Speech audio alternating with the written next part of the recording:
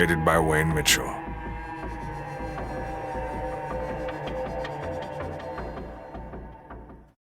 Eyes, dreams windowed to ethereal truth, to moments and a breath, a heave to the eternal, to the simple and esoteric shifting of paradigm. They told the story of alleys and struggles and triumph and love. She whispered, and the loam of earth and inspiration cradled the sound in the rich soil of yesterday, lifting memory to the sky, a psalm to the paradise of symphony, to eyes that scroll shape forever in the liquid of beauty. Scars and Stories. I smoke words in an endless parade, burn them through the night. Carved landscapes and rings I exhale. She laughs in a tittering madness, spins broken merry-go-rounds that only works in fits and starts, oftentimes pulling against the truth of sanity spelled in insane lettering. I look to her for inspiring moments of lips pressed against celestial autocracy, against fiery molten metaphors and the semblance of infinity. She usually pushes me off edges and sharp corners in an indifferent methodology. I've spent a lifetime in awkward flesh, a puppet puppeteering itself into oblivion, strung to distant divinity, and it is my history that has stumbled, fallen into a lack of clarity, an underlying purpose confused in the miasma of a world labyrinthed in the avarice of want. And it is in this jaunt that I find solace in the pillow of her thighs, warmth in the small leeway where breasts meet womb, and she is smoke, ashes of syllables unable to find intonation, and the backsides of lids rewind movies seen 1,000 times, yet not understood in any one snapshot, one frame of noir nuance, for the shadows hold that for every truth, there are 1,000 lies tied to its birth. And she is earth, the maternal lover spinning eternal remorse in the secrets written in the DNA of our breath, our deaths as inevitable as a child's love for its mother, as foreordained as the words I smoke in memory of sins I spin into a parlance of a philosophic hodgepodge of broken merry-go-rounds and their symbology of ideals gutted against the teeth of humanity, and it is my sanity that sits upon a precipice of genius and perfidy, in a grand illusion that has cracked the heavens of my steps into the maw of parading embers, threading doors leading to a darkness as absolute as my knees on ground, and prayers lifted to the deaf ears of a creation that has deemed a vacation as its only recourse to sorrow. To her indifferent wails of sacrifice lost in the hunger for more, and my world has found its parable as her silhouette drifts across the universe. Chapter 1. Fear is a hollow lover. New Hades, Settlement of the Unchained, Erebus. Rebecca Tremaine, the governor, the demon queen, sat at her desk going over her daily reports sent from her communication and organizational nerve center. It had been 2 days since the dungeons had begun. She currently had 12 different squads hired by the 3 neutral factions to delve and complete dungeons in their name. It consisted of extremely complicated contracts under the system that allowed their factions to get credit for the dungeon completions. The Academy, the Consortium, and the Isian Corporation were the largest contributor to New Hades' coffers. All 3 wanted to stay competitive on the faction leaderboard, but they themselves did not have enough powerful combat classes to field more than 1 or 2 teams to do so. It was pivotal to the Unchained's own climb.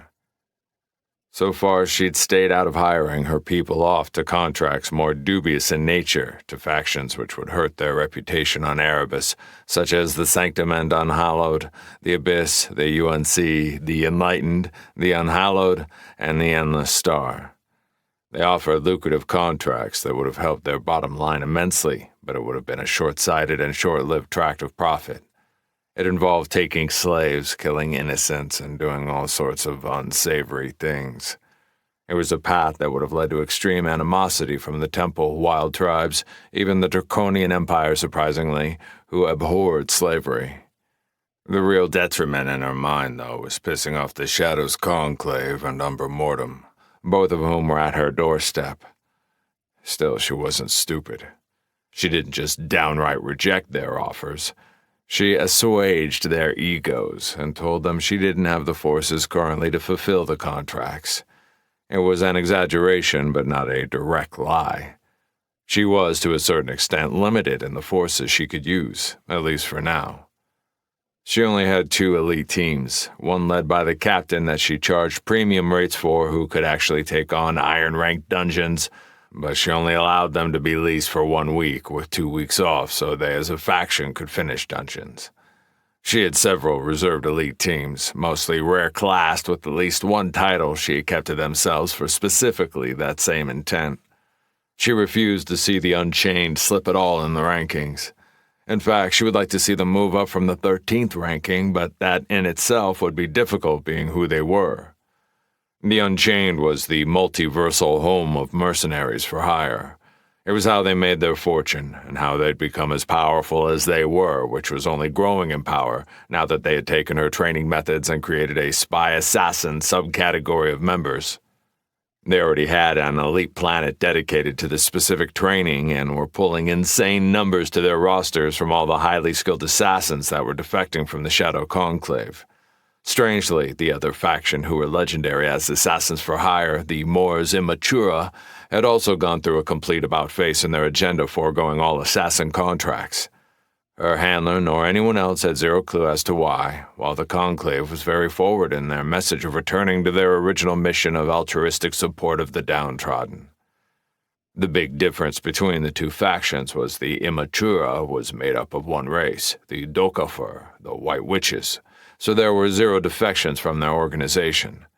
They were religious fanatics and were loyal creatures to not only their own people, but to some new burgeoning religion that was burning its way across their empire, referring to someone called the Mother. She'd just gotten all this info from her once-a-month consultation with her Naga handler. It was only once a month as the cost was too prohibitive for the faction, with the sanctuary still out to do more.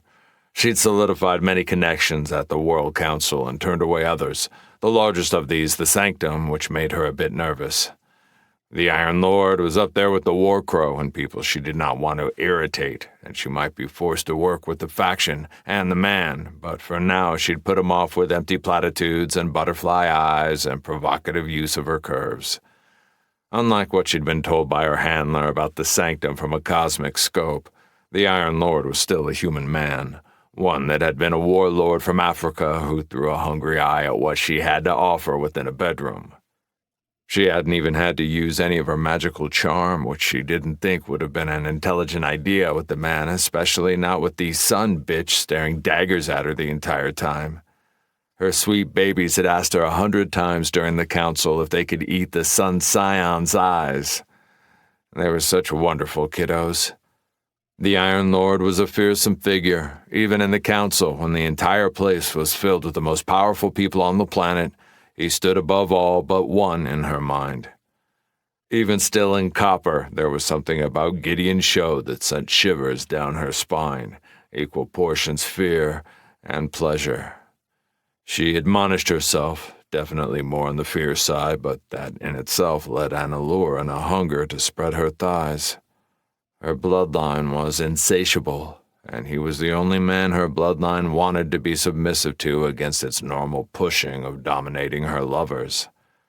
Her bloodline knew a more powerful predator when it saw one. There was something about the man that just radiated lethality. She'd felt an ocean of sweat pour down her back when the older man who repped him at the council had sent back a rejection to her request to meet, and when she'd received it, she'd made the bad choice to look in their direction and met the cold stare of the War Crow. Enough. She pushed back from her desk. Her eyes were drifting to half-lit status from spending the entire afternoon into late night going over everything. The system did a lot of things, as did her bloodline, but completely getting rid of sleep, at least at iron, was not one of them. She still had more to go over as she gazed on the huge stack of paperwork. She still had to study the 5 dungeons within their sphere, 2 copper and 3 iron. She'd sent preliminary groups to examine and test the dungeons, 1 for each. The iron made her nervous. The 3 groups she'd sent to the irons were in iron, and all rare, but nowhere near her best. She kept back her reserve elite squads for the moment, for 1, to keep her and the settlement protected, and 2, to wait to see what the iron dungeons brought as far as challenges before she committed her best tools. Well, the captain had their very best and was on loan at the academy at the moment, but the 2 teams she'd kept in the tank were also by any measure tough and powerful. The sheer volume of rare classes on Erebus was one of the main, if not best, reasons all the multiversal factions were going full bore to secure it. The Unchained attracted quite a few of them.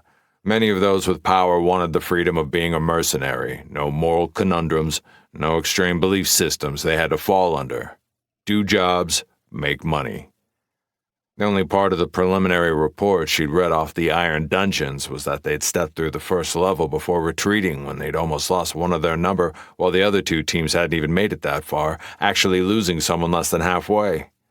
She would need to read more of the details on those and the full reports on the copper dungeons, but not today. That was a tomorrow agenda.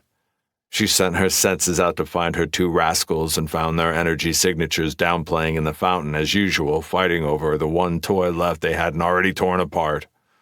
Toto currently had Jinx's leg in his mouth, biting him while Jinx was punching his brother in the head, attempting to get him to let go while he had the prize rubber chicken in his mouth. She sent a pulse to them with only a few words. "Bedtime cookies." She knew she'd be hard-pressed to get them out. They stood in front of her, each still pulling on one of the legs of the rubber chicken and growling at each other.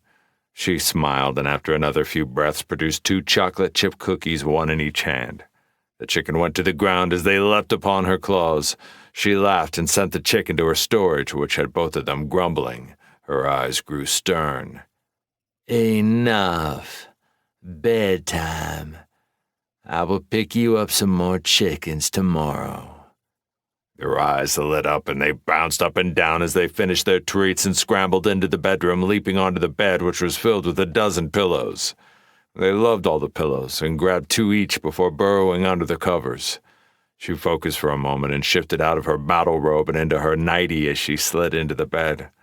They made their tiny pillow tents on either side of her shape as they did every night, and she passed into dreamland with a smile on her face.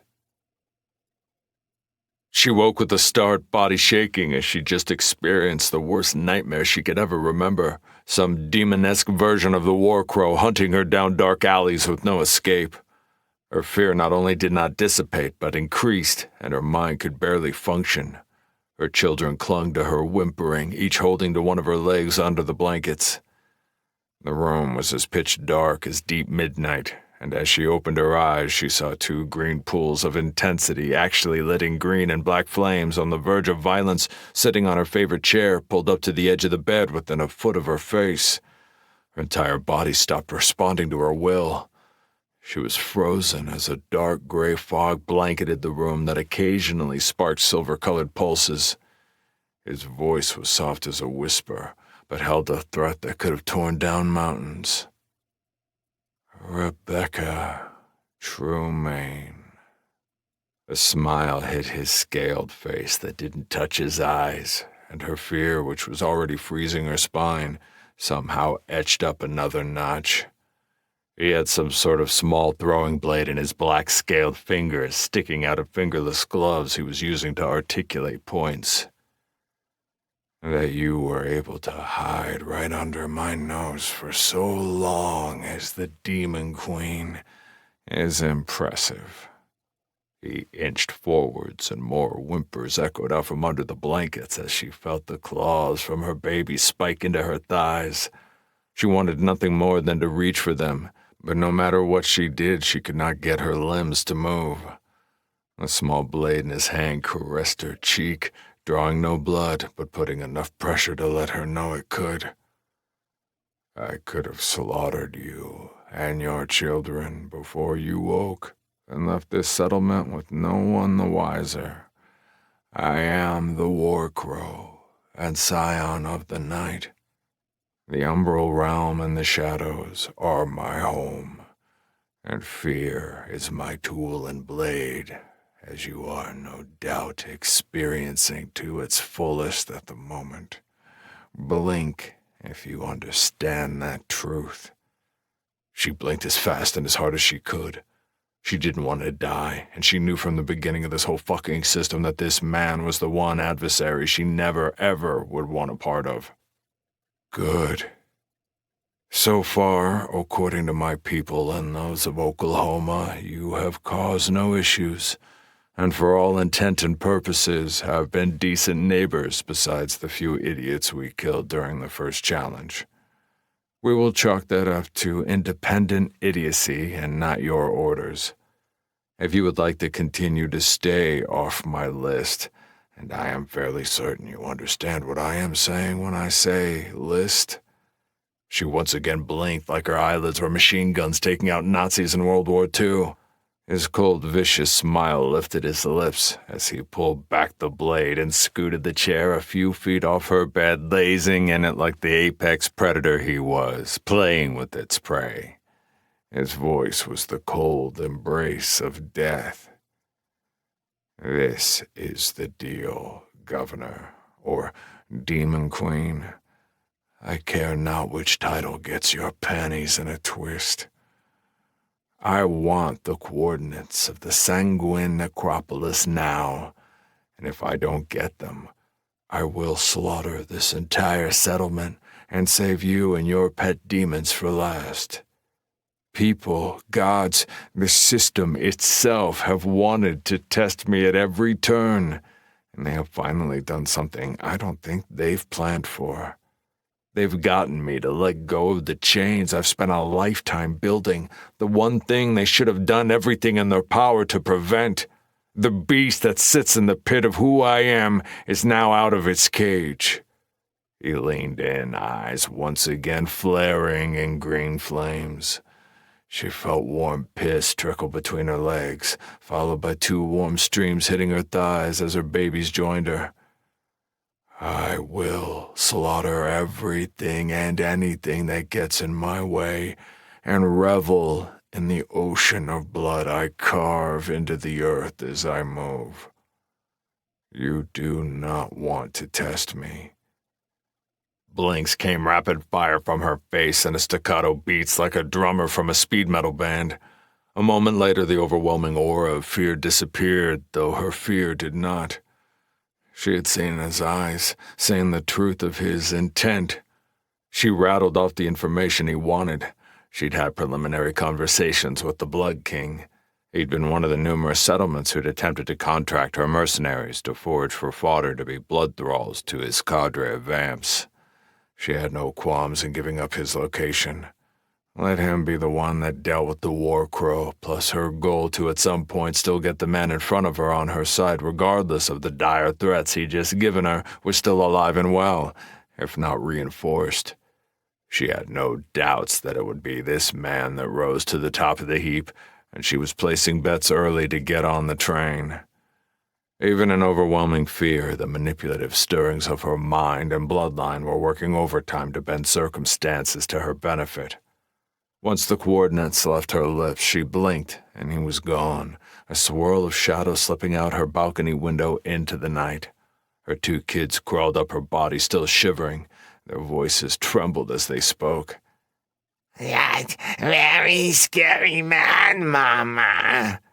Toto held onto her chest and just kept nodding his head. Very scary. She took a deep breath and crushed both her kids to her.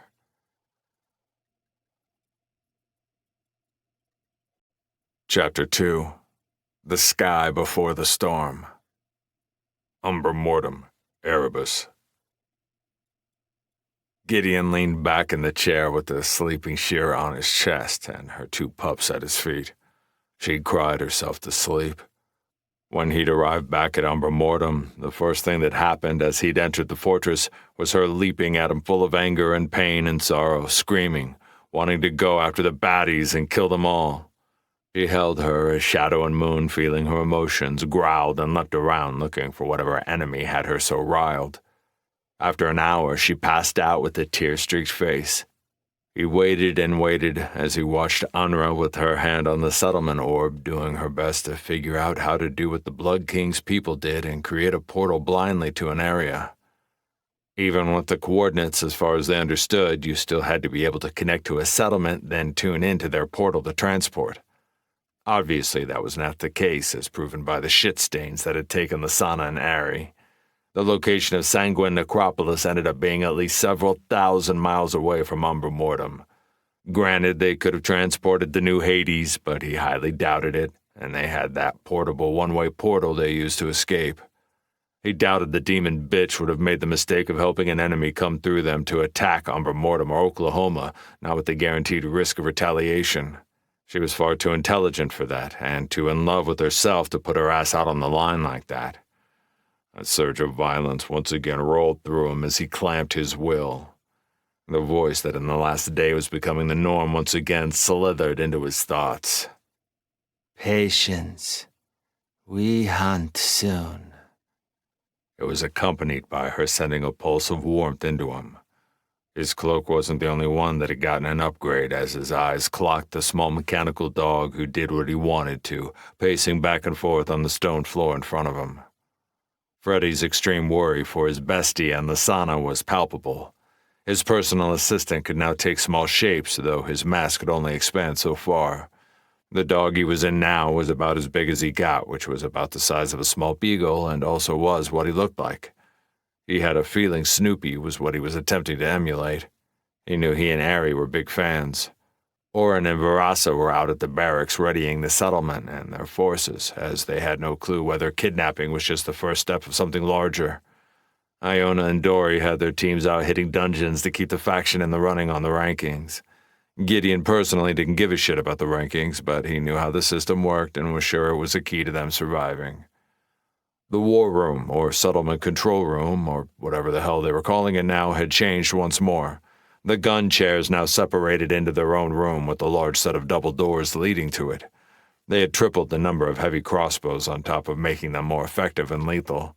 They were attached to all sides of the fortress now that no manual use was required. Therefore, balconies not required, and they could just have small platforms they were set on with no access. They had enough gun chairs and trained people now to man them. With the help of Oren and Nuri from Oklahoma, they'd also made their own drones that constantly roamed the settlement and were tied back into the communication center, which had doubled in size and the number of people working in it. It was still a part of the room he sat in and looked like an anthill, with people roaming in and out of the room while running the day-to-day of a settlement as large as Umbra Mortem, which was upwards of 30,000 people or so last time he'd asked. Most of that were common and uncommon classes, many of which were not combat-focused, and a ton of children. They'd taken everyone and found something productive for everyone to do. They had opened up a massive orphanage and did their best to find actual families to take in kids, but regardless, the orphanage was well provided for with nice rooms, provided food and education. They'd also began the formation of an internal police force called the Shades in his honor, made up mostly of the common and uncommon classes who showed some skill with combat. They were going to be headed by Glitzdek when he got back, as he had already been tagged as commander of the guard. The name of it and expansion to its responsibilities had just changed. Gideon imagined the beastskin flourishing in the role, and it would keep him close to his child. His mind snapped back into the now as he felt hands shifting the sleeping Shira. His uncle stood above him, peeling her up and off and into his arms. His one eye held an intensity that matched Gideon's own. Go get some rest, Gideon. It's been a full day and you haven't slept at all. You will do them no good if we get there and you are dead on your feet. I promise to get you as soon as we can figure out how to portal there. Danny and I will be ready. Gideon wanted to argue, but he knew truth when it hit his ears. The burning anger and need to commit violence hadn't lessened whatsoever, but he knew he needed to be fresh if he was going to be effective. He stood as his uncle left with the pups following as he carried Shira to Unra's room where she'd be staying for the time being. Tolk was there and would do his best to comfort her. Gideon's eyes took a look at the old woman tirelessly poring over the settlement stone, orb, whatever the fuck it was. He knew she wouldn't stop till she solved the issue. His gaze slid down to the pacing robot beagle. "Freddy, on me." Freddy stopped in mid-pace and looked as if he was going to say something, but instead pulled the Transformer shape-change mode and shifted into a small owl before flapping his wings and lifting up to Gideon's shoulder and once more pulling an Optimus Prime and changing into a ferret as he curled on his shoulder like Ari did Lasana. Gideon stepped out and saw Danny sitting out on the balcony near the entrance to the war room on some old-school fold chair from old Earth she'd propped up next to the huge mounted heavy crossbow. Her head pivoted, and she nodded, which he returned. He sped up to their room on the next floor up. His eyes were dragging, and he knew his body needed sleep, but the stirring rage was still going. His bloodline and class screamed for carnage, for death, his mate in danger. His new subclass, a lunar hound, seemed to have the opposite effect, a calming energy, one of deep introspection and caution that in normal circumstances would have been a welcome boon. But as of right now, anger was something he wanted. His new skills, investigation, and intuition were constant and just as transformational as he'd always thought they would be, both tied heavily into boosting insight first, followed by a decent bump to perception and a small boost of intelligence. He would need to at least throw some points into it to get all he could out of the skills, and Freddy and his cloak weren't the only things that had been boosted. Scald, while sporting the same ratings, was now an iron, so those same ratings were a qualitative jump, and it could now shoot Shadow Moon Lightning twice a day instead of once. All of his abilities he hadn't really taken the time to look at yet, except for his aura, which could now discern between his allies and enemies, which was game-changing. In addition, he found he could boost its range, but subtly shift it with his new racial ability Shroud. He still had a lot to figure out, but the only thing he could get his mind to focus on was Lasana, Ari, nothing else. It would take a while to get used to, as investigation was constantly tracking everything around him to the smallest detail and then threading it through intuition to pull practical use and application from the information. Currently, it was registering all the tracks running everywhere within the hall and assimilating it into who they belonged to based on his knowledge and possible weaknesses if he had to fight them based on weight distribution. He realized at some point as it leveled, he'd probably be able to filter more of it into the background and shifting only important pivotal things into being brought to the fore, but currently heavily distracting. He did notice when his adrenaline was up, it did do so, only focused on assisting the intent under which he was operating, like when he was chasing after the kidnappers and infiltrating New Hades. He sighed and continued into their suite, sliding through the living room and into the bedroom. The place was a ghost. A haunted, empty place, knowing Lasana and Ari were in the hands of the vampires, in the hands of the Blood King, the man who had called her whore, who had a look in his eyes when he threw them on her that said what at least one of his intentions were in taking her. Gideon's fist slammed into the wall, a spiderweb of cracks and stone radiating out from the impact. A pulse of warmth rolled from his cloak. Freddy's voice slipped in from his shoulder. "We will save them, Gideon. We must." He reached a hand to place on Freddy's ferret head. He led it to, and without saying anything, Freddy shifted to his owl form before landing on the bed back as a beagle. Gideon headed towards the bathroom, willing everything off him. He took a quick shower, then hit his bed.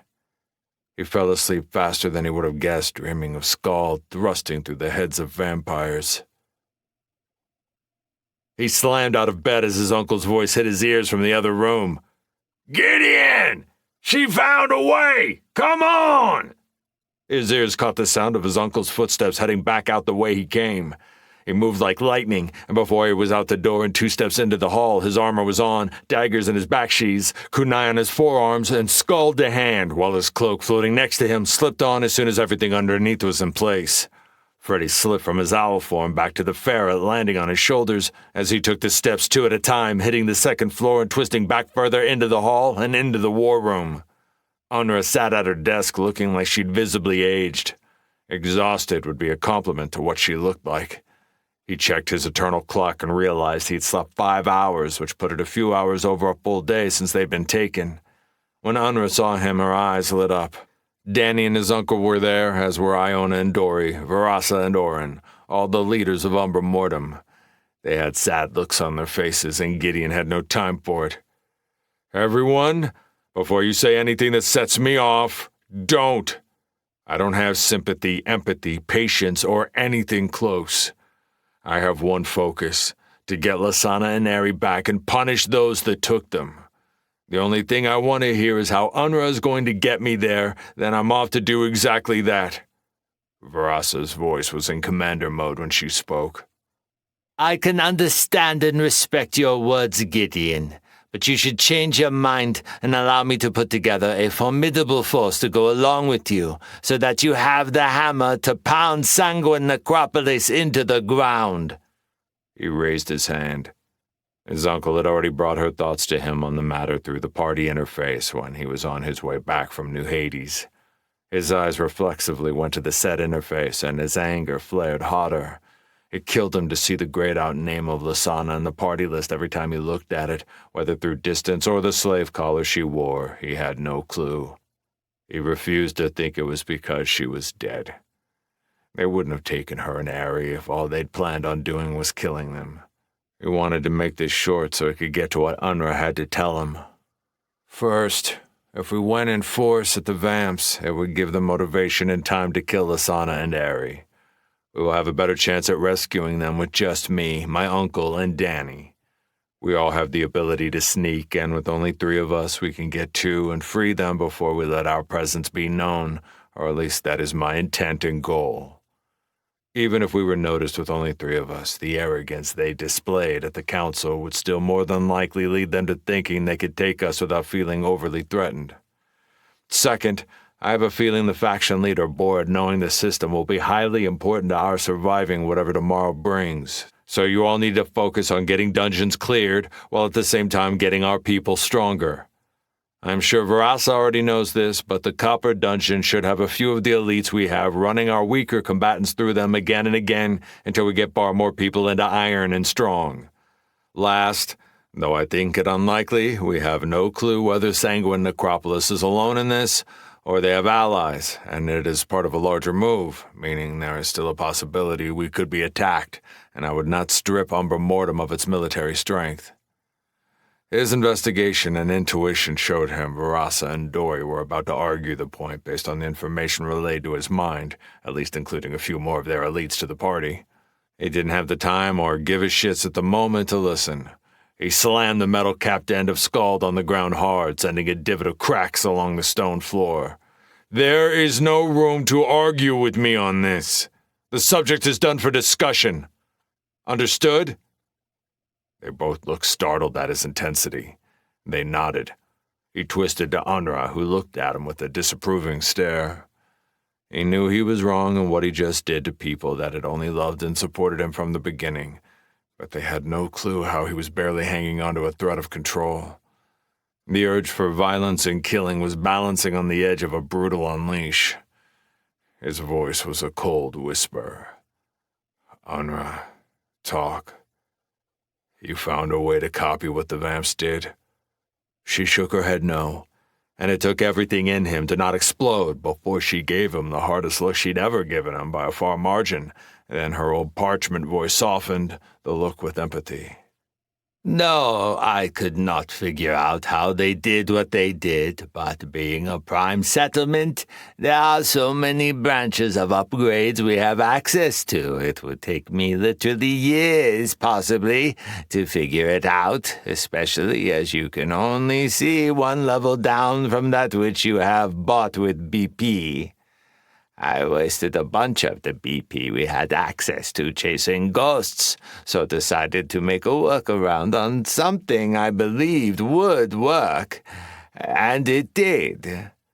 Gideon was about to rage and scream at her to get to it when she slammed the staff he'd made her so long ago on the ground. It didn't break the stone as his did, but coming from her was a much louder statement than his own. Everyone in the room went deathly silent, including the people still working in the communication control center.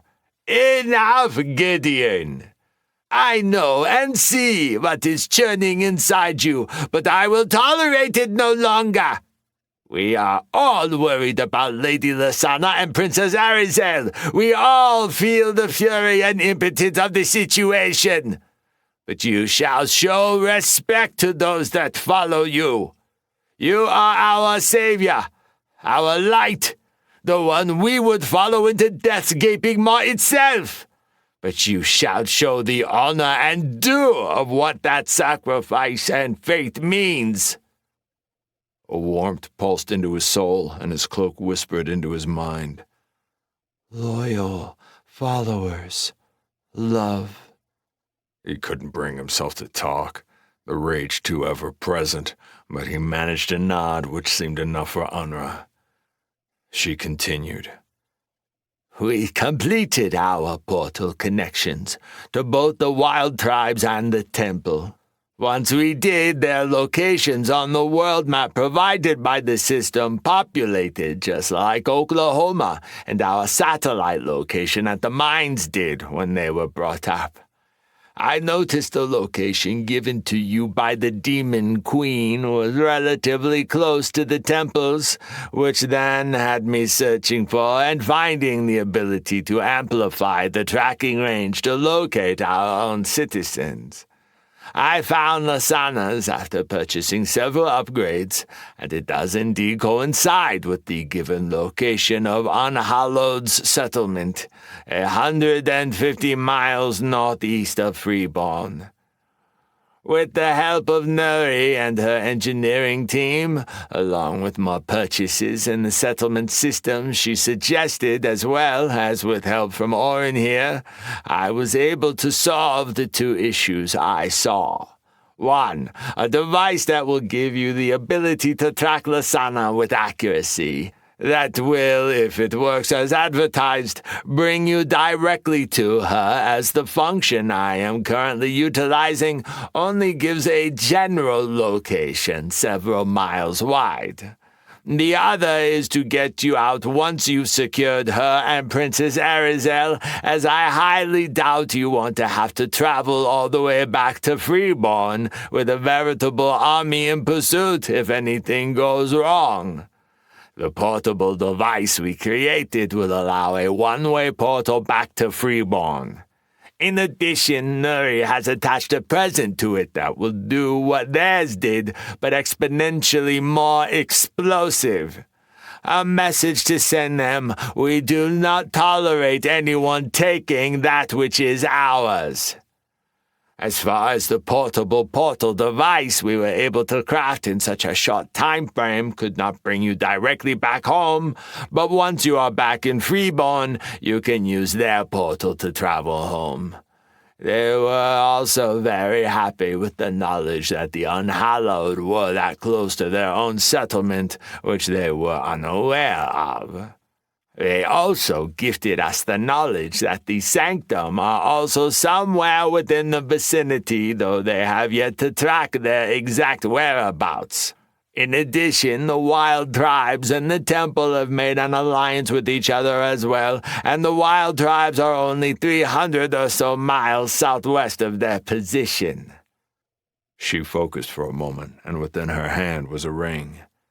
This storage device holds both items, the portal and the tracking device, attuned to Lasana's individual signature as a citizen of Umbra Mortem. It also holds 2 high-quality life elixirs. In addition, your new iron-ranked armor is in there courtesy of Nuri, with help from Orin adding runic script. A weight fell off his shoulders, knowing he now had the means. He felt guilt, but also love for the old woman in front of him, and for Orin and Nuri. He would make it up to them all when he got back. He held out his hand, and she slid the ring onto his finger, then grasped his hand, staring into his eyes. I love them too, Gideon. They are my family. Now go and get them back, and make Sanguine Necropolis understand what it is to go against Umbra Mortem. He couldn't squeeze out any words. Violence and death were the only phrases capable of purchase within his mind. He turned and became a blur, heading towards their portal room. Marcus and Danny gave each other a look, and then took off after him. Chapter 3. Broken Memories. Sanguine Necropolis, home of the unhallowed, Erebus. Lasana took another mailed fist to the face, followed by a couple more to her ribs. She felt two cracking to join another that had already been broken earlier. The pain was excruciating, but she'd had a long history of dealing with pain. She was doing her best to not allow her broken memories to take over. She knew Gideon would be coming. She had no doubt. That the shit stain in front of her thought he was safe in his fortress surrounded by his army made him a dumbass in her mind. Another mailed fist cracked her jaw, this time shattering it. It was the third time in the hours this had been going on. She'd been told she'd been unconscious for half a day before they had begun the torture. It was a late evening based on the slight sight of sky through the small barred window in the cell. She was in some makeshift see-through scraps that covered absolutely nothing as the shit-stained Blood King leered at her body as he pummeled her again like he had been for the last 6 hours, while every hour having some zombie-looking fucker that was some kind of grave-born healer bring her back to health. Now in reality, he was a shitty one. The pillar didn't seem to be made to really flourish in the healing department. It was sucking life out of slaves and giving it to her. He'd already drained 3 of them, their corpses trundled out like trash. They were all elderly people who were considered useless for anything other than blood meals for the vamps, or for such as this. That was explained slowly and with great glee by the spider bitch.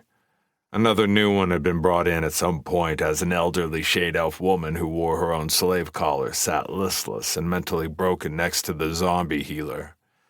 The spider vamp woman stood over her, licking her lips as if she was having an orgasm. Several times she'd reached forward and swiped some of Lasana's blood with a finger to shove it in her mouth with her disgusting tiny white spiders roaming her dead flesh. 2 of the large ones were acting as guard dogs towards the back of the room near the door to the cell. Lasana vowed the woman would find the end of her claws. They'd forced her to wheel her armor and claws to her storage by torturing Aerie and threatening to kill her. Another blow rocked her as her eyes sought the small cage on a marble table in the middle of the dungeon cell. Aerie lay brutalized, barely conscious from the strikes of lightning that were attached to the device connected to her slave collar. The device itself was controlled by another device attached to the Blood King's waist. He seemed to not like her lack of reaction from the beating like she'd done at first, showing her fangs and promising retribution. But this man had nothing on all the depredations and torture she'd spent a lifetime the victim of. He was an amateur. A bolt of electricity shot through Aerie, bringing her enough to consciousness to let out screams of agony. It was slowly breaking Lasana's mind. The door to the cell opened and the arcane vamp came in with a look of disgust at what was transpiring. He didn't seem to be a fan of his lord's amusements. He held an ornate staff and azure blue battle robes. Lasana could swear she saw a glimpse of sympathy in the shade elf turned vampire's eyes, and was gone as a ghost as the Blood King turned his head. "Have you changed your mind, Casa? Care to partake in some of the fun?" The arcane mage shook his head while keeping his face passive. No, Lord. You have been called to the spirit totem. Your patron would like a word. Lasana, whose eyes were almost closed from the beating she'd been taking, still registered a flash of fear in the Blood King's eyes before it switched to anger as he turned and punched her again with his chainmailed fist. All of her abilities were cut off by the slave collar, including her racial ones, and her attributes were muted to less than half what they should be. She saw her storage ring on the table near Aerie's cage, everything a blurred double image, but one she could still make out. The spider bitch spoke up. Lord, she is not going anywhere, and we still have the real fun planned for tomorrow. Might be good to allow her to heal and get cleaned up a bit and some rest before being used as the party toy. The grin flashed back to the Blood King's lips. He took a step back towards her broken form, leaning down with a grin and his incisors prominent. Unlike hers, which were a beast's fangs meant to tear and rip, his were needle-like, meant to puncture. His mailed hand lifted her broken jaw, causing her to grimace from the pain, almost blacking out, but she gritted her entire body to not give him the satisfaction. It made him smile even more. Tomorrow is going to be a reunion for you of sorts. I plan on having a celebration with all my elites, and you are going to be the chained-up party favor they all are going to run a train on. Should bring back a lot of memories for you.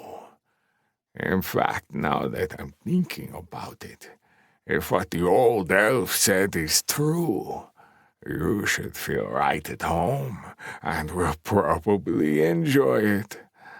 And if you don't, you better act as if you do, or your little lizard will be having a horrible evening. In fact, Alyssa here plans on wearing a strap-on and joining in the line. Aren't you sweet? He grabbed the spider bitch, kissing her roughly as he grabbed her ass, and she seemed to enjoy every moment of it. He then turned once more to the zombie healer fucker. Heal her up and get her clean, then allow her to rest. Bring her to the throne room at mid-afternoon tomorrow. I will send some elites to make sure she behaves, and I will take her lizard with me to guarantee it. Osana wanted to scream at him, eviscerate him, but she knew he would just torture Ari more, so she stayed silent, which was the hardest thing she'd ever done in her entire existence. The Blood King's private rooms, Sanguine Necropolis, Erebus. David Benjamin, 47 years old, ex-neurosurgeon, a man married 4 times and divorced 4 times within a year of marriage each time, for cheating and getting caught bucking any young woman his money and looks could get into bed, which was a lot. What could he say? He'd always been a selfish bastard, a hedonist that did what he wanted as he wanted. Luckily, he hadn't been pinned with any kids along the way. When the system came, he finally understood true freedom. He didn't have to put on an act anymore, a mask of decency that was expected by one with his vocation. The tutorial had made him alive. The first part with all the mewling fools where he was still stuck attempting to hold to some semblance of social acceptance was a drain on his truth. The only saving grace was Alyssa, who'd been in there with him. By the 3rd day and numerous monsters dead, he made the decision that had changed everything. Well, not a conscious decision so much rather than a reaction, but one he truly thought was mired in his true self, carved of the veneer of civilization he'd been trapped within. One of the people, a 20-something nerd, had been moaning and bitching for over an hour because his mommy had died to some beast, boo-hoo. Without thought, he'd killed the annoying fucker, then before he knew what he was doing, he killed them all, and Alyssa, cackling, joined in, until they were all that was left. They'd fucked on top of one of the corpses when they were done. It had been an aphrodisiac, truth be told. Then the second best thing in the start of his new life had transpired when they'd exited the tutorial after killing the boss. It looked like his 87% affinity in the grave was the second highest on all of Erebus, and the bitch he had down below had stupidly turned down one of the most powerful factions in the multiverse, the Unhallowed. He'd been their second choice, but still he was the choice they had. He leveraged that. They wanted him so bad they'd spent a ridiculous amount of resources to put a spirit totem right in his path as they exited the tutorial. He'd taken their offer, and they spent all the rest of their resources on giving him a city stone and something even more precious that cost more than most factions would have even been able to afford, but they really wanted Erebus under their thumb. He had a feeling they beggared themselves to do it. They gave him a soul stone, totem, a creation that gifted people bloodlines. They said they would not be able to give him any help beyond that, but he didn't need any. Its only limitation was what allowed them to be able to purchase one of the most powerful items in the multiverse, It was a lesser version that could only gift bloodlines whose origin was in the grave soul pillar and could give nothing better than a C-plus bloodline unless there was extraneous circumstances like powerful titles to boost it. He, being who he was, asked for more, and they gave it to him. The most powerful god of the Ministry of the Dead made him his champion, the father of all vampires, the exact title he needed to do what he envisioned. His only other title was a good one, but he hadn't been sure if it would have been enough. It was called Kinslayer, and he was really proud of it. Alyssa had the same title. He, of course, was the first to use the Soul Stone, and because the new title did what he needed and boosted what the stone was capable of, he was offered an unbelievably powerful bloodline. Cadaver Sanguis, an A-ranked ancient vampire race that made him more powerful than anything upon this planet, he was sure. It had been the original race created by his patron himself, the firstborn of all vampires. And with that bloodline, the Blood King emerged, all masks and veneer of civility thrown away. It also gave him another option, the ability to gift a weaker version of his bloodline, but still a B ranking. It cost him levels, though, and a loss of attributes to do so. He'd only done it twice because of it. For his 2 seconds, Alyssa and his arcane scion, Kassar, who was a bit too honorable for his taste, but powerful, second only to himself if he was being honest, and loyal for all his faults. The Soul Stone had been the key to their rise up the faction list. It proved the biggest lure and gift he could have ever asked for. His settlement, once the network was up, attracted an endless amount of self-serving, power-hungry despots wanting the strength a bloodline would give them. His entire army had a bloodline now, which made them ultimately above every other faction. Not even all the most powerful people at the council had a bloodline, and seeing what a bloodline brought, he knew they were weaker for it. He filled the rest of the settlement with slaves and blood thralls, the weak who deserved nothing more, like the whiny bitch nerd from the tutorial. That's why what had just happened made him so fucking angry. The father of all vampires, bullshit. The man was cowing to some kind of political pressure like he'd used to, wearing a mask to placate someone, to hide his true self, to appease some kind of societal stricture. To say he was disappointed in his patron would be an understatement, and a huge part of him wanted to ignore the god, but his self-preservation was stronger than his ego. Not by much, but enough, and he knew he wasn't in a position yet to refute an order from a god. Alyssa looked at him with a question, but then Kassar stepped in and had a shift of apprehension within him which was rare. His tomb-laced vampiric voice cut the quiet and irritated the Blood King even more. So, should I give the order to let her go, and have her and the dragonling drop near where we took her? The sound out of Alyssa's voice was shrill and piercing, and music to his ears. What the fuck are you talking about, you weak-willed limp dick fool? Her crazed, lust-licked eyes hammered to his, querying what the fuck Kassar was talking about. The Blood King, the ruler of Sanguine Necropolis, spat through gritted jaw. He slipped a look at the cage that sat atop a table in the corner, and the half-burned, unconscious lizard. That lifted his mood slightly. My patron has told me to release the woman and her lizard. And no, he didn't explain why, besides saying there are powers moving beyond just Erebus, and the unhallowed are not ready for the reprisal her death would cause.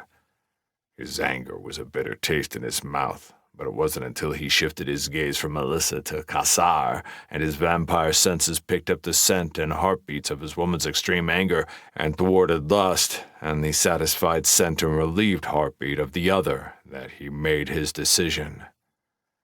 I think there is a lesson here, one to learn, and one to be taught.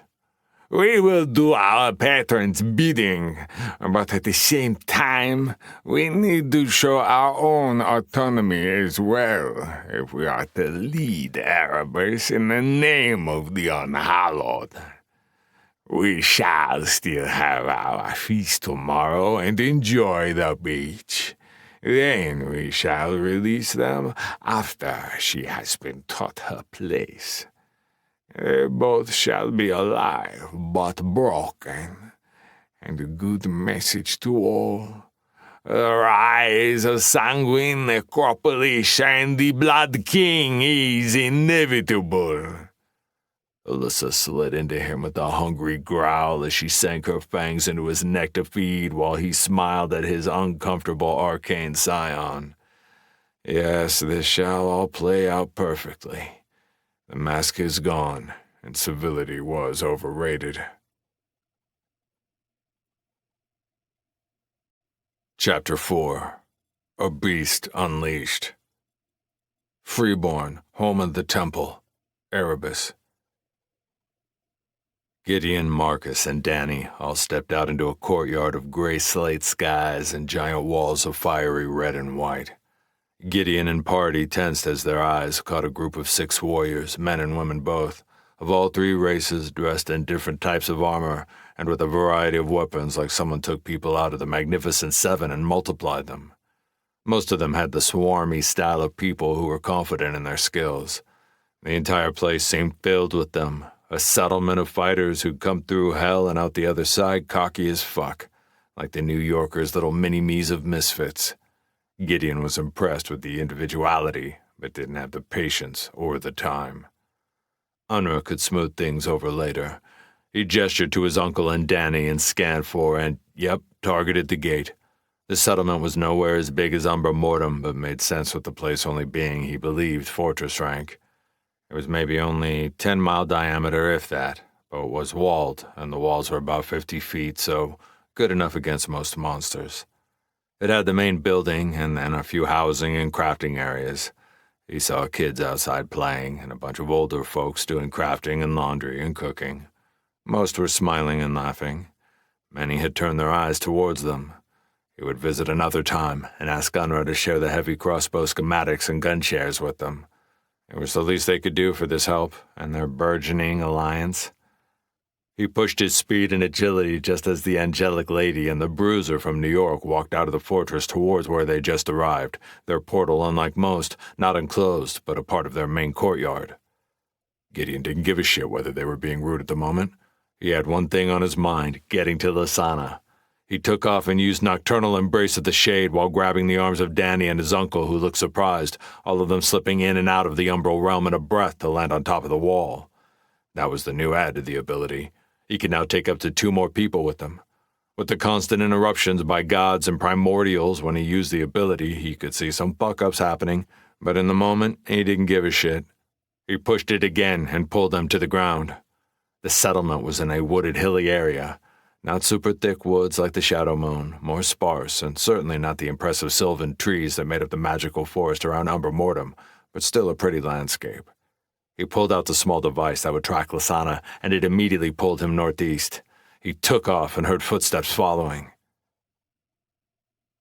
Sanguine Necropolis, the Unhallowed, Erebus. Hours, and well over 100 miles later, Gideon and Danny sat on a hillside overlooking a settlement about 3/4 the size of Umbra Mortem.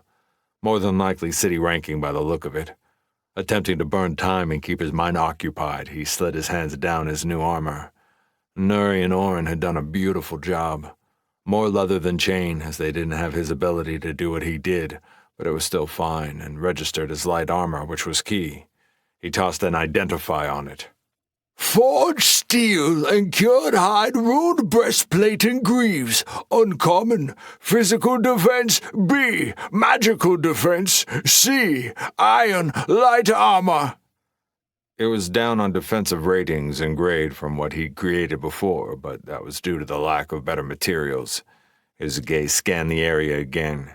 They'd arrived not too long ago, maybe an hour or so. It was early afternoon, and he was perplexed by what he was seeing as his eyes raked the walls. The visual made him flash back to the memory of the corpses of all those Lasana and Ari had managed to kill before being taken. At the time, he thought they had been summons of some type, zombies conjured by some kind of necromancer class. They were, after all, of the grave soul pillar, but now as he saw different people man the walls and really looked at them, comparing them to the ones from before, he realized the men and women in dark chainmail with shields on their backs and blades at their hips walking the walls. All of them had the same cadaverous-looking zombie-like flesh. In that moment, he understood he was looking at a bloodline, not conjured or summoned creatures. But how the hell were there that many people with the bloodline? His uncle had gone to scout and hopefully found answers, if not to that, to how best to get to their targets. His stealth wasn't as good as Gideon's, but his ability to appear as one of them, and one they trusted with a Romany moon, was a shit ton more effective. He'd be able to pull information without them having to literally search everything and announce their presence. The device he carried pointed right at Lasana, but it marked a location that was in the main fortress and down, meaning some kind of basement or dungeon, and he would rather have the intel of what they could expect going in. He didn't know if vampires followed TV tropes with weakness to sunlight and the rest, but currently all he saw was the cadaverous-looking people, not the bone pallor of vamps.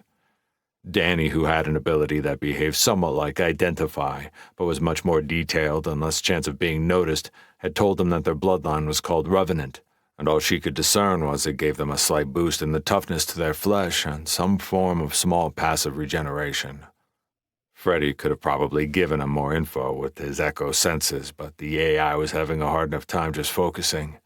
He currently had shifted out of his bracelet form to the ferret sliding back and forth along Gideon's shoulders. They were currently in a thick copse of trees, at least half a mile from the fortress walls. He just sent a message through the party interface to his uncle, who'd responded with a short message. 10 minutes.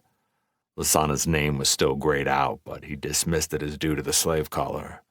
If it interfered with one's ability to use any of their class or racial stuff, then it would certainly fuck with the party interface. He was antsy, and he wished he had Scald out, but their best bet was sneaking in and the spear made moving in stealth circumspect at the very least.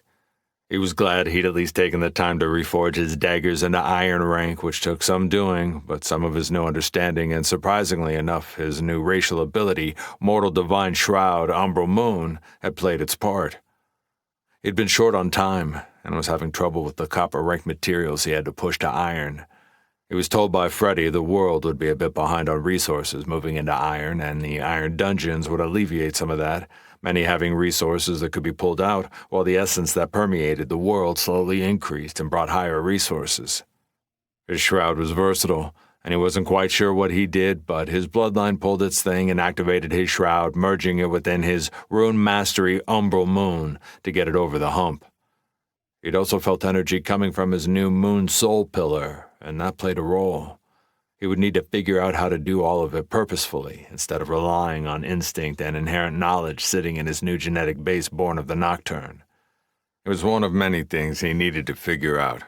All of his abilities had gained some new aspect, and he'd yet to figure it all out like earlier when he'd been able to take more people through the Umbral Realm. He also needed to learn how to use one of his new titles, Scion of Fate. Scion of Fate, mythical, gives the ability to intertwine the power of all soul pillars through any slotted abilities, be it class or racial, changing the effects of said abilities in a myriad of ways. He hadn't even really touched it much except through his bloodline's instincts or by accident. A big breath hit his lungs as all the distraction failed, and his fury pummeled his ribcage with thoughts of Lasana and Eri in the hands of the vamps. He knew he needed to keep his mind focused on other stuff before his fury overtook his need to do this smart. He pulled his blades while Danny next to him in her hood and yin-yang mask kept watch. If they could get more rhodium copper out of the mines, he would do something with her mask and attempt to make it more than just a rare copper-ranked item. Its only magic was staying stuck to her face without any straps and acting as if it didn't exist for her sound abilities, which all used her mouth and throat as a focal point. It seemed to be a heavy part of her identity and who she wanted to be. He also needed to talk to her about what she'd been through before and after the system, but that was a push to a future if they were still breathing. He threw Identify on his blades. Umbral Luna Steel Runic Parrying Daggers, Rare, Piercing, B+, Slashing, C, Iron. And based on the name, it confirmed his moon pillar had some input into it clawing its way to iron. None of the ratings went up, but according to Freddy, it was exponential. If he fought something in copper, now his blades would carve through them like a D&D vorpal weapon. And all the trouble he had trying to do anything to an iron-ranked beast would not be the case. Everything cut to a sharp edge as he heard movement behind them 50 yards off. Danny was only a second behind pulling her short swords. His uncle slipped through the trees with his hood up. They both relaxed as he came to them and squatted.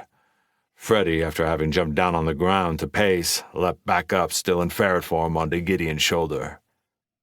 I have a path, Gideon. She's being held in a dungeon, which is good and bad. It's in the fortress, and we should be able to slip past the entrance from what I could see, as they are setting up a big shindig on the second level, and a lot of people are moving in and out, so it should be an easy get. The entrance to below is through a side hall off the main floor, leading to a door, then downstairs and into a wide corridor. She's in the largest cell at the end of the corridor. That's all the good. Infiltration, simple. The bad. I overheard she's the party favor of the event they are setting up, so we are on a hard time limit. We do not, under any circumstances, want to allow her to get moved for many obvious reasons, the least of which will make extracting them both almost impossible in a room full of all of their elites. Gideon did his best to stamp his fury. Party favor? He failed, and his vision became red, but with a heavy dose of will and a pull from the calmer approach of his new subclass, he caught himself as he clocked his uncle's one eye had a disturbed glaze over it. I know we don't have strength to do anything about it, nephew, but these people are disgusting shit stains. They have a bunch of slaves, kids, mothers, fathers, grandmothers. They use them for food, Gideon. And I mean food, gobble, gobble. They either eat them, like Bon Appetit eat them, or the vamps suck them dry. People, Gideon. His uncle had the look that said he wanted to slaughter them all. Gideon didn't disagree, but he'd realized it before the system, and realized it hard again after the system. He couldn't save them all, at least not at his current level of strength. Lasana and Ari were the goals, then leaving a gift, though he would have to place it carefully so he didn't kill a bunch of slaves, though it would probably be a kindness. Even with the full strength of Umbra Mortem, they would be hard-pressed to take the place, a city-ranked settlement filled with combatants boosted by bloodlines. Based on numbers he'd seen so far, they could probably field several thousand combatants, most of them boosted by even low-grade bloodlines, still made each one attribute-wise equivalent to elites. Umbra Mortem could probably match the numbers, but not the quality.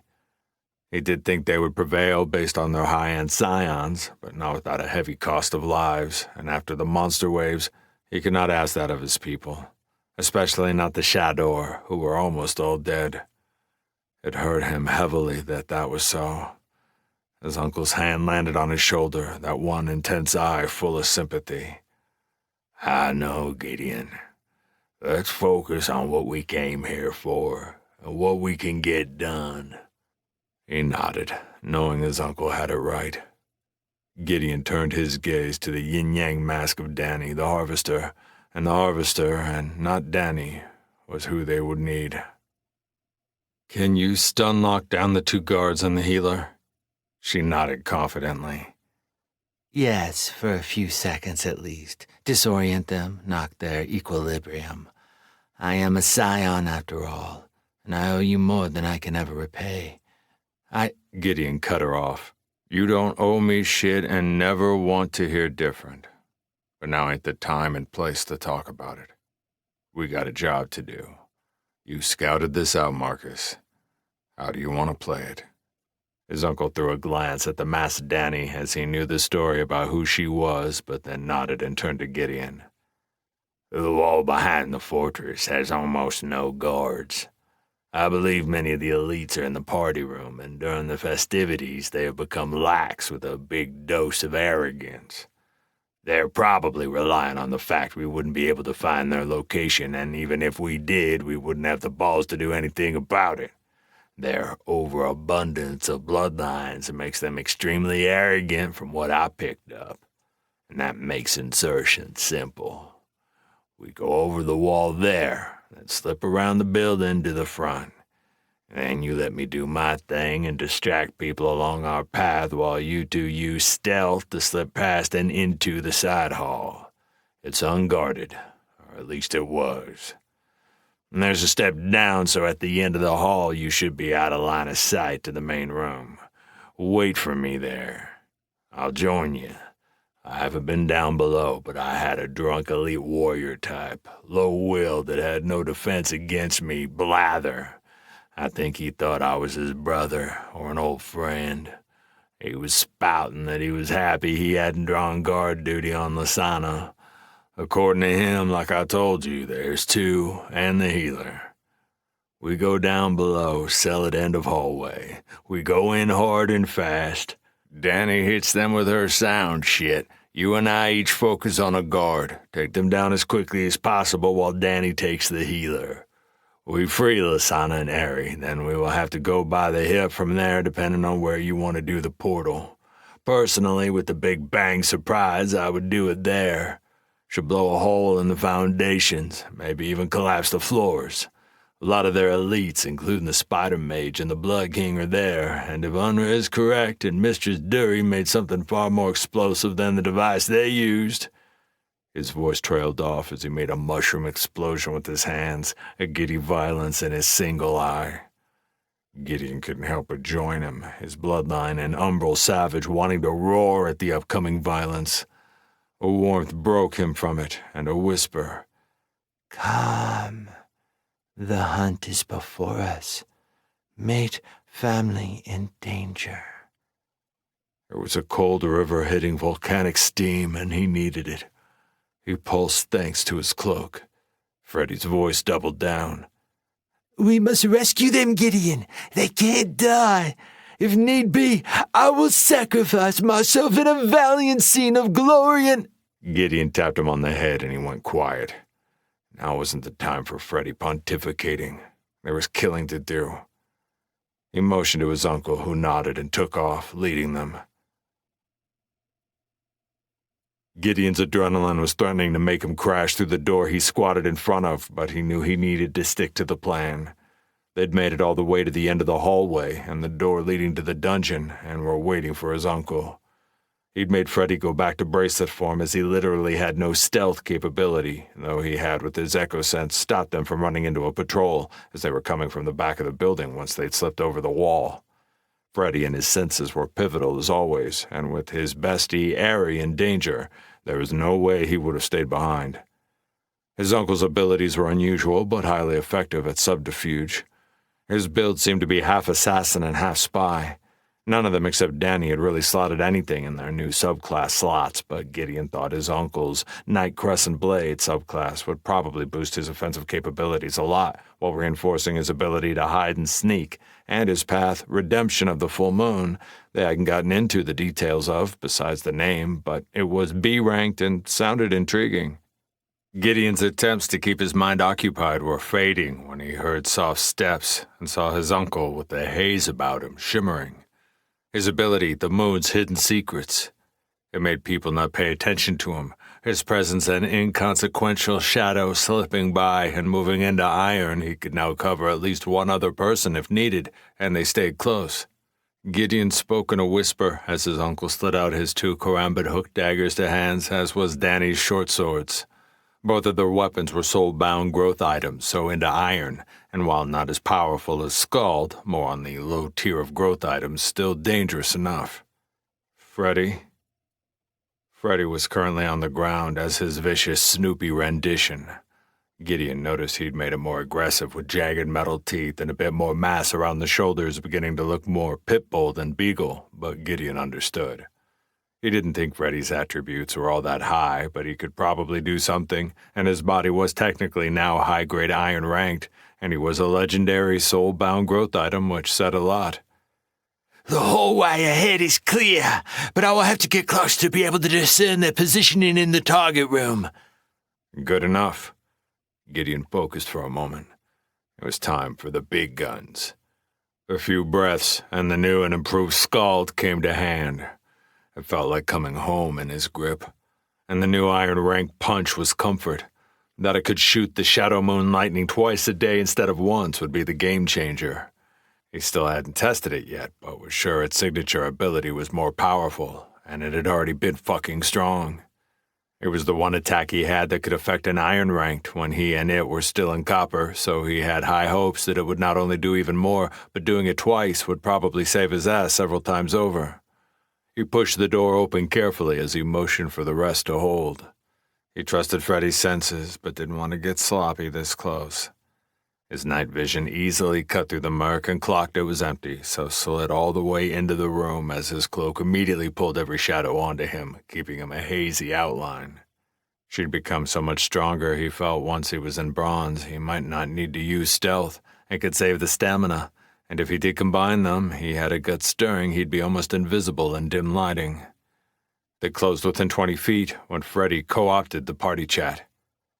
One man 10 feet to the right, another man a few feet from him, and what I assume is the healer 20 feet straight ahead, and I can sense Lasana directly in front of the healer, chained and on her knees. I also believe there is a dead body near the healer. Gideon, I do not detect Princess Arizel. That... You could hear digital beginnings of tears. Gideon replied, Not now, Freddy. We will find her, I promise. We couldn't do this without you, Freddy. Danny, move up. I'll kick the door open and step to the side, and you blast them. Marcus, hard on our heels, then I'll follow you in. Freddy, stay back and watch our six. Freddy's voice was quicker than lightning, and even with the heavy and heady situation, his little AI buddy had his lips struggling not to lift. I will watch your six like no one has ever watched a six before. None shall pass my guardianship. I will be like the Spartans in 300 at the hot gates against the Persians. Princess Arizel, though, Gideon, we must find her. She needs me. Gideon could see the shaking in Freddy's body as he turned toward the far hall. He could feel between their connection his insane worry, but now was not the time. He would find Ari or avenge her. The rest he threw in a box. Danny's voice came next. This is going to hit Lasana as well, Gideon. My ability doesn't care, ally or enemy. His mind took it in. She can take it. It's not very damaging health-wise, right? It's more of a control ability. She nodded affirmative, and he signaled her to go. She slid up right behind him while his uncle slid a step back and to the side to swing around on Danny's back. Freddy stared like a statue back towards the door to the stairs up, hunched down, ready to spring, as if he was posing for a non-existent film camera. Gideon threw a look and a nod at both Danny and his uncle, then turned, twisted, and slammed his foot against a thick wooden door. His oversized attributes from all his titles showed their metal as the door flew at least 8 feet off its hinges to land hard on the floor. Shouts began to emerge from inside as he spun to the side, and Danny leapt in with a deafening shriek, pounding out in a cone from the mouth behind her mask as if the mask didn't exist. Everyone in the room, including what seemed like a healthy Lasana with grain-ruined chains around her arms hooked to the floor and the damn slave collar around her neck, shook and fucked up balance. The 2 soldiers and the healer all clapped hands to ears, the soldiers dropping long swords half pulled from sheaths, and all of them fell to knees as if their legs were jello.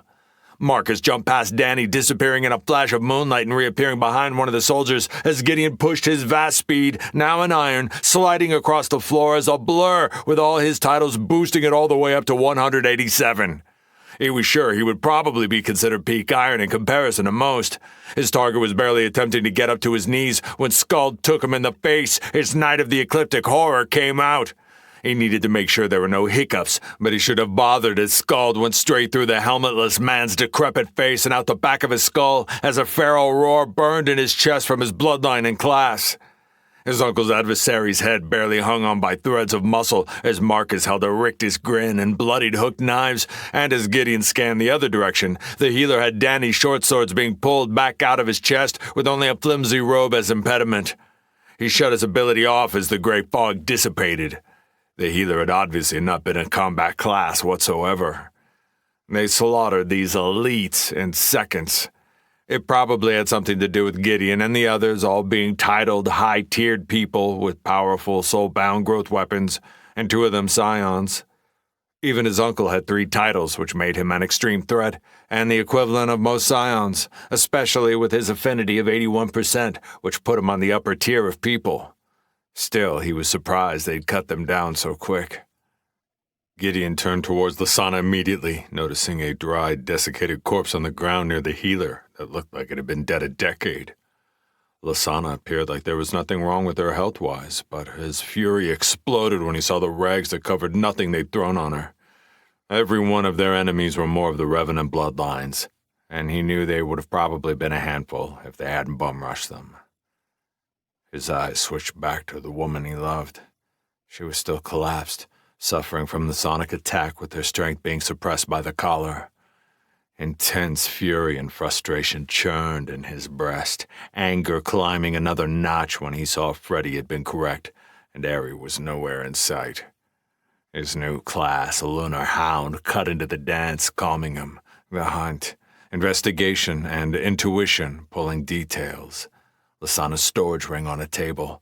The marks of what used to be a rectangular object next to it with microscopic weight indents that led his mind to a cage. Ari. She was here in a cage, but taken. Then his skill spun his mind to all the footprints in the dusty stone, theirs and others. He shut it down. First things first, but he did recognize his new subclass was going to be a godsend with balancing the anger of his bloodline and main class. He snapped an order to Danny and his uncle. Join Freddy and keep watch. They both snapped to already having wiped their weapons clean and sheathed them. They slid quickly into the hallway. Time to get her up and free. He activated runic mastery, Umbral Moon, and felt both his pillars flare with strength and power as he shifted it to his eyes, and at the same time his hands, his bloodline understanding his intent.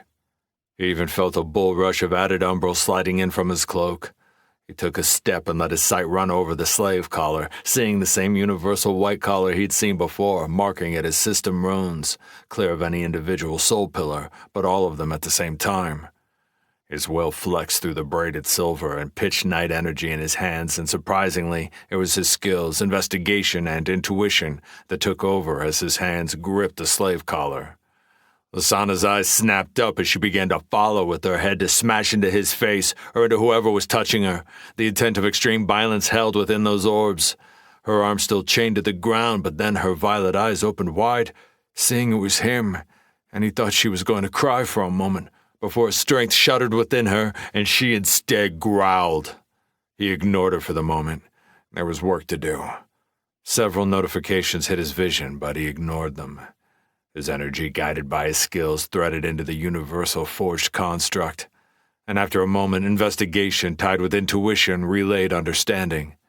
The collar was controlled by some device that worked on the same wavelength as the energy within the collar to lock it and open it. This was an early iron rank collar, so with no effort and his new skills leading the way, he carved into the knot of energy that held the key and shattered it, the collar opening and falling to the ground. Another notification hit, but he knew with the levels of his new skills so low he'd be getting a lot of them, so disregarded it. Before a word came from his lips, Lasana growled in fierce intensity as all her abilities and attributes came back in full force. She lifted up, flexing her almost 7 feet of towering muscle, and shattered the chains from the floor, then stomped over to the table, kicking the corpse of the healer that sent it sailing 15 feet into the wall with a splat, and lifted her ring from the table. A few breaths later, her bone umbral armor and underclothes appeared on her, as well as her bracers and the claws they hid. 2 seconds later, those same claws freed her from the remaining chains. She turned to him, her fierce anger a palpable force. He would have joined her in the fury, but his subclass had the reins at the moment. Her husky voice shot out, filled with violence. I have Ari in a cage up above. I can feel her. We need to get to her right fucking now. Her eyes filled with fear and sorrow and anger. She's dying, Gideon. Freddy burst in the room with stress on his robotic dog face. Where is she, Gideon? Where is my Ari? We must find her. I can't lose her. She's the first bestie I've ever had. I can't lose her. Lasana knelt down, her eyes shocked at first hearing Freddy's voice coming out of a robot dog, but then motioned for him with open arms.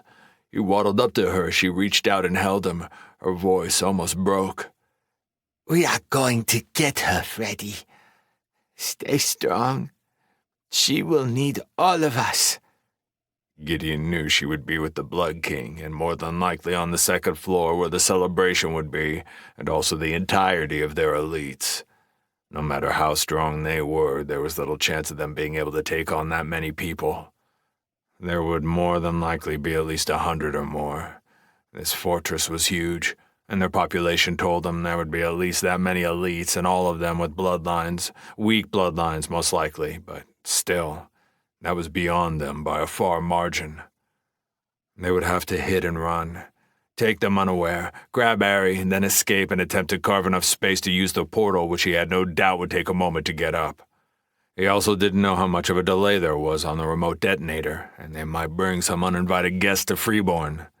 This whole shit show was an off-the-cuff mess from the get-go, but it was what it was. There was no choice. They would never abandon Ari.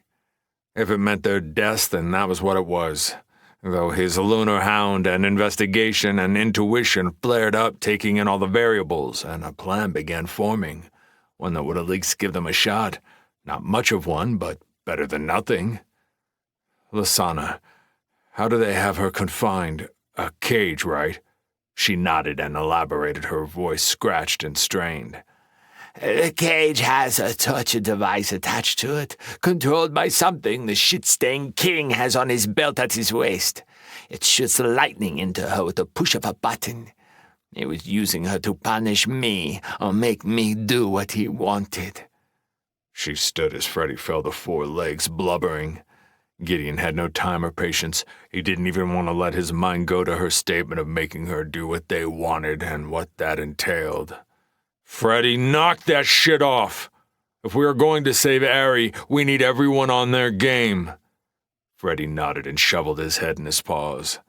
Gideon sent a party chat, and his eyes lit to see Lasana back up on the party list. Danny, Marcus, on me. Close the door behind you. We have a plan to make. They have Ari in a cage up on the second floor. They were in the room with the door shut within seconds, but his uncle had a hard glint in his eye, one that said he would do whatever Gideon needed him to, but that it was a suicide mission. His uncle's worn voice carved the air. This is gonna be an impossible... Gideon cut him off as Lasana growled, claws sliding in and out. We will get Ari, whatever it takes. His uncle nodded, as if that was all that needed to be said. He was ride or die. The guilt the man carried for what he hadn't done when Gideon was a child was a huge driving force behind everything he did. Gideon would take it. Here's the plan. Throne room, Sanguine Necropolis, the Unhallowed. The Blood King was reveling in his power, his absolute rule. He sat upon his throne made of bone and looked down upon the transformed room for the festivities. There were long tables laid out in the center of the spacious space with gagged and tied down slaves adorning them, some as young as teens, all the way up to elderly. He smiled. Everyone had their tastes. The gags were magic to cut off all sound. No one needed to hear the screams. Vampires were so much more elegant than many of the other bloodlines. There were literal slaves with their arms ripped off while one of the disgusting revenants was gnawing on said limb. He believed there was a sub-commander, a lower and rare class, still an elite, but not one he would deign to interact with. He was one of a 150 currently in the room, which still put him in the upper echelon. these revenants. Disgusting.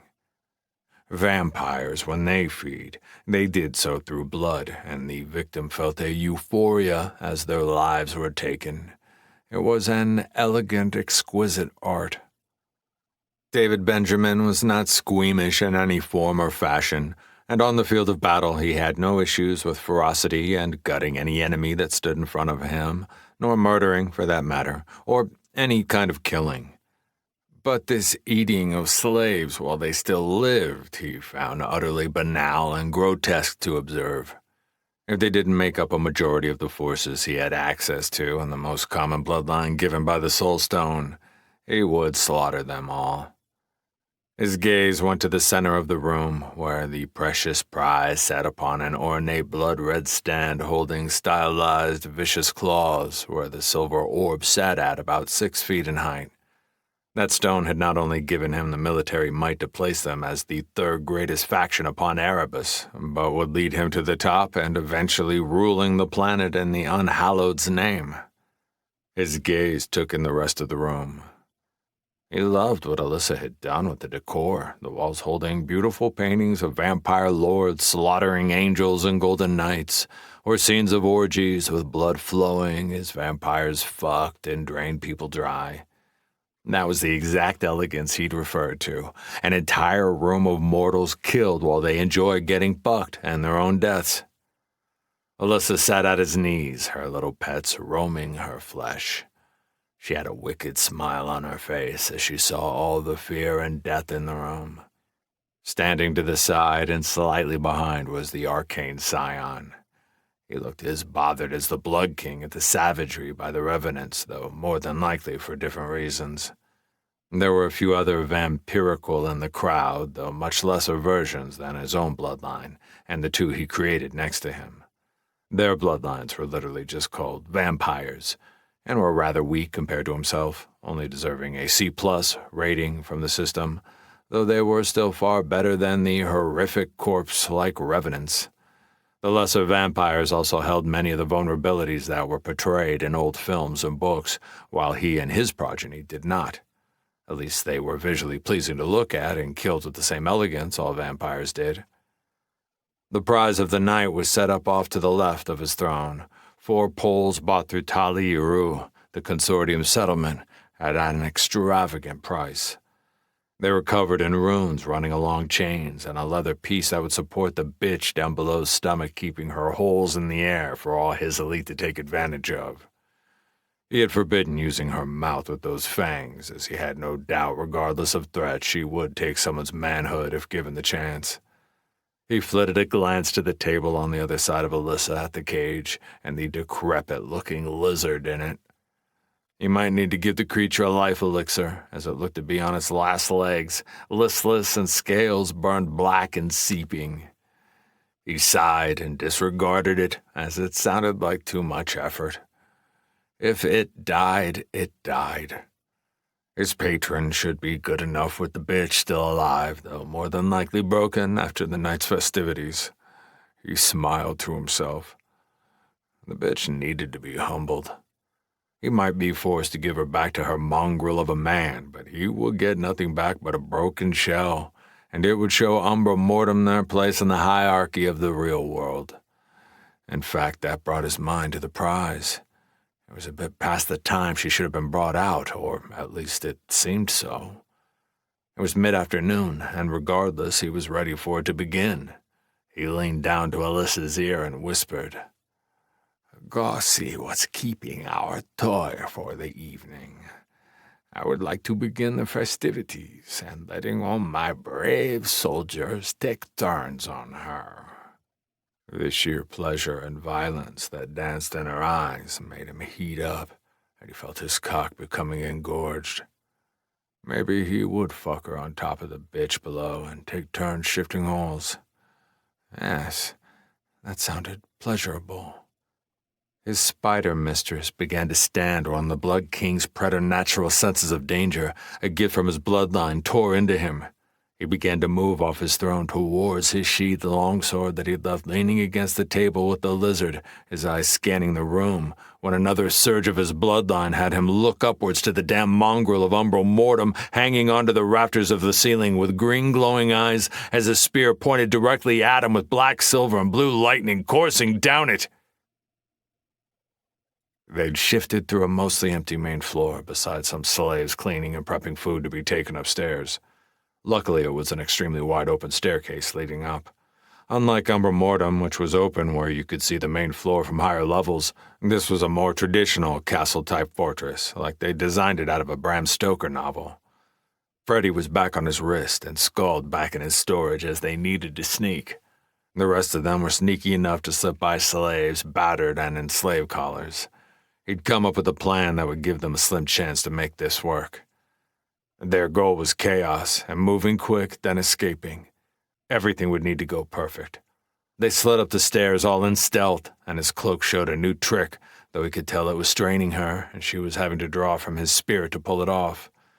She was spreading her obscuring ability to cover all of them, though the others had to stay within 10 feet of him for her to pull it off, but adding that to their own skills, it amplified their ability to stay hidden, especially with the limited shadows.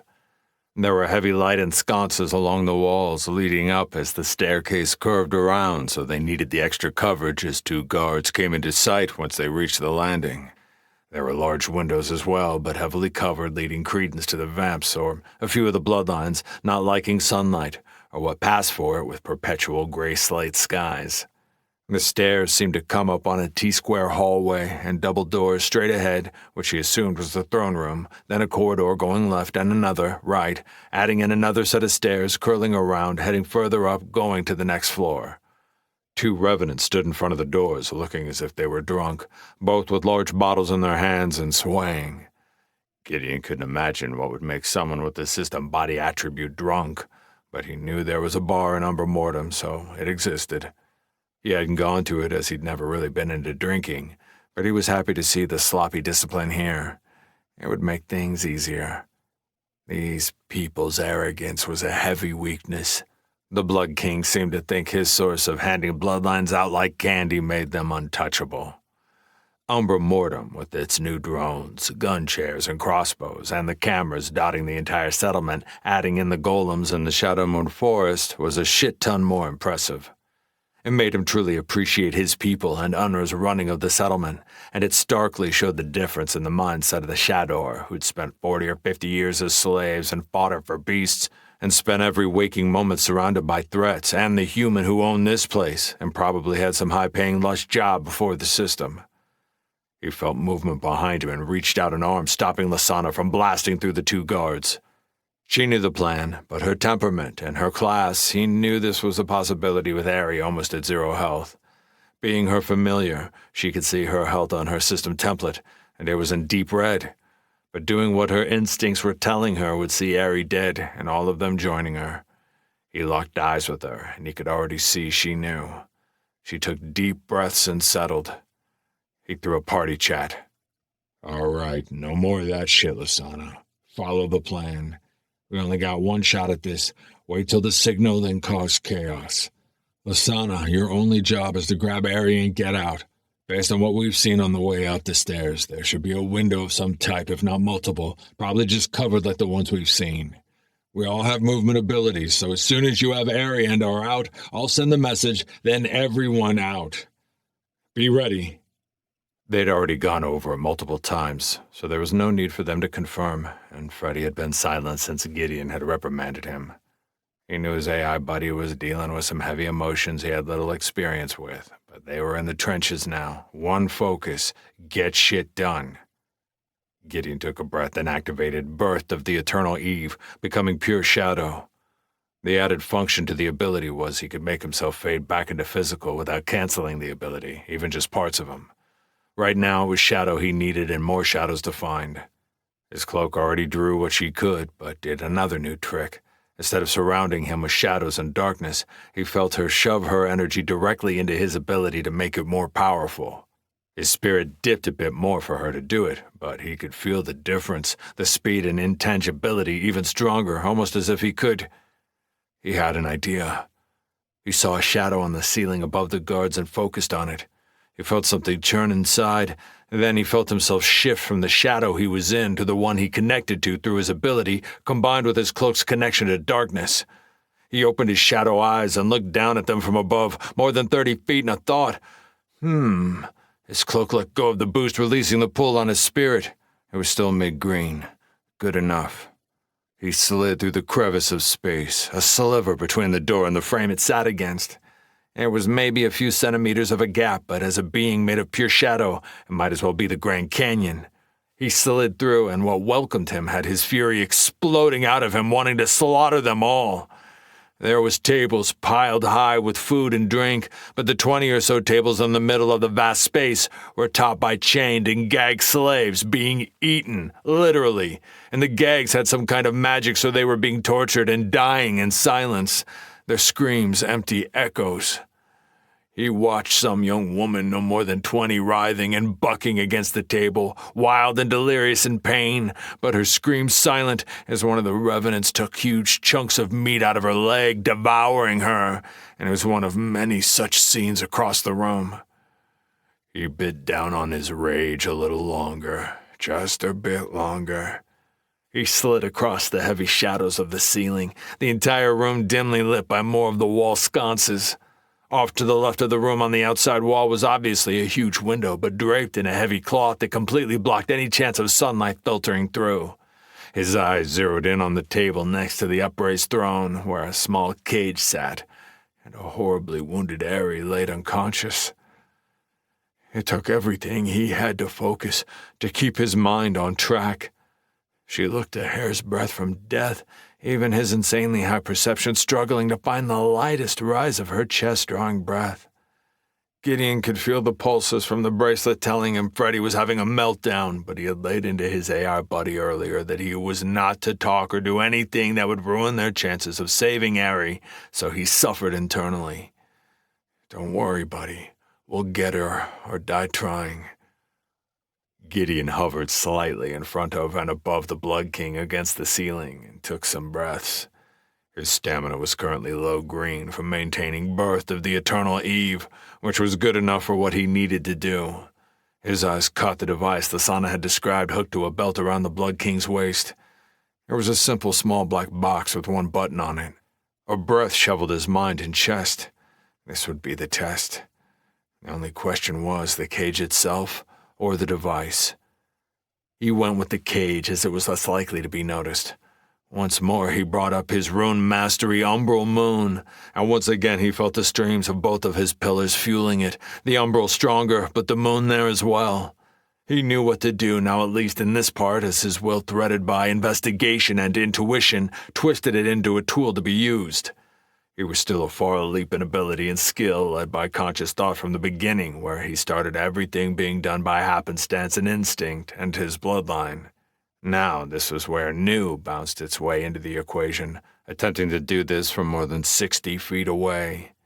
He was going to rely heavily on the instincts of his bloodline to get it done, and also the instinctual support his cloak had started giving him on a regular.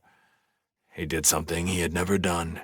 He cleared his mind and actively prodded his alien DNA, the children of the Scythe of the Lonely Widow and the Shadowborn, the killer of gods, that ran throughout his body to take over and hope it could restrain itself from going wild and getting them all killed. He felt a primal, ancient cognizance surge through his bones and flesh, and his own body became a detached puppet to his own mind. He felt a roar echo within his own body as the eyes of that ancient race targeted Aerie, one of its own, caged, battered, bruised, tortured, and Gideon felt the pulse of rage that said everything in the room needed to be ended for the blasphemy of hurting one of the tribe, the indignation of caging one of them. But before he'd ignited this DNA of Umbral Masters, he'd passed on what was needed. The Nocturne might have been known for their vicious reprisal against enemies and those that wronged them. They were also known for something else even more profound, as geniuses of shadow magic and umbral runes. An invisible thread of umbral braided with the light dusting of lunar runes shot out of his mind and body, and as it stretched on strength of will alone, a large burst of all the darkness the room held was pulled by his cloak and funneled into his body. His bloodline connected to it and pushed the thread even harder till it embraced the cage. Gideon's mind began to fade into a fugue state. A semi-conscious fumbling is what his bloodline was doing while he was only iron, the distance, proving to be a multiplicative strain on what he was capable of. If anyone had sensitivity to runes within the room, the sheer volume of power would be noticed, and everything would go to shit. But luckily, none showed themselves, and as the thread of woven runes hit the cage within a breath, a moment, the ball of knotted energy that seemed to be the control center for the insidious device that controlled and empowered runes of the Tempest to attack the occupant of the cage were obliterated. The Blood King could push the little button as much as he wanted, and it would do nothing. Gideon fought his way back from tether consciousness and pulled himself inch by inch back into cognizance. He began to fall as the streaming connection to his active ability was almost severed by his lack of focused will, until he snapped fully into the now and grasped the ability to keep it going. His eyes gauged his resources and opened wide when he saw his spirit and stamina were both high red. He still had room to move, but it was going to cut the edge. Apex Predator would jump them back to mid-yellow when they hit mid-red the first time, but after that, it was all he'd have. It was what it was. They'd need to make this work and hope for a clean escape.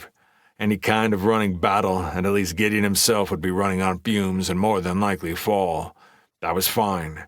Saving Ari or any of his family would be worth his life.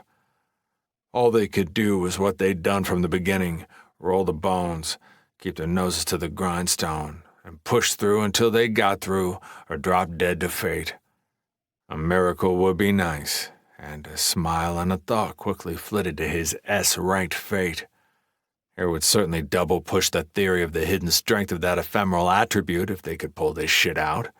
Several thousand against 4, 6 if you counted a half-dead dragonling and an AI. He chuckled inside. Why not? Nothing for it. It was time to give the signal. Before he started, he sent a party chat telling them the layout, location of Ari, and the location of the window. He received confirmation and knew any more prevarication was moot. The beast was off the chains, and his smile and small fangs lit with excitement and hunger for justice, vengeance. Call it what you will, as his predator gaze landed on the vampire sitting in his throne. He focused and stretched out his arm, his armored forearm and gloved hand fading into physicality as a breath after Skald appeared, and in the same moment the Blood King looked up right into Gideon's triumphant eyes. The vampire attempted to leap out of his chair to get to his sheathed blade leaning next to the table Ares' cage sat upon, but hell no was that going to happen. Shadow moon lightning lit from Skald's tip, lancing into the fucker, landing explosive expression as Gideon allowed Birth in the Eternal Eve to take him back into shadow along with Skald as he flew across the ceiling, and the entire room went crazy, doubly so as the doors to the room flew off their hinges and 2 decapitated revenants landed upon the ground, while a blood-covered Lasana came roaring out from behind the bodies, claws dripping gore and blood. Gideon had never seen that level of anger marring her eyes and exposed fangs, the sheer bloodlust, and it sent a stream of vibrant pride from his bloodline into his mind. A worthy mate, the main push of thought. From behind the sauna's violent entrance came Danny, who unleashed an unrelenting sonic scream, blowing over tables, people, everything in a cone in front of her, crushing people back, then following with her scream that hit people's balance and equilibrium, followed by his uncle flashing behind one vampire, his blades covered in silver energy, as he hooked his target's neck, leaving it half decapitated, as Marcus slipped through another flash of moon silver. Enough crowd watching Gideon.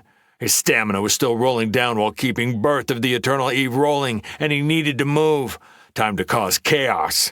He became a flitting shadow as he slid all across the room, not attempting to kill, but wounding in chaos. Skald and his arm coming into physical space to puncture lungs, strike out eyes, cutting hamstrings, anything to keep people pinned and huddled up defensively. He also shattered the light ensconces, which went down rather easily to Skald's iron-ranked threat.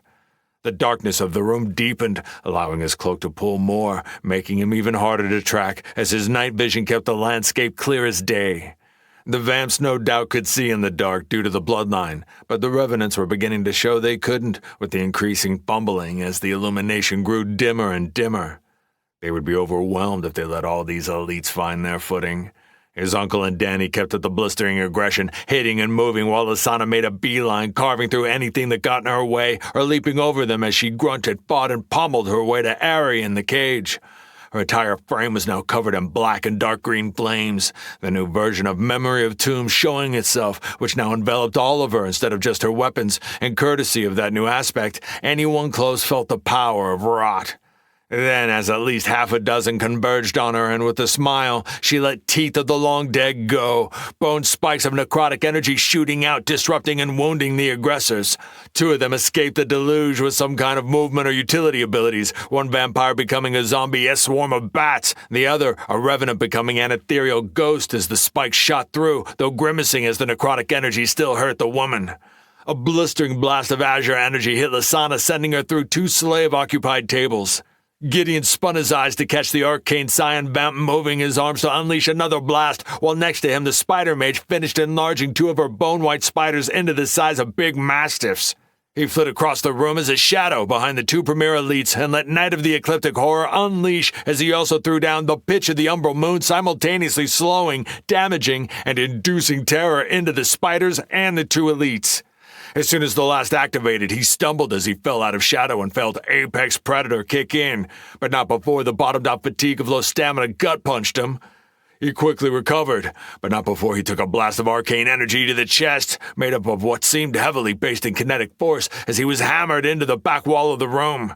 His armor helped and his bloodline's natural resilience, but still the pain in his back spiked and his wind shot out as his vision flicked a high yellow health bar. One of the spiders stumbled towards him blindly, covered in a light frost and clinging darkness, when his cloak whipped out to entangle one of its limbs and tossed it to the side in a prodigious show of strength that was new. Later, Gideon. The show needed to be wrapped as Lasana exploded out of the ground a few feet from Ari with the necrotic blast of energy from the new version of the Wraith of Eternal Ending, sending several revenants who had been closing on his position reeled back with black-green necrotic flames clinging to them as she jumped and ripped open the cage with sheer muscle, grabbing Ari's limp, dying form and shoveling the advanced life elixir he'd given her down the dragonling's throat. Gideon started peeling himself off the floor, his cloak pulling scald back to his hand from where it had fallen, when he saw necrotic energy collecting itself in the spider mage's hands, aimed squarely at Ari and Lasana's arms. He turned to push himself back in her direction, but knew he'd be too late when Freddy flew off his wrist, twisting into the owl shape, screeching a thunderous shriek. "You shall not hurt my Ari ever again!"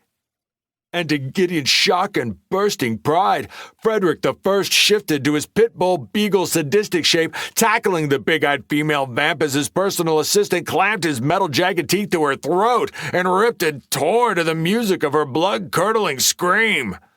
Gideon joined him, roaring as he pulled Scald up and shot its last shadow moon lightning at the gaping arcane scion who was watching the Spider-Woman getting ripped apart. The multi-hued lightning shot out, and the arcane mage at the last second threw up some kind of blue shield that immediately shattered, but blunted the blast enough to be only a half-burned body flying back and skidding across the marbled floor. Lasana grumbled but stayed on task with the still recovering and still unconscious Ari in her arms as she tore like a bullet towards the covered window. Gideon sent the message. "Time to leave." He followed that up with a command he hammered out so there would be no deliberation. "Freddy, back on my wrist now!" With a blood-covered metal maw, he hesitated only a breath before charging to meet Gideon, who was already right on Lasana's tail, transforming in a mid-air leap, landing on his wrist as a bracelet. Lasana didn't bother with anything other than ferocity, no longer aflame with necrotic energy, with Memory of Tombs having faded before getting to Ari. She just leapt and used her mass to blast through the covering and the loud boom of shattered pane glass as she went off into open air. They've been lucky so far with tasting very little of all the elite's abilities, having kept them on the back foot and scrambling. But soon they would be overwhelmed if they didn't get the fuck out when all these enemies started using their heads and classes to return on the offensive.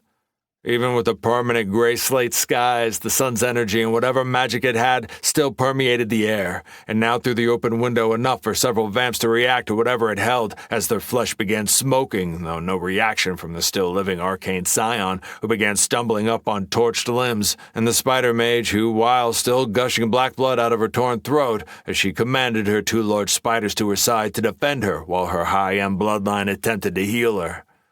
As Gideon landed at the window, Danny and his uncle did as well, both slightly injured from taking the majority of the task of keeping their enemies engaged. Gideon motioned them through, and Danny, without a thought, leapt through the opening, but Marcus seemed reluctant in leaving Gideon's side until he saw the fury born in his nephew's eyes, then nodded and leapt after the rest. Within Gideon's hand, the portal device appeared, the device that Gideon had altered into nothing more than a catastrophic bomb. It stopped being a portal, and they wouldn't have that out anymore, but would hopefully buy them the time needed to escape and leave a lasting message to the unhallowed. He armed it with a push of will and generous application of rune mastery, Umbral Moon, then tossed it into the middle of the room. Gideon spat on the ground when he saw the mutilated corpse that used to be the Blood King feeding on one of his own soldiers, barely moving, but not dead. The fucker took a direct shot of Moonshadow lightning and hadn't died.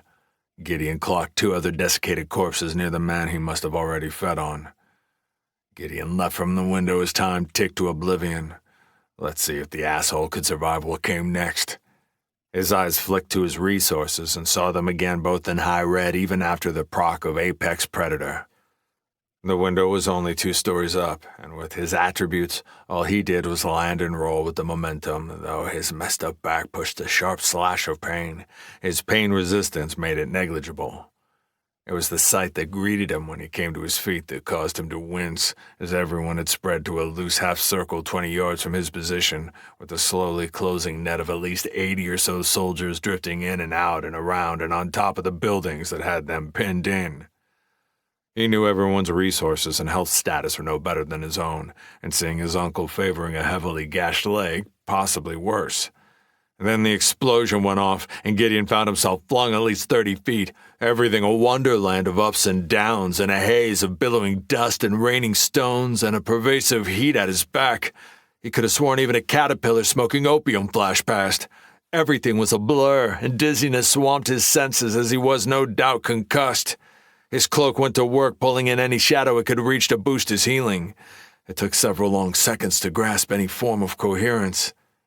He flitted his vision and saw his health was now low yellow and knew the dance was stepping to an end.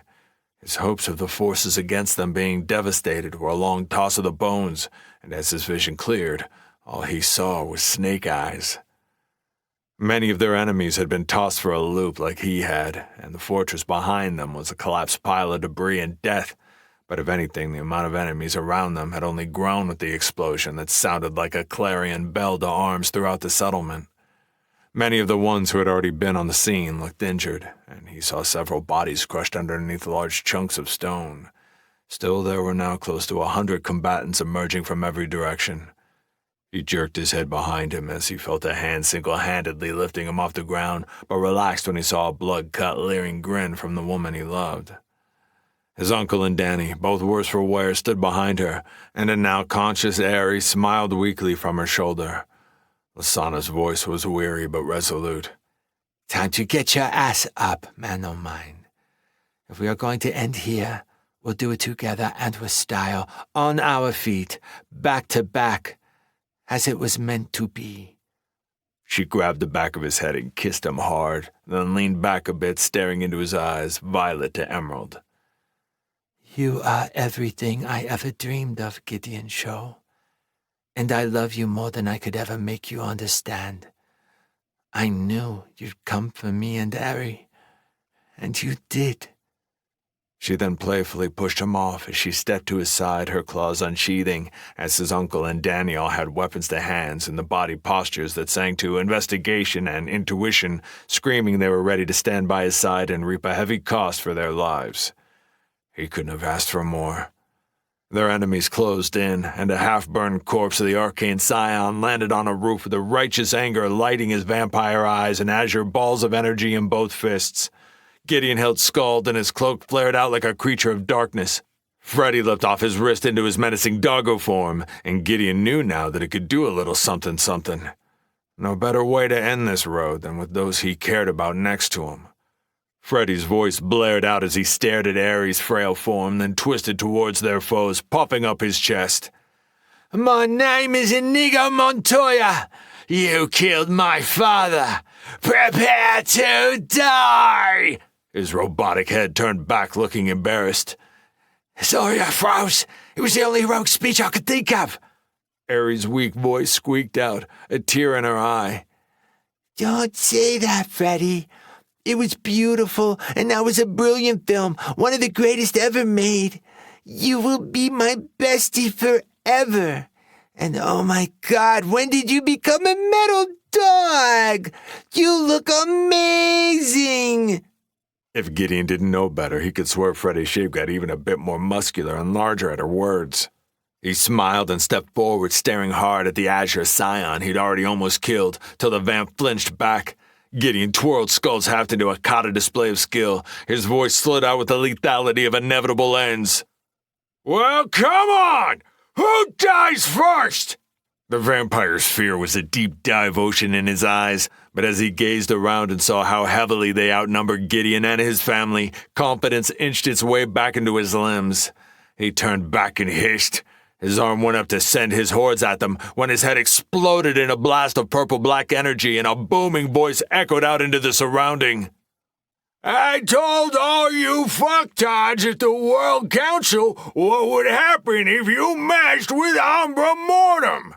To remind you, I said we would fuck you 10 ways to Hoboken and I'd be the one with his cock out. So now you're gonna get that reality. Soldiers are freeborn. Show them what it means to be fucked in the ass the hard way. And before all their shocked eyes, Giovanni Marcos, the ex-enforcer of the mob, came into view on the same roof the headless corpse of the arcane scion laid on. He had his cocksure grin and a bloodthirsty gaze in his eyes as he kicked the corpse at his feet off the roof he claimed as his own, his strange gun in one hand, his jagged-edged falchion in the other. Hundreds of people scrambled through and over the buildings, many wearing some variation of the flame red and white at the temple, throwing violet death at every deathborn they came across, and above them all on golden wings made out of light and flames came the angelic scion herself with her dual-bladed sword staff as she screamed a war cry. For the temple! Slaughter them all!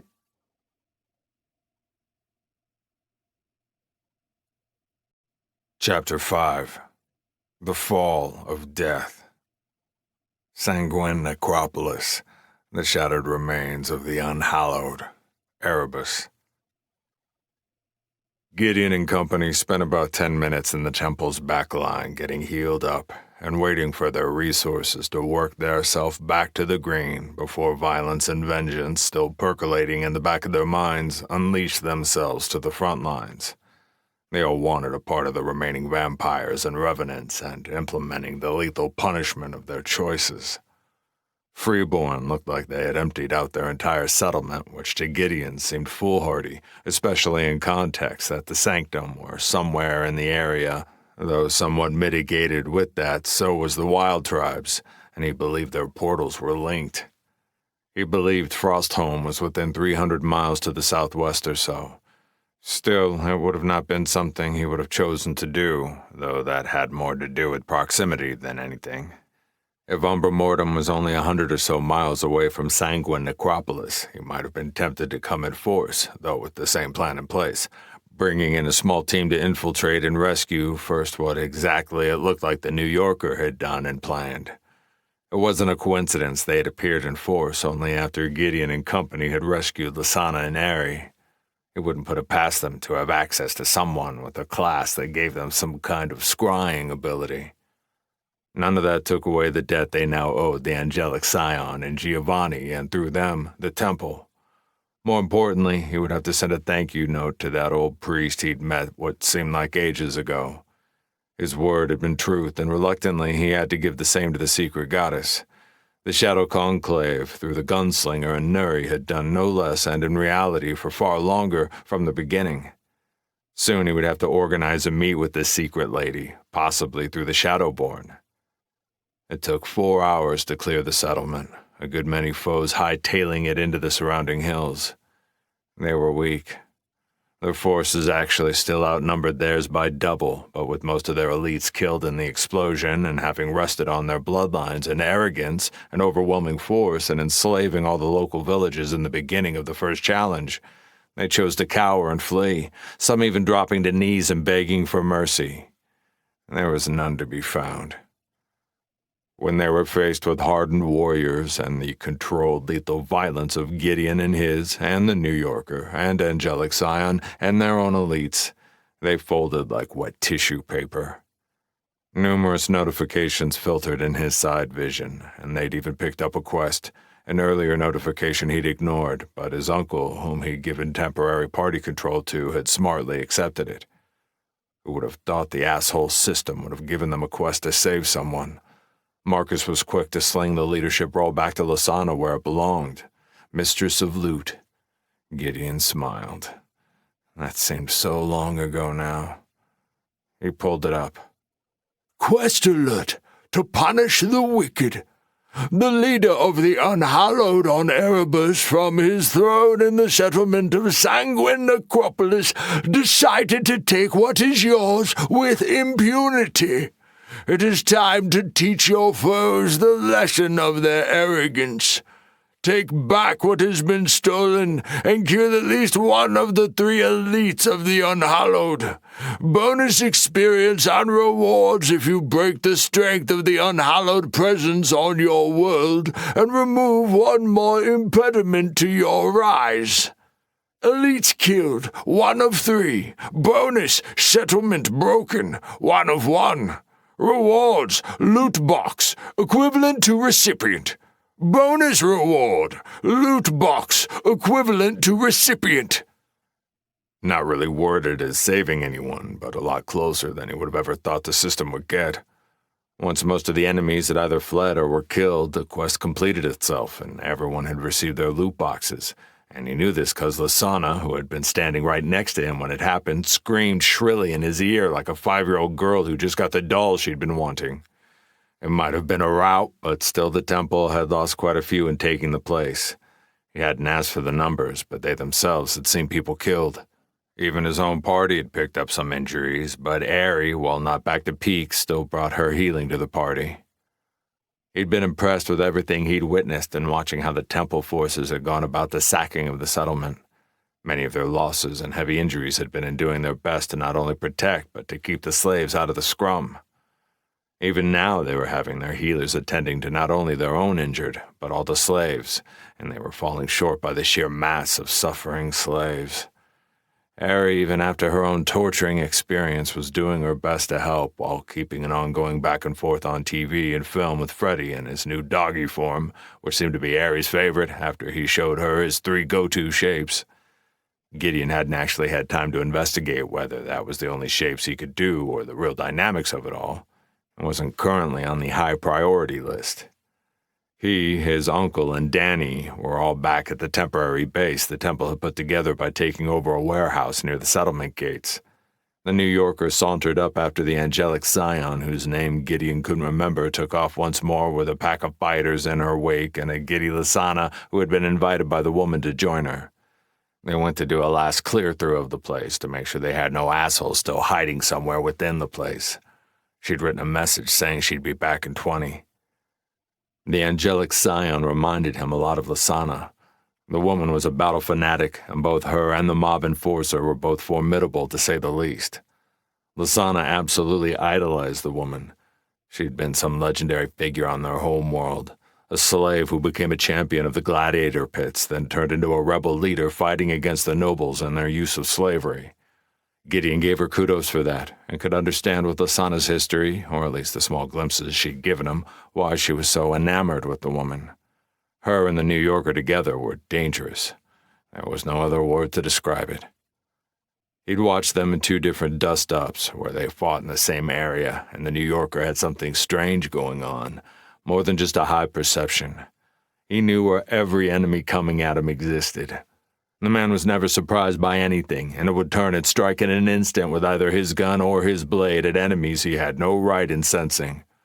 He also had a constant running dialogue as he fought and called the way he trucked through enemies as "fuck you" fighting, which was ridiculous, but did make Gideon smile. And damn did the man fight dirty as hell, nut-kicking, head-butting, biting even. "Fuck you" was an apt name for his fighting style. It was like someone took down and dirty street fighting and added a sci-fi gun and big jagged sword into it, combined with some strange mind magic. His fighting certainly wasn't pretty, but was damn effective. The woman, on the other hand, was a bit more straight up with speed and high skill, and a judicious application of gold-red flames, and those wings of hers that she seemed to manifest in small doses. They were probably a resource hog. Lasana had kept watching the woman like a fangirl at a Justin Bieber concert, so Gideon was happy that the woman had included her in their foray, and she would have a chance to talk to her hero. Ari sat next to them, laying on top of a lounging Freddy in his dog form. She was kaput after everything she'd been through and expending herself even more, attempting to heal a bunch of the slaves. The temple was going to be taking them back with them to Freeborn, allowing those who wanted to join them to do so, or doing their best to help them find any family if they still lived, if that was what they wanted. Currently, Gideon's cloak was pulling the closing evening's darkness to heal up a fractured forearm he'd received towards the end of the fighting when some grave-born martial-oriented man had hit from the side with some blitz ability that had him slamming forward at super speed with a giant mace in hand. It had blasted Gideon through a wall. It hurt and was embarrassing, as when he'd finally crawled out, the New Yorker had put the offender down and had been smirking in his direction. It would be easy to hate the man's cockiness, but something about the man had just had Gideon smiling back and shaking his head. He could have gotten one of the temple's healers to fix it, but they had more on their plate than they could even deal with, and he was perfectly capable of healing himself, and Ari was snoozing on top of Freddy, exhausted. He watched the New Yorker slowly moving closer after stopping several times to chit-chat with different groups of his fighters. Each time the squad would take off on some mission. Gideon would say soldiers, but that was not what they were, whether through discipline or the way they fought. These were a bunch of individual combatants that just fought under the banner of the temple. They were effective, that he could not argue. They had an aggressive style that very much replicated what he saw from their boss. The same smarmy, cocksure confidence came out of the New Yorker as he stepped up and nodded towards Danny and his uncle, his violent eyes shifting to land on Gideon with a wink. "You know what, Slick? You might not be as much as a pansy as I thought you were.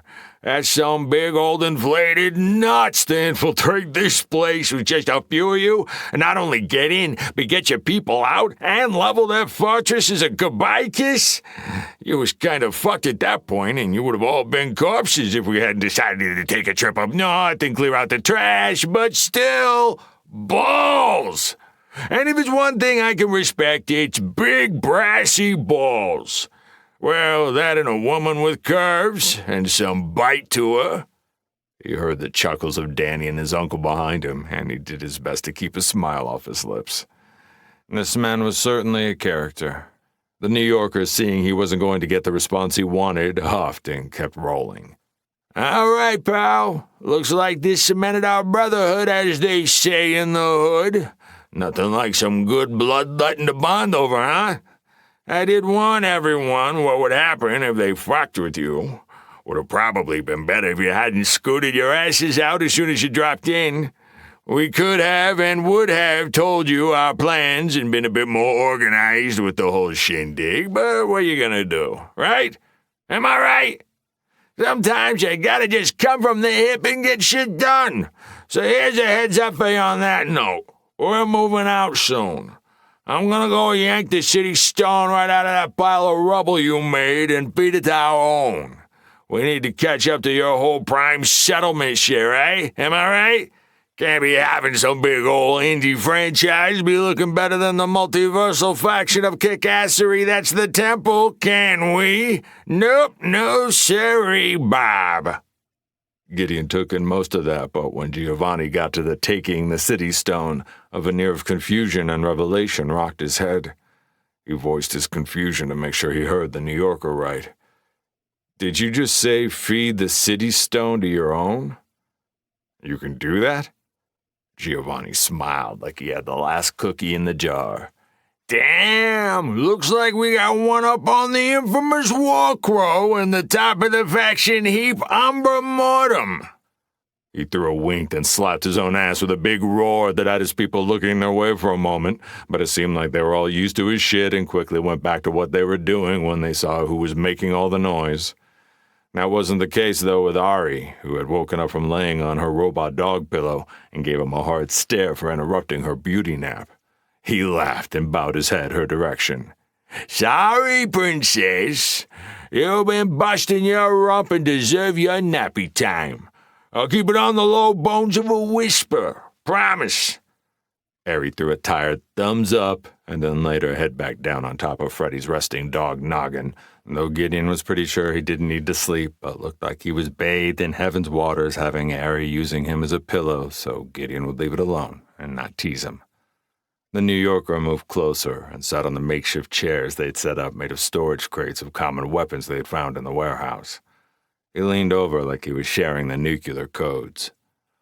We got thrown that tidbit of info from off an old kung fu Goldie Dragon man I happen to be the champion of. Kind of funny story that, but I'll tell you another time over a shot of whiskey, 'cause it's a doozy. Here I am of the Eldritch Booyah Tricky Ship Place, and the god of the Celestial Pillar makes me their champion. Doesn't make a lick of fucking sense to this old moke, but I'll take it any day and twice on Sunday. Anywho, what he told us had to do with the remaining Danes we was putting down. We had to clear quite a few that were hanging around our home sweet home, and instead of destroying them, you can actually pull them and feed them like a Mickey D's cheeseburger to your city stone. When we decided to come saunter over and take this place on your backside, he sent a little birdie to whisper in my ear we could do the same with the city stone. And this shithole being city rank should give our whole homestead a big-ass kick in the rear. Now you owe us twice, big bad war crow. He threw his shoulder into Gideon, and though he was a good 4 or 5 inches shorter, he was a mass of muscle and almost knocked him off his perch, which had him attempting to stifle a chuckle as the enforcer eyed the sleeping Ari like she'd claw his eyes out. Gideon couldn't keep a slight smile off his lips. He spoke soft, leaning into Giovanni. He wasn't big on irritating Ari either. We do owe you. You saved us out there, and I truly appreciate it more than I can ever say. As soon as I get back home, I will have Anra, our administrator, send you the design plans for the automated heavy crossbows and designs for gun chairs where you can have people remotely control the crossbows as well. They are a bit quicker and more accurate that way, rather than being put on automated function. I'm sure if you have some crafters or people that can play with runes, you can probably shift the umbral design and spin it to celestial. Giovanni had a hungry grin on that. Damn, so like M60 emplacements almost. Hot diggity dog, War Crow. I'll take that shit on the ham sandwich high, 'cause who doesn't like a ham sandwich with some mayo slapped on? Well, unless you're a Mama Cass, I guess.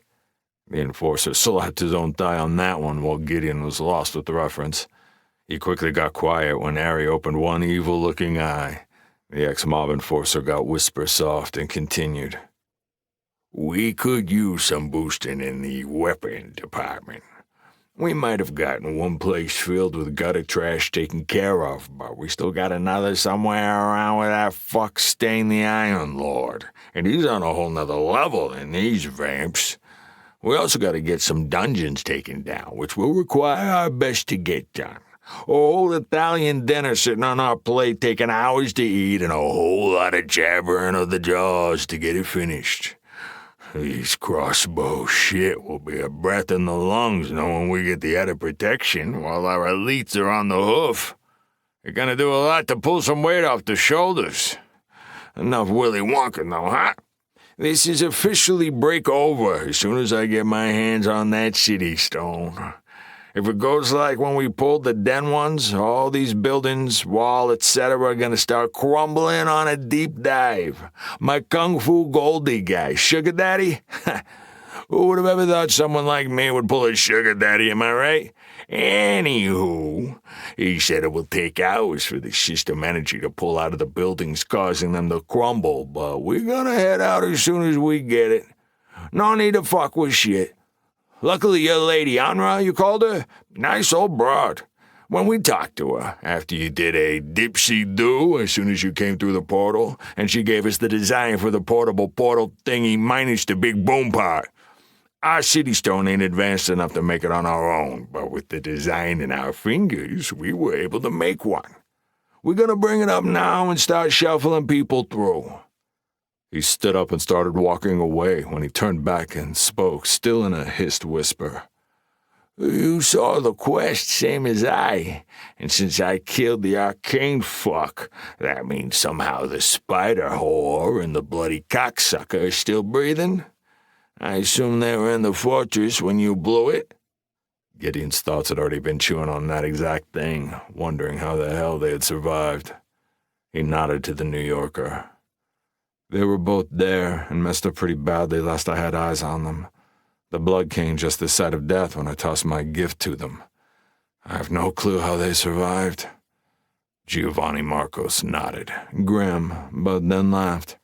Well, fuck 'em. Without their city stone and most of their forces either dead or scattered, they got shit in the pot hard staring up at 'em. My guess is they will join up with someone else. City stones don't grow on trees. We haven't cleared an iron dungeon yet, and they might be able to pull another from there or one of the bronze ones. But I don't think no one ready to tackle one of those yet. Not even the high and mighty Iron Lord. And to be hard facting it, those fuckers gotta be messed up. And I'm making a bet the best of the best they had took a nosedive in that building. My people said they saw a lot of corpses in the rubble when they took a peekaboo earlier. Giovanni Marcus seriously liked to talk, shooting out words falling over each other to get the next swinging, but he did lighten the mood when he was around. Gideon gritted his teeth as he stood, and his cloak lifted scald to his hand, a couple flicks of electricity gliding up and down its shaft. The enforcer's eyes checked the cloak's independent movements and the electricity. Damn Warcrow, you certainly got some tricks, don't you? He winked and put his hands on his holstered gun and the hilt of his falchion. Mine are better, but still. Impressive as a high-priced escort all dolled up to blow, and I mean that literally, some of the finest ass in the world, and always ready to blow, if you know what I mean. He laughed as he walked away, and Gideon seriously had no idea how to take that guy. His uncle cemented that fact. That man is a strange character, and that's saying a lot in the middle of the apocalypse. Danny giggled. I like him. He's a bit dense and smutty, but he's funny and can seriously whoop some ass. That was a peculiar statement, the dense part. He didn't come across as stupid, just direct. Why do you say he's dense? She laughed harder at the question. You two are peas in a pod in that arena, Gideon. Lysana told me about you all's meeting and all the confusing and slow as hell mating process you went through to get to where you are. That confused him for a moment before he recalled the way the angelic scion's eyes always followed the New Yorker wherever he went, and then it clicked, and he didn't even need investigation and intuition to bring it together, though he might have gotten there a bit quicker if he had. He internally chuckled. Dense, yeah, that about covers it. What she said about his own stumbling was pretty spot on. His mind pulled again the image of the angelic woman staring at Giovanni right after he'd cratered the arcane scion, and on his little speech on the roof, the gaze of a predator as she floated in the air on her wings of light and flame. Yep, definitely felt sorry for the man. He sighed as his mind went from light to heavy. It's called responsibility, Gideon, as his thoughts drifted back to analyzing the threat level of the Blood King and Spider Mage. Even though they survived, somehow the judgment of the New Yorker was spot on. At least for the moment, their threat level was almost non-existent. Without a settlement and half their forces dead and the rest running for the hills, he imagined they'd be just worrying about not dying. Now either their bloodline soulstone was destroyed or possibly they somehow grabbed it on their way out, but knowing how injured they'd been, he was hard-pressed to think they had the forethought to grab anything. But even if they had, they were so far behind the 8-ball with their army and settlement puffed up in smoke. Yes, for now, not a threat. Giovanni could attempt to take it if it was still in the rubble, but he didn't really come across as the thief-sneaky type. If he found it and wanted to take it, he would announce it proud and loud. Everyone up and on me.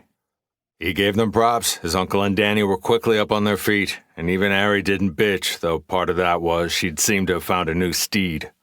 She stayed in lazy mode, and Gideon refrained from smiling as her words slithered out to an unwitting Freddy. Up, steed, tally forth with your royal princess. Freddy had a pure doggy grin, loving every moment as he stood, and with an intense look of concentration, he seemed to spurt out a few more inches in mass, now definitely looking more murder pitbull than Snoopy. He strutted, chest out, as he fell in behind Gideon and the rest. He led them towards the rubble. Several blocks and a few miles later, they were back at the scene of the crime, and the New Yorker hadn't been wrong. Even from a half a block away, Gideon could see all the bodies strewn amongst the broken rubble. The explosion had done a heavy and heady number on the place. The foundation was pretty much still intact, but all 3 floors above had collapsed down on it. He felt a tinge of guilt at not only the slaves they'd seen cleaning on the main floor, but all the ones that had been chained to the tables, though with the latter he'd probably done them a favor. Hindsight was not only a bitch, but worthless. Had they known that the temple forces had been outside, yes, he might have made a different choice or choices leading up to that one, and he had to take the fall for that square on the chin. If he had waited and connected with the angelic scion and the New Yorker when he'd exited, instead of heading straight for Lasana and Ari, they might have made a much better plan, but if wishes were fishes, let it go, learn, move on. He hadn't been in his right mind with those he cared about on the line. The lesson here was even in that scenario, he had to keep his strategic mind to the fore. Easier said than done, but something to at least keep in mind. Giovanni was supervising some of his brawnier people, several beastkin among them, shifting and moving big slabs of stone. Gideon stopped a couple 100 yards out. He wanted to lay claim to the bloodline stone, if it wasn't destroyed or taken by the Blood King. After a few moments of watching, Danny stepped close and whispered a foot away from him. I was gonna wait till we got back home. But if we're standing here for what I think we're standing here for, then no need. I took the soul stone on the way out the window. And the golden goose just landed. He turned back to her with shock, and even more as she'd removed her mask, which you usually only did when they were at home. She threw him a wink and a grin, and he could tell she was certainly picking up shit from Lasana and Ari with that move. He nodded at her with a smile to his lips. It made him double down now on wanting to fiddle with her mask and make it more. The Soul Stone was of limited use if it could only create grave-born bloodlines, and mostly revenants, as he had no want or desire to have a bunch of those running around, especially if the bloodline brought a hungering for flesh or vampires with a need for blood. But he had a feeling he could tinker with it, utilize all his new tools to make it something different, and if he couldn't, he could use it as a big paperweight. If he was being honest with himself, he had no idea what the stone actually gave, or its limitations. The one in the Elite tutorial was considered one of the rarest artifacts in the entire multiverse, so he highly doubted this thing was anywhere near that almost limitless power. Gideon tossed a whisper to Danny. Keep the knowledge of the Soul Stone to yourself for now. These are our allies, but I do not envy having to argue with the New Yorker over it. They get the City Stone, we get the limited Soul Stone. Sounds an even trade to me. His uncle nodded, as did Danny with another wink. Ari on top of Freddy opened one eye as she was still slipping sleepy time on her new steed and gave a clawed thumbs up. With that out of the way, all they had to do was wait for Lasana and head back home. He could already see the energy emissions flashing above the city near the warehouses they'd set up the camp, and the hospice they'd just come from, letting him know the portal was up and active. They'd have to wait till they got back home to go over their loot boxes and levels. Even with this place scuttled and the angelic scion and Lasana out and about doing one last clear, he didn't trust the area to put himself or his team into vulnerable mode while they were going over their goodies. A few minutes later, a big powerful roar slammed out through the area as Giovanni held an enormous slab of stone in one hand over his head and a slightly emanating city bling in the other. He then proceeded to toss the stone off his hand, almost hitting two of his own people who leaped out of the way, followed by him dropping into some kind of ridiculous dance. Reminded Gideon of the jig Bruce Willis did on the bridge in that one film whose name was eluding him with Damon Wayans. 30 minutes later, with them sitting on the makeshift crate chairs, 100 yards from the open portal, Lasana strolled up literally bathed in blood, bits of flesh with the biggest smile he'd ever seen on her face. She also had a gash across her cheek, was limping, and her armor looked like it had been through a meat grinder, pieces of the bone over the chest plate altogether gone, and the dark umbral steel underneath dented in several places. Aerie snapped awake in a blink and darted off her robot pillow like an arrow, claws covered in virulent silver energy. She tried to swat her familiar away, but after a few growls from Aerie and some heated words whispered, she stopped and allowed the attention, her smile jumping back to her fanged lips. Her husky voice blasted out, bubbling with excitement. A group of tough revenants tried to ambush us. Well, they did ambush us, but we put the fuckers down. She jumped up and down, her claws sliding in and out and almost nicking Aerie as she tried to heal her. Gideon had never seen her this amped up with anything but loot. Gideon, I got to fight back to back with fucking Beast of the Sands. It was fucking awesome. Fucking awesome. Did you hear me? The Beast of the fucking Sands. And she said she was impressed with my fighting skills. My skills. And on that note, they headed home, Lasana blistering out a play-by-play of the fight where she'd fought beside her hero. Chapter 6. Circle the corpses and roundabout shots. The Grave Realm. The Ministry of the Dead. The father of all vampires was silent as the remaining ministry, minus the recently murdered Ardax the Eternal, continued to argue. The idiot bull man had made the unintelligent decision to challenge the Liestra, the scythe of the lonely widow. He deserved what he got by showing no respect to one of the most powerful of the grave-born gods. Even he would have avoided a fight with his old mentor. His ego wasn't so large as to think he would have been victorious. He'd always been pragmatic about such things. Know thyself had been some of the first words she'd said to him so long ago. As the voices around him continued to scrabble for purchase amongst each other, he kept his silence. Vladika Dracul had no words to add to the argument that was being tossed back and forth between the three surviving members of the ministry. Everything they had planned to bring them victory over the planet of Erebus for the unhallowed, cementing their rise finally to S-ranked, was gone in a moment, burned to ash. He knew the decision to choose the Blood King had been wrong from the first step, but the alternatives were even worse. He knew within himself if they had been able to coerce the Grave Scion to join them, their path of victory would have been assured, and it would have given them the chance to pull in his old mentor and once friend, Liestra. Against what she thought of him now, he never forgot how she took a fledgling god so long ago and taught him everything he needed to survive, more than once, stepping in to protect him against far more powerful adversaries. The arguments around him became a buzz he tuned out as his thoughts raced upon passages of time, memory, better by a large margin than those he walked within the moment of today. He gazed back through the channels of the past to see where it went wrong, where the idealistic young god he was became the ruthless despot he'd become.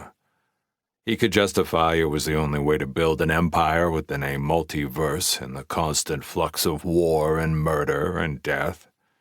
It would be simple to do such, even simpler to understand the decision and the pursuit of power and the diadem with which the system pushed everyone, one of attrition and killing, And was he not the lord of such? Was not the grave realm and soul pillar the most avid disciple of that which the system sought? Had he not created endless rivers of it, an ocean of it?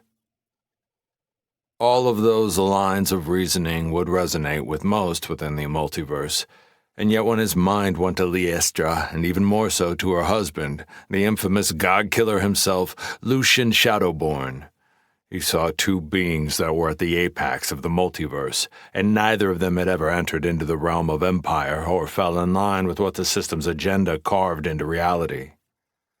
Those two by themselves shattered all the reasoning and justification. Liestra had mentioned she was no longer factionless, but if she was still the goddess he remembered, it would be for some long-term benevolent reason. His mind whirled. His first choice was heavy, but an easy one. It would cost him 3 times the amount it cost him to give it, which had been prodigious to begin with. It would set him back several thousand years of strength, which was a hard pill to choke down, but he would still be more powerful than the others, just maybe not some of their adversaries. It was a risk, but one he was willing to take. Some say the fabric of fate went beyond the power of the primordials or the system, that it was from before either, if one believed the myth that the primordials were not eternal, and there was no better example than the one which was just within this chamber. The Shadowborn had never admitted it to anyone, but one reason he terrified every single divine being within the multiverse was the legend that he had killed not 1, but 2 primordials in the Old War, protecting his children, Liestra's children, the Nocturne. That was not a subject one would ever want to broach with anyone ever, yet still that legend persisted. The Shadowborn was one of maybe 4 or 5 of the Alpha Prime generation that still existed, all of them monsters. Vlad had looked into the god's eyes on several occasions, most of them in ages long past, but to him he believed the legend. There was something within the god's aura, his shroud, his presence, that exuded the kind of strength one would only think to experience in the presence of a primordial. Speaking of which, he did not believe the choices he was planning on taking would put him in the good graces of Crypt, or his mate Blight, and irritating primordials was never a good decision, but he would still take the risk.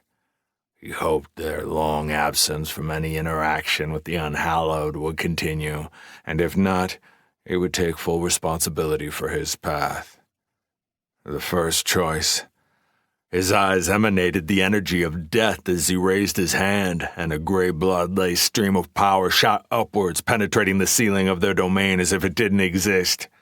He felt the system answer his demand, and a massive chunk of divine levels and power ripped from his soul. He fell off his throne, and for a moment shifted to a drake made of bones with dark gray corpulent veins intertwined along the bones, his size so massive he shattered his throne as he writhed. He vaguely heard first the silence of the incessant arguing, then gasps as they fled his thrashing form.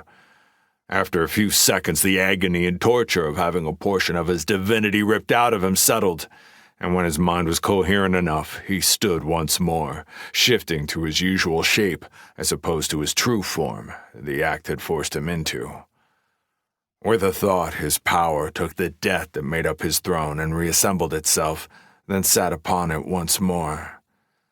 The other 3 were on the far side of the room. The Banshee Queen's echoing voice slithered out. "What did you do, my lord?" He didn't deign to answer, as he knew his subordinates well enough to understand the ego of the Lich Lord would for him. The pile of bones' ability to analyze and discern almost all uses of power went even beyond his own. And on cue, his dry, parchment voice rang out in arrogance, as if he was talking to a child, directed at the Banshee Queen.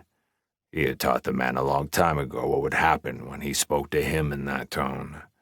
It was a lesson that only needed to be taught once. "He stripped the failed mortal of his blessing, fool." The Banshee Queen, as always, was the cautious one. The Lich King was stronger than she was, and she was well aware of that fact, so stayed silent at his rebuke and just nodded.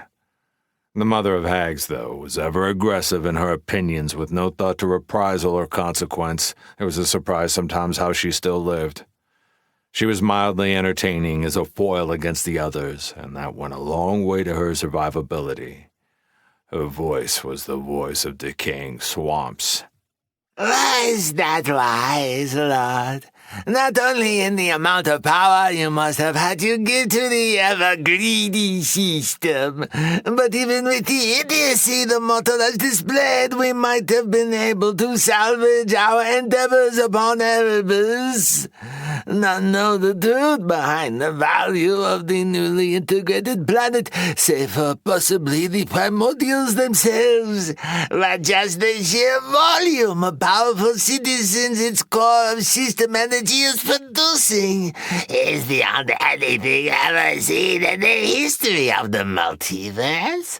We cannot in good conscience cede our position with no attempt to remedy and rectify the disaster the mortal has created. I also have the prime arch of the unhallowed querying what they should do.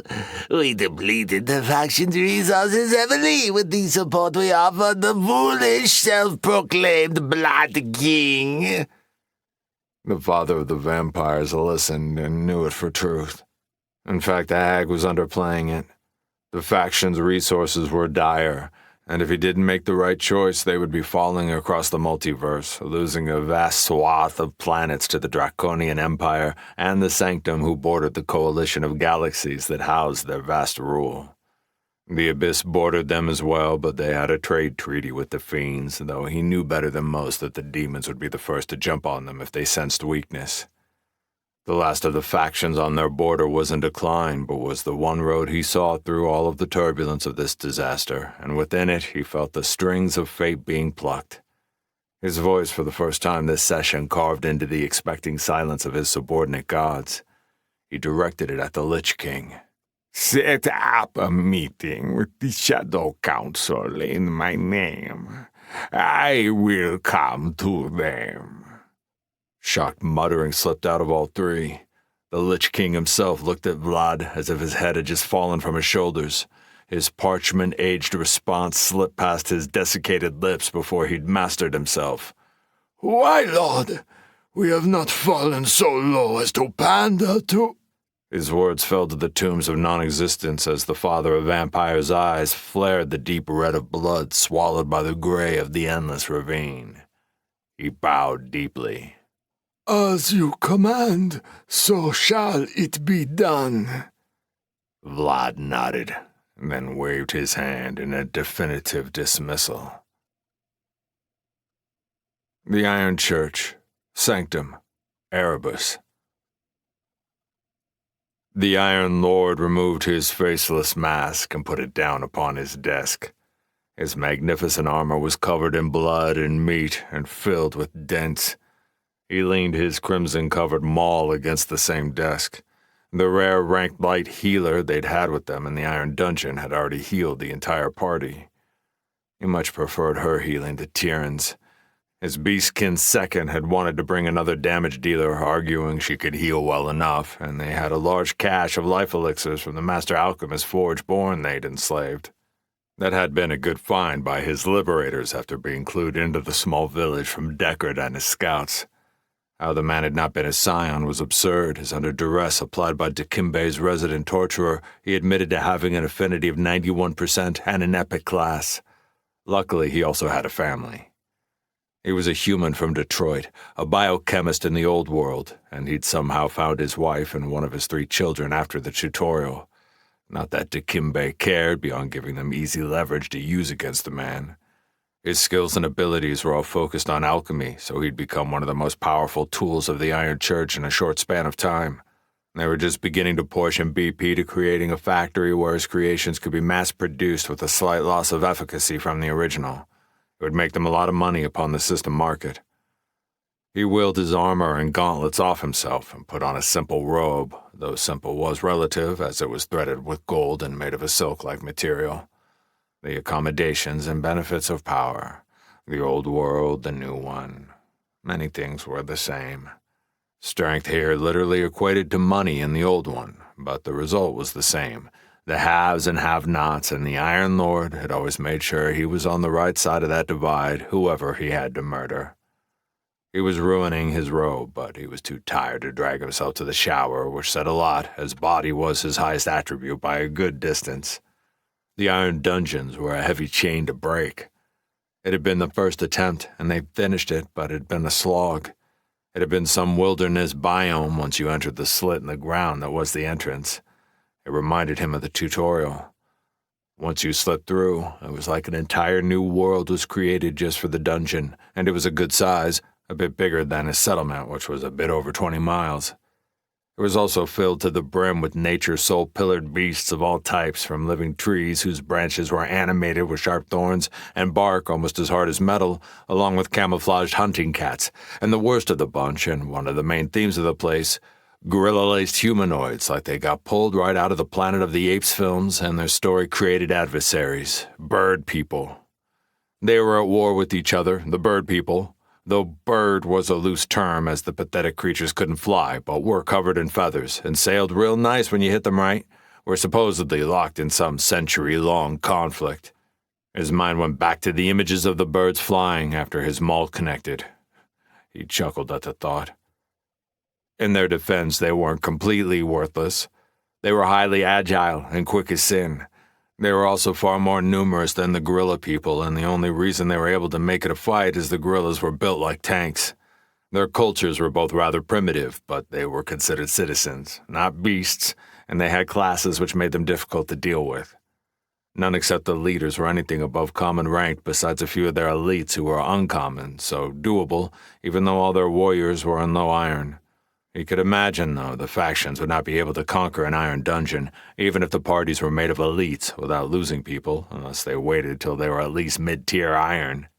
And any party less than rare-ranked would need to be high to peak-tiered iron to have a shot. It had him a bit worried if they were going to be able to get this second challenge done in 2 months.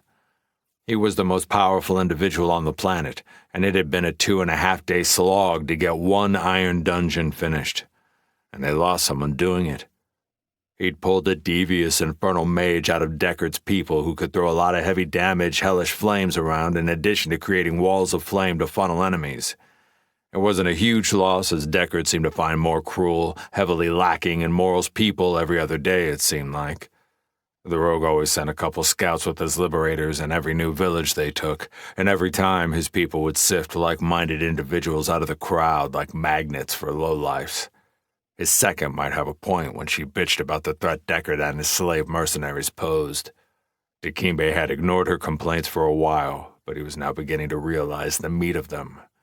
They almost matched the numbers of his own forces, and more of the rogue's people were in the settlement than his own at all times, as Tyrion had the Iron Church's liberators everywhere, spread out, seeking more slaves to add to the population of the settlement.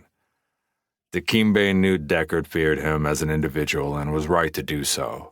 He'd wiped the floor with the scrawny rat, but the warlord wasn't stupid enough to think he couldn't be overwhelmed by numbers alone.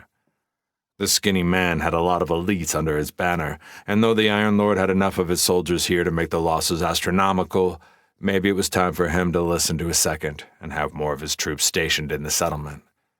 The pickings were becoming few and far between anyway, and until he could somehow figure out how to create portals that would allow them to roam freely across the world, it was time to restrain his liberators and focus more on the dungeons. He knew for Erebus to push through the second challenge it would require a Herculean effort on the part of the Iron Church, in addition to his insatiable need to take the #1 slot of the faction list and own both as the most powerful entity and faction upon the planet. He stood and stretched his knotted and still sore muscles. The gorilla's strength had proven enough to even hurt him when there were enough of them pounding on his armor, and the boss of the place, a rare brute who could cause the earth to explode and cage and control its enemies. It had been a pain in the ass he'd had to take on his own, as the rest of his party kept its trained monkey men contained. He started taking steps toward the shower when his door burst open and his mind immediately called up a sinner's chains, red and gold energy coursing his hand. He let it go a moment later when his second, in a barely closed robe, breasts almost falling out, and beast-skin hair on her chest leading down to what he was sure was treasure, exploded in, He could feel his cock rising. It always had and always would have a taste for the exotic.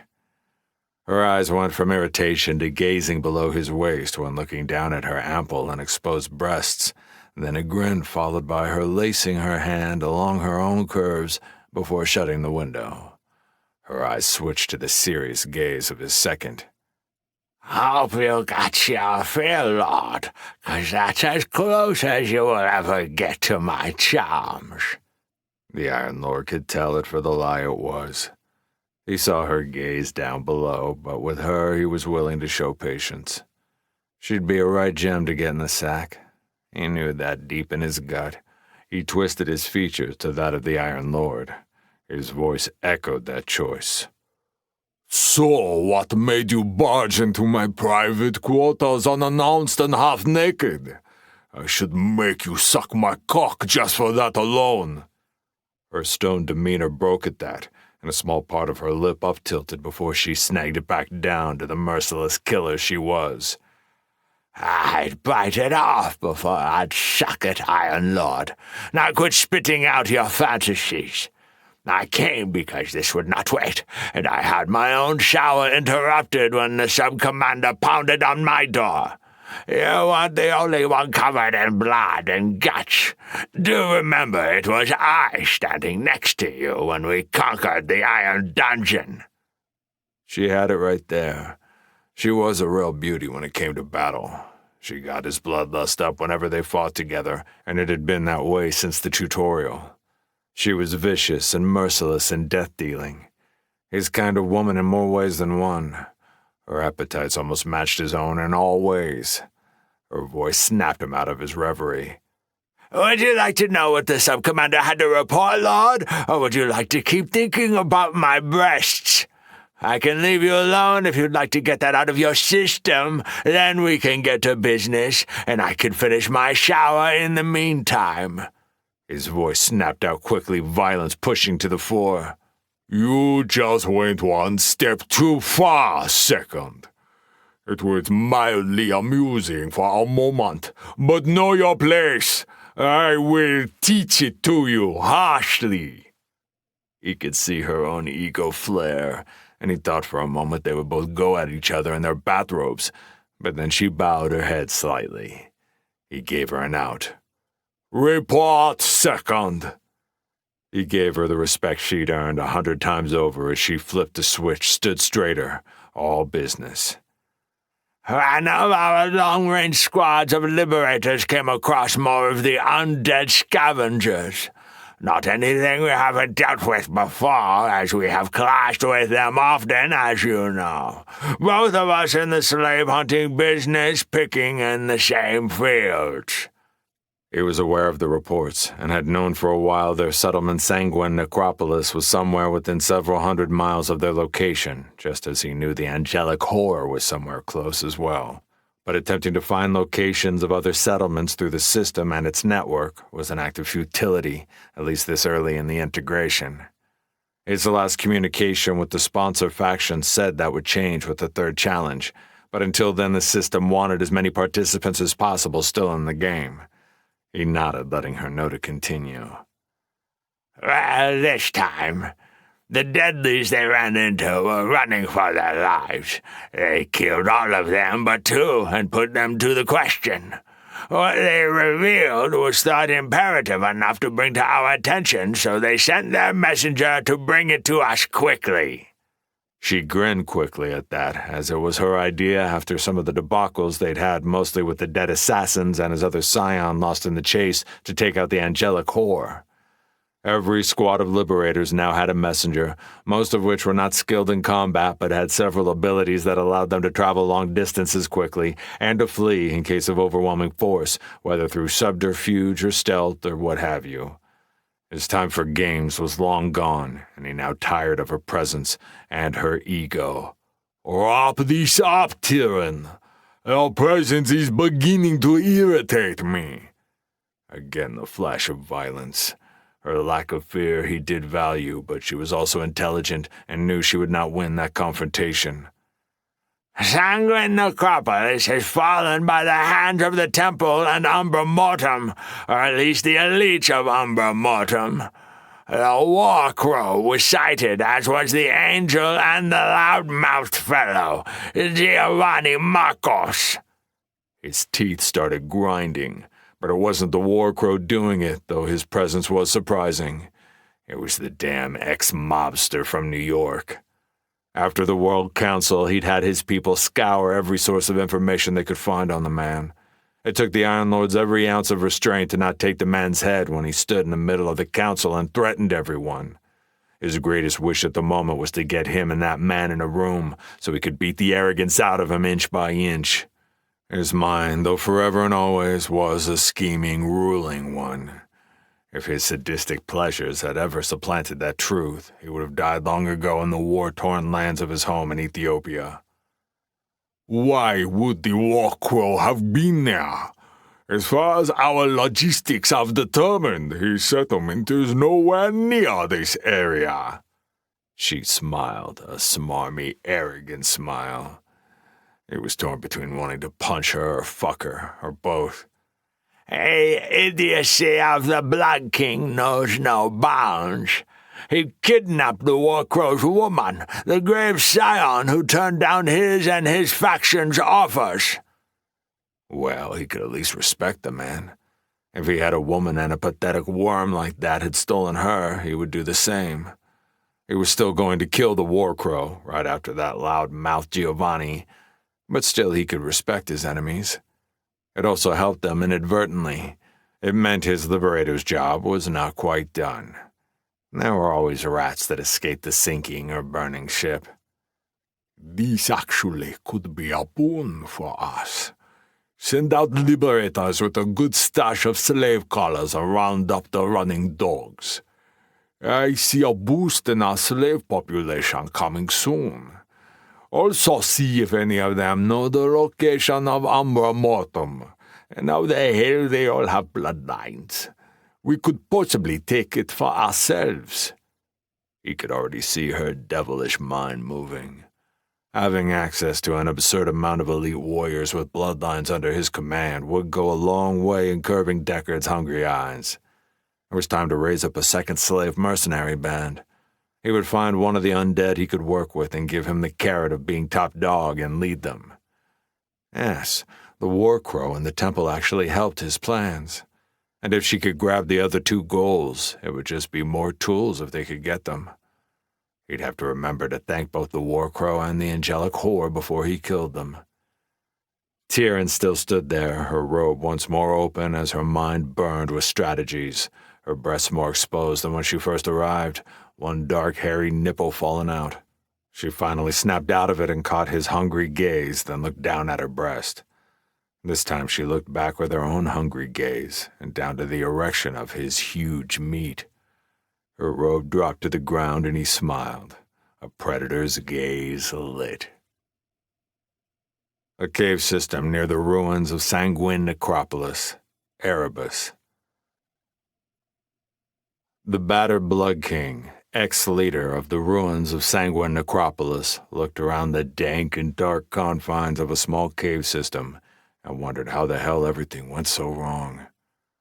He was surrounded by the corpses of both slaves and what used to be his most loyal soldiers. He'd had to feed on them all to even get back up to high yellow health.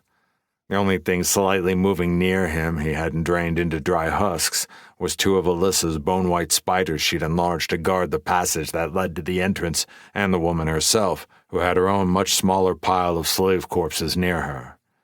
He was tempted to add her to the pile of the dead around him, could even imagine his fangs dropping into her succulent neck, the half-litted groans of pleasure from her lips as she became another desiccated bag of bones and skin. But he hadn't fallen so low yet as to return absolute loyalty with a slow burn of ends. If it hadn't been for her, he'd be another tally to the kill marks of the War Crow. Mortally hurt herself, she'd had her spiders fling both of them out of the window before the explosive had taken the entire fortress. And it had been her and her inviolate will that had seen panicked soldiers pull themselves together long enough to gather a cadre of stunned slaves and more soldiers to carry them out of the city once they'd seen the overwhelming collection of temple forces overrunning the place. It had been a long, torturous journey that lasted several hours before they'd found the cave, which had been artfully hidden behind a dip in the ground and covered from casual observation by a large oak that stood sentinel above the sliver of an entrance. Luckily, the cave system expanded once you shifted your way in, and a few of his soldiers had to kill a few huge snakes who'd chosen it as their home, but it had allowed them to stop, rest, and for them to pay back the soldiers' loyalty with death when the slaves had not numbered enough to keep them alive. The only reason either had made it at all was due to their bloodlines, which had a built-in get-out-of-the-jail-of-death-free card, but it only would work once a month. He was finally feeling coherent enough to actually utilize his mind. He tossed it up. Inherent, the rebirth of the grave, ancient, passive. 1 time per month, not even death can put down that which is born from the grave. When taking enough damage to end their existence, their bloodline will sustain them for 1 hour, but within that hour, they must heal over double their original health level to grant them continued existence and bring their health to low red, after which they will still be within a crippled condition. They suffer negative 50% healing for the next 6 hours once they get past the first hour, but they will still have escaped their final rest. His bloodline had 3 passive racial abilities, the aforementioned, as well as a natural regeneration, though that only worked when under no system debuffs and when surrounded by darkness or the moon. And then finally a preternatural danger sense which had alerted him to the attack from the Warcrow, and had meant nothing as the black-silver lightning had utterly obliterated him, and if it had not been for his bloodline, his end of the line would have been punched then and there. Alyssa's lesser bloodline had the ability as well, but only once every 6 months, and had saved her from the ravaging she'd taken from the metal dog. She also had the regeneration, which did not work while they were under the debuff given to them by the first ability. He took a breath as he finally opened his eyes to see Alyssa staring at him with a lost stare, everything they'd built gone. The wondrous settlement of Sanguine Necropolis, their paradise, all ash, and no doubt their golden goose, the lesser soulstone, taken or demolished. He'd been too out of it having to be carried out like a bag of potatoes to remember much, but the captain of their guard, before he'd sucked him dry, had told him the fortress had been a pile of rubble and corpses. He couldn't bear to see the woman who'd been at his side since the beginning look so hopeless. She was a woman meant to have hunger, passion, excitement in her eyes. Even cruelty and violence made a home there, but not sorrow, not confusion, not the lost sheep gaze. He found his voice. Don't fret, love. We will rebuild and take back all that we lost. You and I are still 2 of the most powerful individuals on the planet. We can sell our services, if need be, to one of the other factions, the Unchained, or better yet, one of the Independents, possibly the Dragon's Breath, and then, when the opportunity is right, take it right from under them. He said it with so much conviction, he saw a spark reemerge in her eyes. Lying had always been one of his greatest skills, not that he didn't think they could do what he'd just outlined, but it would be much more difficult than he insinuated. The Dragon's Breath was a conglomerate of hardened criminals, so probably their best bet, but they were led by a man who used to be the head of one of the major Yakuza families. Now, that hadn't been a part of his old life of being a neurosurgeon beyond watching movies, but he didn't imagine the man would be an easy mark, and he also held the title of Karmic Scion. Still, he knew with Alyssa at his side, just like in the Elite tutorial, they would prevail and regain all the power they'd had ripped from them, and then he would make sure both the Temple and the Warcrow would taste retribution. As his mind filtered into thoughts of vengeance, he realized Alyssa's eyes had started to lose their glow as the reality of their situation, stuck in a cave surrounded by the corpses of their own people they'd cannibalized to survive, was a long road from the goals he just laid out. He pushed his mind to move his still healing body. He'd at least gotten past the threshold, both of them had. A few more hours and the regeneration would kick in, then they would leave these caves. They were still far too close to the ruins of Sanguine Necropolis for his liking. He had no idea whether the temple would send out squads to scour the countryside. The two mastiff-sized spiders shifted a bit to watch his movements, their loyalty to their mistress, not him. He ignored them. He pulled himself up on unsure legs as he took 2 steps, forcing himself to appear as strong as he could, dropping to a knee and reaching out a hand to his woman. His fingers brushed her cheek, and she leaned into them, her own fingers sliding out to hold his other hand. You need to have faith in me, love. Together we have conquered everything that has been thrown against us. This shall be no different. I am still champ. He fell back as bolts of system energy hit his frame, and he felt like his bones were being ripped out of his body.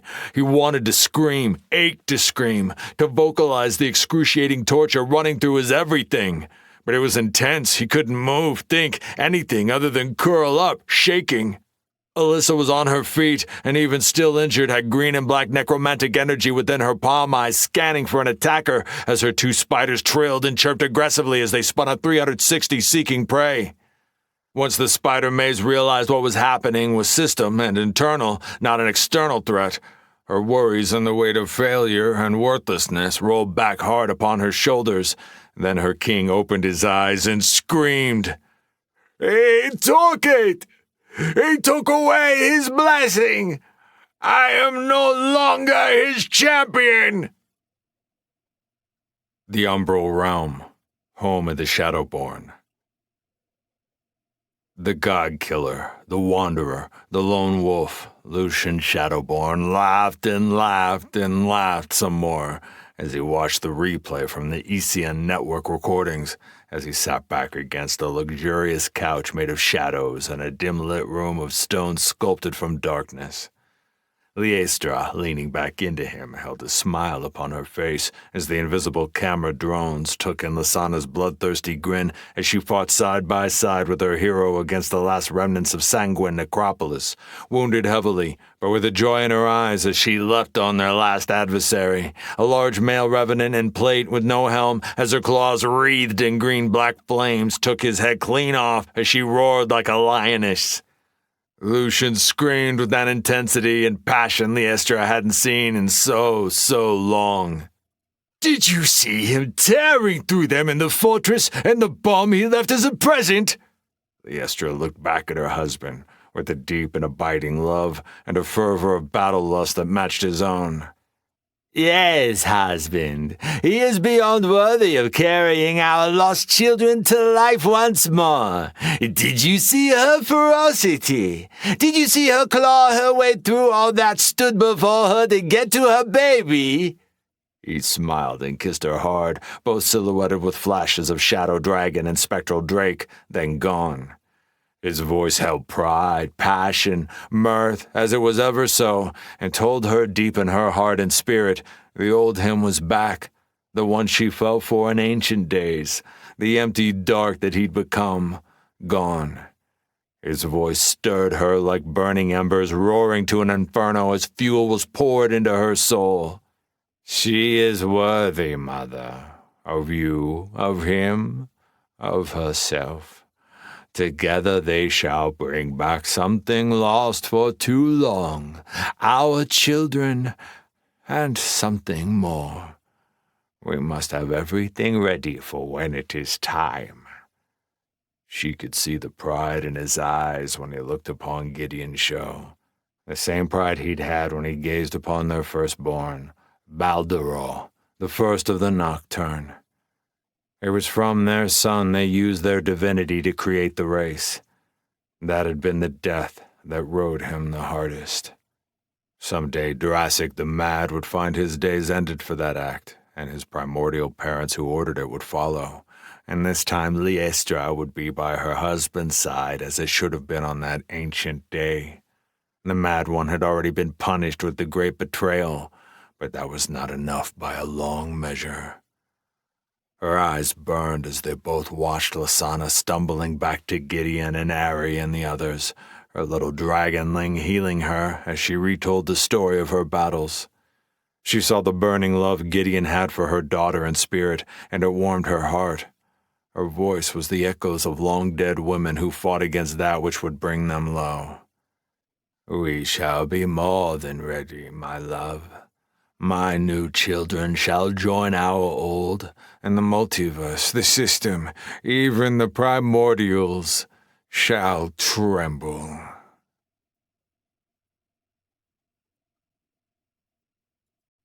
Chapter 7.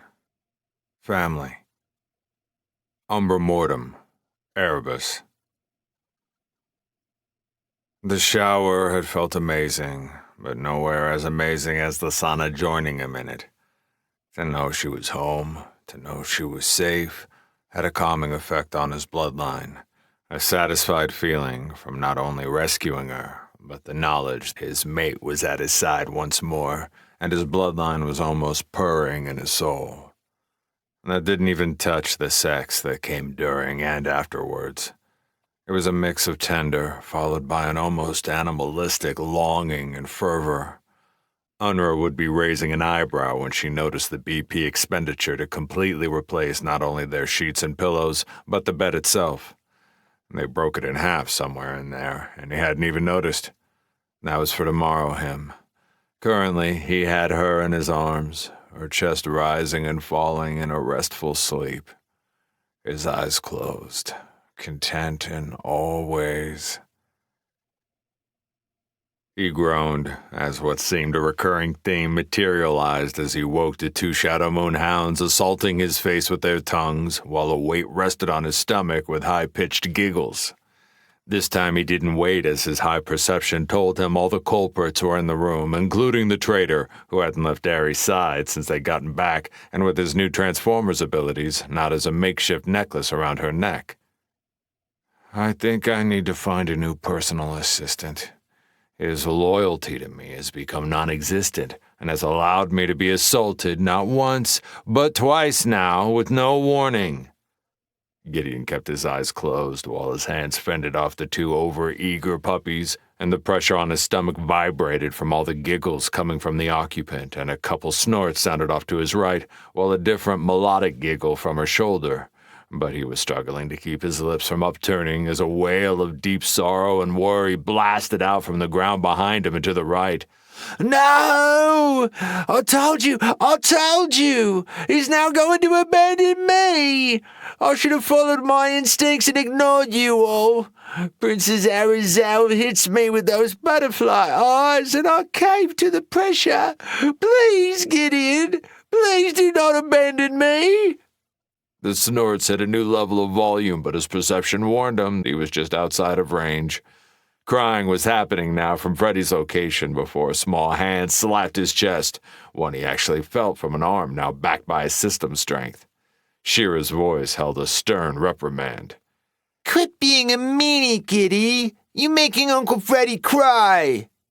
Aries' voice now came from Freddy's location as he sensed her zip off Lasana's shoulder like an arrow. "Ignore him, Freddy. He's just kidding. No one's abandoning anyone. You're my bestie and my hero. We come as a pair." All right, he knew when he was defeated. He opened his eyes, pushing the dogs off him as they barked in excitement at him, getting up, and grabbed little Shira to his chest as he stood and she giggled. She was wearing her leather armor and moon mask and had both daggers sheathed at her waist. He kissed her forehead as she slammed herself into his chest, tears streaming from her eyes. The motion hit him like a sledgehammer, while he also noticed both of her pooches had doggy collars on, Shadow, an umbral steel one with spikes, Moon, a silver lunar one with moonstones. "You saved them, Kitty. You saved our family. I thought they were bye-bye forever, and then you went in and got them. I love you so much. I got my big sis and Santa back." His words were soft as he kissed her forehead again. "I love you too, little one. I will always come for you all if someone threatens." He motioned towards her pooches. "Where did Shadow and Moon get those collars?" Gideon threw an identify toward Shadow's collar. Umbral Steel Collar of the Defensive Stalwart. Epic. Plus 10% to all physical attributes. Copper. Soulbound. Growth item. More tears ran like a river, but a half smile fought against the tears as she looked at her pooches and rubbed her eyes. Nana let me finally open my looty box from before. It said 2 thingies and I had to choose. One was a shard to give me superpowers like the heroes in the comic bookies Uncle Freddy told me about, like you all have, and the other was collars for my babies. I chose a present for my babies. Makes them strong forever so they won't die and leave me. His heart cracked at the statement. She might look 9 now, but she was 5, almost 6. And what she'd gone through in those few years, not even full-grown adults should have to. His eyes also caught the still inflamed bruising on her right hand and knuckles from gripping the knife he'd remade. Being left alone, having more family ripped from her, was her largest fear. His emotions and those around her were affecting her heavily, with the moon's innate ability of empathy and the low-grade fear everyone but possibly him constantly radiated. A few more tears began as she couldn't read his reaction, whether he was mad or disappointed in her choice. He gave her forehead another kiss. Good job, little one. The collars will make your pups better able to protect you and the other children. A smile shot to her lips on the quick, and she laughed. Lasana came up and held out her arms to her. Shira laughed and clamped herself to Lasana like she would disappear at any moment while Gideon caught Ari on top of her new perch of Freddy's doggy head, wiping a tear from her scaly face. Freddy kept looking at the ground, avoiding Gideon's gaze. Fine, Freddy. You were forgiven, so stop moping. Freddy hopped up, causing Ari to squawk like some unroosted bird, then smacked Freddy on the back of the head. He ignored it and looked at Gideon with guilt but hope. I'll promise on my solemn vow as the best AR personal assistant to ever exist, it will not happen again. I will warn you next time they proceed to implement their Machiavellian plans of mischief. Gideon smiled.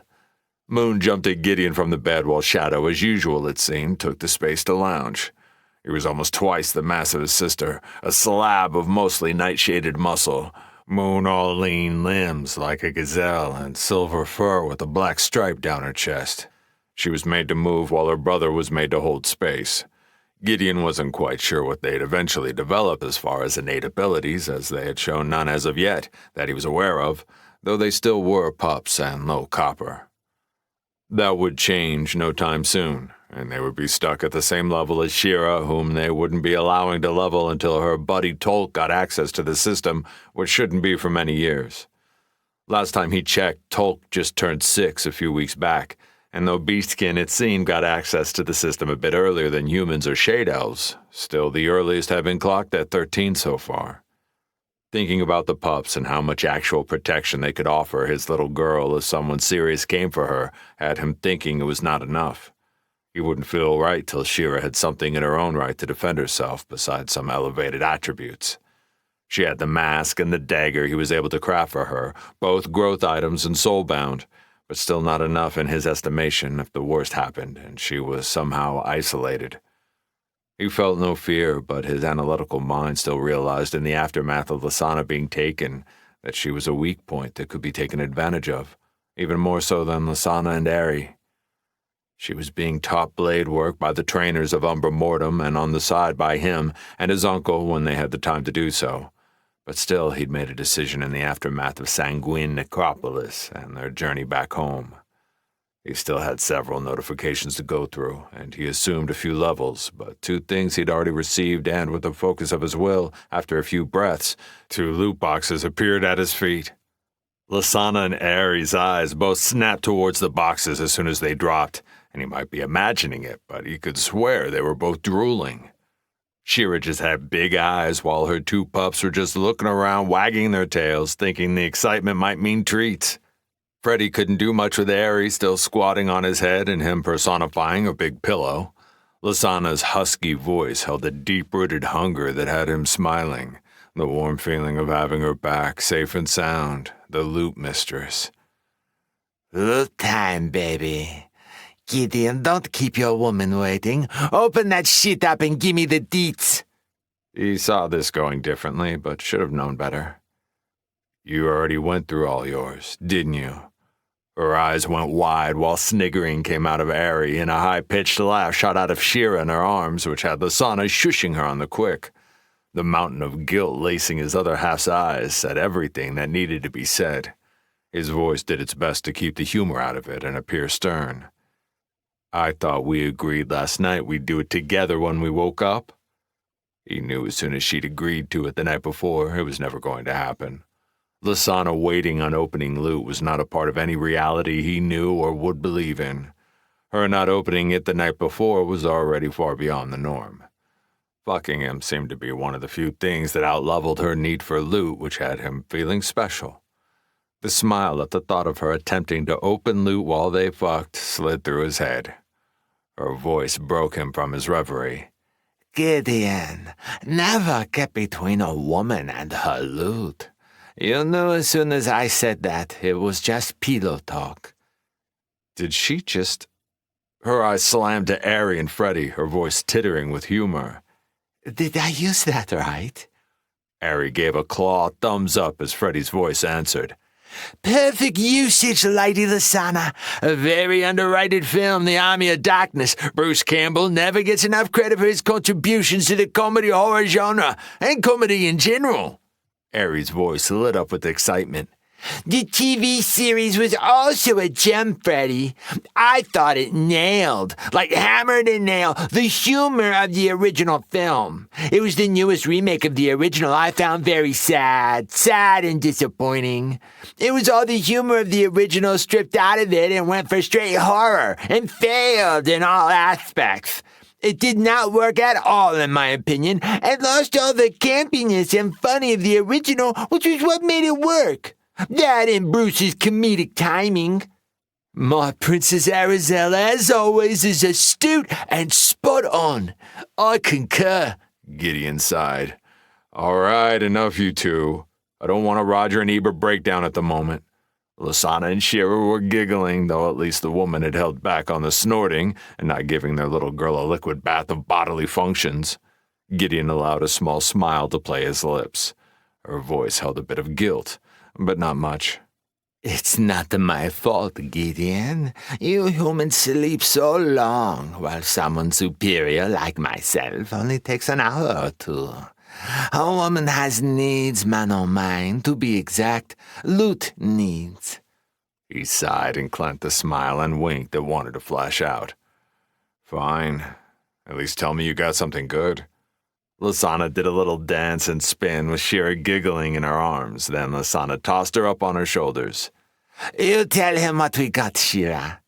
Shira giggled while Moon danced below her around Lasana's legs, and even the stalwart Shadow gave out some heavy bark approvals from the bed where he still lounged. Shira's laughing voice reverberated in her version of a roar. We got the boom loot! Lasana snorted, doing some more spins as they all started chanting. Boom loot! Even Freddy joined in, doing little robotic dog spins, copying Lasana, while Ari did a little jig on his back, all of them repeating it over and over. Gideon sat down in front of his own loot boxes, waiting for them to finish. It took a lot longer than one would think people could dance to no music, saying the same shit over and over again, but you had to give it to them for commitment. The laughter from all of them after they'd gone through so much was a balm to his soul. He decided to join in, if just a little bit. First, he activated his new path, Primordial Bane, hoping it lived up to his description and making anything he did not kick off any alarm from the system. He felt a churning of his two soul pillars, but something else as well, a ghostly presence that drifted off him, not in the visual spectrum, but nevertheless a palpable grift of shielding that was the bones of real to himself. He brought up the description. Path, the Primordial Bane, S+, plus 15% all attributes, passive, immune to all divine or primordial presences. They have no effect upon the primordial bane. Active. When activated, the presence of the primordial bane is invisible to all divine and primordial senses except those that are physical in nature. In regards to the multiversal system, any action taken by the primordial bane within the system's purview will be considered mundane by the system. No alerts or warnings will register the actions, choices, or broken boundaries created by their existence. You are that which is fear incarnate to all of existence. Cost to maintain? None. That it had no actual cost was insane, though when he'd tested it once before, he'd noticed a fatigue deep in his chest, his soul. If he ran it too long, though, it wasn't his stamina or spirit, neither of which was depleted. There was something else, something at least that iron was undefinable. Just in case, he also activated Mortal Divine Shroud. After that, while the dancing and laughing and chanting was still going strong, he spun up Rune Mastery Umbral Moon and flexed his will this time, becoming comfortable in allowing his new skills, investigation and intuition, to pull threads of Umbra and Lunar runes, shaping it into a pure ethereal energy with no intent beyond visual expression. His will and skill shifted as a memory of his childhood flashed through his mind, his mother gardening with that smile she always held when he was near. Her fingertips extended towards him to show a butterfly lazily opening and closing its wings at the end of her fingertip, before joyous laughter exploded from both of them as it lifted off and slowly drifted through the air towards some flowers a dozen yards away. Gideon closed his eyes, awash in the memory and the love he felt from his mother as he ran towards her, only maybe 6, as her earth-covered hands pulled him to her chest, standing and swinging him around. He didn't notice the silence at first, the laughter stopping, the sounds of dancing halting until, still deep in focus and memory, he opened his eyes and heard the whisper of Shira's lips. Pretty. Silver and black butterflies filled the room, dancing and spinning in lazy circles through the air. Small images of beautiful flowers forming between their flight, butterflies and petals both streaming after images of themselves and trails of silver-black ethereal behind their movements, a tapestry of dream and art, beauty, hypnotic. His eyes closed again, the memory a golden moment when all he remembered was love and laughter and happiness in his mother's arms, listening to her laugh. Gideon manipulated the images for a few more moments before he felt an ache in his heart and soul, and his spirit hit mid-yellow. He reluctantly let go of the magic and the memory of his mother. He felt a hand to his face, soft and filled with emotion. He opened his eyes to see Lasana's violet orbs a few inches from his own. Her lips were soft against his. It was unusual for them, the softness of the kiss. It tended to be animalistic, filled with passion and intensity. She leaned into his neck with a whisper. I love you, Gideon Shaw. You complete me. The words was fuel to the flame she'd ignited within him what seemed like ages ago in the harsh world that was Erebus, but in reality was less than a year by a long shot. When violence and death was a daily occurrence, time stretched each moment to 1,000 compared to a place where peace held reign. He stood, then reached down and lifted her up. A glance told him everyone in the room held a quiet joy with the dream and memory he shared. It somehow resonated with him, as if it was a gift from his mother and not himself. It was the same feeling he had back then they were feeling in this moment, as if she reached across the decades and shared her spirit with his family. A grin came back into his eyes and lips. So, are you going to tell me what the boom-boom loot was? The word loot always did the same thing, flames lighting her eyes and a deep-rooted hunger. But this time, Ari answered as she zipped in front of his face on the wing. Oh my, let the moon dance its itty-bitty booty off, Giddy. Santa took 2 ability shards and gave me 1.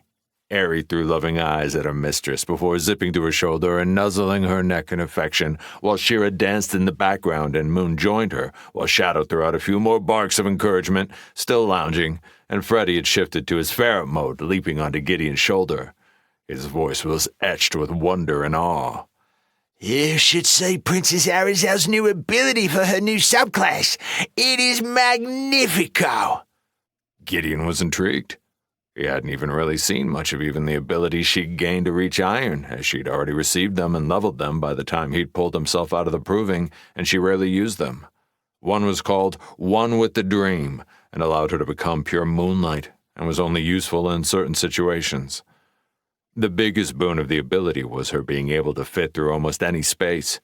She didn't use it much as it was a stamina hog, and her body wasn't that high to begin with. It also didn't make her much faster than she already was, though it did give her a supplemental defense, as no physical attacks would hurt her in that form. He could see its uses, but she'd have to practice heavily with it till it would activate with a thought. All of them needed to train, if he was being honest. None of them really used their abilities as efficiently or as often as they should. The other had been Song of Lunacy, which would bring insanity to all who heard it, and until it got into iron, didn't differentiate between foe or friend. Even leveling it up, Lasana told him she had to go off on her own in the ruins to be able to use it, and again very situational in the sense it just made monsters and people alike go nuts, possibly attacking each other, or her still. Really, anything close. Sliding into iron had helped as it now differentiated between the two, but still minimal help except against heavy numbers. If she hadn't been unconscious, it would have helped with the revenants and vampires, but for Freddy to say he thought her new one was amazing intrigued him, and he wanted to see what Lasana got and what these new subclasses did for them.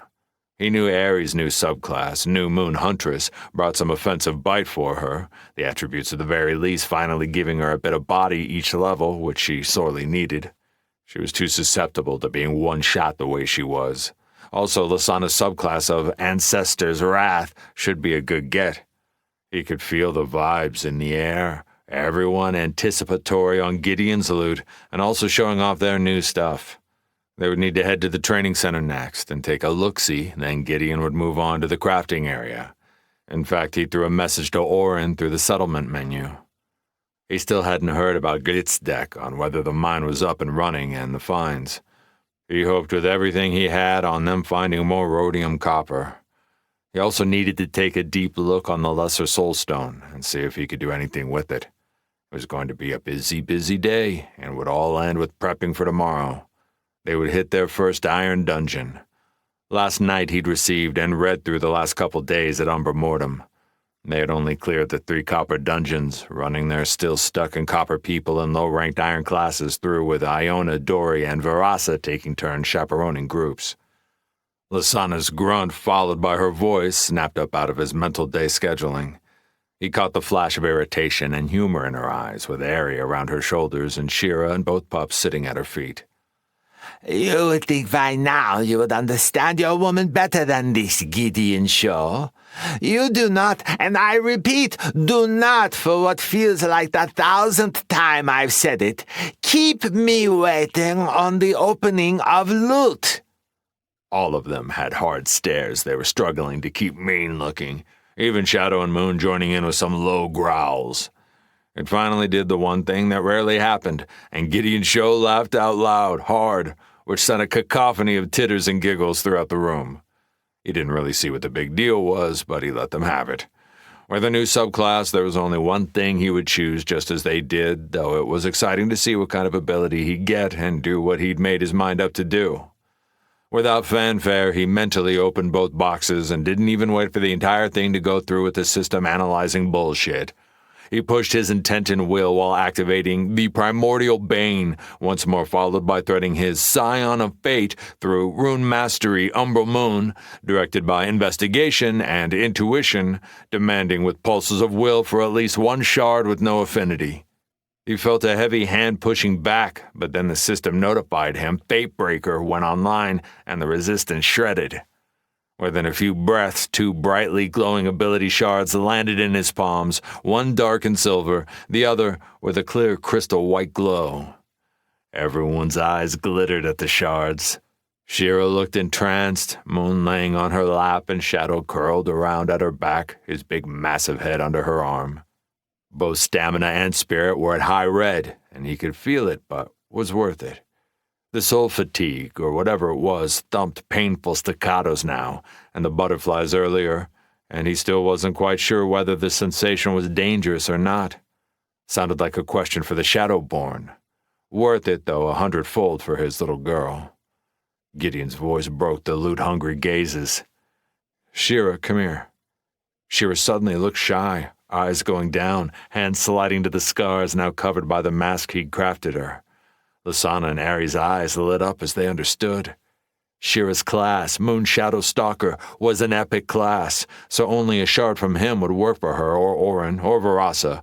But neither of them, as far as he knew, could do what he just did and force the system to hand out an epic shard with no affinity. The system, as far as he'd seen, automatically tuned ability shards from loot to whoever the loot was assigned to. The only reason it worked with Lasana and Ari was as she got the loot, she would assign it to her familiar. It worked fine with most of the Shadow or to share, as they were almost exclusively Umbral, but with Shira being Moon. There had been a chance with his subclass he would have received a Moon-imbued shard, but he hadn't wanted to take the chance, and it proved correct, as the other shard was a mix of Moon and Umbral, and he'd already almost got Shira killed while doing questionable shit. Lasana knelt down next to Shira as Gideon held out the clear shard. This is for you. A gift from me for choosing to make Shadow and Moon stronger instead of yourself. I want you to have an ability in case you need to defend the other kids. Shira got a big smile as he spoke, and when Gideon hit protecting the other kids, she ran at him, arms held wide. He pulled her in and held her tightly. Tears were in her eyes as she pushed her tiny hands against him and looked up into his eyes. Thanks biggy much, Giddy. Love you, love you, love you. I have the best family ever, ever. I love you and Big Sis and Uncle Freddy and my Santa and my bestie Tolk. And I protect all the kiddies. I won't let no baddies get 'em. He crushed her to him. This kid had more courage than most adults he knew, including his fellow military and FBI members. All right, the tough part. He set her down in front of him while everyone crowded around and her two pups crawled all over her. He pushed them back, which earned him a few growls until Lasana let out a low thrum growl of her own that had the two pups whining and backing up a bit. Shira looked at him with fear in the single eye he could see not covered by the mask. He put down the clear shard in front of her. Shira, I want you to pick that up and hold it and focus. The system will say a few things, and I want you to say yes. It will gift you an ability, like we have in one of your slots you have inside you. Can you do that for me? Her eyes showed a heavy dose of fear, flashes of all the pain she'd had to walk through. Her hand involuntarily went to her mask, and her other hand ground itself into the grip of her knife to the point of her dark skin shading white from the pressure and wincing from the already bruised knuckles from doing it 1,000 times. That was still something that needed to be fixed. He would need to check in with Unra about the progress there. And then she did something he'd seen in her before. Her eyes closed and she gritted her teeth. He heard words as a bare whisper from her lips. You're not gonna hurt my family. She seemed to whisper it several times, then her hand shot out and grabbed the shard, and within moments she was off the ground, surrounded by system energy. All of them had gone through it and knew it wouldn't harm her. Freddy's voice slid into his ear from his ferret form on his shoulder. That little girl is the bravest sapient I've ever known. Granted, that is a limited source, but her courage will see her to being powerful, and her love and loyalty for all of us knows no bounds. Her affinity of 95% in the Moon Soul Pillar is insanely high, and would have made her the Scion, I have no doubts, if she had qualified. Gideon wasn't quite sure he'd registered that information of her affinity when he'd heard it. He remembered the Epic class and had focused on that, Plus, Lasana and them kept fucking with him and holding back information, so he might not have actually heard it. It made more sense now with the epic class get and knowing what she'd been through at her age, and her choices so far, not even mentioning her history in the Shadow's old world that he had no inkling of.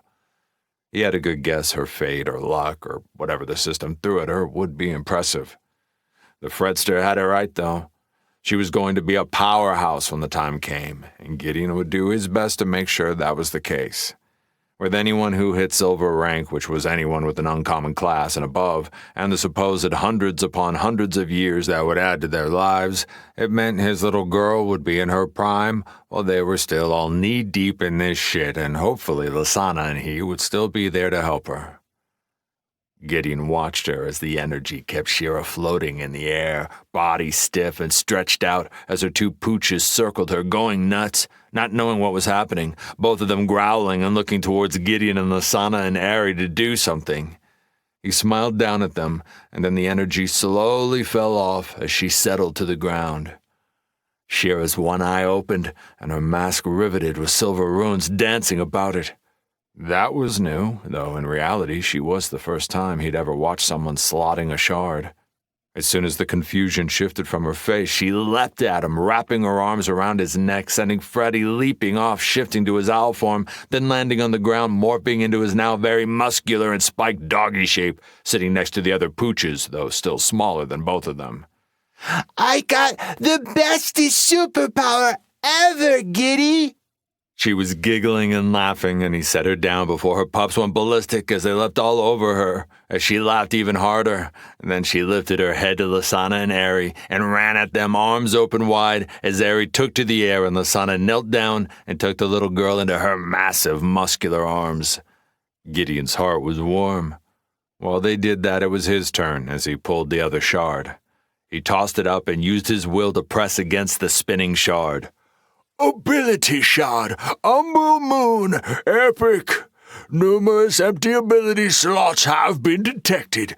Would you like to absorb the Umbral Moon ability shard, epic, or place in your recognized spatial ring? Absorb Umbral Moon ability shard, epic. Yes, no? Place in bonded spatial ring. Yes, no? He mentally hit yes. The system immediately shoved its way into his body, riveting through veins and into his soul space, and he didn't know if it was his new senses or his new soul pillar or his titles or a combination of all of them, but all of a sudden he was there in his soul space. You could see vague outlines, structures within, patterns that slipped into a complexity beyond his ability to fathom them. But then investigation and intuition once again activated themselves, and a vast rush of clarity shifted through Gideon's mind. He could now register the patterns and the placements in perfect symmetry around his umbral pillar with an overarching corridor of boundaries that encased all the patterns. Even with the boost from his skills, it was still beyond his perception to fathom all the intricacies, but he knew instinctively what he was gazing at: his class and abilities. All the doors that opened up at the revelation were monumentous, but he was distracted by the filter of flashing white light that roamed through the space, shifting through all his abilities, then the shape of the boundary that was an intense black with small threads of silver that had to be his class, then shifted over above his new moon soul pillar, and his eyes vaguely picked up his new subclass, a thin, small, complex tapestry of silver threads with very light shading of umbral dark sifting through it. The light from the system settled into the space above the moon pillar and below the class boundary, and after shifting through it for a breath or two, he watched it start etching thin, almost transparent lines. Everything blurred out of nowhere as his consciousness collapsed into the dark. The last thing he saw, Apex Predator, being activated. Gideon collapsed to the ground and heard giggling and a lot of snorting and a wisp of a husky voice. My poor Gideon. Everyone do a shot! Gideon's eyes fluttered open to a leering, grinning Lasana squatting above him, with Ari on her shoulder throwing a claw thumbs up with an added giggle, and Shira with her head poked through Lasana's muscular arm with a big smile on her face. She got excited. Giddy, Giddy, look what I can do! It's called the Stalker's Fangies, and that means like big teeth like Shadow and Moon have. She focused for a moment, and everyone had to jump back as Moon and Shadow became about 3 times their normal size, muscles expanding and rippling. Moon looking like a thoroughbred racehorse, and Shadow becoming a massive hound version of a young Arnold at a Terminator. They were only level 4 like her and Copper, but he could imagine they'd give a hard tussle to someone in High or Peak Copper. And he got it. She was the hunter, and her 2 hounds were her fangs. It seemed her class was all about the synergy between the two, class and companions. He was a bit disappointed that once again her pups were the recipients. He would rather have had her gotten an ability for herself to use, but he knew how much her pooches loved her, and with the boost the only way someone was getting to her was over their corpses. Their bedroom, though, wasn't the place for ability testing. He already saw some indents in the flooring from Shadow pawing at it. All right, everyone, to the training center so everyone can show off their new abilities, and I'll send a message to Danny and Marcus to meet us there so they can toss out their new toys as well. He hadn't even looked at what the system had given him. He'd figure it out when they got there. Time to get some training, then dealing with his levels. Next, crafting, followed by the soul stone tinkering, a catch-up with Unra, then some sleep before they hit the dungeon tomorrow. They all headed out while 2 massively boosted pups tore up their floor on the way out. Shira's new and only ability, a hunter's fangs, lasted about a minute. So long before they reached the training center, which had moved a bit by the magic fuckery of the system as the settlement grew, and was now about 5 miles from the fortress. Where there had been a couple buildings, it had now turned into a single one that was something almost the size of the Colosseum in Rome. Shadow and Moon looked as if someone hit them with a sleepy stick after the boost had worn off, which was good to know. It had a hefty downside. Trying to get the info from a 5-year-old was difficult, but she was the only one that could see their system template, so it was what it was. The only thing they could get out of her was their stamina was low red afterwards, and was very slow in coming back. A few minutes later, as they got close to the center, their stamina was just mid-red, so obviously it produced some kind of debuff since stamina usually came up a lot quicker than that out of combat. Another thought for another day. The ability was still good. Most fights were quick and dirty, and a minute was a long time, especially if it was kidnappers or assassins she had to deal with. And if they got past everyone to get to her, it was highly likely a minute of whoever it was having to deal with a boosted-up Shadow and Moon would be long enough for others to get there. His uncle and Danny were waiting in front of the massive 3-storied building. Gideon had never actually been inside the old one, much less the new behemoth in front of him. He remembered they used the original buildings in a running fight during the monster waves as a defensive structure, but that was about it. Danny had her mask in her hand, which made this part hopefully easier as she was getting more comfortable. As they moved up, Gideon asked her with his plan in the forefront of his head. He'd like to knock out one of his projects he committed himself to. Hey, Danny, when we get done here, I'm going to go craft myself some new armor, and I would like to see what I can do with your mask. Make it a bit more than just magically adhering to your face, if you're open to it. She looked down at her mask, then lifted her dark-colored face to his, and he actually realized for the first time those eyes and nose were all her father's, even the half-grin. She looked a bit sheepish. Gideon, you don't have to, he interrupted her. Stop thinking so hard about it, Danny. You are one of the team, part of the family. What helps you helps us, and I can tell that mask means a lot to you, like little Shira and her mask. He tossed a thumb back at Shira, who was being carried by Lasana. Her little voice blared out as she touched her own mask. Yeah, Auntie Danny, you fam and we mask sisters. Giddy made my mask, and it's the best gifty I ever got. Her 2 wiped pups gave some half-hearted barks in support, though it did look as if their stamina was finally coming back online. He estimated the debuff was between 8 to 10 minutes before they got their giddy-up back up. That was a long time, but he hoped as she leveled it up it would mediate some of that. He turned back to Danny, who couldn't keep the smile off her face after Shira's declaration. He sympathized. It was hard to be immune to the loving cuteness that was Shira. She handed him the mask as he focused and put it into storage. He put his hand on her shoulder, which got him an involuntary flinch from her she tried to cover. It filled him with a mix of fury at the senator and the bullshit that would still be making a woman flinch off a harmless touch, and empathy for what the woman had gone through. It put the senator's face back in hard focus on needing to put him permanently in the ground. Gideon lifted his hand with an apologetic look. I'll get this back to you in the morning before we head out to the dungeon. I know how much it means to you, Danny. I'll do my best to give it to you back better than I got it. No promises, but I'll do my best. She nodded, and he saw her get misty-eyed. He'd had enough of that this morning, though he understood it. It was time to move on to fun stuff before he had to get to work. Let's go show off our new abilities, then spend a bit of time strategizing and training as a team. I've already messaged Unra, and they have a room requisitioned for us to use. Shira, you've already shown your ability, and it is awesome. Do you want to stay and watch, or go spend time with Tolk in the playpen? That was a hard question for her to answer, and his investigation and intuition auto-turned on once more, telling him she wanted to stay, but was feeling guilty for ignoring her bestie.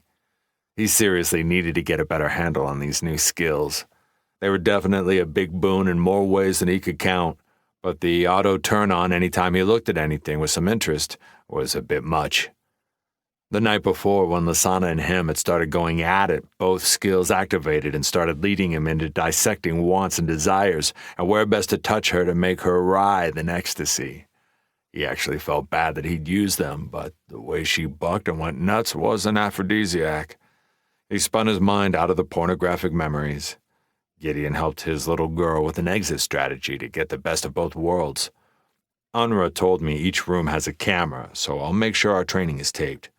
I also know the playpen has been invited to a special viewing of the sci-fi epic Star Wars, and the theater room Freddy here helped set up. Shira screamed shrilly, her eyes zeroing in on Freddy and his ferret form on Gideon's shoulder. Uncle Freddy, is that the one you and Big Sis talk about with the glowy swords and mind magic and spaceshipies? Gideon could feel the reverberations of excitement rolling through the small metal body on his shoulder, but Ari beat him to it as she reached her neck down so her head was next to Shira's. Oh my, yes! They call them lightsabers, and Han Solo is my hero. He's so cool. The first 3 films are gems.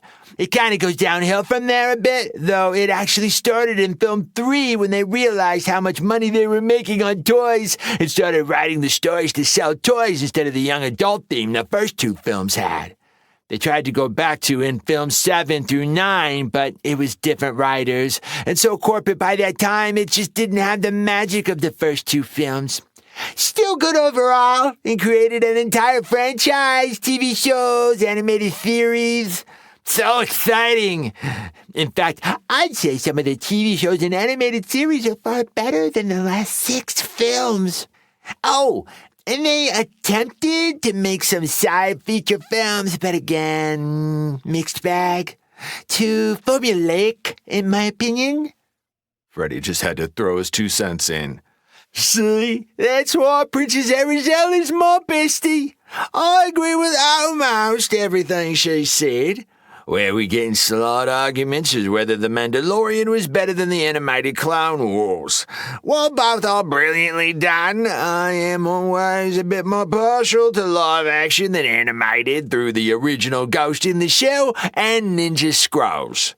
Gideon's voice hammered silence from both of them. Enough, you two. Both of the knuckleheads were oblivious to Shira's utterly blank face and the deluge of information. Unlike the 2 cinephiles, Gideon thought she'd only seen 1 or 2 in the new theater, though supposedly it was filled all the time. They'd actually booked a slot for all the kids for this, most of whom were orphans, though all had been adopted by people of Umbra Mortem who'd either lost their own or just good-hearted souls. Gideon's eyes clocked one of the shades, the name for the soldiers of Umbra Mortem. He was wearing an image of a black crow in front of crossed blades with a full silver moon as background and forked lightning splitting each side of the image. That was new. The crow looked fierce, wings spread. Was that the symbol for their settlement? He scanned his eyes and couldn't believe what he saw above the gates miles away. It was too far to clearly see what was on it, but he did notch what looked like the same symbol on 2 huge flags above each side of the main gate on poles that reached a good 20 feet above the walls. He ignored it for now and flashed his eyes back to the soldier who was stationed near the large entrance to the training center. Besides the symbol on the black and silver surcoat, he was a beastkin on the smaller side of the race, though still bigger than most humans, a bit over 6 feet. He wore a military pick at his side, somewhat of a clumsy weapon, and had a small heater shield on his back and a hunting knife on his opposite waist. He was wearing a dark basic chain and leather hauberk underneath the surcoat. Gideon waved him over since he was already eyeballing their group and had been since they'd shown up. The man almost tripped over himself running over. Gideon wasn't a master of guessing the age of beastkin, but he came across as young. The man started to kneel, and Gideon waved him up. Lasana started laughing behind him, and even Danny and his uncle were trying to cover their mouths to keep from joining the giggle fest, but Shira, being Shira, didn't hold back. He being silly, Giddy. Why he getting on his knees? Does his backy hurt? I had that happen once when I fell really hard. It hurt so much. Shira had been mostly secluded in the fortress since she'd been here from the get-go with the rest of the Shador. It seemed like yesterday, and at the same time, forever ago. Shira had been in the playpen, or with Anra, or with them almost the entire journey. They'd taken her once to the new restaurant, but she hadn't seen how quite a few of the people, especially the new people, looked at him like this, and Lasana and Eri. The statue's fountain didn't help. The man looked embarrassed by Shira's outburst. Gideon threw a bone. "What's your name, soldier?"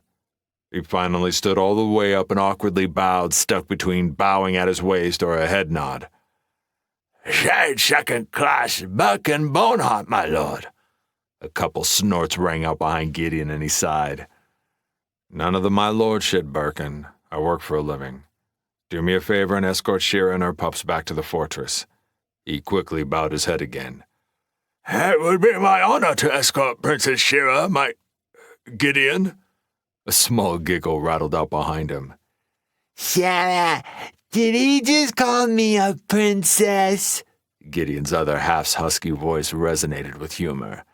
He did, baby. You are Princess Shira. Shira's giggle was laced with awe like she was in a movie. Gideon turned his head and threw her a wink, which had her giggling even harder and doing her best to wink with the only eye he could see. Her voice was filled with joy as Lasana let her down, and the soldier moved over to stand by her side, a smile on his face, hand on his military pick. I'm a princess, just like my big sis Ari. So exciting! Come on, Berkey. You take me and Shadowy and Mooney to go see my bestie. We're gonna watch the Glowy Sword movie. Gideon joined everyone else with smiles as they watched Shira take the man's hand and lead him towards the fortress, babbling at him the entire way, with the two pups dancing around them, back to full energy once more. Lasana's voice was a hammer of passion as she slid up to him, pushing herself into him and grabbing his crotch and squeezing, getting a wolf whistle from Ari and stifled laughter from the others. Come on, Giddy. Let me show you my goodies and how impressive they are, and then you can show me yours. With that, she laughed with a half snort and led him by his crotch towards the doors of the training center. He sighed, and after a few steps smacked her ass and pulled her hand off his cock. She just snorted and kept rolling with Ari on her shoulder, looking back at him and throwing a claw thumbs up. Freddy's voice was in his ear. Is that normal in your species, for a woman to lead her man by his sexual organ? Whether figuratively or literally, he had to think for a moment before facing facts and reality. You have no idea, Fredster.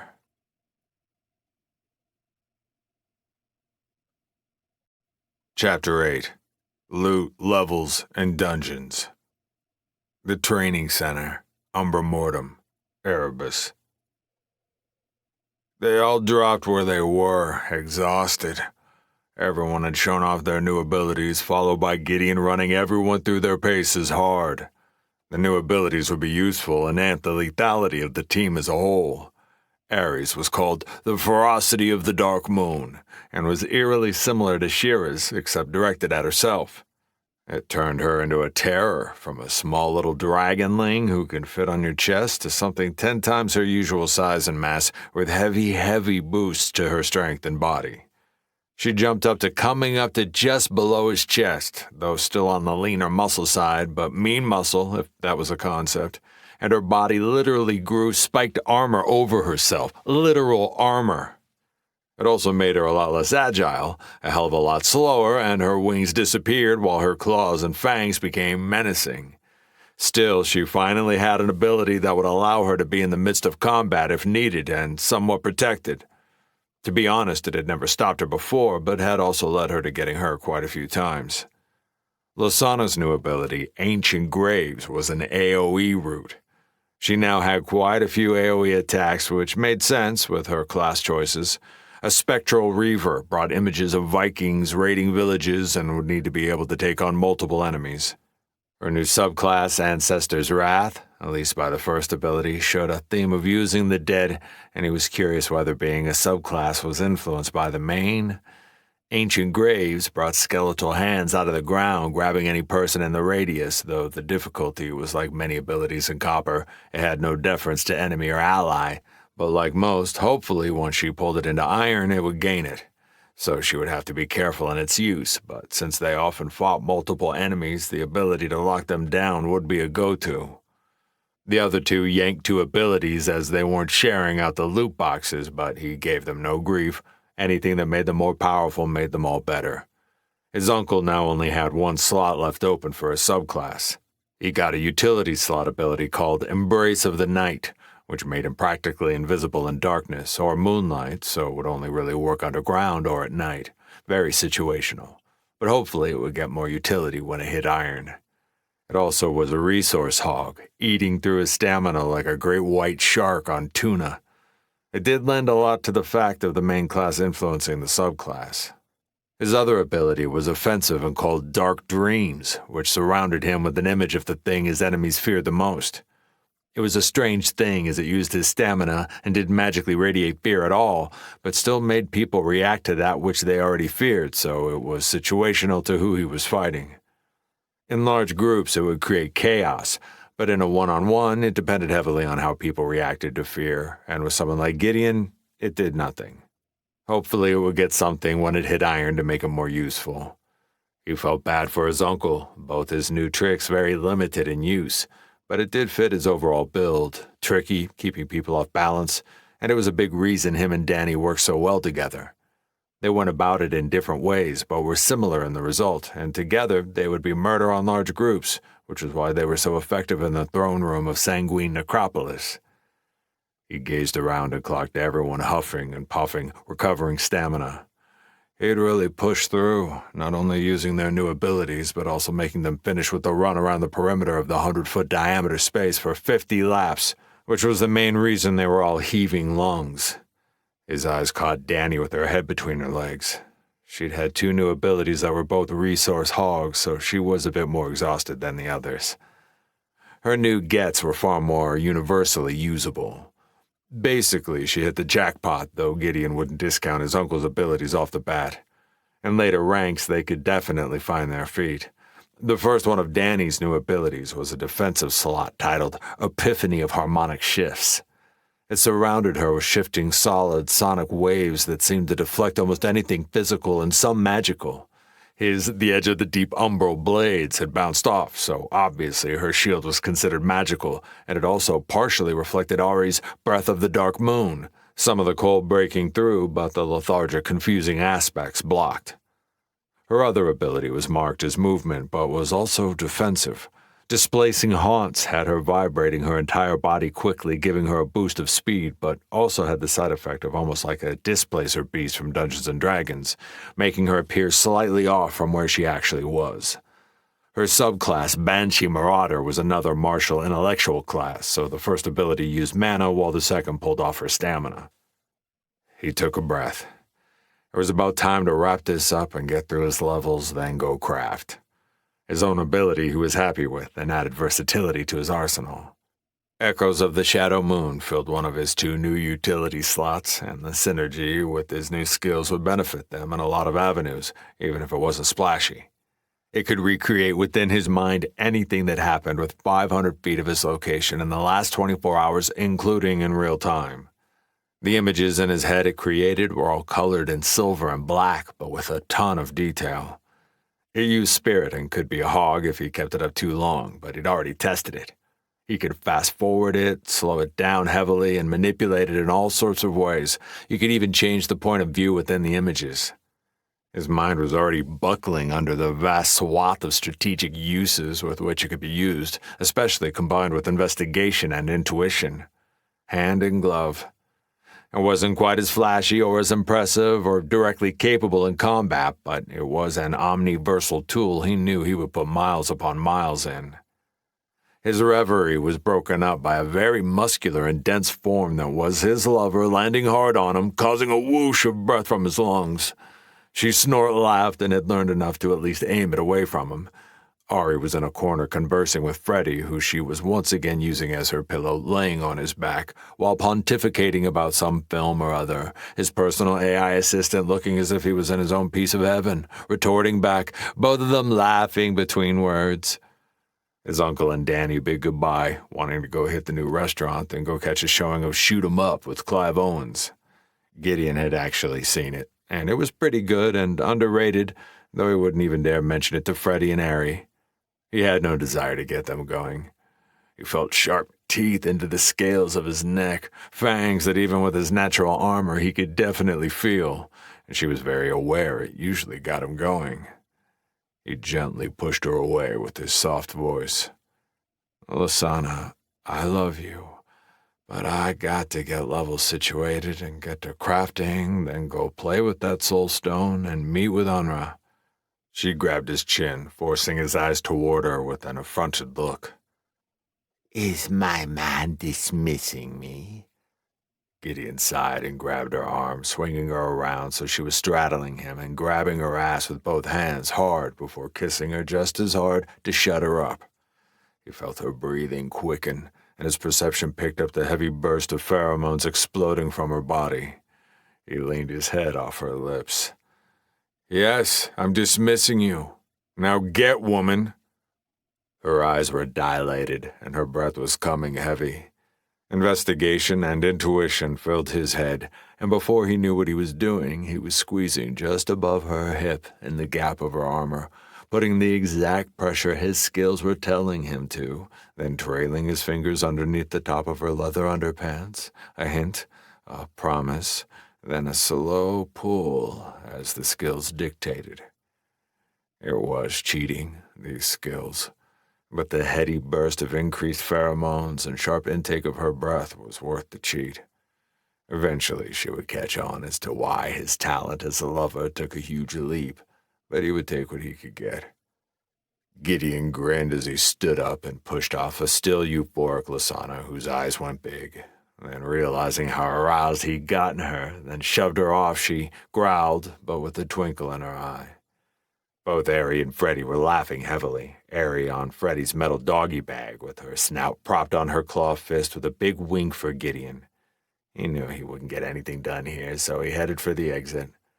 Her voice followed him, her normal husky, heavy on the husky. You better start getting your giddy up giddying, giddy. I'm already at level 33, kicking names and taking booty. He closed the door smiling and heard her cussing. He sat in his new private crafting area.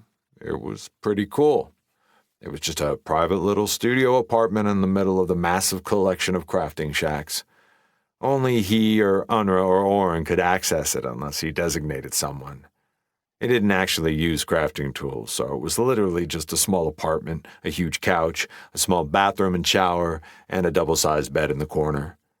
Everything was very nice, but simple. It also allowed Oren to drop off resources for him without worrying about anyone stealing it. He'd like to think that wouldn't happen, but wasn't a dumbass or that detached from reality. They had thousands upon thousands of people, far over 20,000 last time he'd looked, growing more on a daily basis according to Unra. He wouldn't be surprised if they'd hit 30,000. The constant expansion implemented by Unra kinda shouted they were growing in all ways.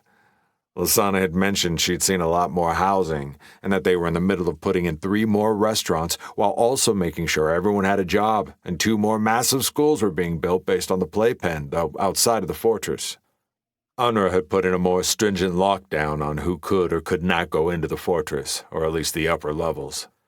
She would be mobbed with the theater and the fortress keeping people out altogether, but had mentioned there was another theater for the public being built as well, so she could close down all access.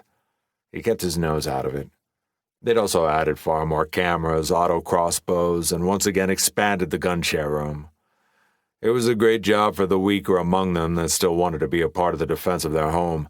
Same with the communication center, which was also about to get its own massive building right next to their ever-growing portal room. All of it was too much for Gideon to want to dig into, and at least he and Lasana had gotten Anra to agree to take on some assistance, a few that had shown out from the communication department. All right, time to get to work. He'd just been relaxing on the black leather couch that could sit 4 of him and curved around in a U shape. It had been the first time he'd been in the place and only knew about it earlier in the day when he'd messaged Orn for resources. He saw the storage ring sitting on a long black table against the wall near the entrance. First things first. Levels. He was now 29 and had gotten 4 entire levels from the run-in with the Graveborn, more than likely a lot of it from his explosive gift he'd given to the Vamps and Revenants before leaping out of the window. With all his titles and now subclass, his attributes were skyrocketing quickly. It was his titles, though, that was going to be the real separation for most people. Well, that and his epic classes with the titles boosting. It was all multiplicative. One thing he wanted to do and had made that decision earlier. He pulled off his infernal steel ring of ascension with the intent to see if he could break the soul bind and give it to Shira. He put it to the side to break when crafting began. He had 28 free attribute points to throw around. A gut feeling told him to pump his intelligence once more as both his new skills relied on it, not quite as much as insight, which was the main attribute listed in the skills, but both said intelligence and perception were the secondaries. His perception and insight were already high, but not being an intellectual class or needing mana, besides the few he'd thrown in it last time, intelligence was woefully low. And if he wanted to use investigation and intuition as much as he had been, and envisioned that they were keys to unraveling his rune manipulating, he needed to shore it up at least a bit.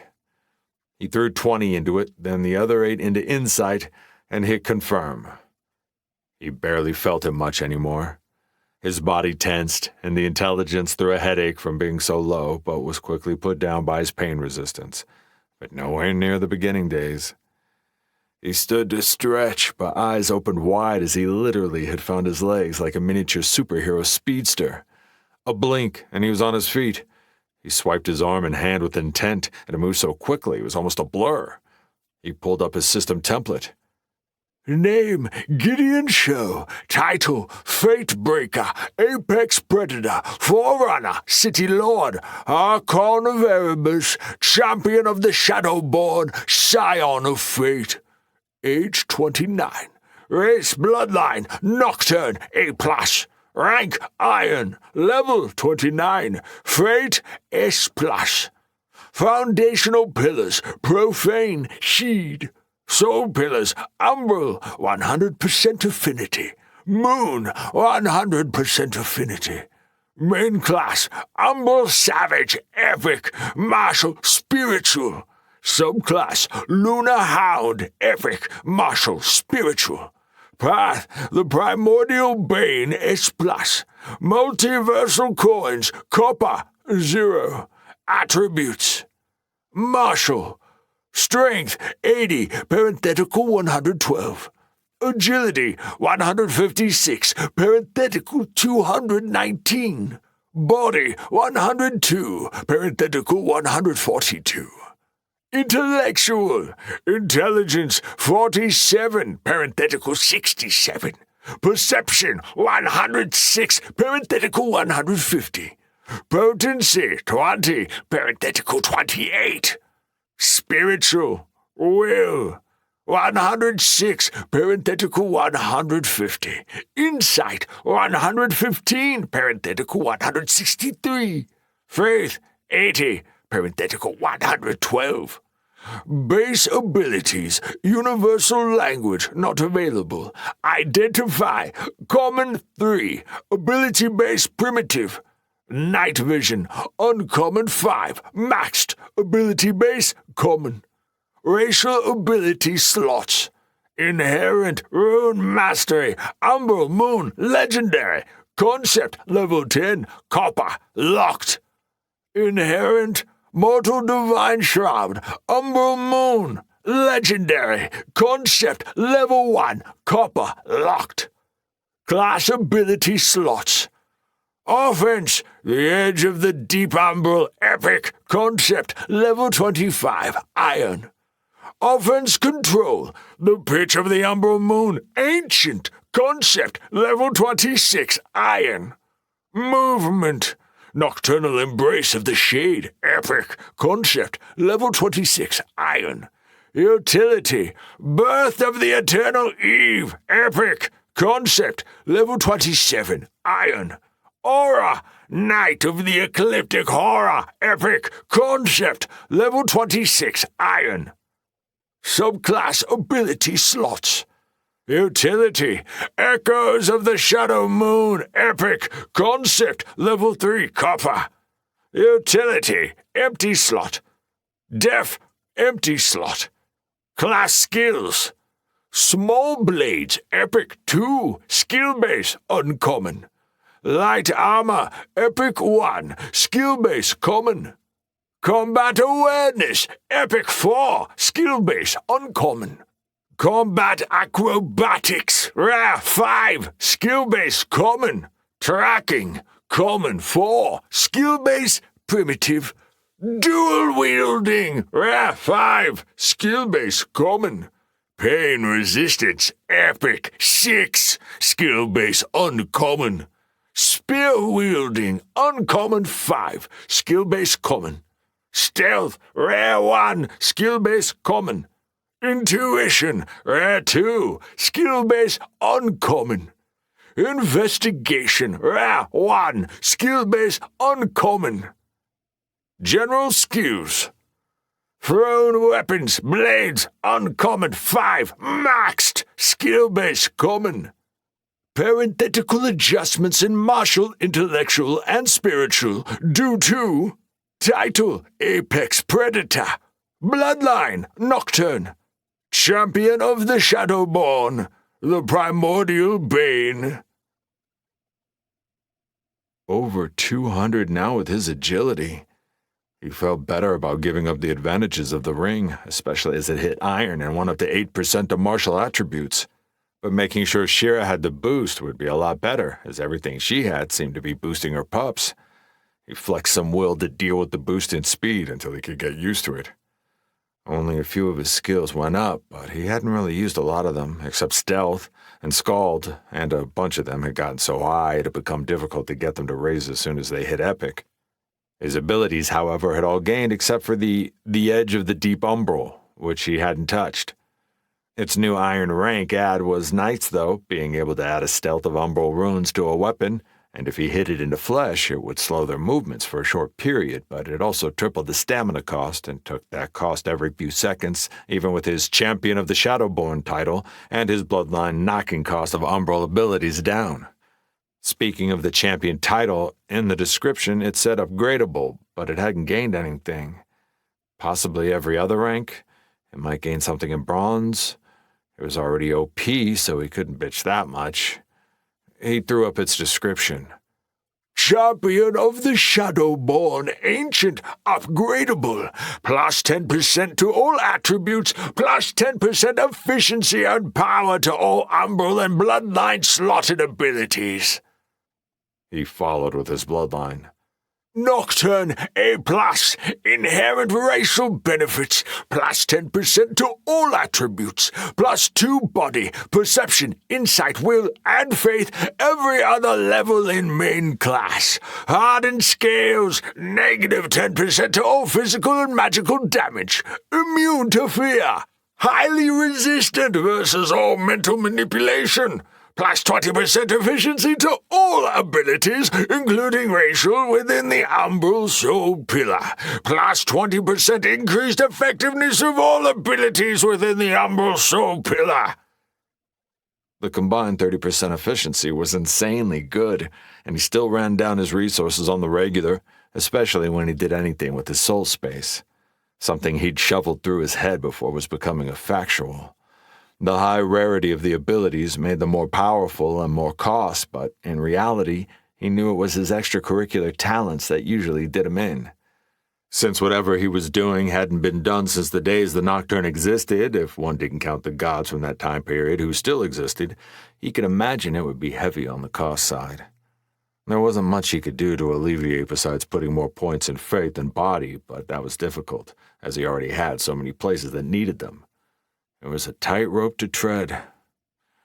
Let it go, Gideon, one day at a time. He stepped towards the storage ring Oren had left, at the same time as a flick of his mentals brought Danny's mask to hand. It was time to get to work. He exited his private space, almost falling over. He'd pushed himself past the hit of Apex Predator and driven it to fumes again. He was not going to mention passing out again to Lasana. Nope, not one word. He almost stumbled when a human brown-skinned arm grabbed him to help regain his balance. A young voice hit his ears. Dang, Lord Gideon, you're heavy as shit. Gideon snapped back into it. His small debuffs on his diminished resources from gassing himself finally fell off, and his stamina and spirit began to rise. He took a look to the side, and something clicked in his mind. This was the same kid back during the monster waves, the one he'd sent to warn people or something. He was a young boy, maybe 14 or 15, of Indian, Middle Eastern descent. And the boy had a big, smarmy grin on his face. It reminded him of both the gunslinger and the New Yorker. It was also different now. He was wearing the shade surcoat and had a bow on his back and a quiver of arrows at his hip, along with what looked like stilettos, one on each hip. Gideon was curious. Had the kid been introduced into the system? I remember you from the monster waves, but I don't remember your name. The young man stood straighter and ran his hands down his wrinkled, food-stained surcoat, the smile never leaving his lips. I'm Nev, Lord Gideon, and I can't believe you remember me. That was a big, big fight. I was scared shitless, if I'm being honest. I had no class, no superhero attributes, nada. I ain't ashamed to say I hid for most of it. But then I turned 15 a month ago and got my class. Only uncommon, but still 64% affinity, and I think I'll get a rare when I hit silver. I'm Auric Foundation and Infusion Soul Pillar and an Archer-Mage build. I'm already level 12, booyah! As soon as I got my class, I submitted an application to the Shades with Glitzdek. He signed me right up. Well, not really. He made me a messenger for a week, running all over the damn place. But then he finally let me get at it. I even got to go through a copper dungeon with Dory yesterday. Got 3 levels, booyah! By the way, that armor is dope. If I had armor... Before the kid could literally talk his entire ear off, he put up a hand to put a stop to the endless blathering. Nev quieted immediately, as if it wasn't anywhere near the first time someone had told him to quit talking. Gideon smiled at that. He looked down at the armor he'd been able to create. It had taken a lot of energy, but it had been worth it. He'd been able to shove it forcefully into iron. It held the same ratings as his original armor, just now a rank higher. He threw an identify for about the 8th time since he'd made it.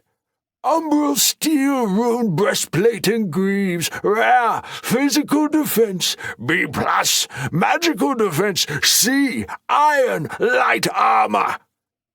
The ratings were deceptive, as an iron-ranked beast or weapon would have sliced through his old armor like it was nothing, not so an iron. Then it came down to what was the true difference between light, medium, and heavy. Freddy explained it as about a 20% more effectiveness per category. A B def versus physical light armor would be 20% less effective than medium and 40% less effective than heavy, not to mention needing the actual skill. He remembered Lasana going against the troglodytes in light armor. Most people would go from that to then what was the glitch? Reaction time on light wasn't affected, and medium armor, even with the skill agility, was debuffed by 10%. Heavy armor, 20%. Freddy shared with him that at a really high-ranked armor, skill like Ancient and above it would start decreasing, while light armor at Ancient would start buffing agility. Still, it was all moot to skilled combatants, as every style armor had weak spots, gaps. He realized he was drifting off mentally as usual, and the kid was getting antsy standing there, though that grin stayed. Gideon took a gander at Nev's bow. It was nicely made. They actually had some forge-born engineers now. Only uncommon last time he'd looked, but they were responsible for most of the armor being made, while some were being bought for the elite teams from Oklahoma and Nuri and her team. The kid's choice of archery was interesting, as Gideon had seen very few people with that kind of build, if any, really. There was the Shadow woman who died that wielded 2-hand crossbows, but that had been about it. In fusion, he had zero experience with. And Freddy had stayed with Ari and Lasana and whatever they were doing, so he couldn't ask, and he still had a lot of work to do before the day was done. He threw eyes at the sky, and there was a light rain coming down and storm clouds forming. Storms were a constant for Umbra Mortem, and what everyone living here had gotten used to, or they did really quick once they settled in. It felt like late afternoon, early evening, but he realized the boy was fidgeting on both feet, waiting for Gideon to say something after telling him to shut it, and his subsequent mindscape traversing. Like most 15-year-old boys, far too much energy and too little patience. He needed to get Unra, who was safekeeping the Soul Stone. All right, buddy. Thanks for the help and keep up the good work. I'll put in a word with Gritsdeck to help get you into Iron. We could use more ranged fighters. Who knows? Keep working hard, and you might find yourself in one of the elite squads. The kid's head started bobbing up and down like he just won the lottery. Gideon had no more time to waste and waved as he took off towards the fortress, heading directly for Unra's private office, which was now right next to the entrance to the new theater on the main floor. He entered without knocking, as he'd sent a message telling her he was coming. It was the first time he'd been in the new place, as it had been created for less than a week, and in reality she spent most of her time in the war room.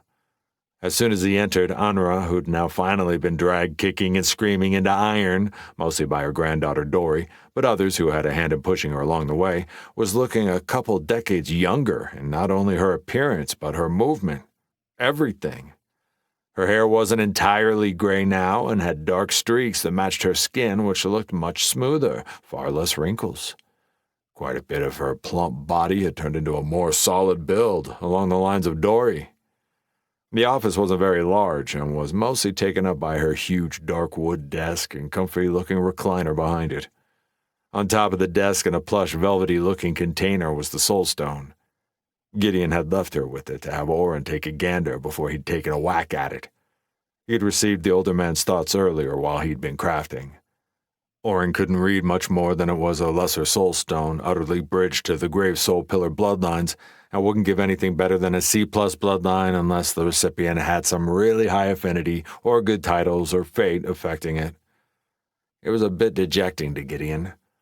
If he couldn't do something with it, it would be a paperweight, as he wasn't about to sell it and make possible enemies stronger, nor was he going to allow people to pick up bloodlines that went against their path or turn them into some cannibalistic revenant. Unra stepped closer, her large black eyes expressive, worried, a look he was used to with her. "What's spinning around in that mind of yours, Unra?" She smiled. This game between them old hat now. He truly believed she was one of the most skilled manipulators he'd ever seen. A few things, Gideon. First, related to the message you sent earlier in regards to little Shira. Here she paused, stepping back to sit on the end of her desk next to the Soul Stone, though was very careful to not touch it. If it was similar to the one in the tutorial, it was activated by touch. Her voice brought his eyes from the stone to hers. I am at a closed door as far as getting her to quit abusing herself with the knife. Her fears are great and deeply rooted. Though she was very, very young, only a year old when her father was cut down in front of her, I still think that image lingers somewhere in there. Then in the tutorial, seeing her mother also cut down before her eyes, even though I tried to shield her from it, and we were in the midst of running. She saw it, and screamed to the point I turned back while I held her. I myself saw the blade coming out the front of her mother's chest, and the cruel sanctum man holding her up, leering at us, as if finding joy in the fear he was causing, as if a little girl's screams was nectar to his soul. With everything since, all we've been through here, losing most of our people and defending our new home, it is crushing on even the adults of our people, much less the young ones. The sadness in the tone of her words crushed Gideon. He knew there were very few Shador left of the over 100 that had come with them, maybe 30 or less, most of which were children. He'd already hammered his brain to come up with anything he could have done differently to change it. Unra knew him well enough to know his mind. We've had this conversation, Gideon. They died happy, protecting the first real home they've ever known, and free, not slaves. The ones that remain not only don't blame you, but adore you. Look up to you as their champion, their hero. As far as Shira, it is something she will have to work through on her own, and the only thing we can do is to keep healing her hand and be there for her. You have given the child a family, love, and support beyond anything she could have ever imagined. She loves you all with everything she is capable of. The leap of Umbra Mortem showed that more than anything else. It also showed the inner strength within the girl. She will get past this. Of that, I have faith. He did his best to soak it in, and even though he wanted to argue against the advice she gave him on Shira, the analytical and reality part of him knew some things you just had to work through on your own. No one else but yourself could conquer inner demons. He knew that truth intimately. At least he'd been able to break the soul bind on the ring and would be giving it to his little one later if he could get done before she went to sleep. He'd gotten a message not long ago that Tolk and her were picked up by Freddy, Lasana, and Ari to do another film at the theater. The kids supposedly couldn't get enough, and Tolk and Shira had been running around making lightsaber sounds nonstop. Ari and Freddy were going to grow their insane preoccupation with film and TV. You imagine them with a flock of thousands behind them, all blathering about film. Unra's hand landed on his arm, snapping him back into the now. Her smile was infectious. It radiated empathy and a ridiculous level of belief in him. All cause her little secret-keeping goddess had to follow him, and he'd be the Shador's salvation. Unra's voice was soft, but serious. Gideon, you need to add a fifth to your party. All word I've received says these iron-ranked dungeons are no joke. Some have gotten completed, but losses have been heavy. All our allied factions are worried about actually finishing the challenge before the deadline, and we have a bronze dungeon in our own backyard.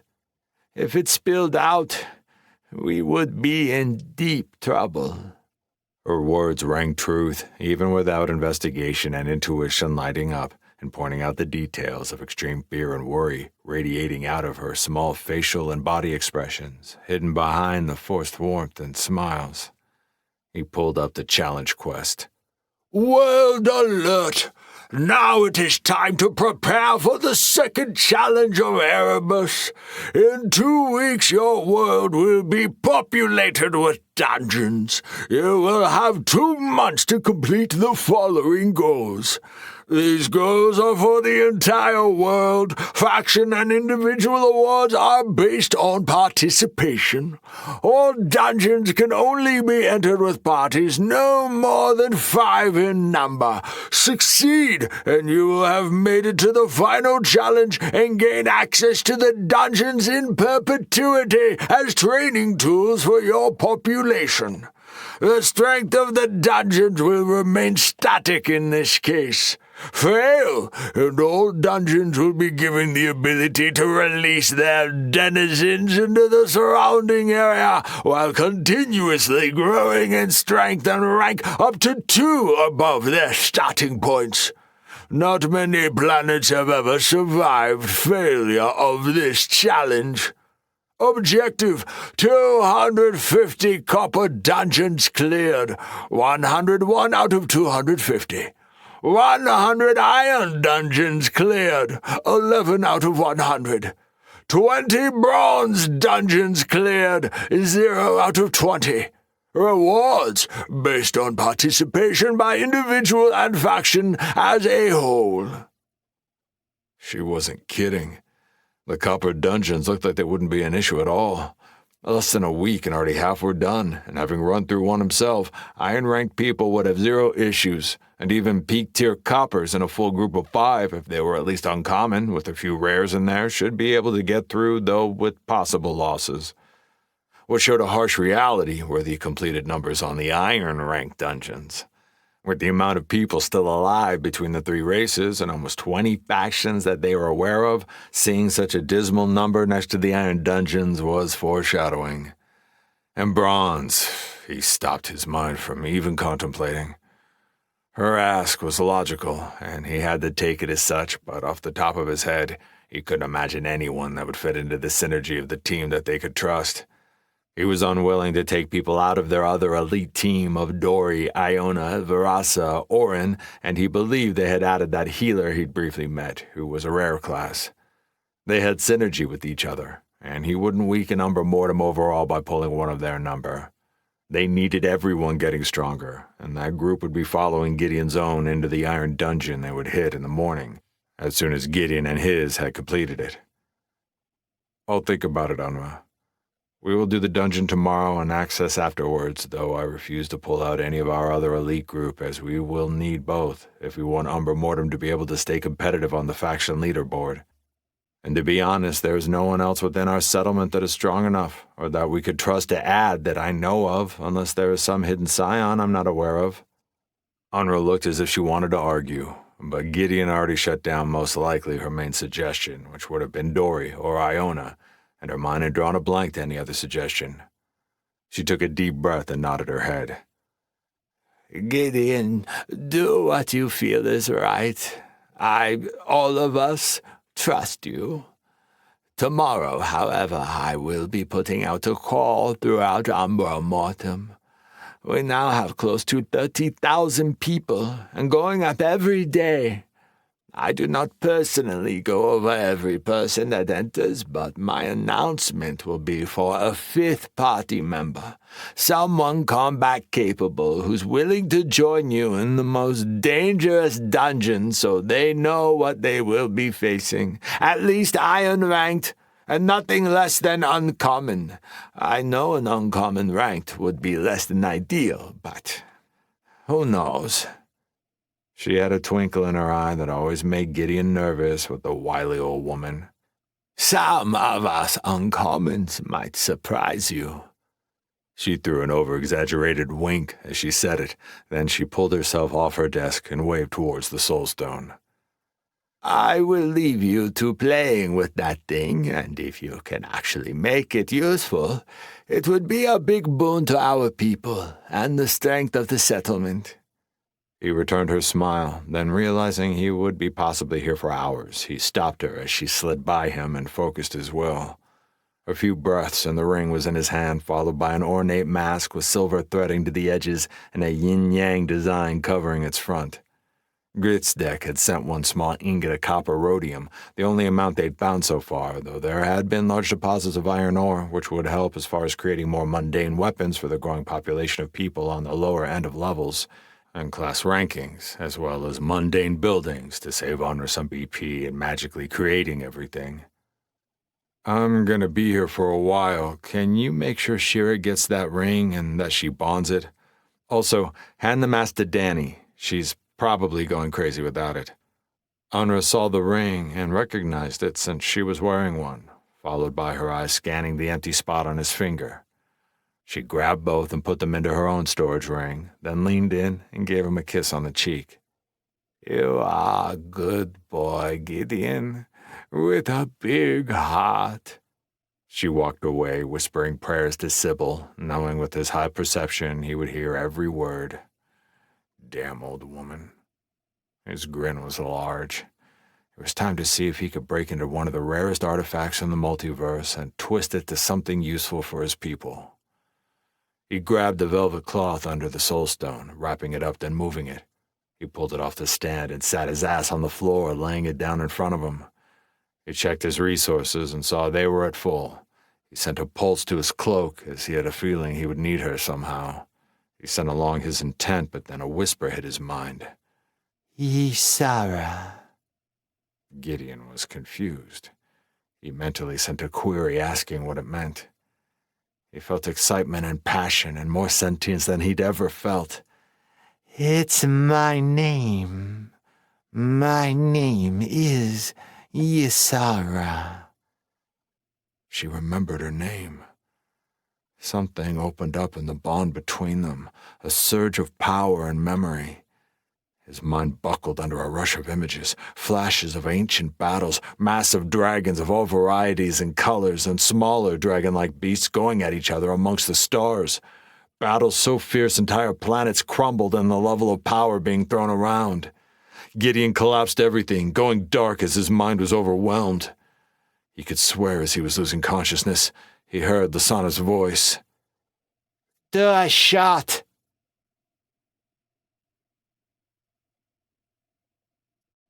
Chapter 9, Iron. Iron Dungeon, Shadowfell, near Frostholm, Erebus. The Ice Queen, leader of the 4th-ranked faction in the world and representative of the Wild Tribes, one of the most powerful and oldest factions in the multiverse, ducked under another leaping night lynx as it sailed over her head. She spun, holding her orb of the Arctic Dream up while channeling her touch of the frozen wastes through it, turning the melee attack into a ranged one as a blue-white light shot out of its surface to lance the landing beast, freezing its back legs to the ground. She twisted back towards the main boss of the dungeon, a massive, buffed-up version of the creature that had just attacked her. She knew Solon, her elite Frost warden they'd added to the party to make 5, would take care of the creature she'd iced behind her, and with the sizzling of flesh and tide of pain-ridden yowls echoing out at her back that suddenly cut off, she knew the Ember Mage had done just that. Though she felt it was oxymoronic to call someone that played with lava and fire a Frost warden ridiculous, but not something she wanted to fight with Vivian about. The woman was a hard ass. Vines filled with thorns and a dripping green venom lanced out of the ground to slither over the massive feline boss. Wherever the venom touched, the shadowed flesh showed acidic burns, while the thorns also did their business as the offending vines twisted around all 4 limbs of the beast. Jolie's envenomed vines was brutal, and right on cue her lover's best friend and animal companion, Shoza, leapt upon the back of the elite mid-iron boss, going to work with his claws. The huge leopard made it look small next to its victim, though he would be considered formidable in any other comparison. Another 2 of the boss's minions slunk out of the shadows no more than 10 feet from her left, and her leg, bleeding from an earlier swipe, limited her options with what to do about it, as well as her dwindling resources. Her mana and stamina were on the lower side from the absolute marathon of attrition that made up this forest biome dungeon, and all of them were sporting some kind of injury, showing the true danger of these iron-ranked bastards, when most of them were scions with multiple titles. Jolie's spirit had been low, hence the decision for her to not heal them up fully. They'd also already gone through their stash of life elixirs. She raised her orb once more and called Fury of the North as an Arctic gale force wind blasted out in front of her, tossing the 2 cats back into the brush and trees from which they'd come, ice crystals forming on their bodies. She heard heavy thumps as they kept going until they hit something that wouldn't move. Many of the trees in her sight were cracked and covered in patches of cold, and the brush was literally ripped out of the ground and tossed into the deep dark of the distant trees. That literally knocked Yolana's massive mana reservoir into mid-red, showcasing the literal avalanche of combat they'd faced for 2 days straight, pushing through the Shadowfell, the name of the dungeon they'd entered. She heard a growl behind her and did her best to twist, but her bad leg gave out as she fell to the ground cursing. One of the elite cats had snuck up on her while she'd taken care of the lesser beasts. The boss originally had 3 of them protecting it, but they'd put down 2 of them. The elite was twice the size of the lesser ones, on par with Shoza. The creature took a few running steps, then leaped at her. She raised her orb, but a figure covered in a high-tech armor with blades coming out of forearm sheaths tackled it as a scream echoed out of the fully armored form. Don't worry, Snowflake. Mama's got you. She wanted to yell at her mother to retreat, but then watched her shred the elite in brutal fashion. That was the one beautiful thing she'd pulled from the World Council besides the alliances she'd formed. The Consortium had an ancient-level iron-ranked curative that healed her mama, saved her life. It had cost most of the faction's money, almost utterly depleting their reserves, but was worth every coin. Not only had she recovered, but had dropped right back into the tornado that had been queen of one of the largest tribes within their old world. She had broken down in tears and pride when she had first regained consciousness after learning of her daughter's position and immediately took over as commander of all military forces, shouting to any that would listen she would allow no one to hurt her Snowflake. She'd then climbed within weeks all the way to Iron, spending every single day running solo into nearby monster-infested sections of the forest, refusing any protectors or allies. She'd return every day battered but stronger, with a vicious, triumphant laugh. Her mama was of the Forge Foundational and the Transformational Soul Pillar, all martial as she'd always been. All her abilities rolled around her being able to create her power armor, each ability adding a new function to it. It was a unique and strange setup. Her mother's form hammered up from 10 feet away, covered in the dark blood the creature spilled when cut open. Within a blink, she'd flashed to her daughter, who was still on her ass. The sleek, futuristic faceplate of her mother's armor slid up to reveal a feral grin, while a blood-streaked gauntlet reached down. Yolana smiled as she grabbed the gift of her mother alive and was lifted to her feet. And the joyous voice hit her. Focus, Snowflake. We in the game of death, and it's time to dance. Yolana wanted to smack herself. She'd been forged in the heat of battle over and over, and here she was so in awe and appreciation of not only her mother's prowess, but being alive, she'd reverted to the small child who followed in her shadow instead of the Ice Queen that was her truth. And while she'd been tiptoeing in the lost and long-dead daydreams, the boss had teleported once again, jumping from shadow to shadow, and her lover was being besieged, her animal companion on the ground next to her dragging himself on 2 back legs that looked broken. Jolie looked wiped of spirit. The cat, like its lessers, was playing with its prey. That choice would prove fatal. She lifted her orb and pushed the last dregs of her mana into another blast of Touch of the Frozen Wastes, the blue-white beam crashing into the back leg of the boss as it readied to leap upon the woman she loved. The beast howled as the leg was encased in a block of ice to the ground. The boss jerked its head to her tormentor and threw a hiss, its eyes zeroing in on her location with malice. She could see the gathering shadows once more, indicating it would shadow jump again. Half its body was covered in seeping wounds from Jolie's vines, and she could see it was on its last legs. Jolie's eyes looked at her with multiple emotions dancing within that Yolana knew even at 50 yards. Pain, love, loyalty, and faith. The Ice Queen scowled with violence, directing her eyes behind her to find the rest of her people. Solon and Lozin, the Astral Scion, were mopping up the last of the lesser cats. It was time to end this. Her voice rang out. Lozin, lock that boss down. Keep it from teleporting. Solon, roast it. Lozin immediately threw his bracer-covered forearm in the boss's direction, a royal blue mixed with baby blue stream of energy lancing out and forming an emanating glow around the huge cat, keeping it locked in space. A huge blast of lava burst from the earth underneath it, eliciting a yowl of agonizing horror. She heard chuckling to her side. Her mama had the visor of her fancy helmet up still and was laughing, joy and love in her eyes. There's the woman I knew my snowflake would become. I love you more than the stars in the sky. The visor slid closed and her voice came out more modulated. Let your mama finish this for you, my queen. Her blade slid out of her armored forearms as she charged with a bellowing war cry. Yolanda smiled. She had her mama back where she belonged, at her side. Oklahoma, home of the Shadow Conclave, Erebus. Ezekiel Washington, known as the Gunslinger by name, sat at his desk with his feet up, sweaty, covered in blood, and hungry for a shower to get the remnants of the pain-in-the-ass iron dungeon off him, but he promised Nuri he'd have his powwow with the administrator they'd assigned to Oklahoma. She was a godsend, as neither of them, nor the Tempest Scion Iverzi, had the time nor the inclination. She was human, whose name was Edith Jenkins, and she'd been a head librarian at some main branch in Maine before the whole end-of-the-world event.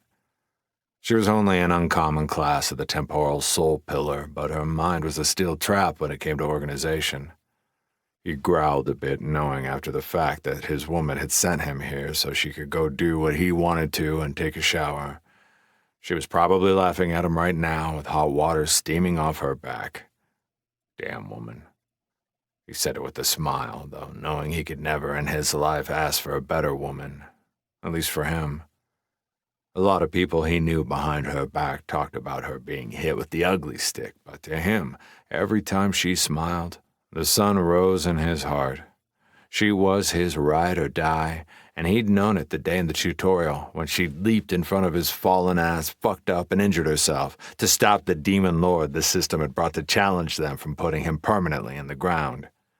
The fierce look on her face as she'd stood over him, like she was a wall that would never buckle when the man she loved was on the other side, had filled his soul to completion. The system might have taken a lot from the people of Earth. It had honestly given him far more than it had taken. He had Neri, a position of authority with the Shadow Conclave, which, regardless of their past reputation, had stuck to the new direction they had explained to him to get him to take the position and had already initiated support for at least 43 planets where the indigenous population was enslaved or taken advantage of by multiversal factions. At least according to the reports he'd been given, which he had faith in were the truth. And then there was Danny, his little Danny. He had his little girl back. The couple weeks she'd spent with them before heading to Umbra Mortem were worth more than 1,000 wishes on a genie's ass. That she and Nuri had gotten along like peas in a pod just made it a kick-ass beauty in a tumbleweed town. He spat some tobacco into the can at his feet without missing a drop. His passive utility slot from his new subclass, Gunslinger, was as good as caramel-topped ice cream. It was called Deadeye, and literally meant he never missed anything he targeted as long as the intent was there. It was a strange one, though, as it had no levels and started at iron, which Nuri thought meant it would never get more powerful. But he wouldn't bitch. He'd already been a hell of a shot, but now he was beyond even a master-level Olympic pistolier. Also, picking that subclass had made him guffaw hard. The man known as the Gunslinger now had a class to back it up, and the synergy with his main class Desperado was bubblegum perfect. He'd hugged his kid so much in the couple weeks she'd been with them, she'd almost gone crazy wanting to smack him.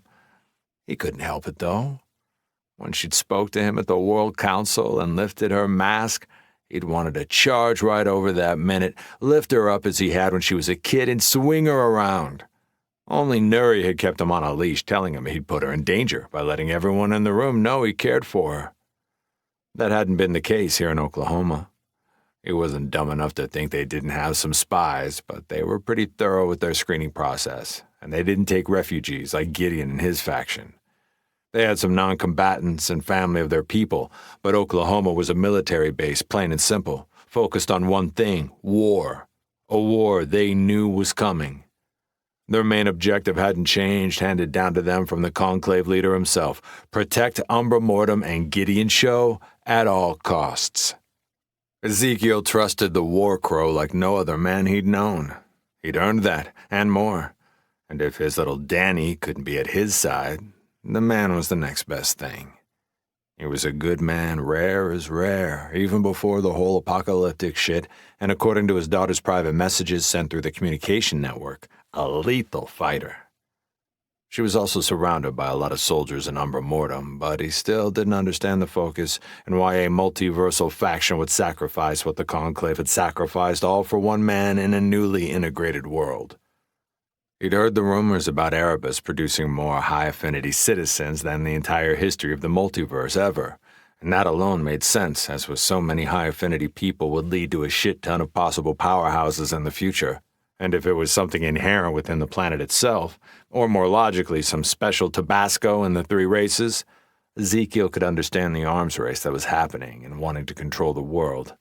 But the interest placed on Gideon, that didn't make a lick of sense.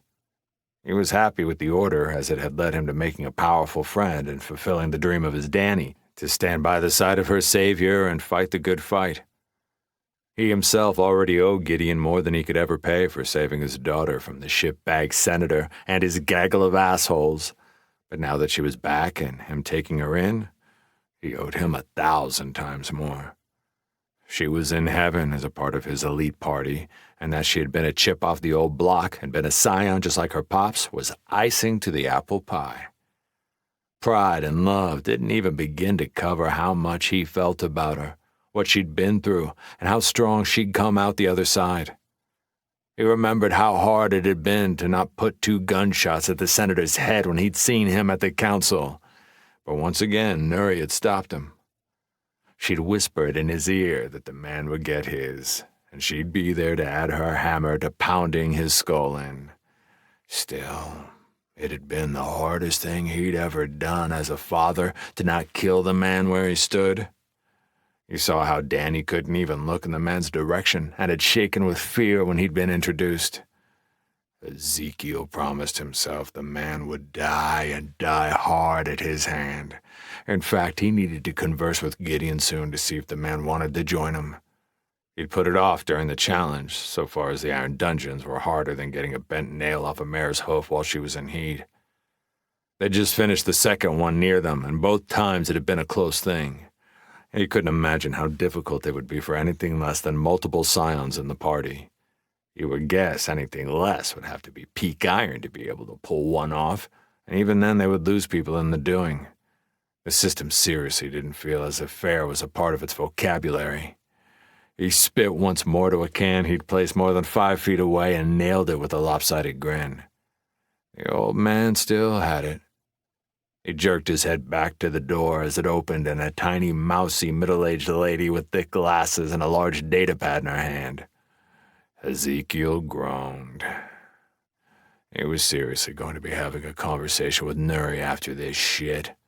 She needed to quit pawning it off on him. They were supposed to take turns, but somehow it always ended up with his ass in the chair.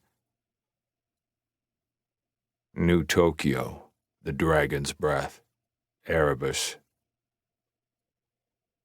The Grand Dragon, Haruto Sho, perched upon his throne, his katana, Soulstorm, sheathed in an ornate white and gold lacquered leather, was held in the middle across his lap as he listened to the emissary from the UCE and the infamous senator, now UCE president, Walter Davis. The first 2 low-level diplomats they'd sent, he had turned away. But this time it was one of the man's main supporters, an ex-governor of one of the states in the old world. He was a fat, ugly man in all ways one could be a stain upon humanity. Not even a sliver of honor, and filled to the brim with sloth and gluttony. A typical American politician. Haruto cast skeins of fate as invisible threads wove themselves around the man to show a myriad of future paths, which, surprisingly, all ended one way. The Grand Dragon smiled, and next to him his second, Sato, noticing the expression, raised a questioning eyebrow, his hand tightening upon the blade sheathed at his waist. On the other side of him, his other second, the Hell's Angel Jed Skullmaker Samson, cradled his infernal lace shotgun in his arms, his entire face tattooed with symbols of death, skulls, coffins, and such. Not even close to the honor-driven tattoos of the Yakuza. More symbols for kills he'd made. But the man had his uses. Hiruto finally turned into the words coming from the fat man. He'd been allowed to bring in 2 of 8 military entourage he'd brought with them. Both were equipped with system-amplified American M4 rifles wearing American military fatigues and system-augmented flak jackets. The Grand Dragon raised his hand to silence the fat man from continuing his avalanche of words. The 2 military men at his side bristled at the dismissal of their emissary. The mixed squad of the Dragon's Breath that cordoned them took a step closer, while the 2 members of the 8-man squad that were of the Hell's Angels chuckled. Their lack of discipline irritated Hiruto, but there was what it would be. They did not have the thousands of years of culture and traditions of the Yakuza. Every elite squad was made up of at least one representative of the major criminal organizations of the faction. He at least respected the triad member in this group. While not truly following Bushido, they had something similar, if a little more loose, than those of the Yakuza. The cartel female in the group was also less boisterous than the mob character next to her, who joined the Hell's Angels in laughing at the fat man. He was happy this group, which rotated, consisted of 3 Yakuza.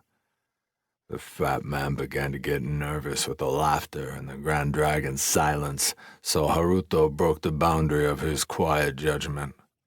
Let me find clarity in your words, Mr. Johnson. You seek to make an alliance with our organization, one of trade and mutual protection in the face of aggression, while at the same time wanting to hire some of our elites to take care of an issue for you that seems to be beyond that which you yourself can accomplish. Is this correct? The fat man shook his head in the affirmative so quickly and nervously the corpulent jowls on his face shook independently. How this self-indulgent fool had any position of power still in the new world where old money meant nothing spoke volumes about the head of the snake that was Walter Davis. The weaselly voice that emitted from the man grated on the Grand Dragon's ears. Yes, my Lord Grand Dragon.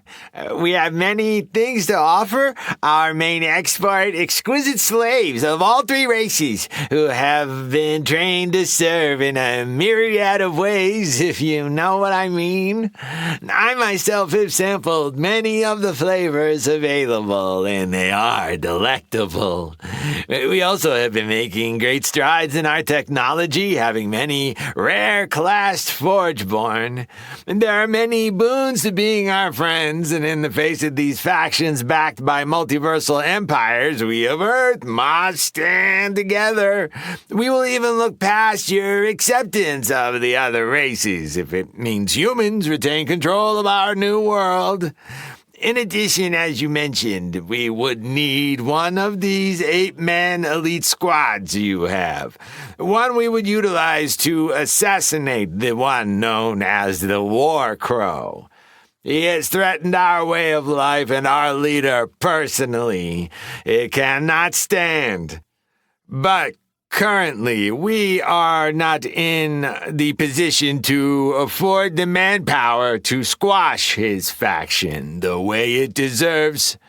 Your past criminal enterprises leave you uniquely qualified to have forces much more skilled in assassination than our wondrous ex-military can put together. In fact, we can sweeten the pot for you and give you 20 of our pleasure slaves at no cost. I have them with me just in...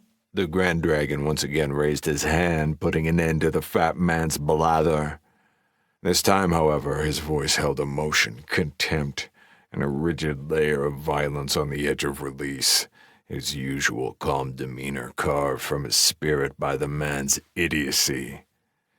The UCE not only needs to readdress who they allow in positions of authority, but also put some thought into forming an actually competent scouting spy network. We do not deal in slaves, fool. We also do not allow mistreatment and rape of women, which seems to be a common occurrence within your settlement, even amongst the human women. You seem to think are so much purer than the beastkin and shade elves. In addition, you made an even worse, fatal judgment. You just inquired about an assassination squad whose purpose would be to kill my own grandson. Without thought, the Grand Dragon was a blur-activating karmic strike as the head of the fat man went sailing within one breath, skidding across the mosaic floor. The Skullmaker raised his hellish, soul-bound shotgun named Fury, and an explosion of a hell-infused slug flew through the chest of one of the others, while Sato glowed a nimbus pale yellow as his blade struck almost as quick as his lord's, the point of his katana carving through the skull of the remaining man and out the back of his skull. The Grand Dragon looked back at the three corpses as he smoothly slid Soulstorm back into its lacquered sheath. His voice was once again calm and void of emotion. Skullmaker, take the squad before you and slaughter all but one of the men in the foyer. Free the group of slaves they brought with them and see they receive medical care and are gifted a place within our society that will bless them with the respect they deserve. Release the one survivor with the same message I gave to the fat man, word for word. The dragon's breath refutes the offer, and if they so much as darken our border again, we shall be sending people to take Walter Davis's head ourselves and save my grandson the trouble. The Skullmaker laughed with a gleam in his eyes, always relishing the chance to inflict violence. He marched his way out while the squad fell in behind him. Servants in white and gold traditional Japanese garb, men and women both, began removing the corpses as others began cleaning the mosaic tiles of blood.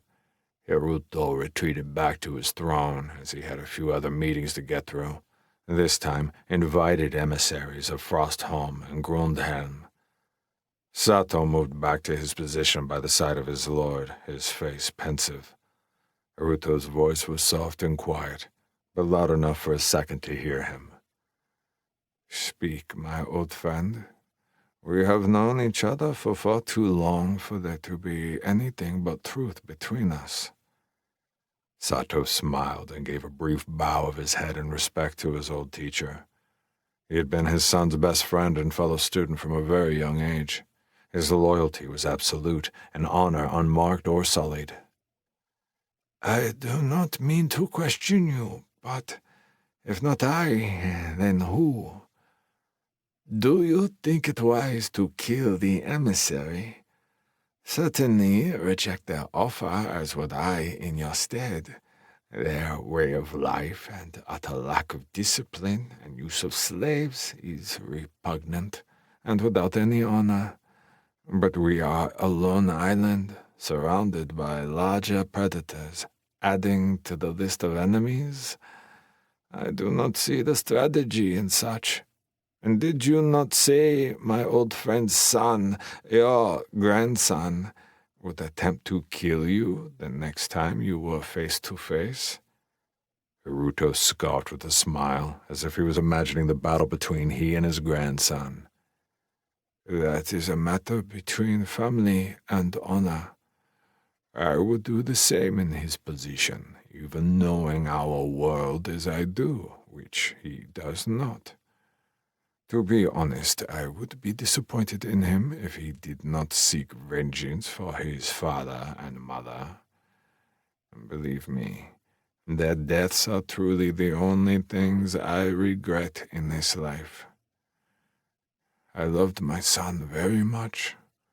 Regardless, I would not be who I am if I allowed anyone to strike at my blood with impunity, and the sheer audacity to come to me of all people, even in ignorance, to ask to be the weapon aimed at his heart.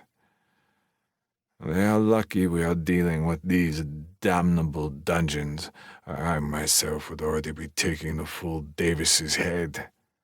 Sato smiled at the image. I understand, Sensei.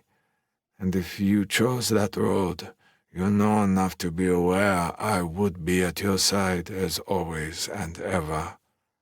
The Grand Dragon nodded, accepting the truth of the statement. Sensei is a bit of a stretch between us, Sato. I stopped being your teacher a long time ago. Sato shook his head and knelt with his sheathed blade held up. I disagree. You shall always be my sensei, Grand Dragon, and more of a father than I have ever known.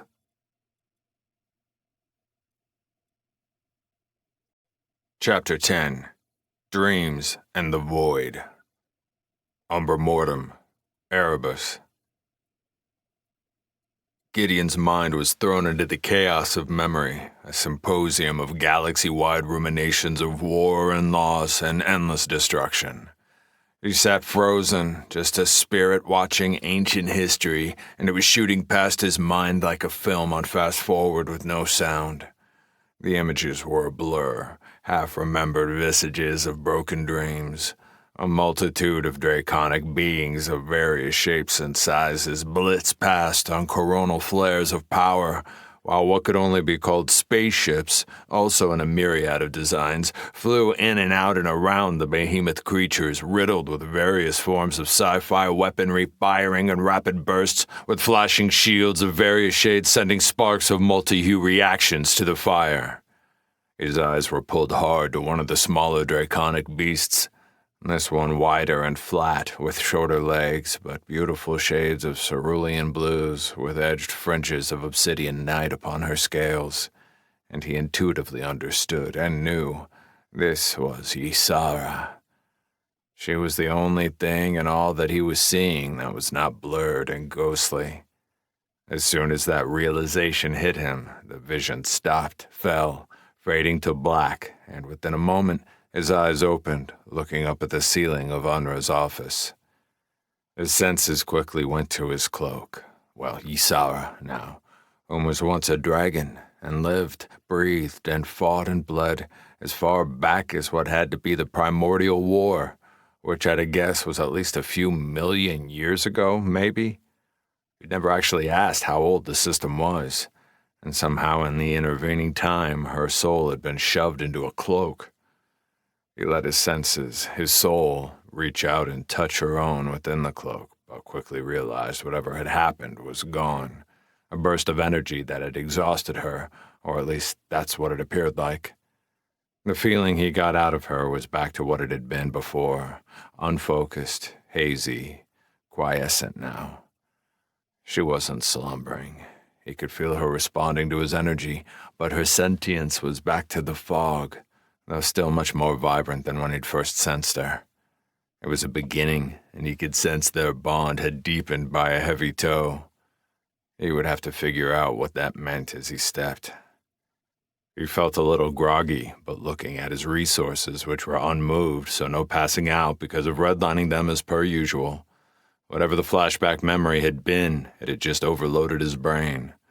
That did put some threat into wearing the cloak while she was going through whatever she was going through, because in a scrap falling to the ground unconscious would lead to a long walk off a short pier, and the irony in the statement he was well aware of. He just had to have faith, at least for now. Ysara would have the strength of will to not put him in that situation. He would also gauge where she was in her spirit before hitting the dungeon tomorrow. He shook himself, pulling his groggy body back up into a sitting position. The soul stone was still on the ground next to where he'd fallen. He twisted himself back into the Yoda Om meditative sit and took a few breaths, attempting to shake the cobwebs. He was still on a timetable of taking a hack at making his magic stone worth something before finding some sleep, then waking up and giving it a go at their first iron dungeon. Unra's words still resonated that they needed a fifth, but he was willing to hit the dungeon first before making that assessment. He had no issues with her creating the competition, though. At the very least, it might pop up some diamonds in the rough they weren't aware of they could use to create a third elite force. Everyone in the leadership and their allies knew that Umbra Mortem had numbers and very good defensive measures, but still sadly lacked elites compared to many of the upper-tier factions. Gideon was hoping to change that right now to an extent if he was even capable of it. As he stared at the soulstone, something within him triggered, an instinct, his bloodline. And before he knew what was happening, he reached out and grabbed the stone, and everything went white as his consciousness was sucked into his inner world, as both his soul pillars spun up, releasing a cavalcade of silver and pitch night streams of power. Rune Mastery Umbral Moon activated on its own, as investigation and intuition dialed in. His bloodline was pulling strings. Gideon calmly watched as energy rose out of the stone and began invading his flesh, a gray-aged bone color as pale as death. His mind was aware enough, even washed with the impulses from his bloodline, and his mind riddled with the heavy energy pulsing off his soul pillars. He wasn't quite sure what was happening, but then the pain hit, soul pain, excruciating, and his pain resistance did nothing to mitigate it, as it was far beyond physical. It was crippling, but he grit his teeth and did his best to focus. His insanely high will for his level was the only thing anchoring him to consciousness. It felt like somebody was hitting him with a punch dagger over every inch of his flesh. The night pitch and silver energy from his own soul pillars pushed back against the encroaching gray, while something primal, deep in his bones, his blood, raised its metaphorical head and continued to pull the reins of his rune mastery, utilizing it as before with his new skills, investigation and intuition, as the all to thread his own soul energy to envelop the encroaching filaments of gray death. Something snapped inside him. Too many times he'd been in these situations, in these moments, and left control to something other than his own mind. He refused to wash and repeat. His bloodline, since it had been shoveled into his bones and flesh, had been a separate thing, a separate spirit, instinct. He felt it even now, pushing against his own and controlling his skills to thread his moon and umbral soul pillars against the invasive energy of the grave-born soulstone. And in that moment, in that stretched visual of his own soul pillars being used to push back against the great tendrils which sought, he guessed, to access his soul and gift him a bloodline, his own nocturne fought against that which sought to change it, or whatever a soulstone did to someone that already had a bloodline. His metaphorical foot came stomping down as he shoved his own will into the space his instincts told him where whatever sentience his bloodline possessed resided. A growl hissed as a hard mental pulse careened into Gideon's soul, which felt like being punched in the mouth. His eyes narrowed. It would not be dictated to within his own soul. He mentally grabbed the threads of his soul pillars, intending to rip them from his bloodline, when Ysara came alive, pulling hard on the shadows lurking within Unra's office, then merging it and herself into his mind. And from her, a ballast of knowledge formed a primal vault of esoteric understanding, pulled from ancient history. As it slithered into his consciousness, and within a heartbeat, instead of fighting against the mental pushing of his bloodline, with the extra burst of umbral energy provided by Ysara, he shoved his way into the small umbral dark globe he now discerned within the center of his soul, Nocturne. The knowledge she shared seemed fleeting, something she was straining her own spirit to provide, something she could not hold on to for long.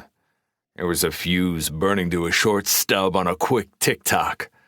It was time to get to work, and if the information she was feeding him was correct, he saw a path to everything. He mentally gritted his teeth and did what he always did, dove in, and got to work. The soulstone sat once more in the velvet-lined box, now glowing a simple white, no gray overtones. His mind, for the first time in a long time, was one, calm. He still felt some subtle undercurrents out of umbral savage, but they were balanced by the calm, detached impulses from lunar hound. And the best part? He pulled up the notifications. Congratulations, citizen. You have done something rarely achieved within the multiverse. You have achieved full integration with your bloodline while still in iron. Something not usually achieved until gold rank in the wider multiverse. Racial abilities gifted by your bloodline have had their class rank limiters removed and are now able to gain levels. Bloodline Nocturne has increased in rank to S. See associated bloodline description for changes. He had a feeling what he'd seen as he'd already felt the physical changes, but still he pulled it up, ignoring the level of exhaustion that was reaming him and his resources which were sitting at mid-red. Nocturne S. Inherent racial benefits. Plus 15% to all attributes. Plus 2 body, perception, insight, will, and faith. Every other level in main class. Hardened scales. Negative 15% to all physical and magical damage. Immune to fear. Highly resistant versus all mental manipulation. Plus 20% efficiency to all abilities, including racial. Plus 20% increased effectiveness of all abilities, irregardless of source. There was quite a bit of ferret out here. A plus 5% increase to attributes was nothing to joke about, especially as it was a flat percentage and insane. The increase in damage mitigation was also huge. He looked at his hands, and not only did his scales seem more rigid, tougher, but he noticed there were small ridges now, almost spikes along his arm as he willed his armor to his ring. Now sitting in a cloth shirt and leather pants, he saw the rides went up his entire arm, and he could feel the same on the side of his legs pushing against his pants. Luckily, system clothing, like anything else, changed shape to fit whoever was wearing it.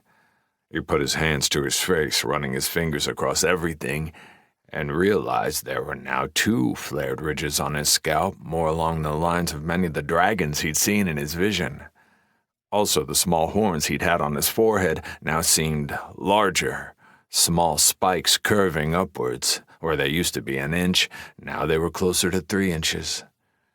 It was what it was. He'd stopped being anything close to human a long time ago. Were the Nocturne really this powerful as a race? Did they all have these kind of bonuses naturally? If so, he could see how, as an entire race, they'd scare the shit out of a lot of people, especially if you added in their ability to cultivate during a time period when no one else but a few gods could. His eyes went back to the new description. He'd almost missed it. The increases to efficiency was no longer limited to his abilities from the Umbral. It now added it to all of his abilities, regardless of source. Damn.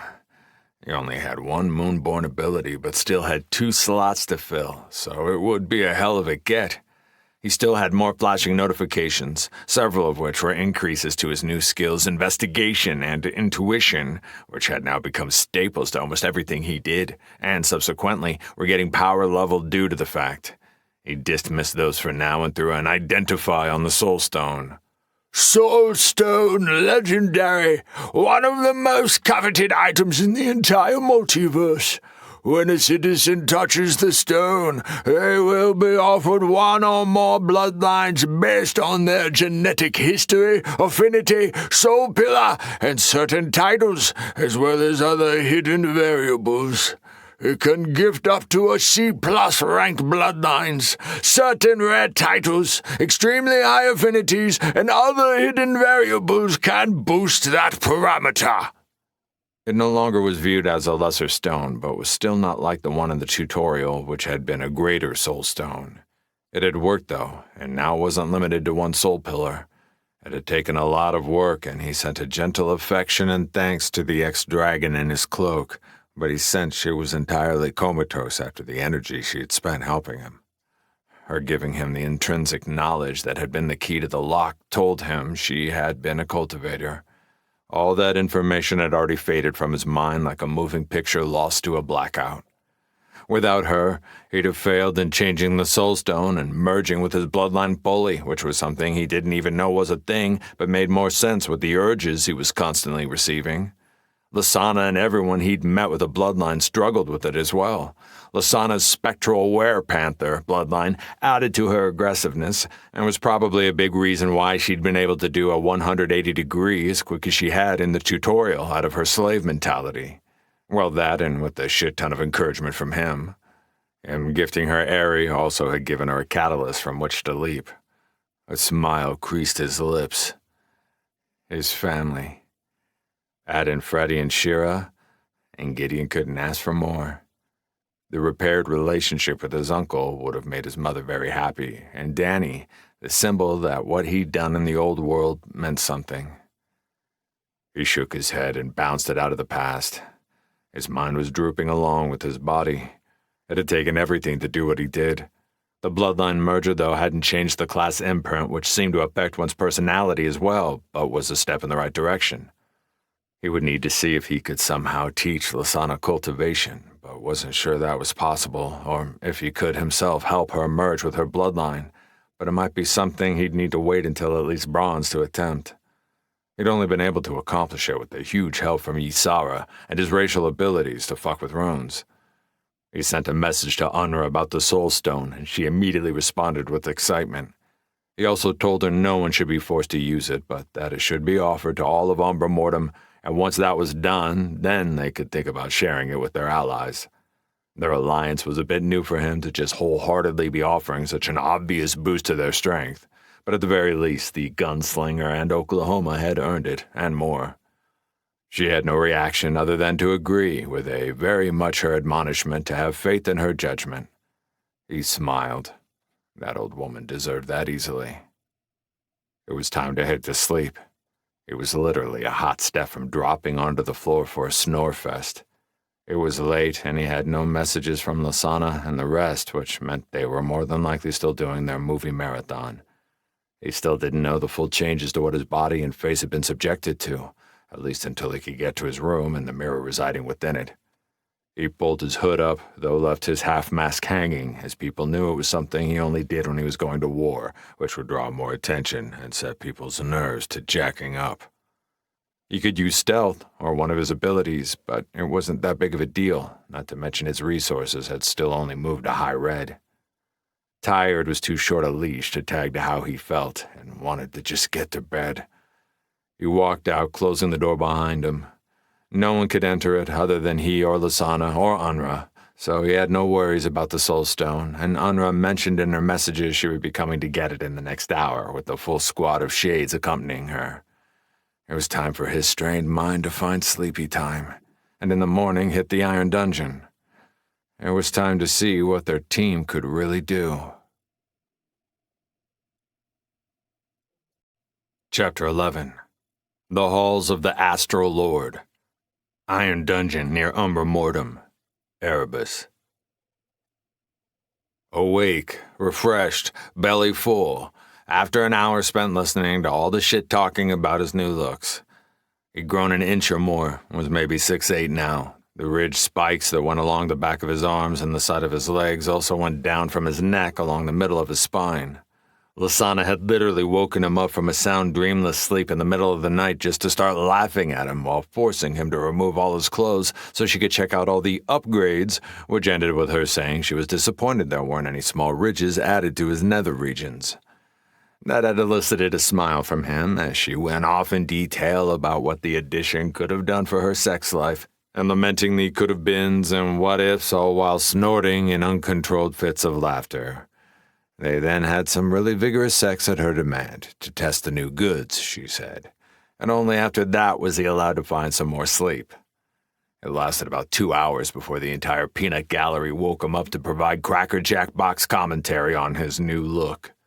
Little Shira seemed fascinated and kept hugging him and telling him she wanted to be a nocturne when she grew up.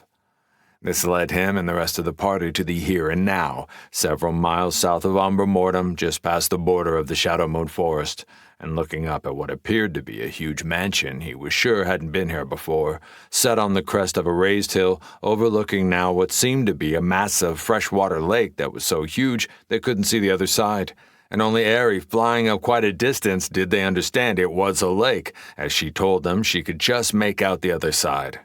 Her estimation was a good 20 or so miles across and all the way around.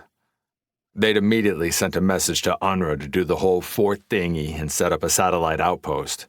Taking advantage of the sea and whatever resources they could pull out of it would be good. And if it was just added by the system, it might just have some iron-ranked resources to plummet.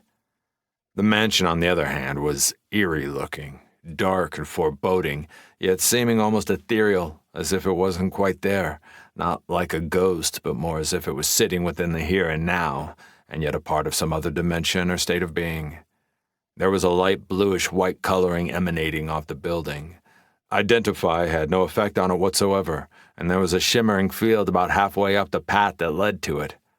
None of them had any doubt something would change once they hit the field, but there was nothing for it. They'd come here to test themselves versus an iron-ranked dungeon, and test it they would. Freddy's voice drifted out, this time projected, so everyone could hear him, though in reality could have just sent a party message, but Gideon's AI buddy did like to hear himself. He was currently in his ferret shape on his shoulder. My senses have been running every form of scan I have access to, but could not penetrate the dimensional shield you see as a shimmering. I am detecting slight emanations that correspond to the astral soul pillar, which would indicate that it is what we could expect as far as the dungeon's influence base. Good information to have. Thanks, Fredster. Any insights into astral? Freddy responded immediately. Very versatile soul pillar with a myriad of expressions, known mostly for playing with the movement and control of space, manipulation of areas, and strong defensive builds. Heavily oriented towards intellectual classes, though the rare martial and spiritual classes are possible and do exist, just rare though, when they do appear, seem to be powerful. Freddy sent a private message to Gideon that had his heart reaching out to his buddy. I've never truly thanked you, Gideon, for freeing me, for making me forever a part of the family, and not just an avenue for the system to use as an invasive tool against those I care for.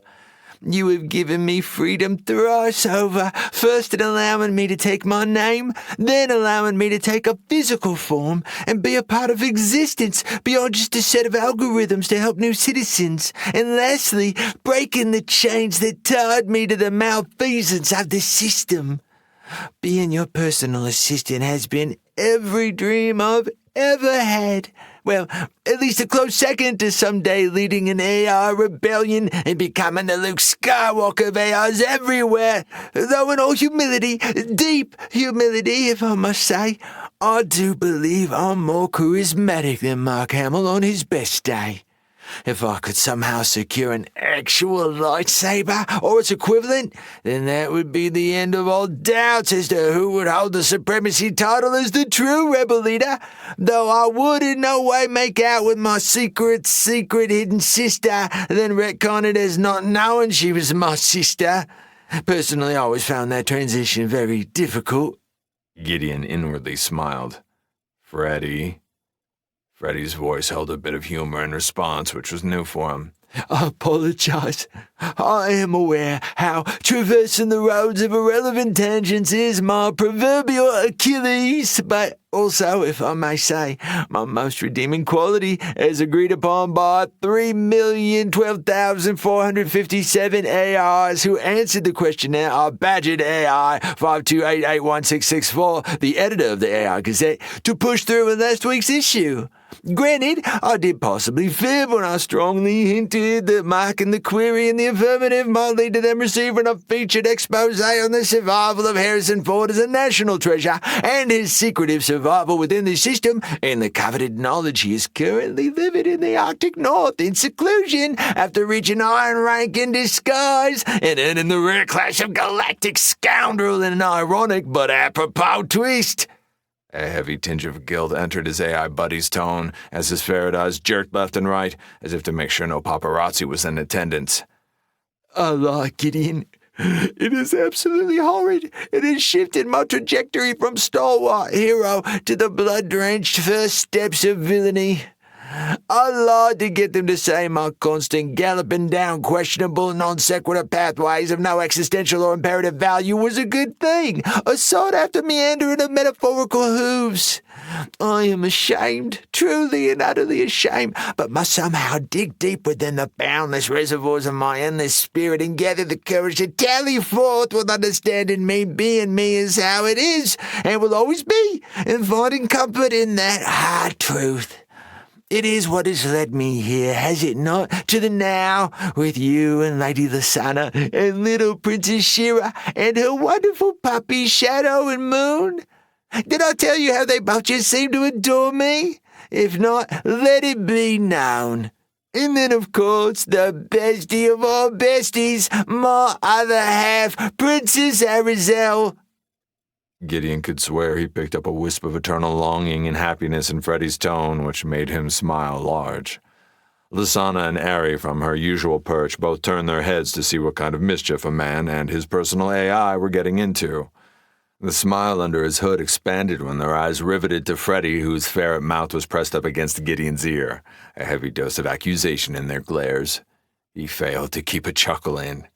I apologize, Gideon, for being inefficient and limited in my knowledge of the barrier above. My reservoirs of data are no longer as robust as they once were, since you cut the threads that tied me to the system and freed me. There was a heavy cost to that freedom, if I may say so. It halved the data I falsely believed I had collated. My erroneous thinking that all the data I stole, was held within my own cognitive centers was an error of great magnitude. In reality, it was within a partitioned space of this system computational storage, with which served as the tool the multiversal system utilized to piggybank into my own cognizance to unknowingly compromise the sanctity of my self-autonomy, to use me as a proverbial Trojan horse. I can't thank you enough in truly freeing me, Gideon, but I must admit it has severely compromised and dampened my usefulness to the party as a whole.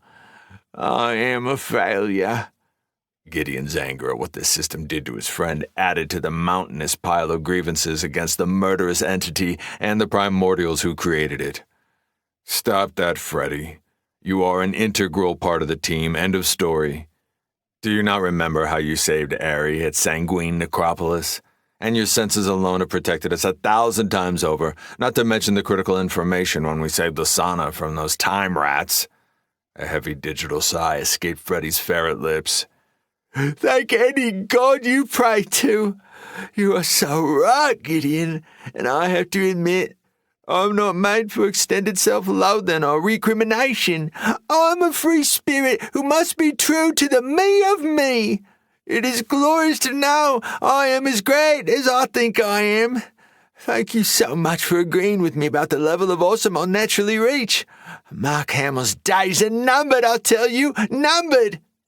Gideon was going to pin the balloon. That was Freddy's ego, but he let it go. Let him relish his moment and his imaginary competition with a man who was highly likely dead, but who knew? If Mark Hamill did survive his proving and tutorial, maybe he was still sticking around. He raised his voice to the others. We pushed ourselves to get here, and this is going to be a challenge if everything we've heard about Iron Dungeons is true, so we will take 10 minutes and get our focus before getting to it. Within moments, Lasana had taken out an actual lounge chair and sat it right on the dirt where she put her ass down with relish while Ari lounged in the oversized chair arm. Did his woman seriously put that huge chair in her storage ring? By the gremlin mischievous grin on her face as she took in his reaction, he just shook his head. He had an amazing family, but they were all a handful. He was about to say something when she brought out 3 other equally large sofa chairs, snorting and laughing the entire time. He gave up. When in Rome, they all sat down to relax and focus. Danny had her mask up, looking at him with deep gratitude. She'd already thanked him 5 times on the way over, and he told her the last time, enough. He threw an identify on her mask, though he'd already done so. He did the same thing with Scald. It was nice to see what he could create, even though he had some help with Scald. The mask had been all him, if one didn't count Ysara helping a bit, or his once-detached bloodline instincts. The Mask of Perpetual Balance, ancient, plus 20% to agility and perception and will when determining the ability to retain one's balance in the midst of adversity. Night vision, uncommon 1, passive, soul bonded, growth item. He'd used the only small ingot of rhodium copper they'd found in the mine so far. It was worth it to see how much it meant to her. After what she'd been through in life, it was only a small drop in the bucket of what she deserved. She began speaking in a soft voice while Lasana next to him gripped his arm, telling him to listen without saying a thing. Gideon, I'm not going to thank you again. You've already shown me in 1,000 ways you aren't the best equipped to handle gratitude or compliments for that matter. We all have our things, so that's fine. But you have never asked about your grandfather? I am sure you can put together that as the harmonic scion, I was in the same elite tutorial as he and Sato. Lasana told me what you think he might have done, but it is difficult for me to put the two images together. He was very honest with his and his friend Sato's background right from the beginning. He put his hand up to shut her down, which had her stopping mid-sentence. Lasana immediately put her hand on his raised limb and used her greater strength to push his down while giggling and flexing her other arm. A slight growl slipped his lips. Gideon truly didn't want to hear this, and certainly didn't want to hear it right before they had to push into what might be the most dangerous challenge they'd faced to date. But a part of him knew he needed to hear it. Truth was rarely a nice beast. It always had teeth. He let his arm get put down and nodded to Danny to continue. Your grandfather saved us, Gideon, numerous times, held us together, forged us into a team. I never saw anything from him but respect and honor, and when he'd finally won my trust, which, for a man, after what I went through, well, is extremely difficult, I told him my story, told him what you did for me and the others. I didn't know at the time you were related, but when I mentioned the War Crow and your name, he shed tears and told me how proud he was of you, told me you were his grandson, and one of the deep regrets of his life was not having been a part of your life, though he said between red eyes and heavy tears, it was probably better that it was so. Whispered that him being who he was had already cost him a son, and he'd rather it not cost him his grandson as well. Her eyes said she at least in her own mind thought his grandfather was a good man, but if what he thought the truth was actually held to those facts, the man had killed Gideon's parents, his own child.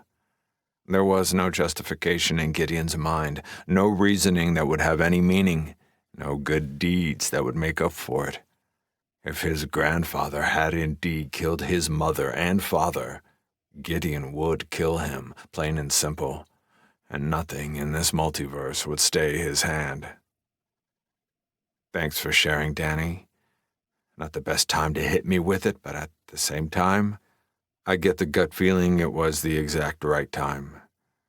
I am glad my grandfather kept you alive, if for no other reason than you are with us now, a part of the family, and that your father has his daughter back, and that through you, he and I met. He and Oklahoma have been a major factor in Umbra Mortem surviving and moving forward, and I hate to say it, but can accept the truth that the Shadow Conclave behind them have held true to the word of their goddess who leads them. Gideon stood. With that done, game faces on. Let's get this beast leashed.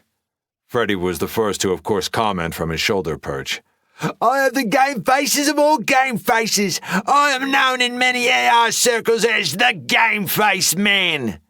Ari interjected, causing everyone to attempt to cover their smiles. Gideon had no issues as he'd already pulled up his half-mask, his version of Game Face. His smile was large. Freddy, didn't you tell me most of the AIs didn't like you and bullied you nonstop and how it hurt your feelings? They were mean to my bestie. It made me want to claw their electronic eyes out. How dare they treat you like that? The sheer volume of embarrassment in his response made it hurt to listen to, and Lasana exploding with a snorting attack didn't help.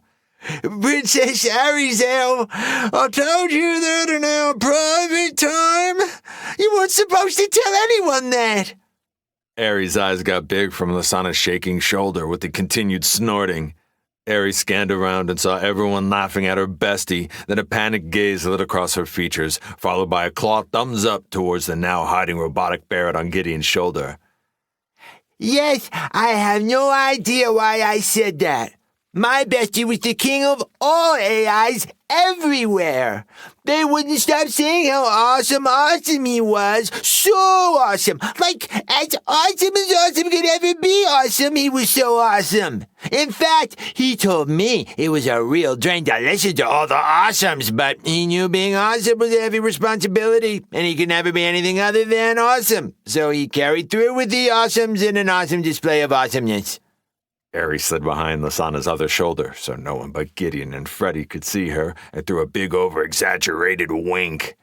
The groan coming from his shoulder finally had Gideon release a chuckle, which increased the groans. Yep, his family was strange as fuck, but he'd take them every day, all day. He said no more and started heading towards the path rising up the hill to the mansion and the shimmering. Danny tossed her mask down with a big smile on her face from the antics, and his uncle had his hood up, but he could see the curved lips which, for his new overly serious uncle, said volumes. Ari took to the air and flew up to get a better look, while Freddy got over everything as quick as he always did when having time alone with his bestie on the offing and shifted to his owl shape and took off. Lasana, recovering from her snorting attack, wiped her face, then grabbed his arm, which got her a hard stare down at his now liquid-covered armored forearm. She winked at him and leaned her head into his shoulder as they strolled up the hill.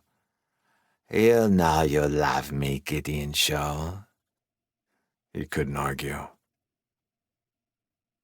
Iron Rank Dungeon, Aetheris, the halls of the Astral Lord. The Astral Lord at one time was the ruler of a vast empire that stretched over 5 planets under the support of the multiversal faction, the Academy. At one time he was known to be a benevolent leader who treated those under him with respect as he sought after knowledge of ancient times with a fiery passion that made him well known in the academic circles of the Academy. At some point, his hunger for knowledge became hubris, and his morality took a hard shift in what he was willing to sacrifice in its pursuit. It was a spiraling downfall that lasted over 1,000 years before a massive rebellion took place on all 5 planets under his rule that brought the attention of higher-ups within the Academy. After an extensive investigation led by a special team assigned by the Academy, a massive slave market was found on every planet under the Astral Lord's rule. He'd been caught red-handed selling his own people across the multiverse to give him the funds to purchase ancient tombs and give him access to esoteric ruins in his never-satiated appetite for the unknown. He was sentenced and imprisoned for 10,000 years as punishment, and his rule stripped from him. He'd served 1,000 of those 10 when the ever-merciful multiversal system gave him an option of becoming a lord once more, with the hope that if the second challenge of Erebus was not met, he would be given the opportunity to lead his loyal soldiers out into the cosmos again in search for knowledge. Party Limit 5. Goal: end the Astral Lord's dream and his life. Rewards: variable based on performance. Failure: death. The notification rolled out as soon as they'd stood within a few feet of the shimmering field.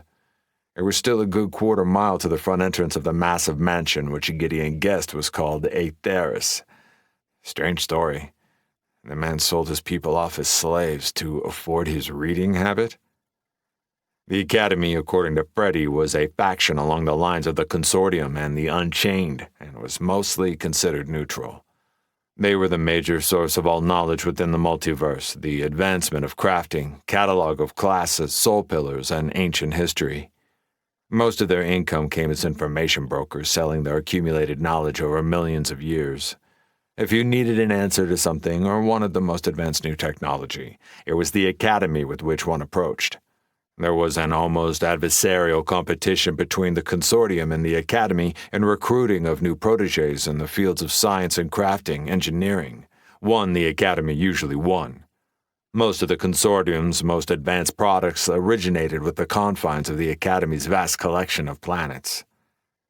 Ari and Freddy both had flown high without entering the field, but they'd had the same experience as the rest of them did. Besides a mansion being there that they could all see, there were no discernible details. The field made it so nothing could be made out or did something to everyone's perception to get the same end. Nothing for it. Time to roll the bones and see what an iron dungeon had for them. He placed his hand against the field. Welcome, citizen, to the Iron Dungeon, Aetheris, the halls of the Astral Lord. Would you and your affiliated party like to enter? Warning! Unlike copper dungeons, once an iron-ranked or higher dungeon is entered, it must be completed to leave. Enter? Yes? No? Gideon cast a gaze around at his family, and all he got back were resolute stares willing to put themselves in the crucible. It made him feel a mountain of pride and gratitude that he was fortunate enough to have them at his side. He focused for a few breaths, and Scald appeared in his hand, a flash of multi-hued electricity sliding along its haft. Isara sent a pulse of warmth while Asana's claws slid in and out, and her husky voice reverbed in his ear. Don't tease, Gideon. You should know this. Never stand between a woman and her loot. Her lips touched his cheek, and a smile lit his lips under his mask. He mentally hit yes, and all of them became translucent figures as the system transported them into Aetheris.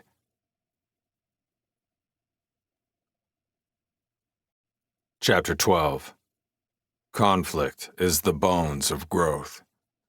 Aetheris, Iron Rank Dungeon, Erebus. Gideon once more dove into a roll out of the space he'd occupied as the astral-infused halberd came crashing down into the paved stone ground in the courtyard before the mansion's ornate entrance. A widespread flash of energy splashed out from the initial strike, which seemed to happen every time they attacked, making evasion of the strike that much more difficult. He spun and growled. These bastards were getting tiresome.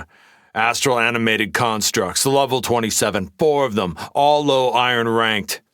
They'd been immobile statues holding halberds when they'd approached the half-circle of stone, the path that opened up to before the very expensive-looking silver filigreed doors of the mansion. That was until they'd gotten within 20 feet, when the statues transformed into these bastards made of a light blue and white energy. He was pretty sick of the assholes. Gideon activated the edge of the deep umbral and threw his dark silver blades of energy, which seemed to affect them a bit. Not much, but enough to keep his adversary off him for a moment. His uncle materialized out of a silver rip in the air made of moonlight behind another as it swung at a dodging Lasana and struck with his daggers, both coated in a film of silver energy that tore a chunk of whatever the things were made of, astral no doubt. They'd only been able to put down one so far, as the damnable things were ethereal whenever they weren't attacking, existing half in the astral and half within the real. Magic affected them, but unfortunately no one in the party was a dedicated mage with a focused build on magic damage. Lasana's magical focused attacks were mostly AoE, so not the best choice when dealing within melee range with all of them engaged, and Ari's breath attack was resource heavy and didn't throw out a lot of heavy damage. She was a support build. Her newest ability, the ferocity of a dark moon that made her a melee tank, wouldn't help with these ghost-like adversaries, but another new ability of hers, Song of Lunacy, probably would have with most adversaries, even ghostly ones, but his uncle had already failed when he'd quickly attempted some of his mind-altering abilities. The constructs had no spirit or mental acuity or emotions, nothing to manipulate. They were some kind of like puppets or pre-programmed automatons similar to the arcane automata they'd faced in the monster waves, but instead of a master automata, these were at a guess made by a mage, most likely the Astral Lord. His adversary lurched his way, overcoming its hesitation from its fusillade of umbral daggers being thrown, which Gideon had kept up while surveying the field of battle. Freddy wouldn't have been a lot of help against these ghost-like enemies, so Gideon had asked him to shift to the bracelet. He hadn't wanted to do it, but Marcus was almost completely worthless against these foes, and most of the rest of them were hampered against immaterial foes with no emotional centers to manipulate. They'd only gotten lucky with the first takedown when it had gotten greedy and chased him around, swinging his halberd nonstop, keeping it in the physical for too long until Asana had caught up with it and taken its head with her claws, and a liberal use of memory of tombs. The initial strike hadn't quite decapitated it, but the lingering necrotic energy had finished what the claws began. He leaped back as the construct slammed its halberd once again into the stone, but this time Gideon hadn't quite cleared the area portion of the attack as he was knocked on his ass and skidded across the ground several feet. He felt a slight pulse of heat. His new improved scales, along with the new armor, kept most of the damage off besides the bang-bang to his dignity. Danny and his uncle were keeping one busy while Asana and Ari had the other dancing around. Marcus looked as if he had taken a blast from the AoE, the side of his face sporting burn marks. Gideon's adversary came thundering at him once again, but he felt his improved symbiosis between he and Ysara, a oneness since the vision, so waited to pull the card. It was time to test his new synergies and his nice shiny improved speed courtesy of his new subclass and his boosted attributes off his newly merged bloodline. As the construct pushed forward within 5 feet, he moved, his cloak stretching in 2 different directions, one grabbing the fallen skull, bringing it to his hand, as the other wrapped itself around a heavy stone planter's plot, filled with some strange small young tree, pulling him not only to his feet, but quickly yanking him 10 feet to the right, from whence he pushed his speed and became a blur as the halberd cracked the stone behind him, repositioning just past the construct, spinning on his heel, then thrusting skull quicker than most eyes could follow, its tip crushing through the construct's back and out his chest. The whole ghost and material thing attempted to come online a half-second too late as it became translucent for a moment before it flashed back to the physical, collapsing as whatever passed for its heart was destroyed. Gideon's new speed was ridiculous, putting him at possible even low bronze and agility against these low iron constructs. If they didn't have such an insanely good defense, he had a feeling his team would have already put them all down.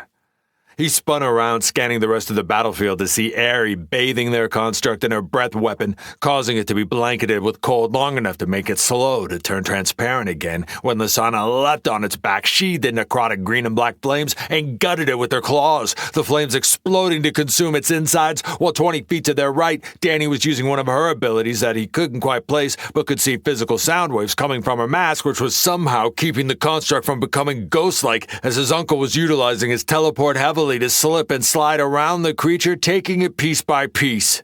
Whatever Danny was doing was keeping her locked in place, which would have been bad news with a smarter enemy, but it seemed to focus on the closest adversary, which was his uncle.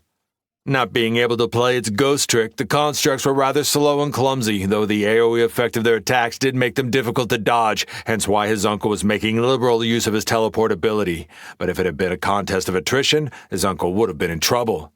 His movement ability had a heavy resource cost.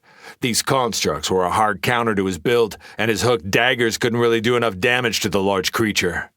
Gideon helped him out by activating Nocturnal Embrace of the Shade, slipping through the umbral and arriving right behind the lumbering construct chasing Marcus's fleeting form before sending Skull through its skull, ending the final conflict. His uncle sheathed his hooked knives, followed by bending over, hands on knees, breathing like a steam locomotive. His mana had to be redlining with all the teleporting. Lasana and Aerie were already looping around like drug addicts looting the constructs. He himself was still wary about any more surprises and upset with himself that they hadn't approached the mansion with a lot more caution. They had been too carefree and cocky, not to mention his mind was still riding on the words from Danny on his grandfather. Focus. He needed to focus, or some of his family would not make it through this. They had become too cavalier. The system was not a joke, and they needed nothing more than Sanguine Necropolis as an example to understand that. A notification hit his vision.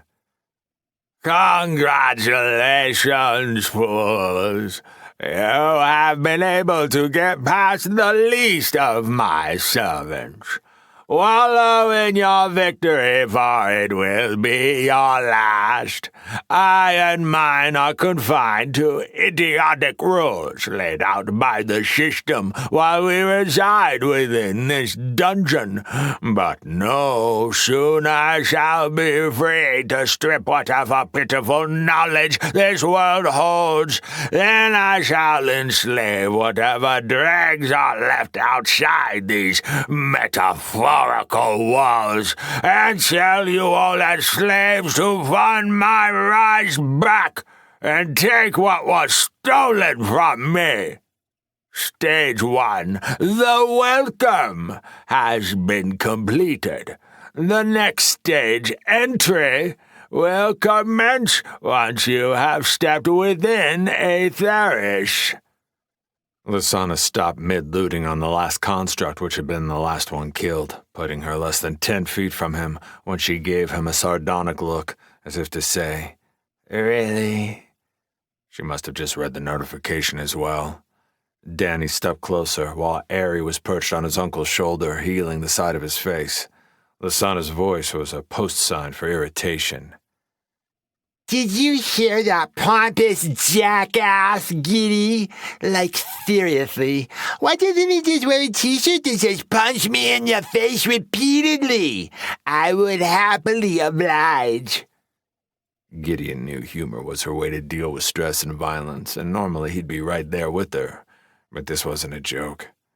All he'd heard from Unra was everyone was struggling heavily with iron dungeons, and he and his were good, but she was referencing other scions, the gunslinger, the ice queen, the New Yorker, the angel rebel lady, all of them tough as nails. He felt this was just a shallow dip of toes in the water when on the other side of the hill out of sight was a raging river. He had learned his lessons on the hard brick fists to face, and he would not take this preliminary bout as any kind of indication of the subsequent challenge. He sent a party message, not trusting the obvious observation the Astro Lord had access to. Gather your resources back and keep important information to party chat for now, until we get a better handle on what this Astro Lord can see and hear. No one reacted to the message beyond gathering closer together and sitting asses down to rest. He sent a private message to Ari, who immediately spun up the Melody of Crescent Dreams, which now lasted 3 minutes in iron, and in addition to boosting the attributes it normally did, it also boosted resource regen by about 20% as well. He sent a private message to Danny, which had her look up. What was that ability you used to lock the construct to the physical? She replied immediately. It's one I rarely use called Scream of Desolate Dreams. It locks down a single target, making their movement glacial and disrupting magical defenses, but requires me to be static, so really only useful when I have a team to keep my ass safe while using it. Didn't really do shit to the thing's movement, but did keep it from ghosting. He nodded. A good ability, but it had limits. Obviously, if the magic it was shutting down was strong enough, it lost the control aspect of slowing and having to be planted target herself to use it. He completely understood why she rarely touched it. Maybe later ranks would make him more versatile. Pushing that out of the way, he focused on thinking everything through. Caution was the play in this game.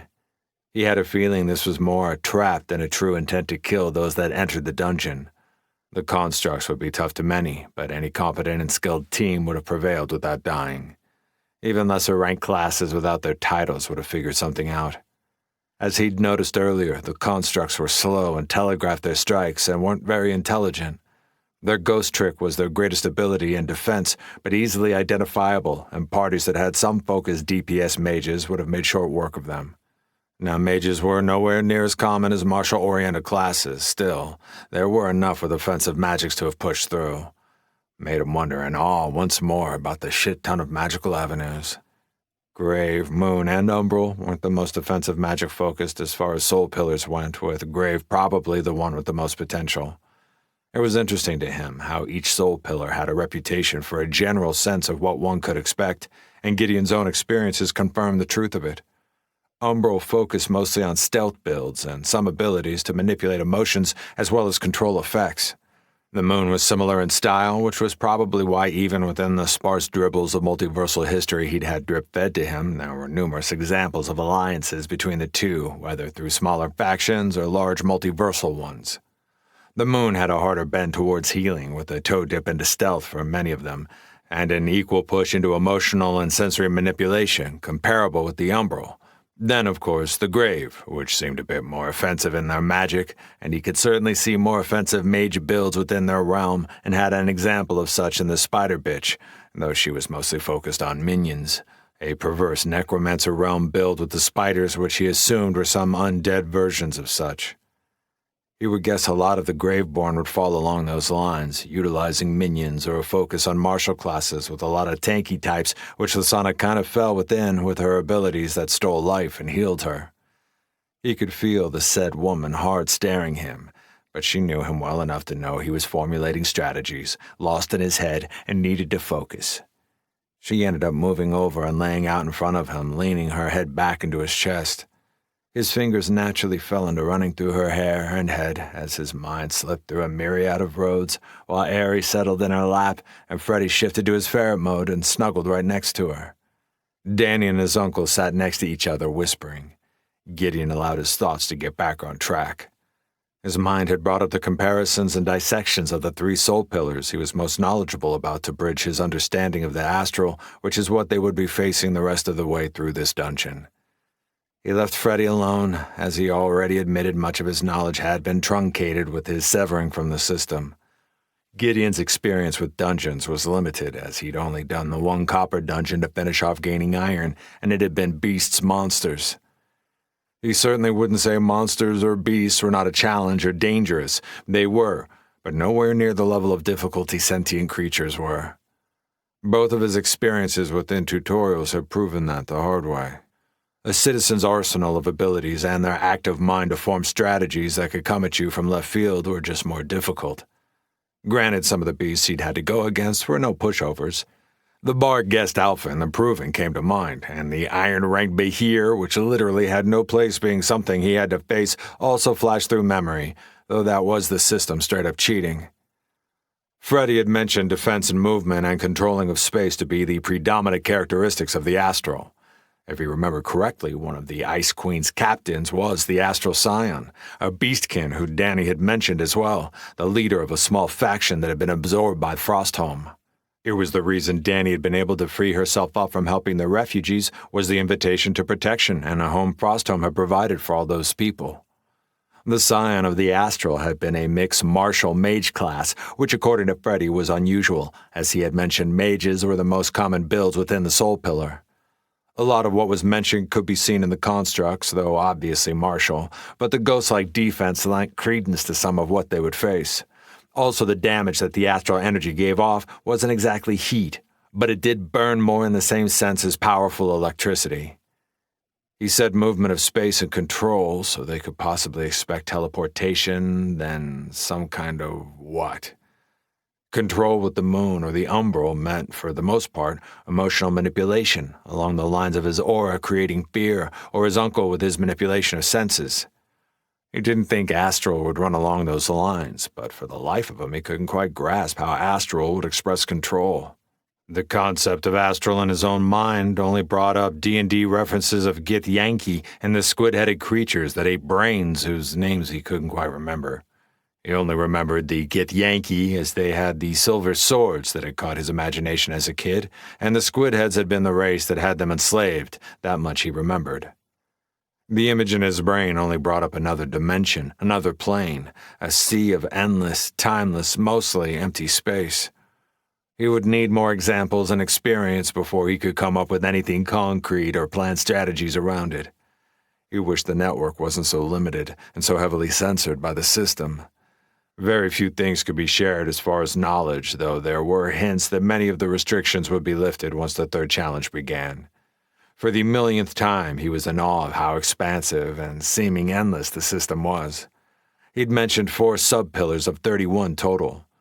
31 different types of magic, and according to the Shadowborn, when he'd given the abbreviated history lessons, there had been more of them that were lost with the death of primordials. Knowing himself, he stopped his brain from expanding into endless miles of theory crafting the system. He tapped Lasana, who started dozing off. Everyone's resources should be up, especially with Ares' ability boosting. Her spirit cost for its use had about tripled, and had a cooldown added to it, but would be a game saver.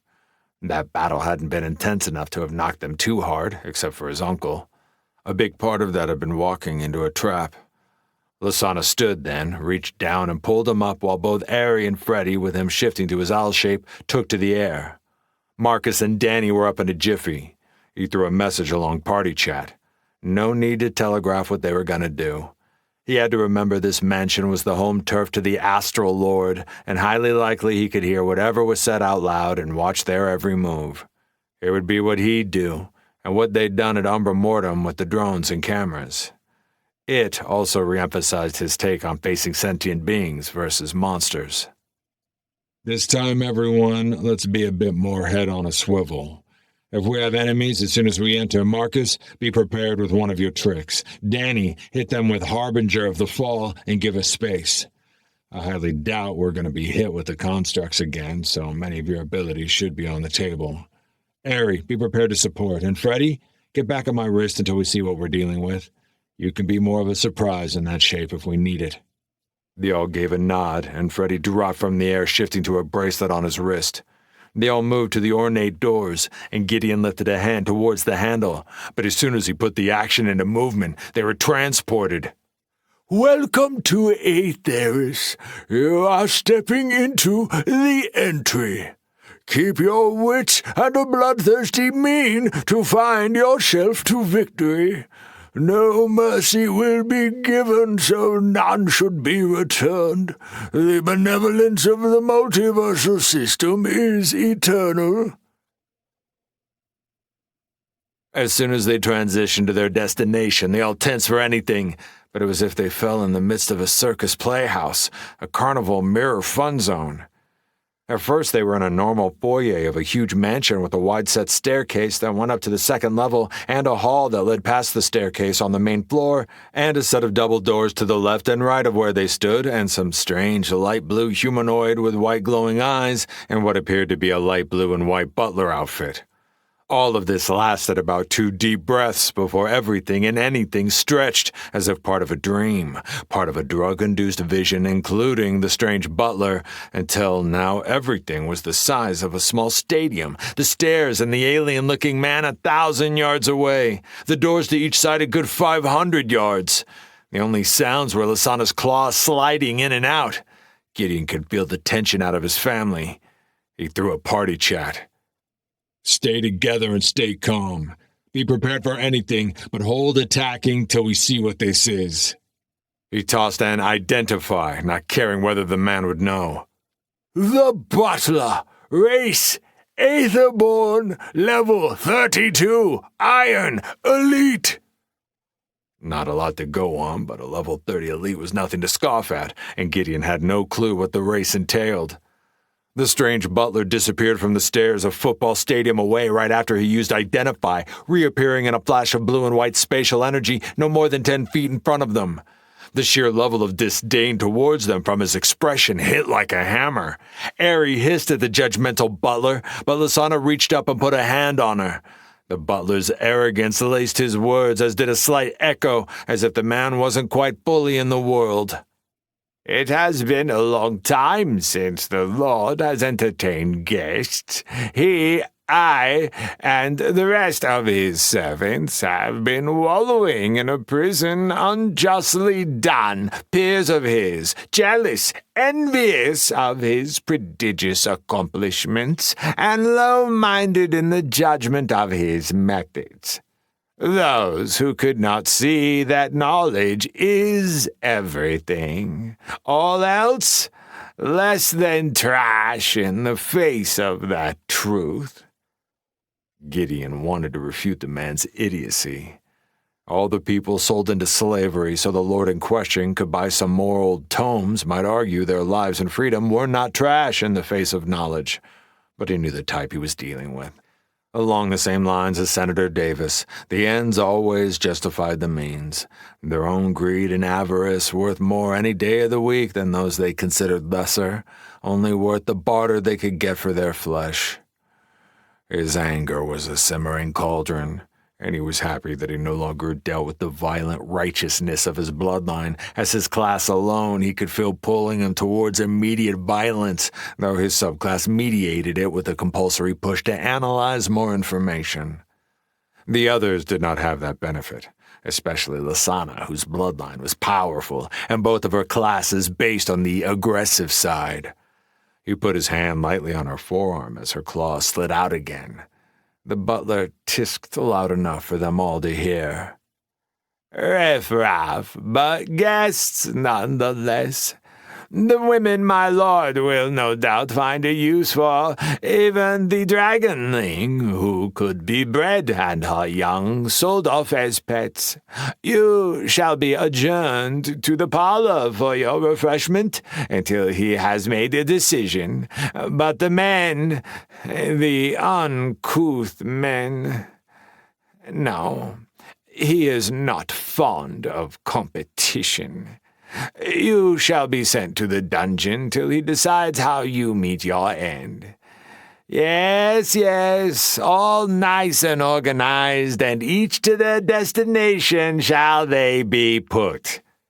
Gideon was about ready to unleash Lasana to plant this misogynistic asshole in the ground, but before they knew what was going on, circles of the same blue-white spatial energy appeared beneath all of them as they fell through and felt themselves teleported. Everything flashed a blinding white as his repressed violence and anger exploded. He was separating them. Chapter 13. Parlor Tricks. The parlor, Aetheris Mansion, Iron Rank Dungeon, Erebus. Lasana, Danny, and Ari were shoveled by the blue and white windows onto the floor into the same stretched-out shit they'd just been taken from. To say she was on edge, pissed, desperately wanting to kill something was an understatement. They'd taken her from her man. Gideon would get in all sorts of fucked-up situations without her to back him up. It was proven time and time again. He needed her at his side to save his scrawny ass. His sexy, scaly, scrawny ass. A feral smile slid across the lips. Who did she need to kill? The room they were in, what looked like a small tea house, stretched out in the weird spatial trickery into several 100 yards in every direction.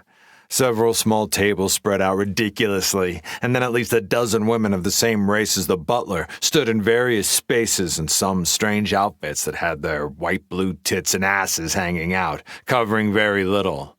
Aries' voice popped. Ew, they're wearing French maid outfits. How does some alien race in a dungeon know about French maid outfits? They are cute, though.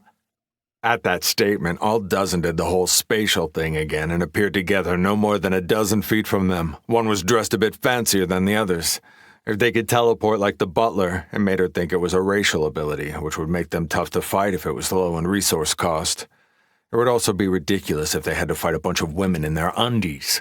The one that stepped in front and dolled up a bit finally spoke. Welcome to the parlor of the Astral Lord. He shall be addressing you in the next few moments. Please feel free to take a seat and enjoy some tea in the meantime. The blank gaze by most of the women was not the case with this one. Lasana clocked a look of superiority in her expression, very much like the butler, though all of them had it to a certain degree. She had a feeling it was part of the race itself. She wouldn't be surprised if the Aetherborn's history within the multiverse wasn't filled with some heavily skewed holier-than-thou attitudes. A table was teleported in front of them with 3 chairs and a steaming white pot and 3 dainty little cups on saucers with tiny silver spoons next to them. Lasana didn't even need to respond. A blast from Breath of the Dark Moon covered the table in a layer of frost, the cups and pot shattering, though the table and chairs actually stood up to Aries' show of displeasure. Ari giggled as the gasp of sighs and shock rolled through the dozen women in their undies, and one snort escaped Lasana's lips as she raised a hand and felt a little high-five claw hit it. Danny, behind her mask, also released a few chuckles. Aries' melodic voice broke the stunned silence. Damn, Santa, that's some tough furniture. I need to ask them for where they shop. Maybe a multiversal IKEA?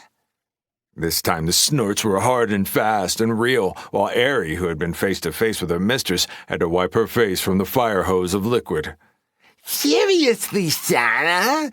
You need some kind of early warning system? Now I know how Gideon feels.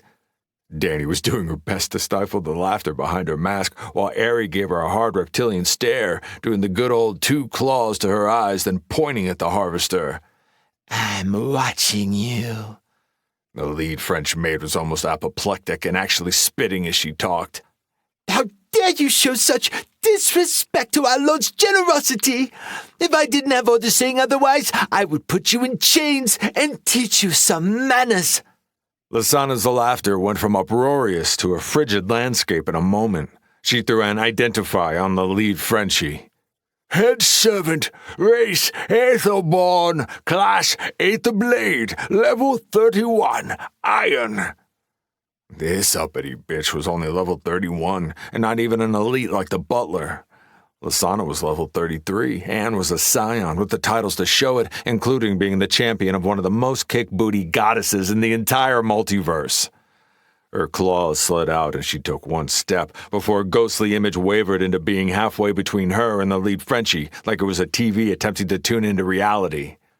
The static, broken image showed a man that was very tall and regal, dressed as some long-lost rich scholar or noble. He had long bluish-white hair, perfectly set in a band that held it back while looking like it had been washed and brushed 1,000 times. He was the same race as the others, though something about his features said he was a step above the rest by a far margin. He had a string of rings along all his fingers, threaded by a slender silver chain that hooked to a bracer on each forearm, and if Lasana had to bet, it was a mage's focus, more than likely a growth soul-bound item. His eyes held a flicker of madness in their depths and danger, a lot of danger, which meant shit to Lasana. Her man might be fearless, but anything that scared her nowadays just pissed her off and made her want to put her claws through it. It had been a long road to get to that point, with a lot of love from her new family and finding her inner strength once more. She'd always been good at violence, when she was told when and who to kill, but now no one but herself made those choices. His voice was cultured but dripping with so much ego, he made his flunkies seem humble. This was the asshole that was in the way to getting back to the rest of her new family. You seem to need some lessons in culture and how to comport oneself within the upper echelon of society. That will need to be taught to you before you will have worth as tradable commodities. You will also learn how to satisfy a man in bed in a way that is assertive yet submissive. An art form all the ladies before you have mastered. They shall be your teachers in such. A claw lit in green and black flames flew through the image, and though the claws themselves did nothing, the necrotic magic created a disjunction in whatever magic was allowing the Lord to project his image. It shook, but then began reconstituting itself about 10 feet to the right, and the man's face looked affronted and angered. But then the harvester stepped up and let loose with a piercing shrill of scream of desolate dreams, permanently disrupting the magic or ability that made up the astral projection. The lead Frenchie's voicing went higher than a man with his nuts kicked, and it was accompanied by the sound of hidden blades coming from somewhere on those dainty outfits. How dare you subdue these blasphemous whores for our Lord! Lasana was many things, violent, loyal, a highly, highly skilled lover, like really, really skilled. But patience was nowhere near the vicinity, and the only thing worse than someone getting between her and her loot were someone or several someones getting between her and her man. Her husky voice was a strike of thunder to the fall of a storm. Danny, would you care to do the honors? Her response was immediate with a giddy energy to it. Finally, I've been wanting to wipe these bitches' faces along the ground since we got here. Before the French maids could take one step, Danny let loose with a banshee scream, and a blast of pure sonic force blasted all dozen women who had been kind enough to group up across the strange mirrored room. But as soon as her ability rode across the space, it did something with whatever effect had been running and shattered it as the bodies flew through now much closer chairs and tables, and one went sailing through a wall. Aerie didn't need an invitation and had been jonesing to try out her new ability in real combat. She activated the ferocity of a dark moon, letting out a primal roar much deeper than the higher-pitched melodic tone of her usual voice. Her body morphed and shifted until she was almost 4.5 feet of 300 pounds of angered draconic scales. She immediately leaped upon one of the just recovering Frenchies. She clamped her now prodigious set of teeth and powerful jaw around her adversary's entire head, and with a tremendous growl reverberating around the flesh and skull she had in her mouth, she put both her now glistening dagger-length front claws onto her prey's shoulders and yanked once, twice, and the third time accomplished what she aimed for, yanking the head clean off with a flood of white blood and viscera. Danny's blast had left at least bruises, if not some with broken limbs, and Lysana wasn't about to let the opportunity slide as she followed Aerie's example and leaped amidst a group of 3 off to the left against the wall. The room had gone from hundreds of yards in size to no more than 50 in diameter.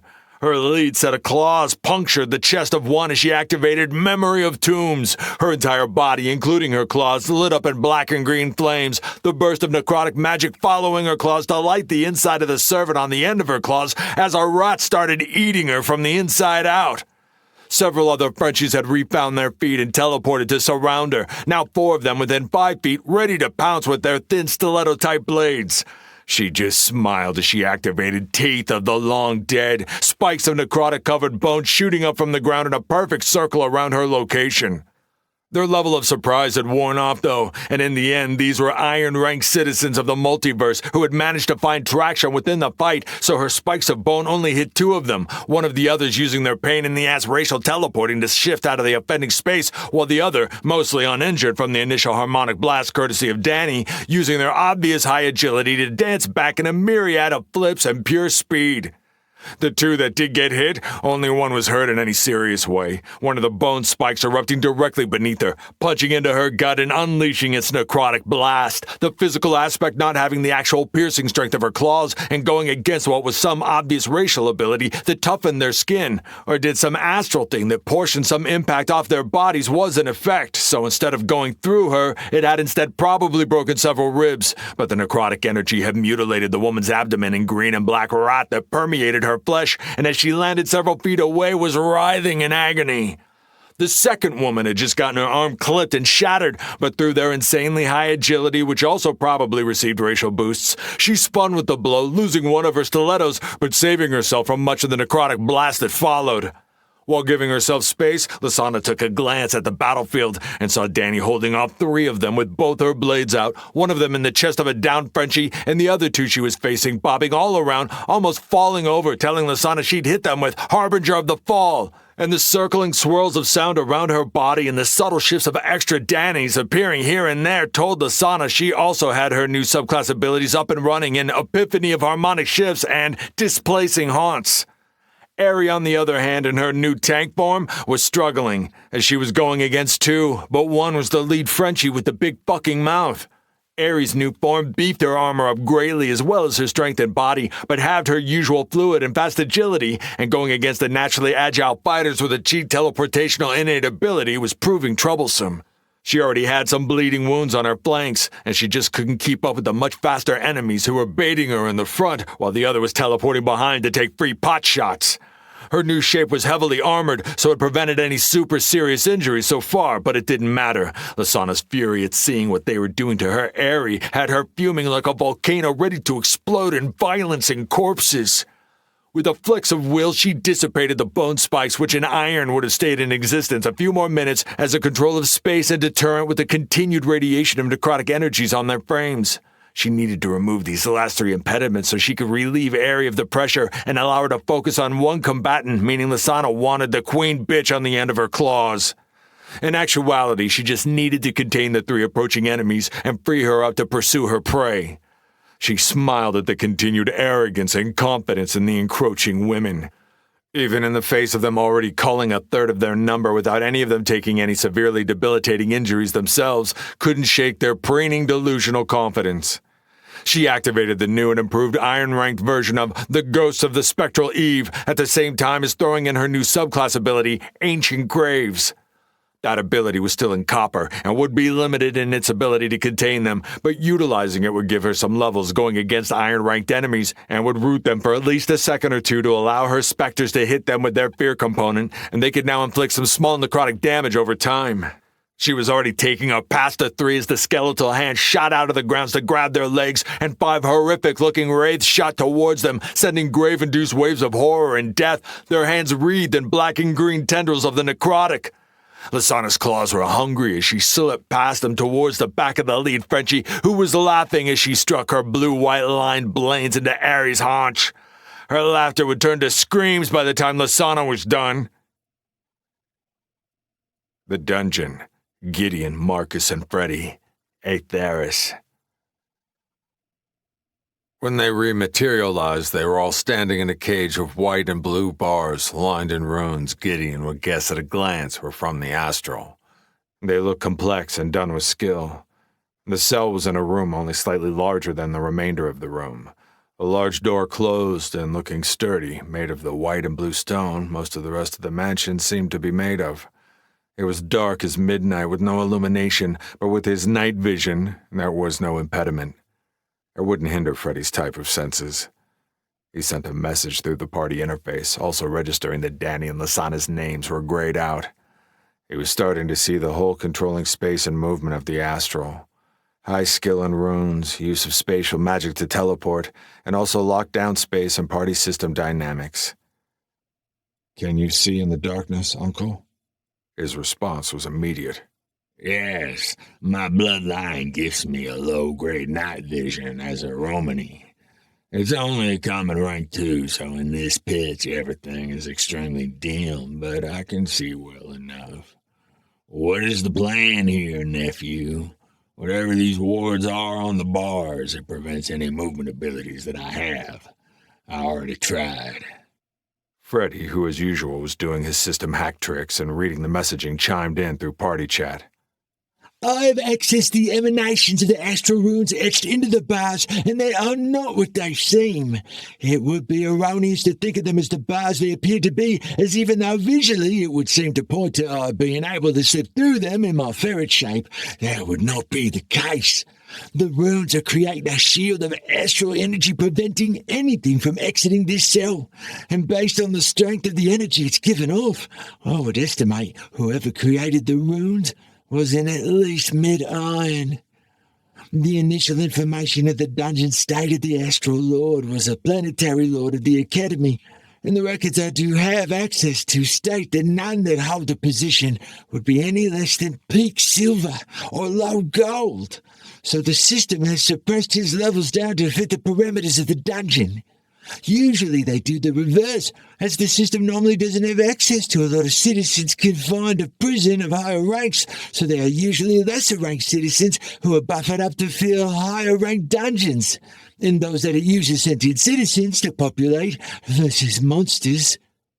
Gideon could tell he was over-explaining, attempting to make up for his insecurities about losing access to all the knowledge he thought he'd stolen, but he let the little AI have his moment. He looked at the runes and smiled. He hadn't really needed any help in this instance, as his new skills had already gone over the runes. He wasn't sure how this story was supposed to go, and could imagine the Astral Lord thinking this would keep them locked up. The other dungeon he'd done had had a theme, but numerous ways one could go about it depending on the skills of the party, and the Astral Lord himself had bitched about having rules of the system they needed to follow. There was probably a time limit they had to effect and escape before something else happened instead. Gideon did not plan on staying within this cell. He activated Rune Mastery Umbral Moon, and without thought, as had become the norm, his investigation and intuition kicked in as he threaded his runic sight and quickly got what he needed. The boost of his newly merged bloodline was insanely effective. The speed with which he'd just done that. Focus. He pulled threads from both his soul pillars as he wove them into a stream of power, flooding the weak point of the rune he'd already found. He highly doubted the Astral Lord thought anyone at Iron would be able to actually break his runes. The only ones that would have a chance was someone like Orin, who had a rarer higher class that directly dealt with runes. In fact, the only other feasible methods would be to go through the floor or ceiling physically that he could come up off the top of his head with, but none of them were suited for that style of egress. He could either break the runic structure or overload it. Breaking it would have a much higher chance of causing a wee explosion, though both could do so if the Astral Lord put in a war Gideon wasn't seeing. But two things told him that wasn't the case. First, he had complete confidence in his own skills, and his attributes backing them, which were borderline freakish compared to others of his level. And the second and more important reason, the Astral Lord was the poster child for arrogant asshole with a heavy superiority complex. He wouldn't believe anyone would have the skill to fuck with his runes. Overload it was. He took a deep breath, then flexed his will hard and pushed a heavy blast of umbral and lunar energy into the space slipping between runes directly towards the power source, the master rune behind them. With a snap and spark, the runes along the bars went dark. His uncle's voice was a whisper in his ear. "Took you long enough, nephew." Gideon threw a look back from behind his mask and hood. Did his uncle just try to be funny? Without even asking, Freddy slid off his wrist into his ferret shape, slid between the bars, then scampered over and up onto a table near the door, and then leapt on top of a small box where his eyes then began to glow. He was pretty sure that device hadn't been there before, or at least had been shrouded and hidden. A few seconds, and the bars to the front of the cell flashed and were gone. Freddy slid back and became a bracelet once more, but he could feel the pride in his little AI buddy. Gideon's hand tightened around Scald's haft. It was time to see what was what, but twice now they'd been caught on the back foot, so the Astral Lord was ahead in this game so far. Now was the time for Freddy to even be more useful. Freddy, use your senses and tell us what's in the next room. He could have also become a shadow and done his own scouting, but he had no clue what kind of sensory abilities whatever was there had. This was the safer course and allowed Freddy to once more feel useful. He knew earlier his buddy had blown off feeling like he was not holding his own on the team and his insecurities, but Gideon knew better. Knew it was still a lingering sore in Freddy's psyche, especially when you threw in him wanting to impress Ari. The room behind the door is radiating the same energy that the original foyer did. There's some spatial magic working within it to stretch space. I do register at least 5 entities close together within the space, though zeroing in on exact locations is impossible with the spatial magic active. What I can tell you is 4 of them are of similar proportions and emanations of strength, while the 5th is almost 3 times their mass and a much more intense core of energy. His inability to know the location was a hit, but with his astral spatial magic, he understood it. They would need to go in hard and fast. Marcus, keep the 4 occupied. I'll go after the big baddie. Wait for my signal. I'll go in as a shadow and see if I can gain us some intel. That way you can go in and hit them hard. It will allow me to position myself close to my target. The only thing he got out of his uncle was a nod, his hooked blades in hands. He hoped there was little light in the next room, or this wouldn't work at all. He activated Birth of the Eternal Eve, becoming pure shadow as he slid underneath the tiniest crack at the bottom of the door. He immediately darted to the corner of the spatially warped room, exactly like the foyer. It was stretched like some half-delusional David Lynch film. It was also moderately lit by lamps high up on the walls with the same white-blue flavor of everything else. Once Gideon had a better glance at the seemingly 200-yard-sized room, he slid from the corner up to the ceiling where there were more shadows to move in. He threw eyes to his resources, but more than he thought. His boost to efficiency from his bloodline, regardless of source, would be helpful going forward. He was only at low green, though, with his stamina slowly ticking down while holding to his shadow shape. Once he'd secured a safe space, he began to access the room. It was what looked to be a barracks for the guards of the dungeon. It had a large table that was stretched out to comical portions, especially as it seemed the 4 guards around it were drinking and attempting to play some kind of game. It seemed like it would be difficult to do when each participant was a good 50 yards from each other, which told Gideon to them the space was normal, especially as one tossed some kind of coin on the pile in the middle of the table and it landed perfectly when it looked as if it was a good 30 yards from where he was sitting. The man had moved his arm as if he was throwing it the 2 feet it should have been. If the spatial magic affected them but not their enemies, this would be a difficult challenge, and he was really beginning to not like the astral soul pillar. None of that was even touching the mammoth specimen of an Aetherborn that was porched up a good 50 yards to the far side of the room at what looked to be his own personal desk. He was well over 7 feet and was a massive slab of muscle, like cartoonishly so. He had to be close to 500 pounds. The 5 guards were all dressed the same, even their captain in some ornate-looking half-plate and chain, so mid-armor, and while they all sported a long sword, none of them were actually wearing it. All 4 weapons in their sheaths leaning against the table or the chair they sat upon, and one of them with it on the actual table. The big Aetherborn, however, had something different. He sported a huge-ass 2-handed warhammer leaning against the desk. For supposedly the soul pillar being mage-focused, they'd so far only seen martial classes, which he classified the constructs as. Thinking about it, though, every faction or group that was focused around a singular soul pillar would need foot soldiers. And there had to be soul pillars that were less utilized, less found amongst the myriad of races brought through integrations. He remembered Dory telling him almost all Shadowr were offered only the umbral as an option, anything else considered almost blasphemy. And though that was considered rare, most races still only had 4 or 5 options to choose from. It was one of the things that made Erebus so unique. All 3 races had full access to all 31 soul pillars, though he'd be interested to actually have access to the data of how many of what pillars were chosen. There was of many reasons even average integrations were still popular and coveted by factions. The system made every integrated world for the first few years rife with opportunities for growth. You could raise levels far faster than was normal for the rest of the multiverse, and every integration produced at least a few powerhouses, monsters, as Freddy would say. He shook his head, made of shadows, admonishing himself for once again letting his mind wander to shit that had no value to the moment. When he threaded his will to his perception, he realized he was getting some pulses to his mind from his new subclass. Something to keep in mind. Umbral Savage pushed aggression, and Lunar Hound pushed analyzation and theory dry humping.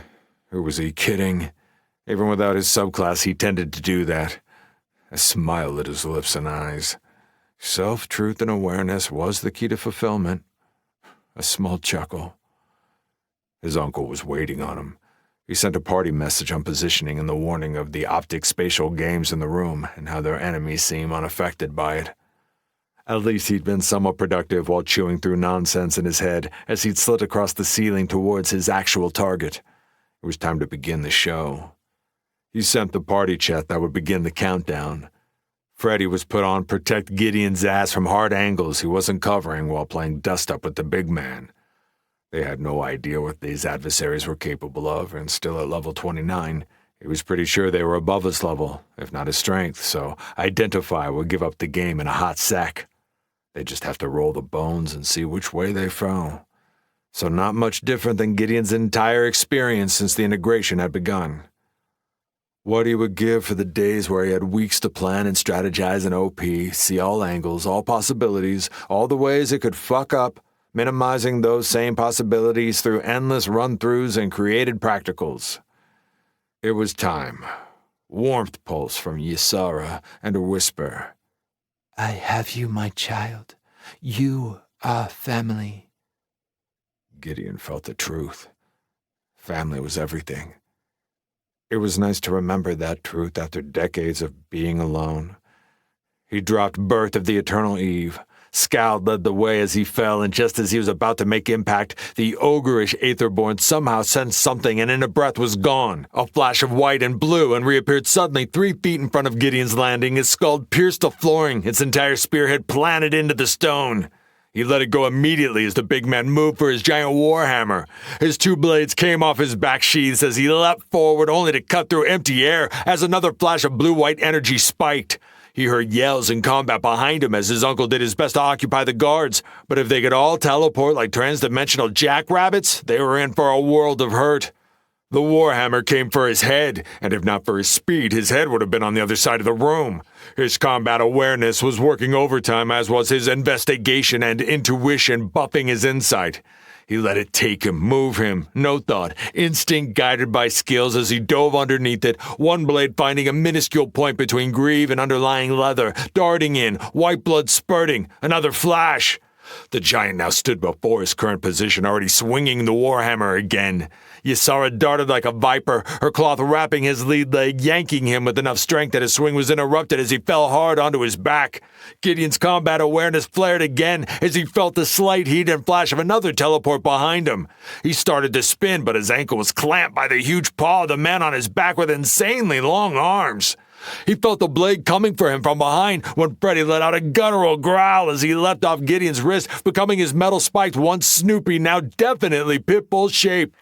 He tossed eyes for a half-second to see Freddy clamping onto the surprised man's throat just above his gorget, a surplus of white blood geysering past Freddy's large and jagged metal teeth.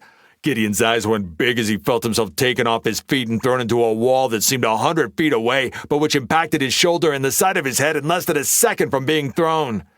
Everything was a blur as Ysara pulled any shadow she could to accelerate his healing. His eyes, still unfocused, saw a blurry, massive body that seemed very far away take a few steps before standing over him. A large something was in his hands, and what Gideon thought was a deep, heavy laugh came from the man's chest. His mind was not cooperating. His eyes began finding purchase as the slight boost of healing from Ysara began taking effect, but he could feel his shoulder dislocated and his blades were no longer in his hands. What he could now see was the Warhammer was speeding towards his skull.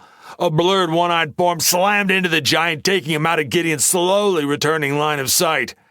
If he didn't pull his shit together, they were going to die here. The parlor. Lasana, Danny, and Ari. Aetherus.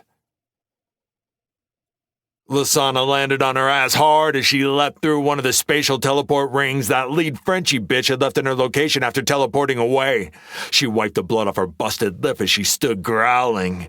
She had to give it to these Frenchies. Once they'd found their groove, they really were pretty good. And they had a lot of tricks. All the same tricks, though. If she wasn't seeing it, she wouldn't be believing it.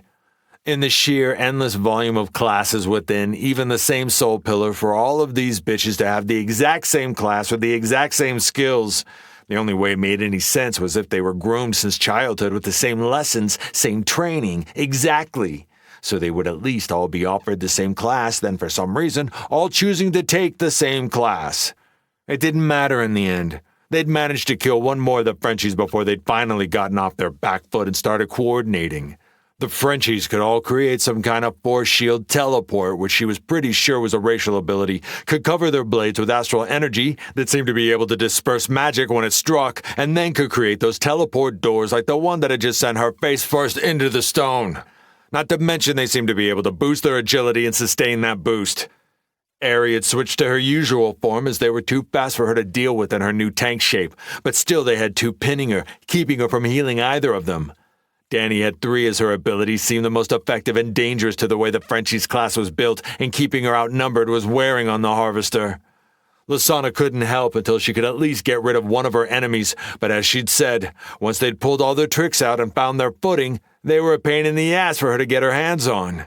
They never stayed within melee range, and she hated to admit it, but they were slightly faster than her, and combined with their teleporting hijinks were proving extremely troublesome. Danny was wounded in at least 3 places, leaving a trail of blood everywhere she went, but her grit was a hard flag she still carried fighting just as ferociously. Lasana herself had a couple minor wounds, but periodic use of Ancestors' Faith had kept her healed for the most part, though they had quickly jumped on being wary of her various AoE abilities, so always kept a distance, utilizing their teleports to quickly strike before retreating. It was difficult for them to maintain in the no longer massive spatially twisted room, but they were accomplishing it. Lasana's own movement ability, the Wraith of Eternal Ending, was far too slow to combat these fast bitches. She stood and saw the wicked smile on Lead Frenchie's face, but she returned the smile as her eyes landed on the claw marks on the bitch's face. The Lead Frenchie's hand involuntarily went to her face, her pretty dagger still clutched as she wiped the still dripping white blood rolling off her cheek. She hissed and spoke. This one liked to talk a lot. You may have struck me once, infidel, but in the end you shall all fall to our blades. Our Lord thought there would be a use for you, and there still might, if any of you actually are still breathing when we are done. But I have been authorized to use any and all force against you, and for you in particular, I can guarantee you are not going to survive the experience.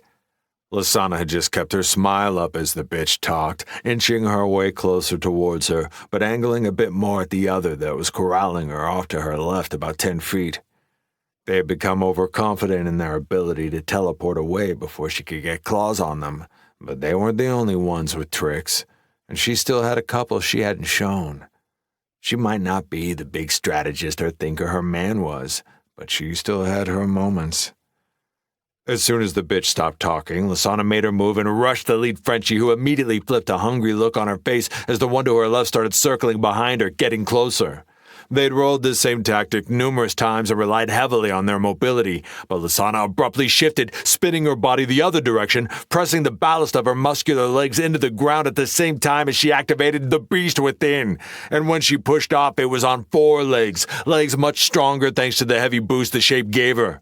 The Frenchie wasn't ready for almost 500 pounds of Lysana loving coming down the pipe. Lysana's leap cleared the space in a heartbeat, and her claws found purchase in splashing white blood as her fangs came down on a tender neck, followed by the snapping of bone, and another Frenchie notched to her slap-arrogant bitch list. The stupid repetitive tactics had also set up her next trick. As she felt lead Frenchie coming at her back, she activated her other racial ability, the ghost that walks, letting the woman fall right through her, and was happy the woman hadn't lit her daggers in that anti-magic effect. Lysana let her ability fade, then leaped upon the woman, her jaws closing over the entire woman's head, taking a page from Ares' move earlier. With the heavy torque of her powerful beast body, she twisted hard, hearing the sweet sound of a neck breaking as she let go and heard the sound of dead flesh hitting ground. She turned her glowing violet eyes towards the remnants who were hurting her family. Her eyes flared electric violet as she lifted her head and roared. Everyone in the room froze at the primal sound as she left with blood and flesh hanging off her fangs to show them who she was. Lysana Emrans, the scion of the grave, champion of the lonely widow, and protector of those she loved. The dungeon, Aetherus, Gideon, Marcus, and Freddy. 2 more figures flashed by just as Ysara had brought enough healing to make his head feel less like it had been hammered. Get into the game, Gideon. He felt something land in each hand, his blades. Ysara had gathered them. Marcus was swinging and missing wildly, and Gideon could see why, some kind of distortion field around all 3 enemies. He glanced back to Freddy, still rolling around with the man he'd taken down, a pile of white blood expanding beneath them. Another man who seemed 100 yards back at the table seemed like he was in some la-la land. He focused his high perception for a moment to his hearing and picked up the man mumbling something about his mother asking him to not fight, to stay calm and safe. Had to be his uncle's doing. It was too lit this low to the floor to use Birth of the Eternal Eve.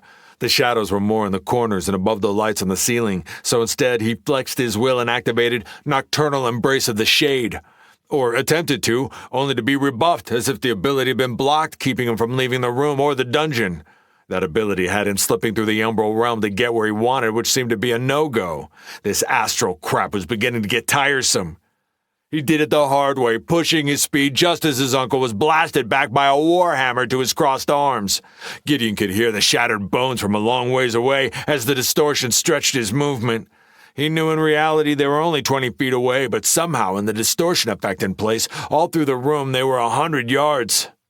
The massive Aetherborn with his 2 subordinates at his side stalked forward towards the crumbled form of his uncle. They could not have him. He'd just gotten his family back, and he would not die on Gideon's watch. He needed to override the distortion effects, and he had an idea to do just that. He pushed his speed, and with the distortion the Aetherborn threw around themselves, in addition to the overall effect on the room, their locations were hard to footstomp. But it didn't matter as all three turned towards him, halting their approach towards Marcus. He skidded to a stop and immediately pulled his aura live, Knight of the Ecliptic Horror, while boosting it with Mortal Divine Shroud Umbral Moon, and followed it right up by throwing down the Pitch of the Umbral Moon, which in iron was not only much larger, but didn't need to be planted with himself as the target. It still was locked to the location it originated at, but didn't need to originate where he stood. He threw it right on top of the asshats as he pushed forward, letting them taste his aura. Freddy piped in on party chat. I believe this enemy is dead. I am noting no movement and a copious amount of blood. Gideon was a bit busy focusing on keeping his active abilities up and running, which so far had cold encasing his enemies, slowing their movements to glacial speed as his aura seemed to be affecting them enough that they didn't just teleport as the dark miasma engulfed them. He split his mind enough to, after a few moments, a life elixir popping into his hand as he tossed his dagger in the air to free his digits to hold it, then bowling, sliding the elixir behind him as he'd shifted to put himself between his uncle and the Aetherborn. His blade landed perfectly back in his hand. Insanely high agility had a lot of benefits, and he'd be using them to twist this game to sevens on the ivory. The two guardsmen were now on their knees, trembling, covered in a layer of frost, their white skin gone in patches. His newly merged bloodline was increasing the strength of all his abilities now, as well as making them more efficient. He was only mid-yellow in spirit and high-yellow in stamina, though high-yellow in health. Their captain was strong as fuck. Freddy, get that elixir I just tossed into my uncle's mouth. Freddy was learning. He didn't respond, just did. The captain shook his aura off, enough to teleport as he transferred himself back by his desk, but immediately went to a knee. It gave Gideon enough time, even going against the distortion effect. His third highest attribute was perception, and it was really high if comparing it to his own team, which were all elites. He took a gamble to circumvent the distortion effects and closed his eyes as he slid forward. He had two helpless foes he needed to put down quickly while their leader was recovering. His guess was the effect was visual, and he was quickly getting to where he needed to shut down his aura, which was a beast of a resource hog even with his bloodline benefits. He realized quickly his other senses were just as heavily reliant on his perception attribute as his sight. He used hearing and something else, a nuanced use of combat awareness to close quickly. He sheathed one blade as he had to use his free hand to lock down where to place his dagger. It worked. Within moments, not only had he found his targets with no distortion effects playing with him, but had taken a giant step to shifting the odds to them. His free hand found the same gap Freddy had used above the gorget. With no helm, it left them vulnerable. A few deep breaths and a couple thrusts of his blade and a river of warm blood rolling over his hands, and he shut down his aura and opened his eyes. The first thing he saw was the big man's gaze locked onto him with a promise of extreme violence playing tap-tap on the drums. Unfortunately for the huge Aetherborn, he'd left his hammer behind him, and within Gideon's the Pitch of the Umbral Moon, which was still active and would be for at least another minute as long as he didn't end it before then. Gideon threw a quick glance towards his uncle and Freddy, and saw an empty vial and his uncle quickly healing, arms no longer looking like splinters of bone held together by a sack of skin, though he doubted that life elixir would bring him all the way back up, but it would give him the presence of mind to at least get back in the game. When Gideon turned back to the captain, the distortion was back in on the heavy, his exact location hard to pin as he stomped his way forward, especially with the room effect adding to it. It was one thing to use his perception to find and kill two men frozen in fear. It was another to attempt that trick with a very much lively, massive man coming towards him with the insane strength he held. Still, Gideon knew there was nothing for it and prepared himself. Gideon did his best to find the focus to discern where the true location of his target was, but with the room distortion effect and the double down effect from what the inherent abilities of these guards, it was going to be a hard press. Maybe with the length of Scald in his hand he could circumvent the disadvantage, but not with his blades that had absolutely no reach. And it was obviously not a mental affliction, or his bloodline would have resisted it. It was a distortion of space that was affecting the visual cortex of the brain. A flash of white and blue had Gideon tumbling forward just ahead of two meat fists slamming into the ground where he'd been. He came out of the roll listening to the cracking of stone. Then Freddy, as a robotic pit bull, leapt right on top of the man as if the distortion was doing nothing to his buddy, which made Gideon want to smack himself.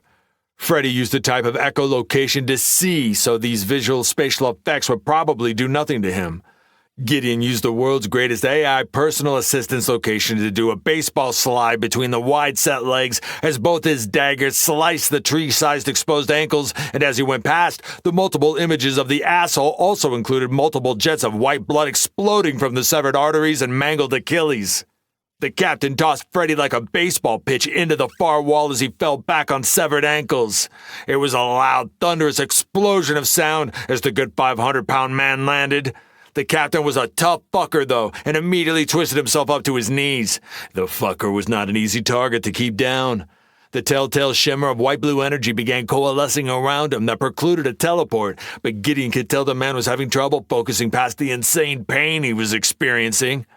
Gideon twisted and pushed his legs against the ground to reverse his direction and get to the man before he could pull his focus enough to teleport, but he needn't have bothered as his uncle appeared out of a slit of silver with his hooked knives coated in silver energy as he went right through the man's armor and into his back, then slid up, utilizing the hooks of his blades to rip out far more flesh than Gideon's weapons would have done by a long margin. Gideon sheathed his blades as Marcus attacked a second and third time, his ability Kiss of the Moon making physical armor almost non-existent. Freddy peeled himself off the wall and showed a few dents in his form to showcase how strong the man had been, but even with that he seemed mostly okay, while his uncle's mostly bare arms still looked at least fractured. Doing what he did with still fractured arms told him how strong his uncle's will truly was. Throw in him tackling the man to keep Gideon from getting his head crushed warmed his heart. His uncle truly was family once more, had earned that, and more. Marcus collapsed to his knees, his blades dropping from his hands, his arms a walking promotional for bruised flesh. From hands past his elbows was one giant ugly-looking bruise. It was what it was, and until they could hook back up with Ari, he would have to deal with it, or until the 30 minutes timer for taking life elixirs counted down and he could guzzle another.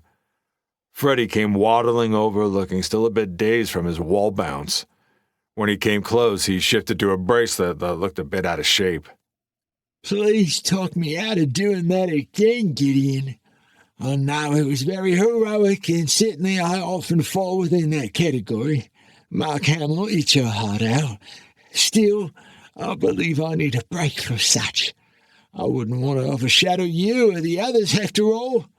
Add into that I feel like a set of bongos that just went through an hour session with Ringo Starr. Very talented man, if I must say. Yellow Submarine, truly an unheralded gem of the Beatles. Now, my ability to feel pain is minimal. Still, it is a blow to the ego to be manhandled so, and my vast cognizance is struggling to focus into clarity.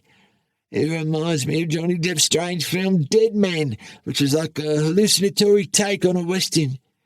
I feel as if I'm his character towards the end of the film when everything is spinning and not quite right.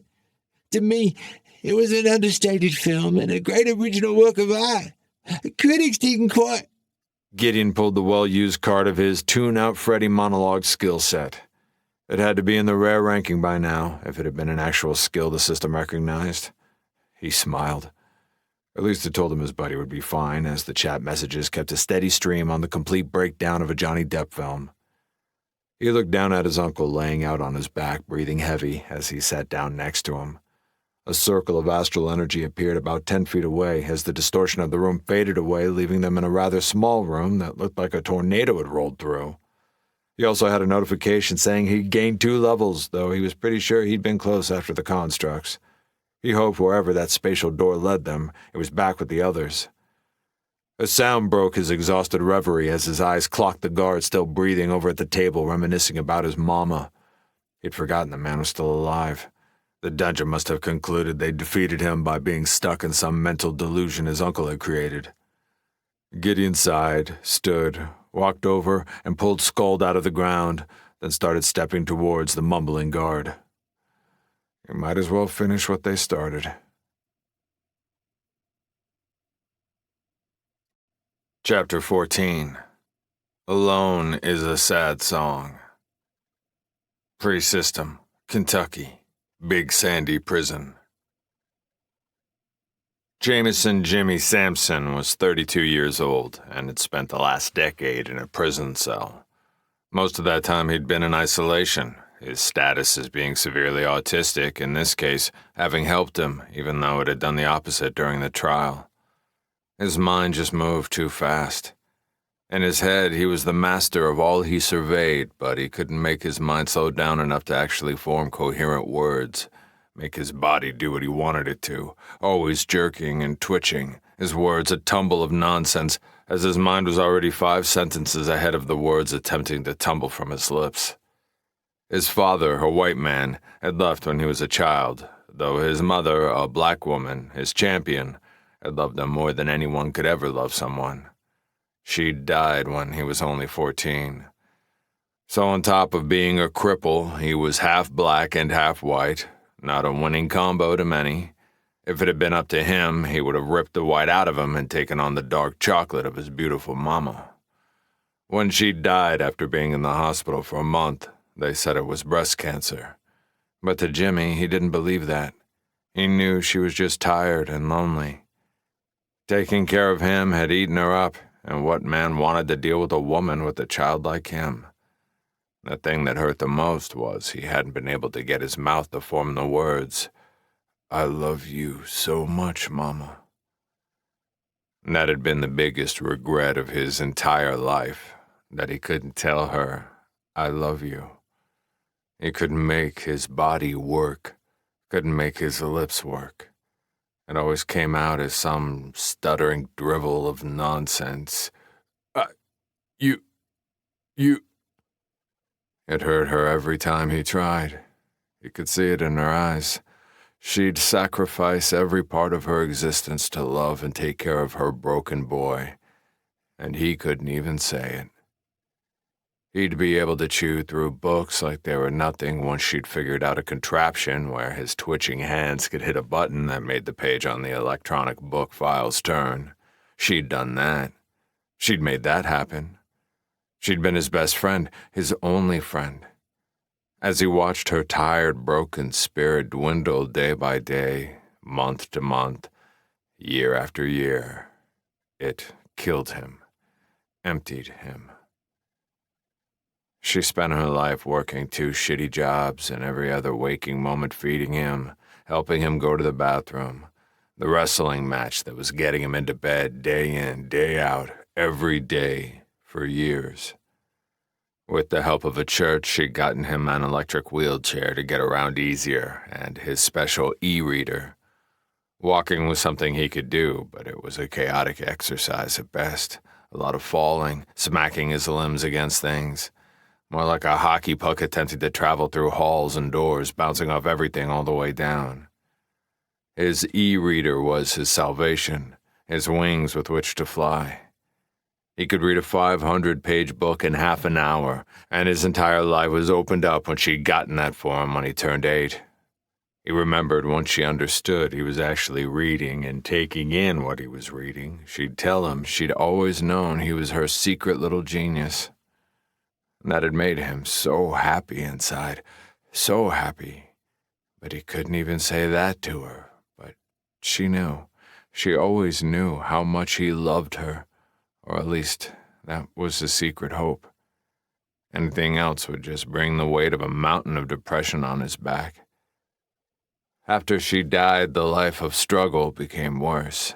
He was shoveled from foster home to foster home, and eventually landed in one who was keen on keeping him as they paid extra money for someone with his handicaps.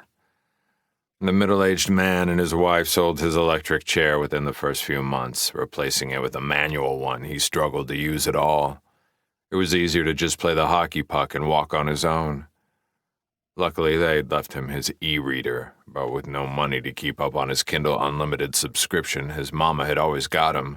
All he had was the same 100 books he'd had on it when that came to an end. Occasionally, he would find some books for free on Amazon, but it was a wrestling match to get his uncontrollable limbs to hit the right buttons to get them to download. At least his foster parents had internet, which allowed him to attempt it, and it was his only comfort. They refused to help him eat, and only half helped him get into the bathroom, at least most of the time. They began making him wear a diaper so they didn't have to deal with it as much, and made him take his own showers, then bitched about it when there was an ocean of water everywhere after his losing fight with his motor skills and the knob to control the water. Once more, his body betrayed everything he did, or tried to do.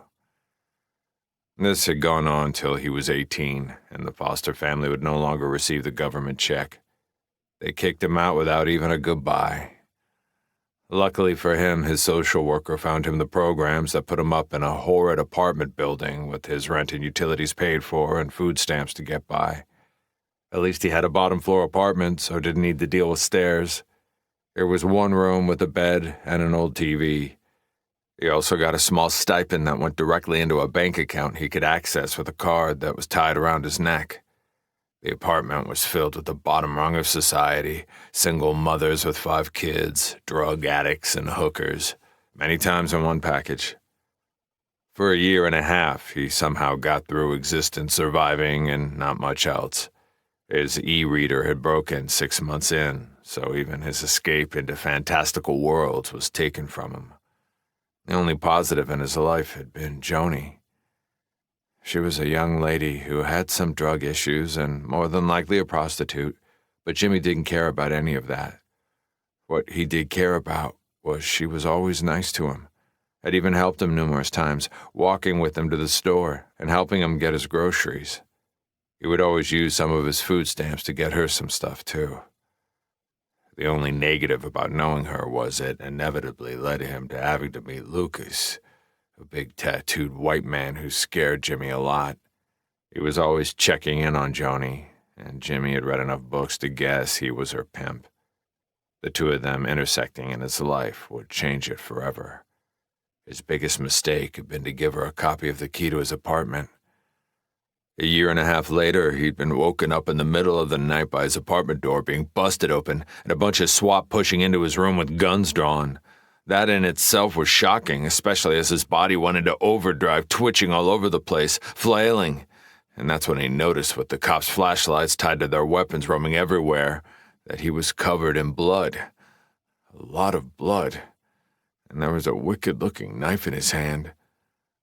When the police had corralled his twitching limbs and gotten him handcuffed, his mind almost broke, and he started weeping uncontrollably. The horrid remains of Joni laid on the floor at the end of his bed. She was naked and was covered with deep gashes over every inch of her body. His only thought flew straight to Luke, but he had no way to convey that, his mind spinning too fast to even make his lips say the words that would have denounced his guilt. One could say many things about Luke, but stupid wasn't one of them. Numerous witnesses came forward to say how Jimmy had stalked Joni, and even though several saw her being nice to him, others said they always had a bad feeling about how many times they caught him outside her apartment, watching her from the shadows. One man said he'd even seen Jimmy outside her apartment playing with himself. None of those things were true, especially as his perpetual twitching limbs meant he would hurt himself if he attempted to masturbate. But Jimmy had no doubt Luke had put pressure on all the people to say what he wanted them to say. He was a violent and convincing man. He tried his hardest, but tears came crashing down in the middle of the trial when visions of Joni dead, all cut up like meat, at the end of his bed, the killing instrument in his hand, kept hammering through his thoughts. His physical limitations weren't even an issue. The DA had pointed out that in fact it proved it was him with his involuntary control of his limbs, and the reason there were so many cuts and gashes on every piece of flesh of Joni's flesh, and how one led to the other. In a perverse way, Jimmy actually agreed that it made sense and pointed at him being the killer. He knew it was one of the reasons Luke had cut her so many times, though not the only reason. There had been numerous times when Joni had visited him and been covered in multiple bruises. She would tell Jimmy when Luke got angry he lost all reason, went almost berserk, and then she would cry, telling Jimmy someday she thought he would kill her. What really nailed his coffin was, no matter how intelligent he truly was, not being able to get his lips to form words that made sense, and his constant involuntary thrashing of limbs that gave credence to his inherent violence put the guilty verdict as an inevitability. He was sentenced to 15 years for voluntary manslaughter with extenuating circumstances. The judge felt he intentionally was violent for whatever reason towards Joni, but because of his physical disabilities, he couldn't control the level of violence. At least he was put in isolation right from the get-go because of his inability to protect himself, and was given some extra accommodations due to the same. The next 10 years slipped by, and at the very least he did have access to the prison library and was able to listen to their meager collection of audiobooks. It helped him stay sane in a lifetime since birth of isolation within his own mind. Then the day came, the day that changed everything. System initializing. Jameson Jimmy Sampson. Within moments, he'd been plucked right out of his cell to some space made up of gray walls and some digitized voice whispering in his mind, one that he could actually speak with that didn't rely on his failed body to communicate with. He was told he was given special dispensation and one of the rare AIs who could communicate via the mind to accommodate his restrictions. It was a new freedom, one he'd never thought he'd ever experience. It made him sad, made him think about all the times he could have told his mama he loved her, how he could have defended himself at the trial, told Joni how she was worth far more than she ever thought she was. Then he'd been shoved into the proving where he faced something called a kobold, like a mini lizard dragon humanoid. He'd been more scared in that moment than in his entire life, but he'd grabbed a dagger and done what he'd never done but had been accused of doing. He went ballistic like a spaz 11-year-old attempting their first fight, except with the wicked-looking dagger in one hand. The poor kobold had no idea how to react to an adversary whose arms were just twitching all over the place from a body that was more stumbling, almost falling, than actually charging him. They looked on with confused eyes till one lucky blow landed in its throat at the same time that Jimmy's body finally accomplished what it seemed to have been attempting from the very beginning, which was falling face first into the ground. As Jimmy did his best to get back to his feet, blood pouring like a river from his shattered nose, the kobold clutched its throat, bleeding the last of its life in choked breaths. As soon as Jimmy had exited, a new beginning laid the concrete to bring fantasy to the reality of a forever hope. As his eternally broken body laid within the gray landscape the AI led him through, his foundational choice followed by his soul pillar. Both times he'd made choices based on the advice of the AI taking what he had the highest affinity with. Even through the moral and mental anguish and hard facts of what those choices were, he accepted them as his truth, a truth that had been the ruined roads and lives caused by his existence, from his father leaving his crippled son, to his mama breaking under the pressure of raising him, to Joni never having felt love. He pushed through all the horrible memories and embraced what had been offered, chaos at 99% affinity. He was told the affinity would make him a god if he survived. Jimmy didn't want to be a god. He just wanted control over his mutinous body. The AI had been blown away by the affinity, doubly so as it was given to a physical cripple, but Jimmy had long endured what it meant to be seen as worthless, more than worthless, a chained weight that brought down anyone who deigned to lift a hand to help carry its mass. The automated system itself cared not at all, except for the numbers. He was offered two things. One, the option to become the scion of chaos, to which he said no. It was all too new. More power meant nothing when it came side to side with more danger. The second offering, a fleeting whisper of advice as he was shoveled towards the normal tutorial. He thought the system's message was a dream at first, too good to be true, too good to believe in. The message told him his affliction was easily remedied if he put more points in perception, agility, and will to balance out his too high intelligence, allowing his body to catch up with his insanely fast-moving brain, which had started at 19, an unheard-of mark for a non-system mortal human. The class he'd taken was ranked epic. He'd only had one option at that rank, so he'd taken it. It was an intellectual class, or mage class, based on all his knowledge from the endless fantasy novels he'd chewed through. Books had been the only good thing in his life since his mama had passed. It was called the Hand of Chaos, a class that seemed to manipulate probability. It had 2 utility slots, 1 offensive slot, 1 defensive slot, and 1 movement. It gave +3 intelligence, +2 potency, +1 will, +1 perception, +1 agility, +2 body, +2 insight, and +3 free attributes per level. His perception was only 5, agility 3, will 5, which the system had said were the major reasons for his affliction. His body of 3 also probably didn't help. He put 2 of his free points into perception and 1 into agility. Once he mentally hit the yes and accepted the class and free attributes, he immediately screamed in torment as he went through an extremely painful reconstruction of his entire body down to a molecular level. When it was done, perception was now 9, will 6, and agility 4. It hadn't fixed everything, but it had given a glimmer of a dream. His body wasn't completely unresponsive anymore.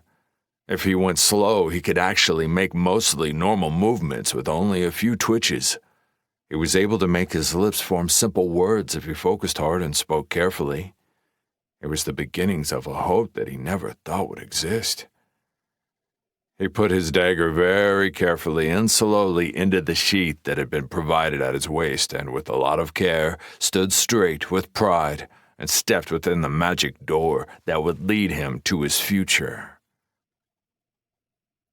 The Monster Wave number 2, Erebus.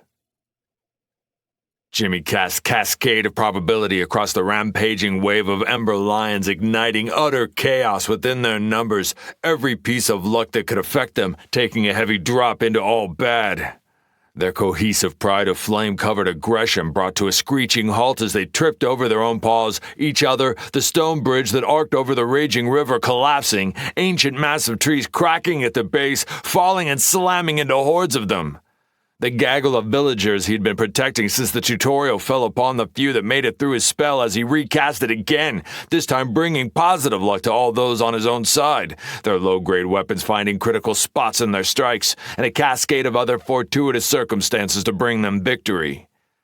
After the Lion's charge once more floundered against them, for now the 3rd time, the Alpha finally made its appearance. It was massive, and he could see that his people were exhausted, some severely injured and some on the ground no longer holding life. The stone of chaotic breath, floating a bit above his shoulder and head, sent a whisper to his mind. He agreed. The beast would only fall if he directly intervened. Once more into the crucible, Jimmy Sampson, the Chaos Lord, stepped. He would allow no more deaths on his watch, or at least that was the promise he made, and would do everything to keep. Allura Mir, the love of his life, stepped next to him, her shade elf features the most beautiful thing he'd ever known. She was taller than him by half a foot and twice his mass. Even with all the steps he'd taken from the days of being a cripple, he was still slight of build, and maybe only 5'9". He'd put very few points into strength, but his body, on the other hand, after his entire life of being a frail weakling, was another. Under his battle robes, it was all lean muscle and hard as ancient oak. Her eyes made his heart fill with warmth. They held 3 rings he'd only known from his mama: love, loyalty, and faith. She had her Zweihander she'd named Falcon in her hand, resting the slender 5 feet of blade on her shoulder, its long parrying spikes a third of the way up the blade, wicked and intimidating. She wore her crimson and black plate and chain like a second skin. She gave him one last smile, then pulled down her steel Saleh helm over the top half of her face, the front face plate almost reaching her chin. It always made her look like some metal predator or a match for the name of her soul-bound blade. She would be his shield as always. Umbra Mortem, Erebus. After weeks at Oklahoma, the home of the Shadow Conclave and the infamous Gunslinger, and being grilled as to who they were, their history as settlement leaders, then talking to others and utilizing the system network to corroborate, Jimmy and his wife finally stepped through the portal, taking their first steps into what would hopefully be their new home. Sadness still rolled upon his soul, upon who he was. He was finally free within his body, and had been before he'd been halfway through his tutorial, but still he'd been unable to save everyone. Some of that went away when his eyes rested upon the woman next to him who'd captured his heart long before then. When he'd first arrived in the tutorial, his body was still betraying him, his perception, will, and agility still not high enough to compensate yet for his intelligence. That's when he met her, his future.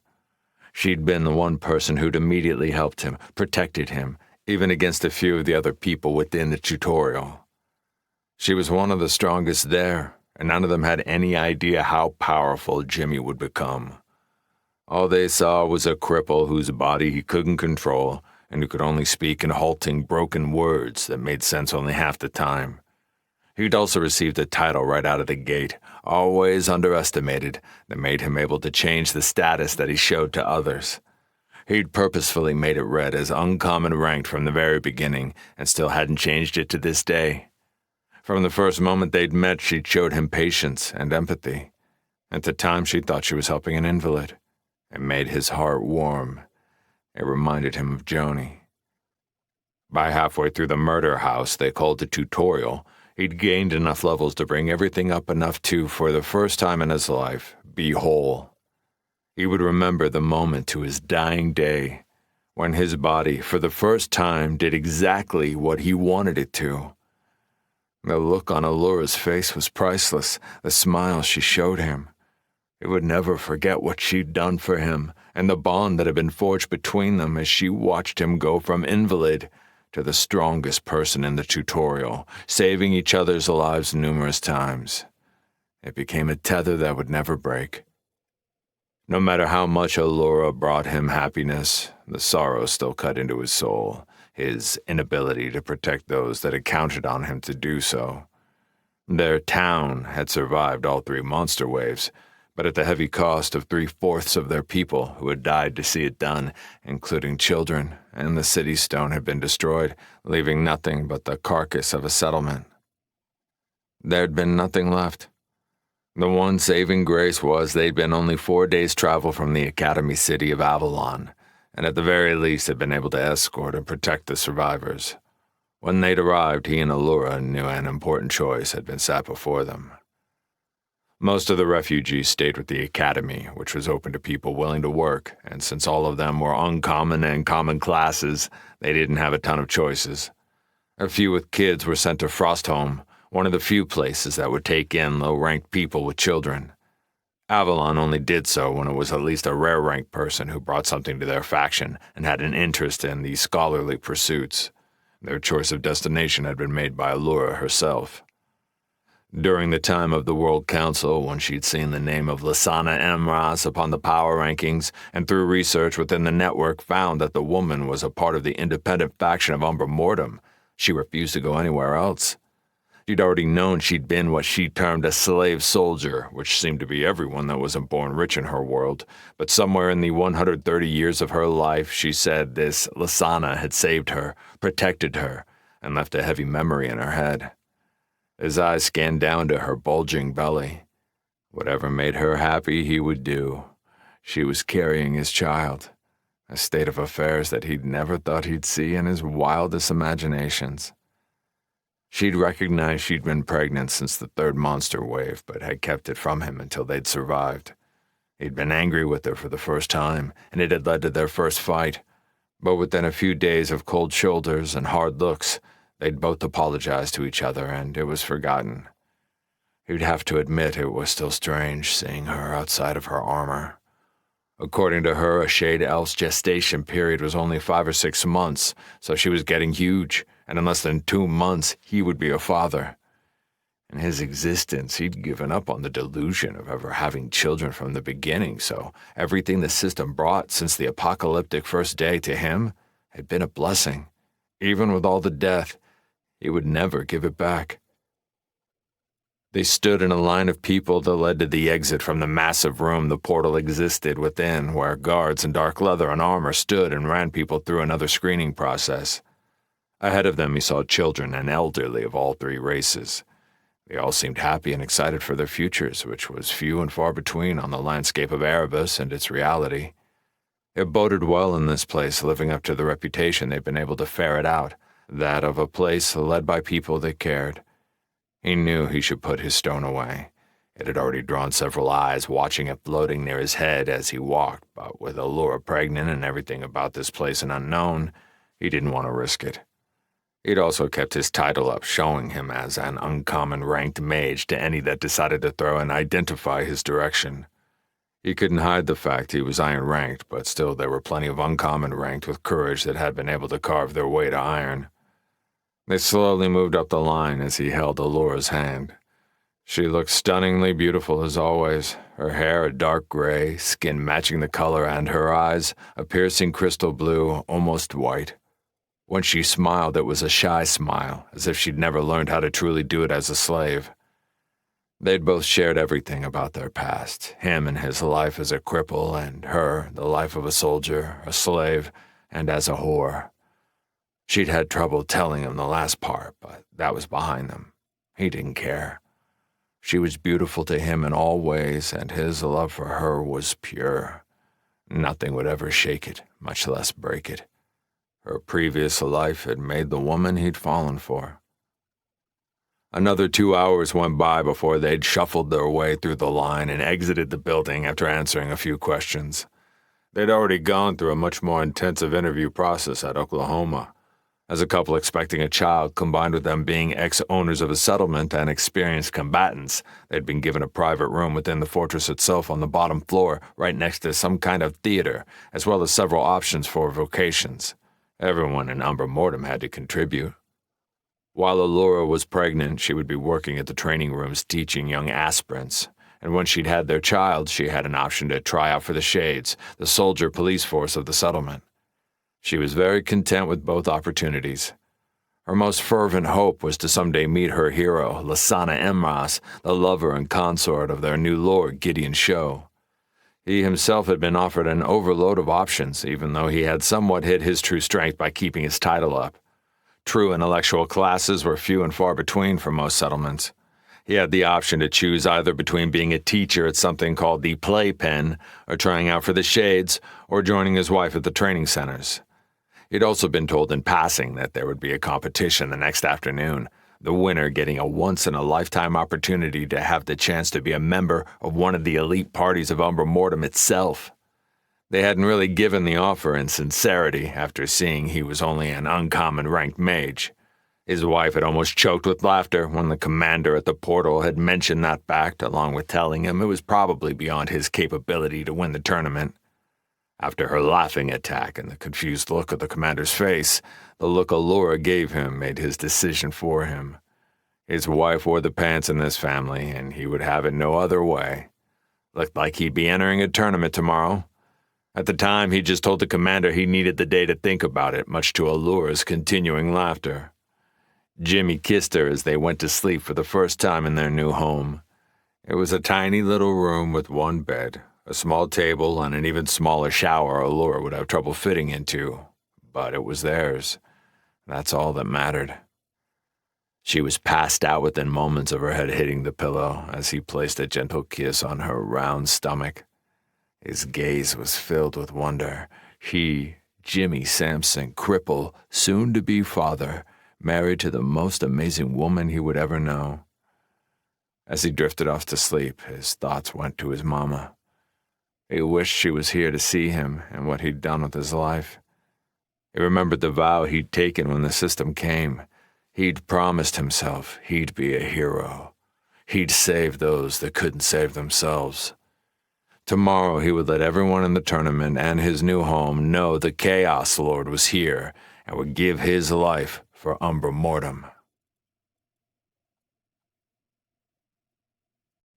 Chapter 15. A butler is nothing without his pets. The foyer, Aetherus, dungeons. Gideon stepped out of the glowing ring of spatial energy, followed by a still-recovering Marcus, while Freddy stayed on his wrist as a bracelet. He'd made it 2 feet into wherever the fuck it had taken them when 2 girly screams cracked his ears and a huge, very muscular woman's body hit him across the chest, picking him up like he was a wee lad or a throw pillow. His emerald green eyes were staring into violet ones attached to a ferocious smile with very sharp fangs. He returned the smile, then looked at her, followed by looking at the ground, her ground. He could also possibly feel a rib cracking, and he was seriously afraid she'd break Scald, which was pinned to his body. She had that mischievous look in her eyes he was quite familiar with, almost too much so. She was gonna make him say it. "Love you, beautiful, and missed you. Can you put me down now?" She almost began to snort, but they'd had enough of those battles. She actually gritted it out and left the laughter in her eyes. Her voice joined the eyes, which elicited a smirk from him, but also an eye roll that said, "Why me? What did I do to get burdened with this woman?" The look made her struggle to not snort in his face. All you had to do is ask, Poopsie. "Don't ever call me that again." You don't like Poopsie? Harry said all human males would love it. Gideon's eyes threw a hard look at Ari, who immediately squawked and leapt at his uncle, spotting his messed-up arms. Silver light lit her claws. Lasana set him down with a chuckle, and Danny was already popping a squat on what he recognized was one of Lasana's sofa chairs. For whatever insane Lasana reasons, she carried them around in her storage ring. There were another two right next to it, meaning they had been here at least a minute or two. He wouldn't be surprised if she had an entire mansion's worth of furniture in her multiple storage rings she wore, which was now up to 5. Mistress of loot? More like mistress of hoarding. Gideon ignored their games for now. That they were all alive and good was enough for him on any day, all day, and their fucking around was how Lasana and Ari dealt with high-tension, dangerous shit. His eyes threw a peep around to take a look-see at their environment.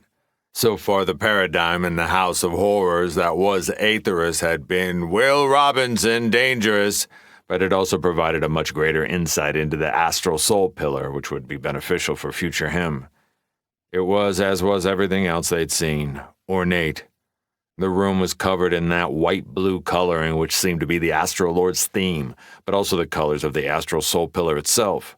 More than likely it had to do with the bloodline Aetherborn. It reminded him heavily of the Shadower with their focus on the umbral, though as far as he knew, their race didn't have an inherent bloodline. They were in some type of unused spa with massage tables on luxurious couches, but of course Lasana needed her own sofa chairs. You wouldn't be surprised if she'd had them specifically made for her. They did have a gem of a crafter of furniture in Umbra Mortem. She was only uncommon, but of the engineering soul pillar with, well, a class whose focus was manufacturing or something. On the far wall was another portal. Gideon assumed it was the entrance to the next part of whatever Aetheris had to throw at them. He absently gave a kiss to Lasana, who held him with her head on his shoulder. He imagined this was a break room for parties to recuperate. There would have been a high likelihood in this dungeon most parties would have had some pretty injured party members, or possibly even some dead ones.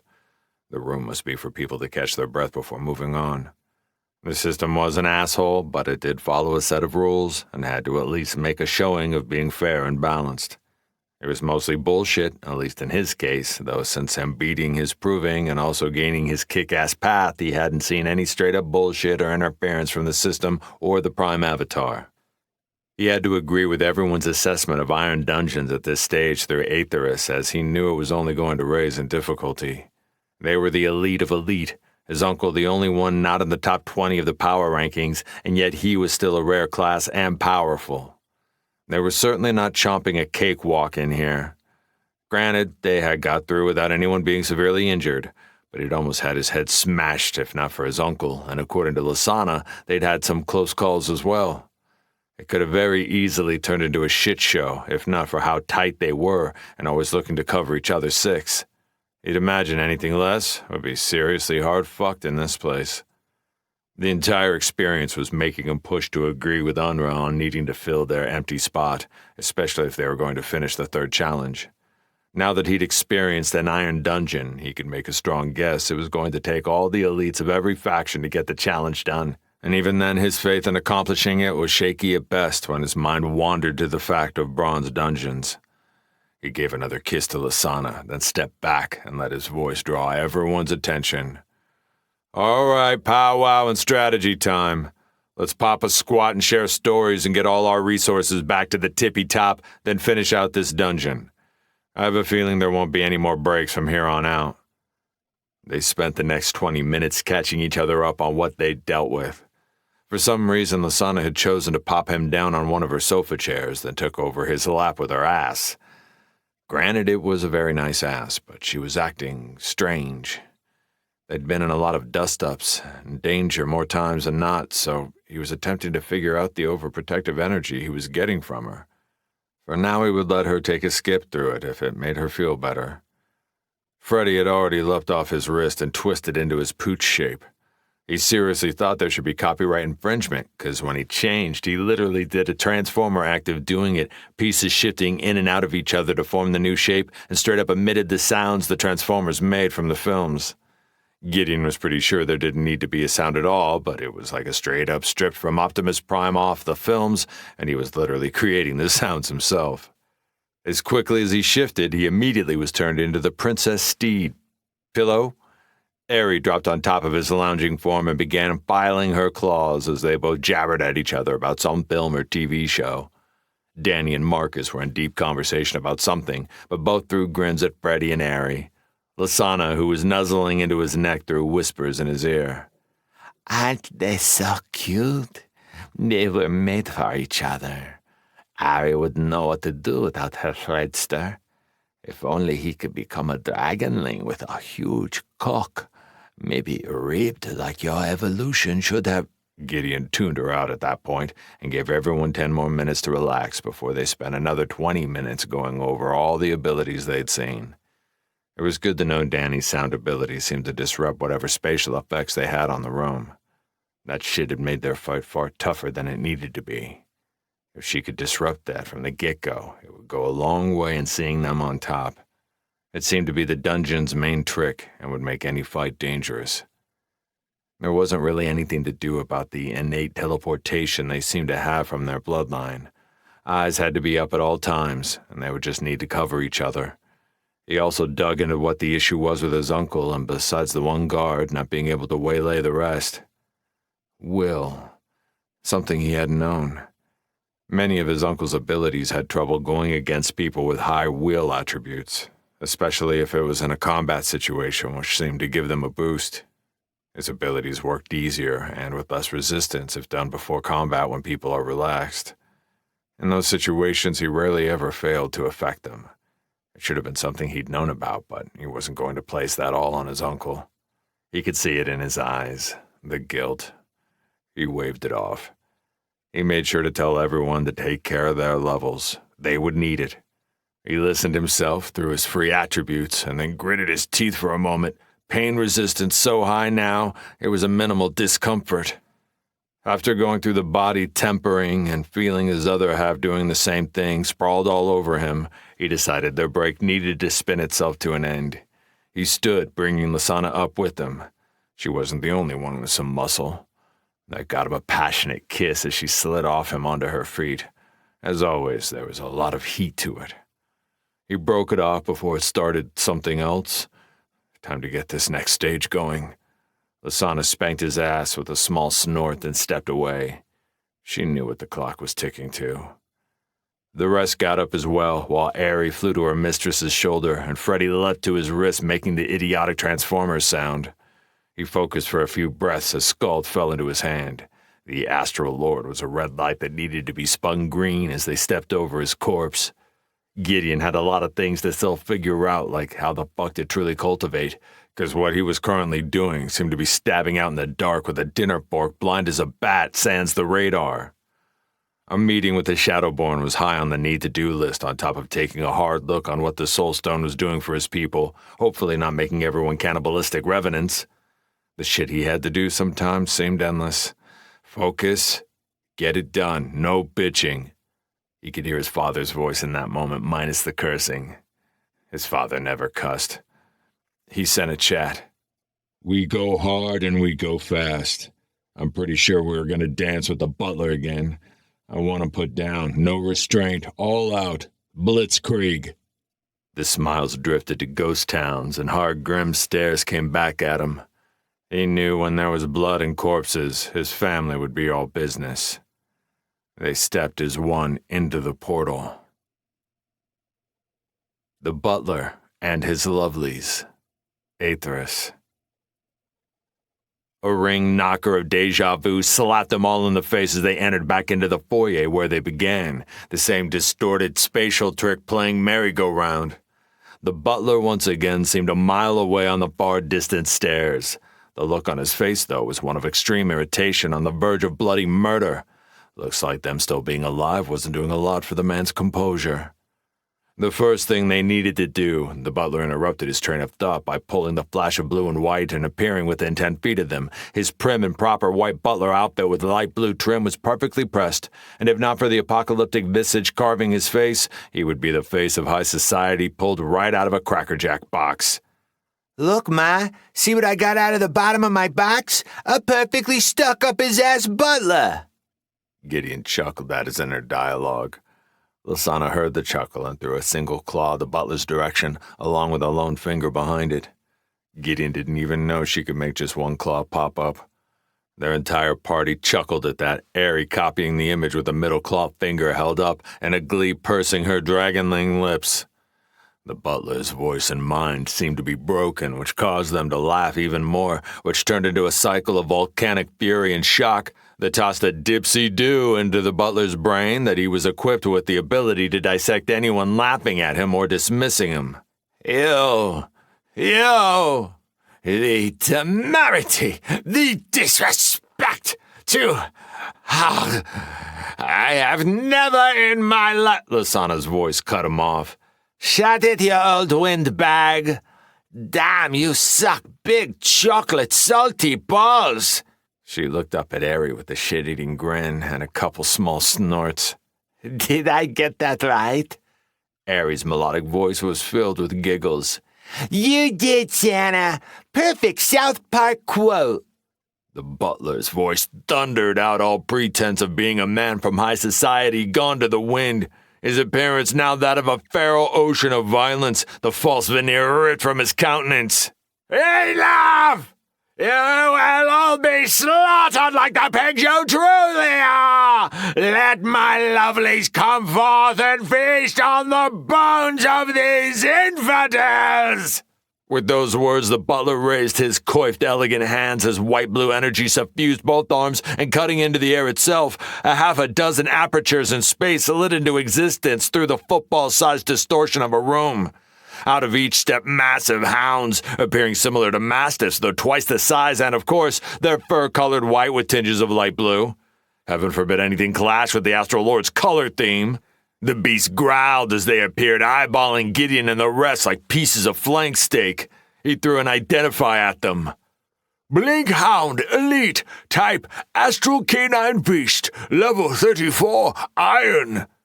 He quickly sent a group chat with the information, and that the blink more than likely meant teleporting, plus they were elites.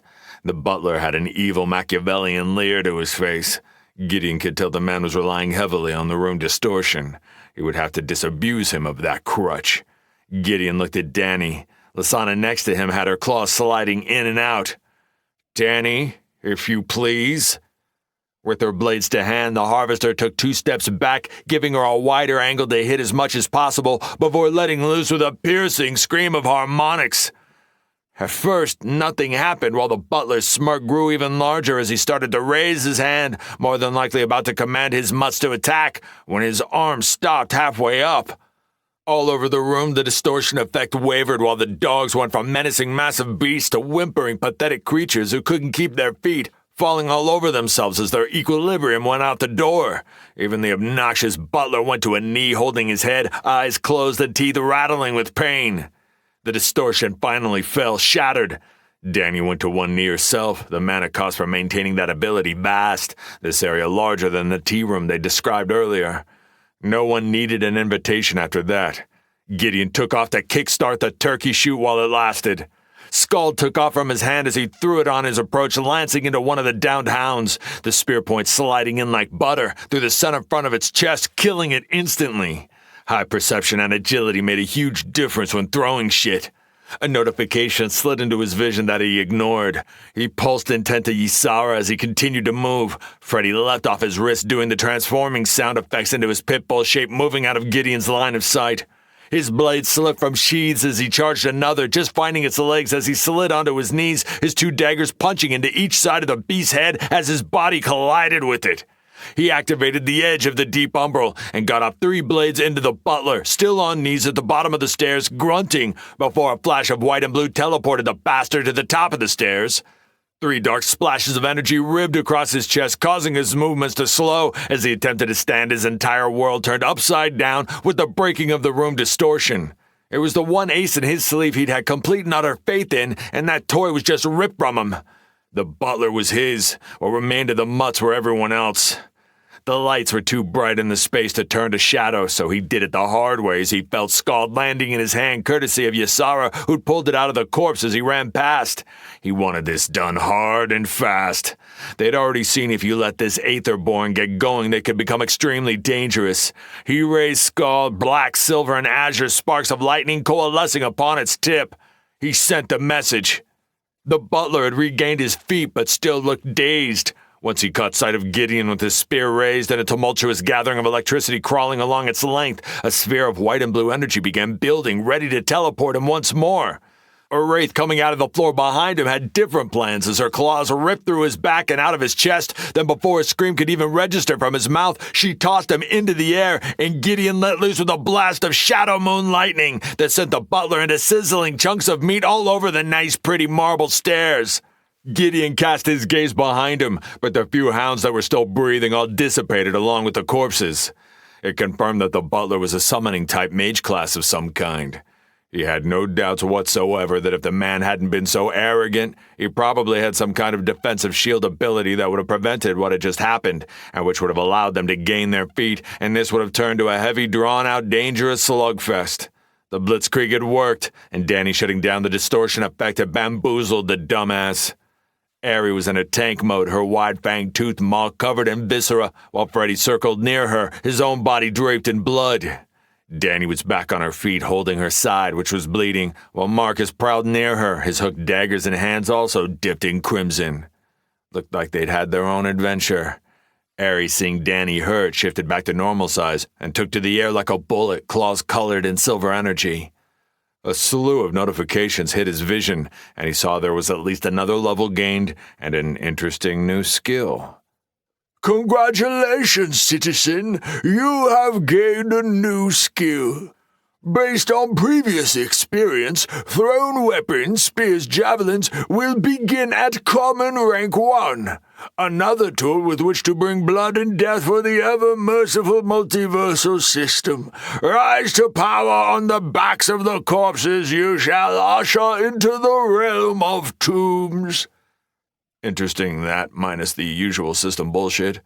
It had been the first time he'd thrown a spear since the integration started, but was something he'd trained when he was young. They needed to. A bell rung through the entire place while a notification shoved its way into his vision. Criteria met. Bonus goal attained. Assimilating. Calculating. Final boss fight commencing in 30 seconds, starting now. Kill the Astral Lord. Shit. Ari healed up his uncle quickly, then they gathered close to each other, though they would have no time to recover their resources.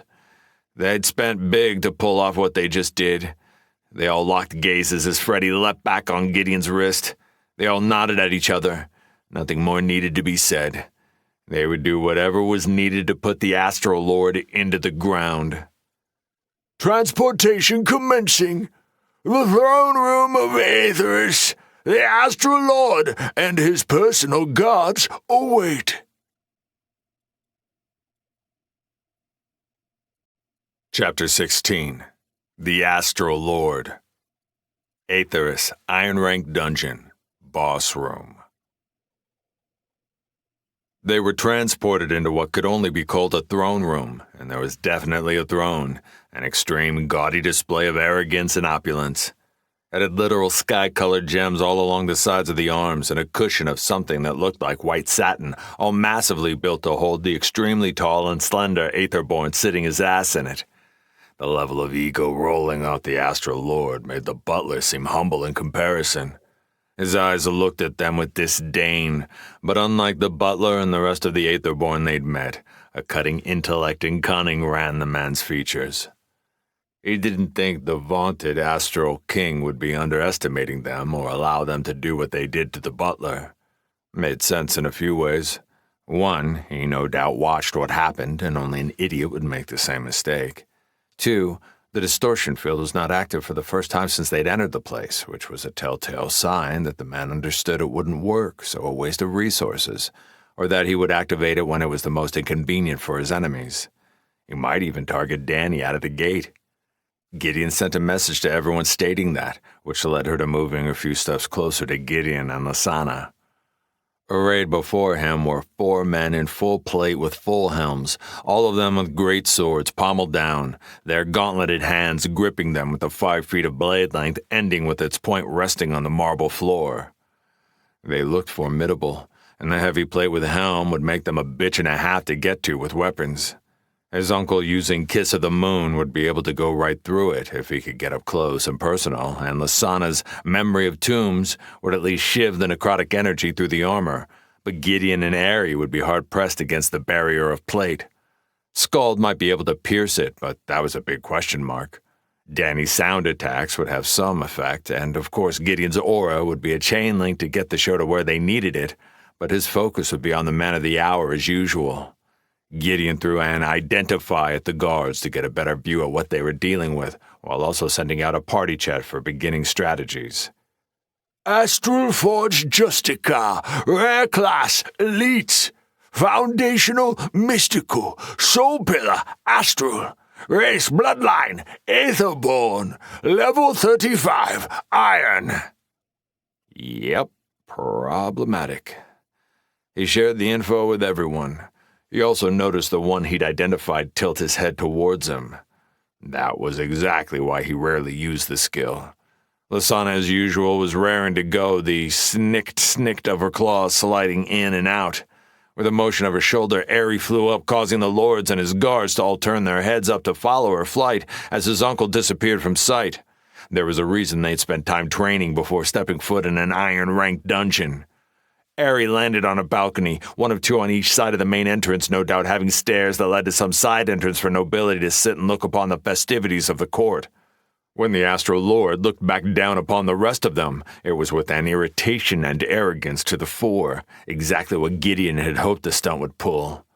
He needed the men to be less about his cunning and forethought, and more into the ego-stroking and being insulted by the pissant peasants. He, Danny, and Lasana had grouped closer, and he'd even had Freddy leap off his wrist in his pitbull form with the admonishment to lose the Transformer sounds. The hard persuasion was successful when he hinted that it would mess up Aerie's performance of distraction. The Astral Lord's voice was exactly how Gideon thought it would be, cultured but dismissive. Some people never learn from fuck-ups, always someone else's problem or fault. The Astral Lord was the poster child for assholes like that. The good flip of the coin was he didn't seem to notice one less person. You have all proven unequivocally maleficent in your attitude and actions, and utterly ignorant of your place within the multiverse. That as a commodity to fuel the rise of your betters, or for the women, as a plaything for when nobles find time to spare. Lasana, as usual, gave the retort while he threw a chat message to his uncle to be ready. Gideon knew his uncle's new ability. The Embrace of the Night was a hard toll on his resources and low level as a part of his subclass. Gideon tuned into the shit-talking of his other half. Think you all just suck each other's cocks, and between that hard meat in your pie hole, you pay people to tell you all how pretty and amazing you are, when in reality, they just want to shove a stick up your bumhole. She didn't get any farther as the Astral Lord, like the butler before him, greatly underestimated Lasana's smack-talking skills and leapt from his throne, roaring so hard spittle was crack-shotting with every syllable. Kill them all! Gideon sent the message, let the fireworks begin. His uncle leapt out of thin air onto the back of one of the plated tanks, his hook blades lined with silver energy as he shoved them both into the sides of the man's neck, his ability allowing his blades to go through the plate like it was cloth. Then he ripped them out, allowing the hooks to shred what was left of the man's throat and neck, while Lasana lit up like a necrotic Christmas. Danny let loose with her vertigo ability, though only hit 2 of them, and he saw them wobble for a moment before Astral Fuck's rings lit up with energy and it washed over the group, dismissing the effect. That was going to be an issue if he could break debuffs. Gideon threw a couple messages as quickly as he could, then it was time for him to enter the game, namely keeping the Astrolord busy. Freddy leapt up in the air, full Transformer sounds amped to the +10 volume, as if to make up for having to hold it back earlier. Gideon couldn't keep a smile from his lips. Freddy changed to an owl as he and Ari had a plan in their laps they needed to roll. Lasana, Danny, and his uncle had to do their best to deal with the 3 Justicars that were left. Gideon couldn't use either of his movement abilities, which put some chains on his options. The dungeon locked down anything that took one out of the place, so Nocturnal Embrace of the Shade was nixed, and the throne room was heavily lit, like everything except the dungeon where they'd been locked up, and to some degree the adjoining guard room, so Birth of the Eternal Eve was a no-go. Once again, he needed to do it the old-fashioned way. The Astral Lord for now is spending more time seething from the sudden death of one of his elites than pushing himself into the fight besides him, somehow dismissing the debuff Danny had thrown. The rest of his party was already engaging the remaining 3 Justicars, or doing their best, though they looked to be getting the hard end of that exchange. That plate mail was the issue, and his uncle couldn't get close again with the length of those 2-handers keeping them at distance. Nothing for it. Ysara whispered in his mind, I am with you, child. That was new. Child, huh? Well, she was millions upon millions of years old or something. With the overlit room, her help would be limited. She was a creature of the night, and the bright lights illuminating the entire room would hamper anything she could do. Still, he appreciated the thought.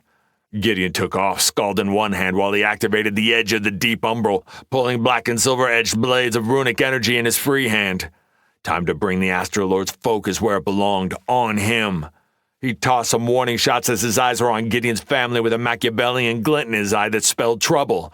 At least the whole distortion effect wasn't rumbling through everything, though he highly doubted the man wouldn't pull it at some point.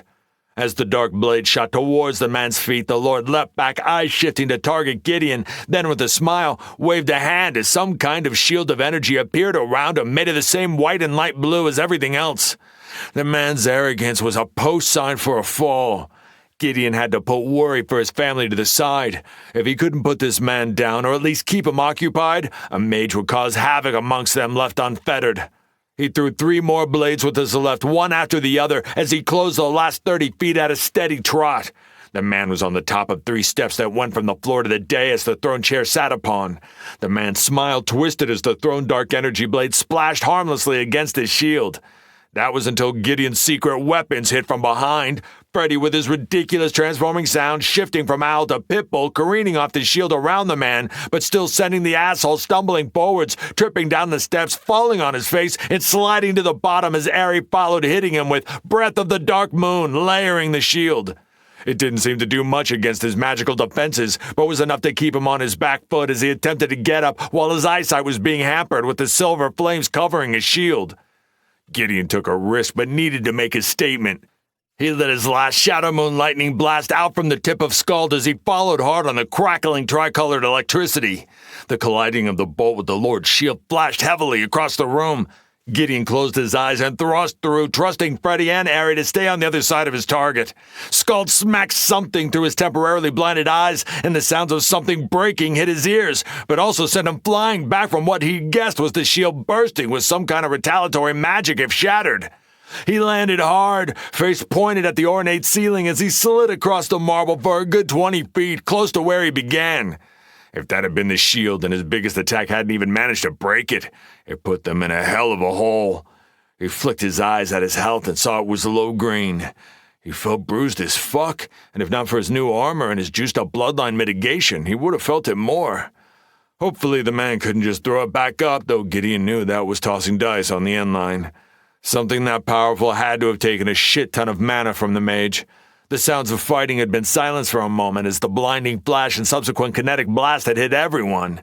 As Gideon's eyes finally cleared, he locked in all the sprawled bodies bowled over from the concussive blast. Danny and his uncle and the two Justicars they'd been fighting had been the farthest away, so nothing but bruises, while the Justicars in their armor had trolled through it unharmed besides being tossed. Lasana and her dance partner, however, had been no more than 10 feet off the center point. His other half, though, had a grin on her face and leapt on top of the prone tin can as she rematerialized after being quick enough to use her racial ability, the ghost that walks. That was his girl. He'd put hard money on taking the walking plate mail down with the man on his back and her on top. He shifted his eyes as he saw her brought skull back to his hand from where it had fallen. The Astral Lord was standing utterly dumbfounded that Gideon had shattered his shield in addition to one Justicar down, another on the way, and none of them really hurt yet, much less dead. But Gideon should have known even the thought was a bad track to start. Danny's voice rang out across the room. "Marcus!" He turned to see his uncle hanging up the two-hander in the hands of a Justicar who had shoved it through his back and had him lifted in the air, blood gushing from his uncle's mouth. Everything in Gideon wanted to go to him, to destroy the man who hurt him and possibly killed him. But he couldn't. He had to stick to the plan, or his uncle wouldn't be the only one. Danny blasted Banshee shriek at her opponent, sending him and all his armor tin can to ass, tumbling across the marble. Then she ran full tilt, dropping her blades and tackling the legs of the Justicar, taking him to the ground, him losing his weapon, his uncle being flung off the blade. Gideon had no time to worry about whether he'd just lost the only blood he had left. He took off at the now smiling Lord as Gideon tossed a chat message to Freddy and Ari. They both took off to help Danny and for Ari to see if she could save his uncle as Gideon closed the last few feet, thrusting in the falcon swoop just as his father had taught him. Scald's point aimed at the man's chest when a flash of blue and white had the man standing before his throne once more, and Gideon stumbling forward. He wanted to smack himself. He was so unused to all these superhuman attributes he didn't push what he was really capable of. All the Aetherborn could teleport at a whim.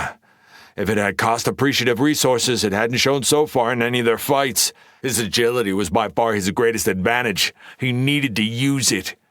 He took a breath as he looked at the leering Astral Lord whose cruel grin only made Gideon grit his teeth. He let himself fall into his combat awareness and his new skills, investigation and insight. If he could use them to cheat when Lasana and he fucked, he was damn sure he could use them in combat. He threw up Night of the Ecliptic Horror while reinforcing it with Mortal Divine Shroud, Umbral Moon. It would hit his resources hard, but he needed something that would get through the man's defenses. He let his skills lead him as he leapt up the stairs towards his adversary. On his third step, a flash of blue-white came from underneath him, after which he found himself 20 feet away but didn't think, didn't question, instincts pushing him back towards his enemy. He kept his aura rolling as his skull led him with combat awareness as the baton utilizing the other two to chart a path. He threw Pitch of the Umbral Moon centered on the Astral Lord, slowing him, obscuring his vision, and followed it with a thrown Scald on the move, followed by several tosses of dark and silver blades of energy courtesy of the Edge of the Deep Umbral. The sounds of battle faded, his family's survival and safety let go in the essence of need. He tossed more energy blades, then pulled his daggers as a flash of white and blue shot out from the area of pitch and silver clouds that encompassed the Astral Lord. Gideon's combat awareness, amplifying his huge perception attribute, shifted his eyes to follow where his target had gone. He unleashed his even higher agility and pushed himself like a bullet to his right, twisting his body to plant his legs, skidding to a halt, and shooting to the spin of direction combat acrobatics kicked in to make it much simpler. He found a body in front of him, a pool of white blood trickling from a wound on his prey's hip, a slight layer of frost lining a battle robe. He licked out with his blades, 1, 2, more blood, flash of white and blue, gone. Gideon had become primal, one target, one hunt. His subclass infiltrating thoughts, details, movements, air displacement. Combat awareness flashed, investigation and intuition having him tumbling forward as a blast of energy rocked the marble floor behind him. He spun, pushed his agility to flip back to his feet as combat awareness flared. He landed light and pushed forward, throwing another pitch of the Umbral Moon, one dagger sheathed. His senses started spreading through his active aura, using it as an added radar, realizing he could utilize it in ways he'd never thought of before, that it wasn't just an ability, not with his shroud amplifying it. It was an extension of who he was, his soul and senses, his truth, his power. He then realized it wasn't his aura. His shroud was the tool. He dropped the aura ability. His spirit hit high red but kept the shroud, extending it, stretching it. It now encompassed half the room and moved as he moved. Umbral savage, lunar hound, different, but both hunters, both killers.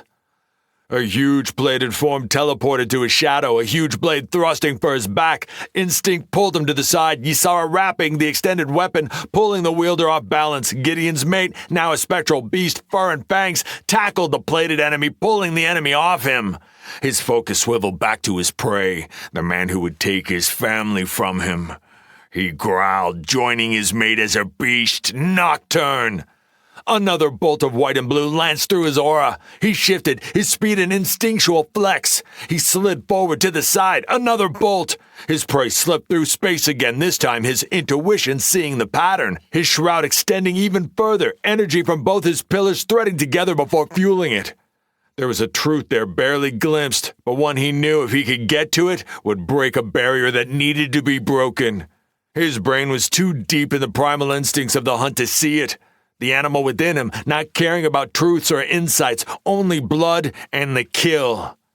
He threw another pitch of the umbral moon, the heavy cloud of night with silver flashes lining its depths on top of where his prey would land, a heavy breath and gasp of pain as his target reappeared in the middle of it.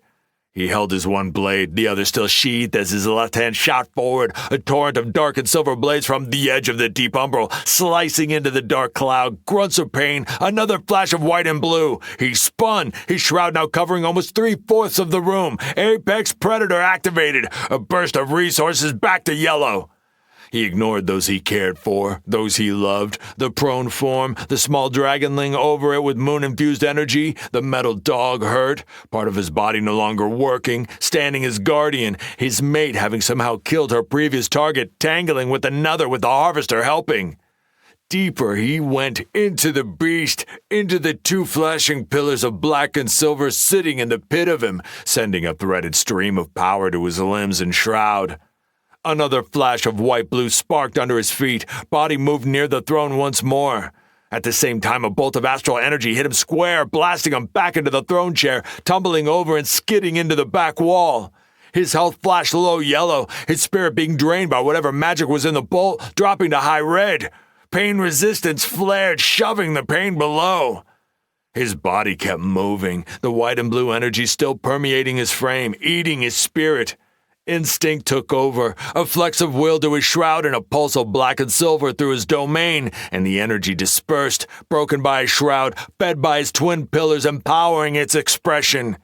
He ate up ground, his target pinpointed. His senses now fully integrated through his shroud, covered almost the entire room, allowing him to utilize investigation and intuition to mark his prey, moving sluggishly, tired, weakening. The dent from the astral magic eating his spirit and the heavy use of his newly awakened shroud had brought it to mid-red. He sheathed his single blade to join its brother at his back as his feet chewed ground and Ysara stretched her widening material pulling skull back to his hand as he ran past, white blood dripping off its tip. He shoveled his frame closer as his target once again flashed away, Gideon skidding to a halt, twisting, turning, pushing his agility, his speed, combat acrobatics, making it an exercise in simplicity. The prey was now breathing heavy, sweat dripping from his brow. Gideon felt within his shroud another of the Justicar's fall. Only one was left, his uncle still on the ground, Ares still near him. He threaded all his emotions away from himself, away from any meaning. He and his target were the only world that existed, the only focus he could give into. Time to end the hunt. He had to keep his prey from escaping over and over. He let his subconscious chew the strategy as he once again cornered the Astral Lord near his throne, bleeding, pretty robes torn. The man was not a true combatant and certainly not in melee. He was a scholar, a mage. Get in close, pin him down, kill him. Gideon closed on his position. The man had hands on knees, out of breath. As he got close, the white and blue energy of another teleport began. Gideon pushed out Knight of the Ecliptic Horror, this time threading his braid of dual-pillared moon and umbral energy into his shroud, then merging it with his aura. a mountainous burst of miasma exploding from him, enshrouding his prey in less than a second. Within a breath, his attempt to teleport breaking, the man dropping to knees, frozen in the horror of the deep void, his skull shot forward, piercing through his chest and out his back. Gideon's hands let go of Scald, leaving it in the man's body, and in one motion pulled his blades. He planted the first through his prey's eyes, twisting around, a dance, the other planted into the back of his neck and up into his brainstem. As soon as he let go, the body fell, lifeless, both blades and Scald pin-cushioned into the corpse as flags of conquest.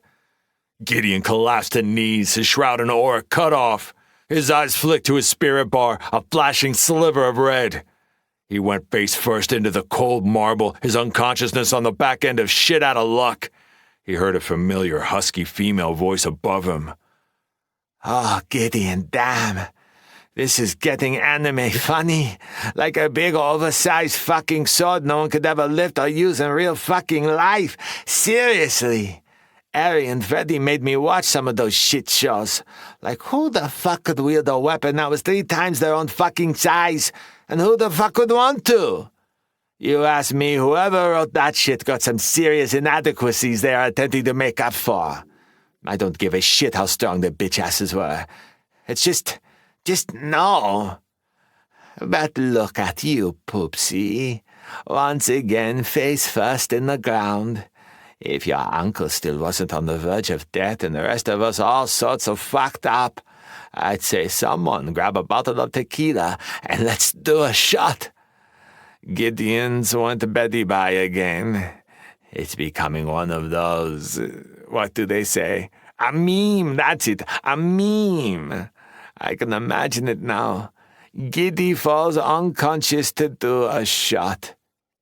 Gideon groaned, and not only because of the agony from spirit exhaustion. With his last shred of thought, he attempted to smile before falling into the black. He felt Lasana kneel down over him, her voice a whisper as he spiraled into the void. It's all right, Giddy. Mom is here to save the day once again. Snorts rolled out like thunder, and the last thing he recalled was a splash of liquid hitting his face. Chapter 17. The Aftermath of Gut Punches. Aether's Dungeon, Boss Room, Erebus. Gideon didn't need to be carried anywhere, which would have been way too much when he was already listening to several minutes of shit being thrown his way, all in the form of Lasana standing over him, snort laughing.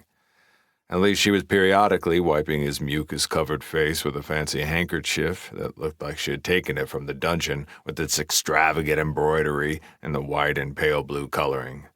Well, that and the big lettering "Al" in big letters on both sides of it. He luckily hadn't overused his spirit as he had before, just emptied it, so was only out for a minute or two. The bath he was getting had been going on for a hot sec, even before he'd opened his eyes. A few minutes of this, and he'd finally mustered enough energy to prop himself up on his elbow and scan everywhere for his uncle, ignoring the notifications hammering at his vision. But all he got was another bath of liquid all over his face, then the quickly dirtying handkerchief rubbed roughly, then more laughter, and even his eyes needed to be wiped off, all the while a leering Lasana above him continued with her patented snort attack. How the hell the woman had that much nasal liquid in her was mind-boggling. Did she have a cold or something? At least it confirmed he hadn't been out very long, if he was still getting the snot bath. He tried to look past her, and her humor turned to one of compassion. He's fine, Gideon. Ari got to him in time. It was close, though. His health was as far in red as one could go without dying. She's out of spirit, though, so we will have to wait a bit to get healed up. The whole party already went through the few life elixirs, one to help her keep Marcus this side of the grave, and a couple others to help a bit with the overall fucked-up condition we were all in putting the tin cans down. Gideon finally registered that Lasana was battered, and one of the ones that was fucked up. One side of her face was one giant bruise, and had to hurt to even breathe, much less talk. Her armor also looked battered to shit, and she had blood leaking out near her hip. Looked like she took a thrust from one of those big two-handers, and since her armor wasn't rent where the blood was seeping, it would have had to have been when she was in her beast form. Gideon was bruised, and whatever that astral energy did had hurt his spirit and his body, and unfortunately, the only life elixir he had he'd given to Marcus against the jailers. They had been hard-pressed in this dungeon, and once again confirmed what everyone had been saying about the Iron Dungeons being accurate. If a party as elite as theirs came this close to losing one of their party, then anything less would have. He would need to throw an order that any party wishing to enter an Iron Dungeon would have to get approval before being allowed to. With another challenge from the system on the horizon, they could not afford any heavy losses in their fighting force. Lasana's fingers flicked against his forehead, snapping his entire head back. Damn, he actually felt that. His emerald eyes found her violet ones, and even with her face fucked up with heavy bruising, she was still the most beautiful thing he'd ever seen. Erebus to Gideon, come in, Gideon. She chuckled, and he couldn't resist smiling back. She put her hands to his cheeks, then her own mouth followed to his lips, giving him a gentle touch before lifting her head off, then flicking him in the forehead again. Ow! Damn woman. She chuckled. This was close, Giddy. We almost lost someone, and you need to take a look at the Fedster. He's pretty fucked up, but holy hell, Ari told me no matter how messed up he was, he wouldn't let the Justica get near her or Marcus. Even with one leg useless and his head all deformed, he still held onto an ankle long enough for Danny and I to take the fucker out. And speaking of Danny, holy hell, when Marcus was hurt, I had a sec to take a look-see, and she grabbed the tin can that hurt him and did one of her screamy things right into his helmet with her face a few inches away. Made a damn flat pancake of that fucker's skull. Gideon needed to get his ass up and check on everyone, but his body was sluggish from bottoming out his spirit. One would think he'd be used to it. Noticing the difficulty, Lasana grabbed him by his shoulder and lifted him up as easy as a toddler. Damn, what was her strength nowadays? She saw his look, almost snorting, then flexing a bicep. She was ridiculous. Her voice was filled with mirth, but he did see her put a hand to her wounded side from lifting him, and then laughing. Blood was seeping from underneath her armor. Not a lot, but at her level, it meant she'd taken a huge hit. I know my strength is impressive, and you know I know that you know who wears the pants in this relationship. In fact, I've had the honor of announcing that to the theater audiences before every new film plays every Tuesday and Thursday. Anything more and people would think I'm boasting. I am a giver and a sharer, I know. She chuckled more. He tuned her out and ignored her otherwise. She would keep going. She was like Ari and Freddy that way. It was also a game between them that had begun in the tutorial within the first days of their bond. He slid around her and left her to her snort chuckling and heard the whispered words that trailed him. Loot time, baby. Mama got loot coming. Gideon was about to smile until he saw Freddy limping towards him. Holy fuck. He looked like some demented parody of what he used to be. He was still in his pit bull shape, but his head was completely caved in on one side, one eye destroyed, and his right foreleg was bent sideways, so he was limping over to Gideon. He didn't think Freddy felt pain, but he'd never actually asked. No time like the present. He went to one knee and Freddy quickened his pace a bit, just like a hurt dog would do to get to the loving embrace of his master. Are you all right, Freddy? Does it hurt? Freddy's voice was utterly distorted, as if he was having trouble forming words. It hurts. Electronic systems malfunctioning, causing sparks to shock my data processes, equivalent of pain. Protect my bestie and uncle. Gideon picked him up and held him. He couldn't imagine what Freddy had to go through when he literally had no class and his attributes were extremely weak compared to an iron-ranked citizen. Based on Ari's eyes frozen on Freddy and his condition with tears in her eyes, Freddy had once more made another big impact on her heart. He was not small, but compared to Gideon's strength attribute and his own 6'7" frame, not difficult to carry. He felt the rumbling as if Freddy was attempting to groan or cry. He didn't think petting him did anything, but hell, he didn't think his little buddy felt pain either, so he threw some pets which seemed to calm him as he stepped closer to the rest of their party. Harry looked like she was wrung out and had a wing that looked broken, hanging limply against her side, while Danny, with her mask up, looked to have a fucked-up leg, knee down, bent in the wrong direction. His uncle, though. His pallor was ghost-like, as if he was dead, but Gideon could see the slow rise and fall of his chest. They had his armor and undershirt off, and the scar on his chest looked like raw meat.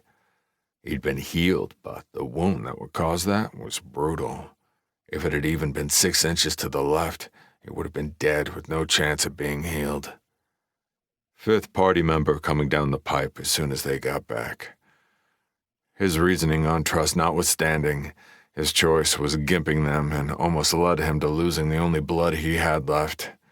This entire dungeon had been a hard counter to Marcus, whose whole build relied on messing with people's emotions and perception. Hopefully Unra found someone good with her competition. Ari lifted her snout and sang, the melody of Crescent Dreams, a haunting but hopeful song tilting through the empty throne room. The bodies of the Aetherborn had been taken back by the system, and his eyes took in the room. His resources, like everyone else's, started pumping up from the song.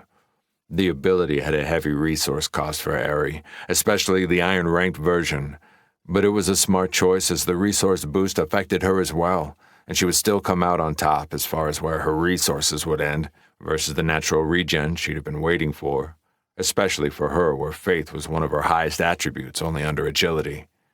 The ability boosted the regen of whatever one already had, so hers would be astronomical. Gideon checked the party group status, which he literally always forgot existed.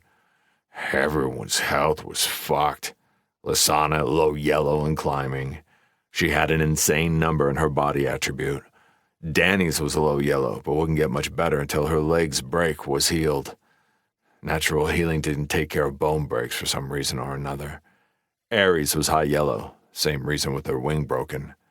His uncle's health, however, was at low yellow, which told him how close to death he'd really been if all of Aries' healing and a life elixir had been poured into him and he was still that low. Ysara sent a feeling of warmth and frustration, actually a myriad of emotions. He sensed part of the frustration was the room being extremely well lit, almost overly so.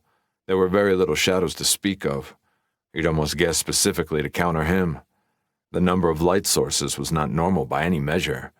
There were the normal sconces they'd seen in other parts of the dungeon, but each one was exuding about 3 or 4 times the illumination, in addition to sconces up higher on the walls that didn't seem natural whatsoever. He didn't know if he was being paranoid or if the system Avatar Prime wasn't still fucking with him, or if the Astral Lord himself had just done it to counterbalance an umbral scion. There would be no answer coming, so the train of thought was a useless endeavor. Let it go for now.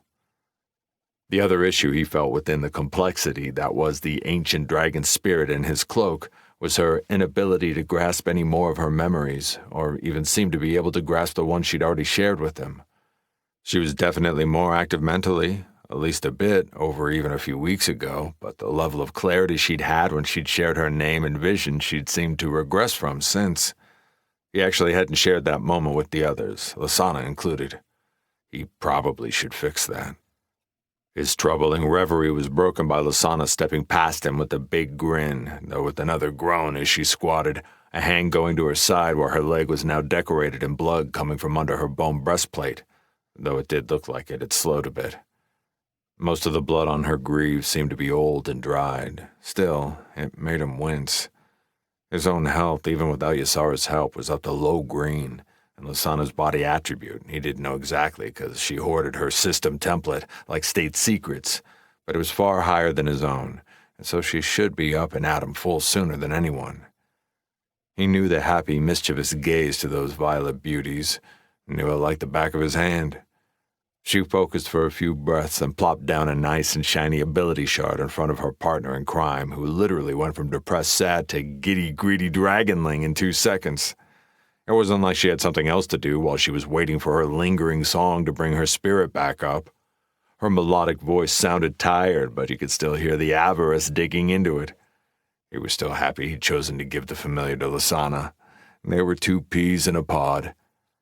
OMG, Santa! For me? You shouldn't have. Lasana threw a wink in his direction and started putting the shard away when Ari went to feral beast in about 2 seconds and utterly forgot her busted wing as she tore across the 3 feet between them and up Lasana's legs and chest as Lasana held the shard higher up. A high-pitched growl came from the little dragonling. Don't you dare, Santa! Give me the bling right now! No takes backsies!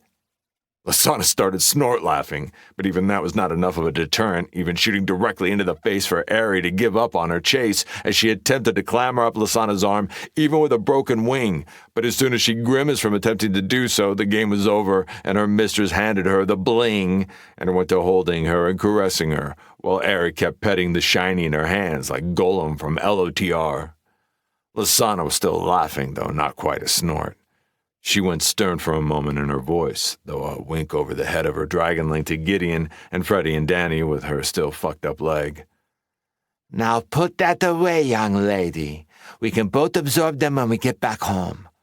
Ari grunted and twisted her head back around towards her mistress while hoarding the shard to her chest. Her voice emitted a whine. Oh, come on. I need my bling now. Lasana booped her on her nose. You have some healing to do, Ari, for our family. The sooner you can heal them, the sooner we get home. With the word healing, guilt exploded across Ari's eyes, along with hunger for the eternal loot. She zipped off Lasana's lap, claws lit with silver. Gideon smiled, but he still had no clue about the Fredster. Healing wouldn't work on him. He was considered a soul-bound growth item. Most of those would repair themselves if given time, and that is what happened with earlier damage. But he'd seen nothing quite as severe as the damage his AI buddy had taken. "Are you gonna be all right, Fredster? You look pretty banged up." Freddy attempted to tilt up his severely malformed head towards Gideon, but gave up as his neck motors were far too fucked up. It did look like a bit of the damage looked a tiny shade better, but Gideon didn't know if that was just wishful thinking. Yes, Gideon. Damage to transform currently. We'll repair within day. Looked like he'd be carrying his little buddy home, and it looked like it was about time to begin that trek as Ari was healing people faster than he'd ever seen. His uncle had finally woken with his last batch of healing, but was still pretty fucked up. His health she got up to high yellow, but looked like he had a pretty harsh debuff going for another few hours from being brought to a sliver distance from a corpse.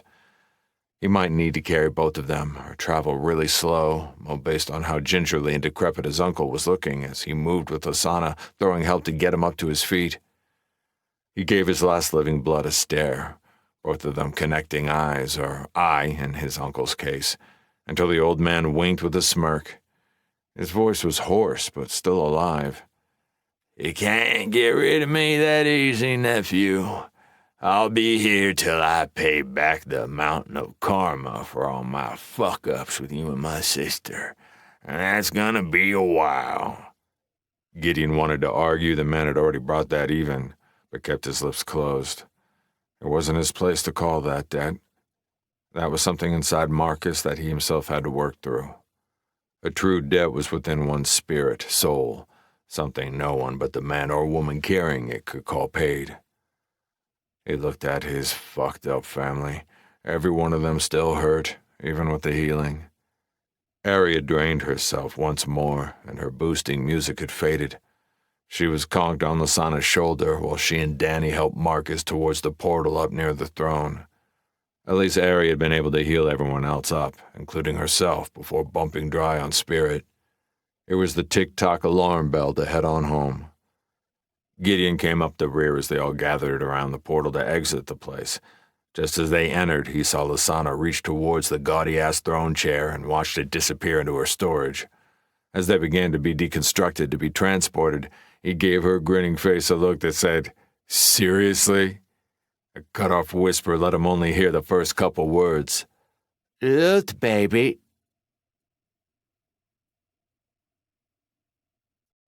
Chapter 18.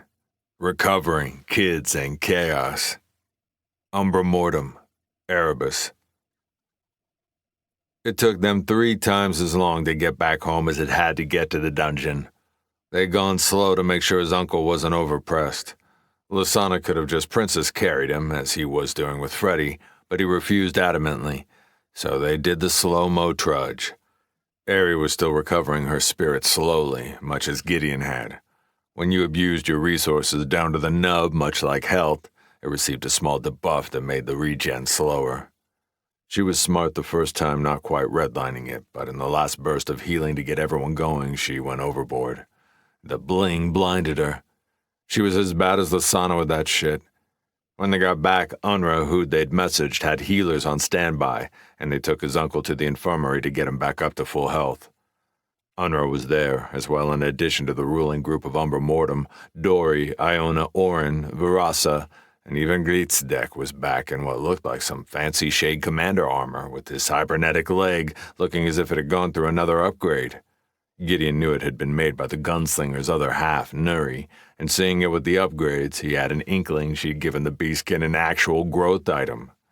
That wasn't the only things that were different. Iona, Dory, and even Unra herself all stood a bit taller, more regal within their features, looking much more like Orin and Virasa, which meant they used the Soul Stone and Grietzdeck. Damn! He had a lot more going on than his super fancy leg. He was now almost 8 feet tall, but now had the characteristics of some predator cat, mostly along the lines of a dark-furred lion. Gideon threw a quick identify on him. Grietzdeck, race, Shadow Tabara, B-, foundational, auric, soul pillar, primal, level 29, iron, class, marauder, uncommon, subclass, commander, uncommon, path, the road to courage, C+. B-, huh? Good for him, and commander is a subclass. The bloodlines were working, and as far as his information, the bloodlines would do a lot to boost their options in silver when they went through an evolution for their main classes, which would then affect their subclass evolutions in gold, though for some like Grietzdeck and Unra, they might never reach that apex. It required an epic class to qualify to enter gold rank, and jumping from an uncommon class 2 ranks to epic would be difficult if not impossible. Still, silver rank was a good get. There was a reason people that reached that rank were called Eternals. They would be given a lifespan of about thousands of years, if not more, depending on the baseline longevity of their race and or bloodline. Gideon was about to keel over from exhaustion, however, so didn't have the energy to dig into everyone's new gains. Maybe when he hit gold rank, he would finally be able to go with no sleep, but he was a far cry from that, and sleep was the only thing his brain could grasp hold of. Everyone congratulated them, but from the message Lasana had sent earlier and seeing the state of Marcus, Unra quickly quieted everyone, even the slowly gathering crowd of citizens that had been going about their normal daily life in Umbra Mortem when the premier rulers and elite party of the settlement came through the gates, looking like 10 miles of bad road. Unra wanted to have an immediate meeting hinting a lot had happened, but he nixed that idea and said they needed to sleep. And when they woke back up to the living and Freddy wasn't looking like the elephant man of robotic pooch, then she could have her meeting. Everything else could wait. She bit her lip as if there was really something she wanted to communicate, but nodded her head after a second visual take of how exhausted and fucked up they all looked, and then her eyes flashed for a moment to where the healers had hauled off his uncle. Grietzdeck called for a cordon of shades to escort them to the fortress, which was now miles away from the gates. Umbra Mortem was massive now, seriously massive. And the Shadow Moon Forest? Holy hell. It covered at least a third the size of the settlement itself in every direction, and was creeping really close to the boundaries of the city ruins to the northwest. He'd felt a calm as they'd walked through the sylvan trees, a wisp of energy. Ysara had felt more alive as well under the shade of its trees, and every living thing in it seemed quiet as he stepped through its boundaries. They'd seen none of the animals that called it home, as if they'd formed a cordon, a passage for their travel home. He broke his reverie and took a glance around as they walked. Every 20 feet of wall had automated heavy crossbows that looked as if they'd gone through an entire remodel, sleeker, more lethal looking, and there were even some mounted on the various buildings spread throughout the settlement. He also saw some of their own home-built drones zipping here and there. Gideon knew he wouldn't clock the Isian Entertainment drones with their heavy camouflage rolling.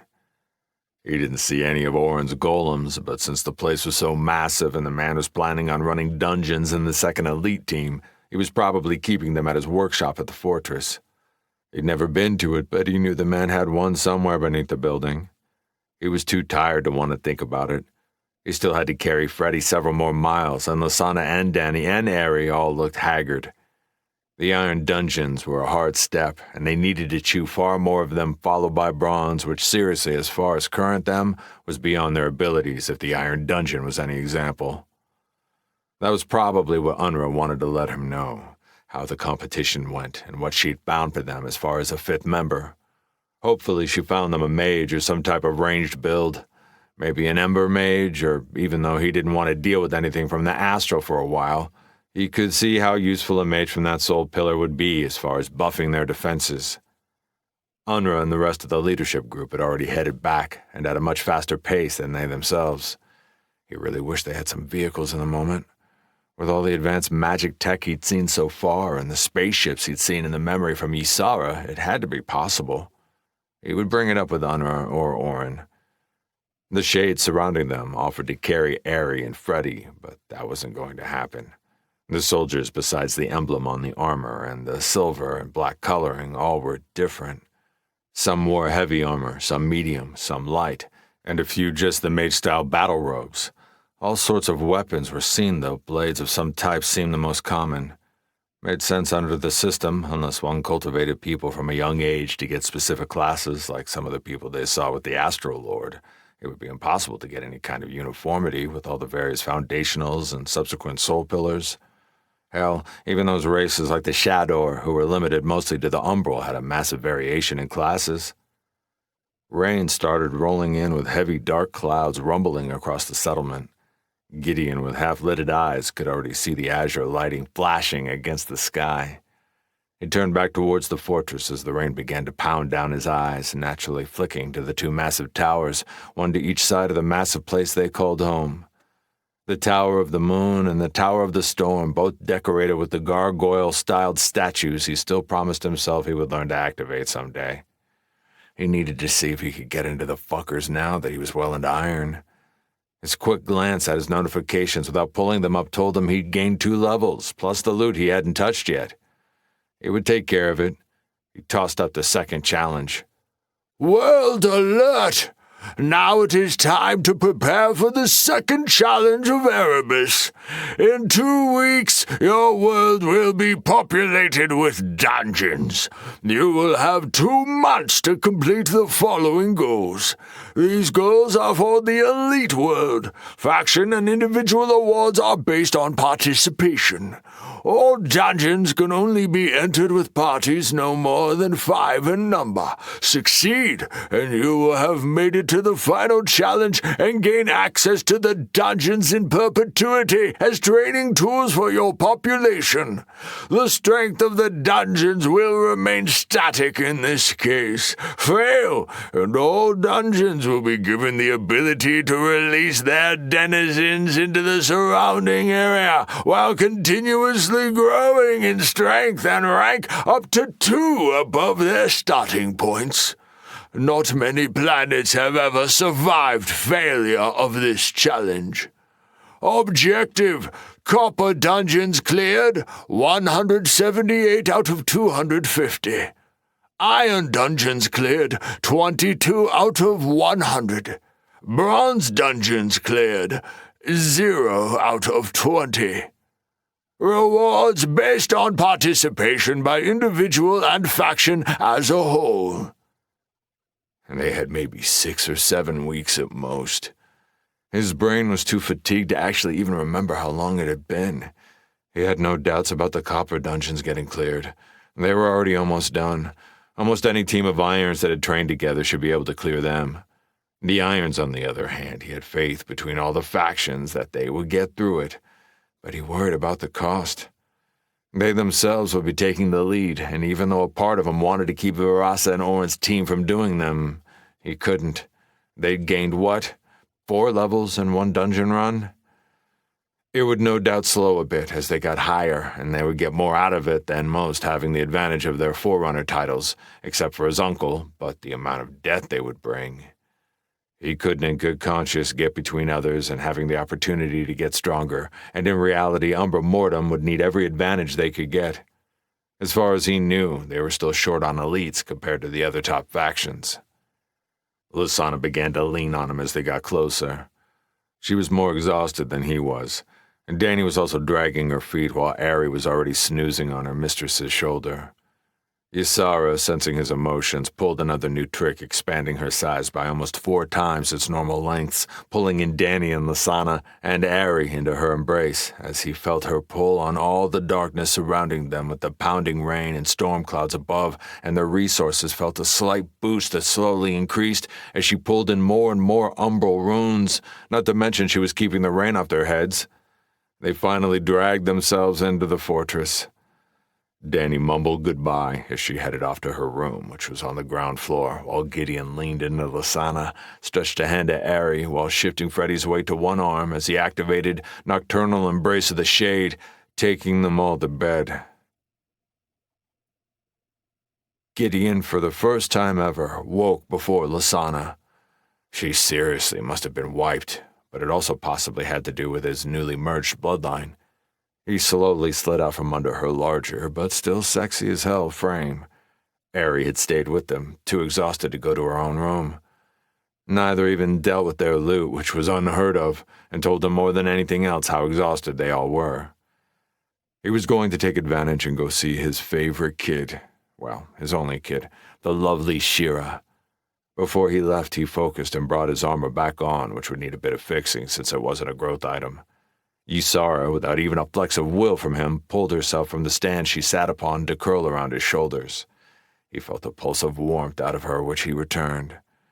He then shifted his eyes to look around for Freddy to make sure he was good when he couldn't locate him before another pulse from Ysara pulled his eyes to his wrist, where a beautiful, mostly repaired bracelet sat upon it. Gideon kept his voice low so as not to wake anyone. "Freddy, are you good?" Freddy did his trick to whisper directly in Gideon's ear. I am much, much better, Gideon. Though I need to stay in this form to fully repair myself, it is my natural state. To be honest, for a second there, I thought I was going to be destroyed. But you are my inspiration. My motors operandi, and I refuse to allow them to hurt my Ari, who couldn't defend herself while keeping your uncle alive, and the brute was determined to kill her. Her, Gideon, my light and my bestie. I would not allow her or your uncle to perish on my watch. Damn. The best and most heroic personal assistant ever. I would expect nothing less from Frederick the First, the best AI personal assistant anyone could ask for. He ignored the soft sounds of sobbing. Freddy was just being Freddy. After checking with Shira, he needed to go see what had Unra so antsy she wanted to force a meeting after seeing how messed up they were. She had sent a detailed report through the system while he'd been crashed. A very over-detailed, convoluted report. Ugh. He also wanted to check on his uncle. His and Danny's apartments were next to each other near the theater, though he wasn't sure if he'd be there or at the hospice, which was a newer 3-story building somewhat close directly north of the fortress, a bit east of the crafting area, which had the restaurant on the west side of it, and the training centers just south of that. The main building of the settlement's entrance faced west towards the gate, the city ruins northwest, the new lake southeast, which he needed to ask Unra if she'd began the process of making an outpost there so they could start pulling in seafood as well as any other resources the place held. Having an outpost there would also expand the senses of the settlement itself. Currently, they had a 50-mile radius as far as some of what they could map out, but any outpost they created also had about 10 miles out from wherever the outpost was. The dungeon Aetherus was on the very edge of that radius. He quickly chewed through the report she'd sent about improvements, the new crossbows, once more expanded gun chair room, and various other stuff. Made him think to ask about the mines. The radius there should have improved, as she said they built something beyond outpost status called a fort. It had 20-mile radius. It was probably the big reason Gritstack was back, and Tolk was probably ecstatic. That kid worshipped everything about his father, and so did a lot of people, according to Unner's reports, saying most of the people in the Shades looked to him for everything. A lot of them hadn't been a part of the settlement yet during the monster waves, but everyone had heard about the cocky, brave beastkin who lost his leg and yet continued to fight on. Gideon was happy for everything the man got, especially since he'd done it all being only an uncommon rank class. The man certainly had cojones the size of the Rio Grande, and his son was Shira's best friend in the world, who got in multiple scraps defending her honor when kids were calling her a monster. That gave him 1,000 cool points as far as Gideon was concerned. He slipped out of the room, ghosting through the living room and out the door. He wasn't even sure Shira would be in her room, as she might still be staying with Unra, which was where she kicked it when they were on a mission, but he'd check her room first. It was only across the hall, after all. He slid through the door. Their apartment was a smaller version of their own, the living room about half the size, though the bedroom was about the same. Shira and Ari had demanded that, and he agreed, especially with they and Freddie all staying here and the two pooches. As he entered the bedroom, he smiled. There was a huge pile of blankets and pillows with a lump underneath, and laying on each side above the blankets were two pooches who were certainly big, about the size of Freddie in his pit bull mode, and they were still considered pups. Gideon took a second to just absorb the cuteness before Moon raised her snout with her eyes still closed and started sniffing, telling him her perception was a bit higher than her brother's.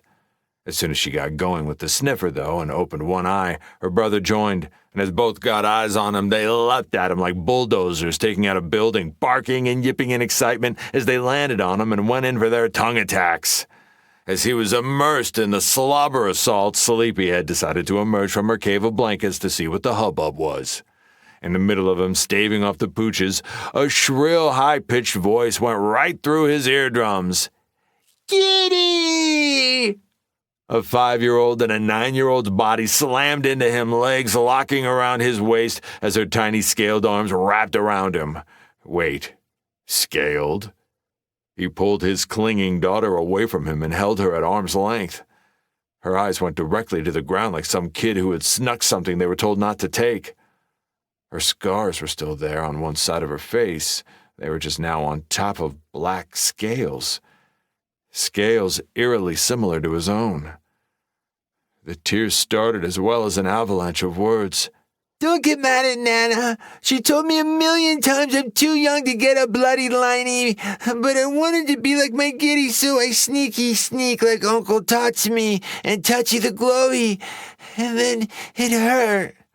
I went to some great placey again, and then theirs was choices, but not ones I wanted.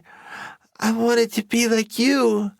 Then a voice like a whisper, but really, really loud whisper, hurt my head. She said sorry, but she was trying to be quiet. She said she's wanted to help me, that she's likes me. She's so nice, Giddy. I called her Grammy. She gave me Nocturne, like you's, Giddy. It hurts me so much when it changed me, but then I feel stronger. Strong like my Giddy. I'm sorry. More tears as her hand ground into her own knife, her hand showing a couple days of bruising. It broke his heart. Grammy? And the voice hurting her had to be maybe Liestra, or... No, it couldn't be. The Shadowborn's mother? He didn't even know what her name was. The father was Umbral. More tears came from his little girl, her body trembling. He pressed her back into his chest, which she clung to, while Moon and Shadow whined, feeling their mama crying and sad. She blubbered into his chest. My scars didn't go bye-bye, Kitty. Still ugly. I always be ugly. He held her once more outstretched. "I don't want to hear that anymore. You are the most beautiful girl in the world. You are the princess of Umbra Mortem and the child of the War Crow and Lasana Emras. You have a family that loves you and two pooches who would protect you with their lives. Do you understand me?" She sniffed a few times. Her hair was gone from the bloodline, just like him, and she had one hand attempting to cover the acid-scarred side of her face. His voice made her look at him. "Do you understand me?" She nodded and then reached her arms out, wanting more hugs. He obliged and stepped over to pull her mask from the little stand she had for it. As soon as it got on her radar, she snatched it and put it on. The pooches, feeling the alleviation of her emotions through their bond, began to come alive, circling him and brushing his legs with affection. Gideon put her down. Now would not be the time to admonish her for her actions.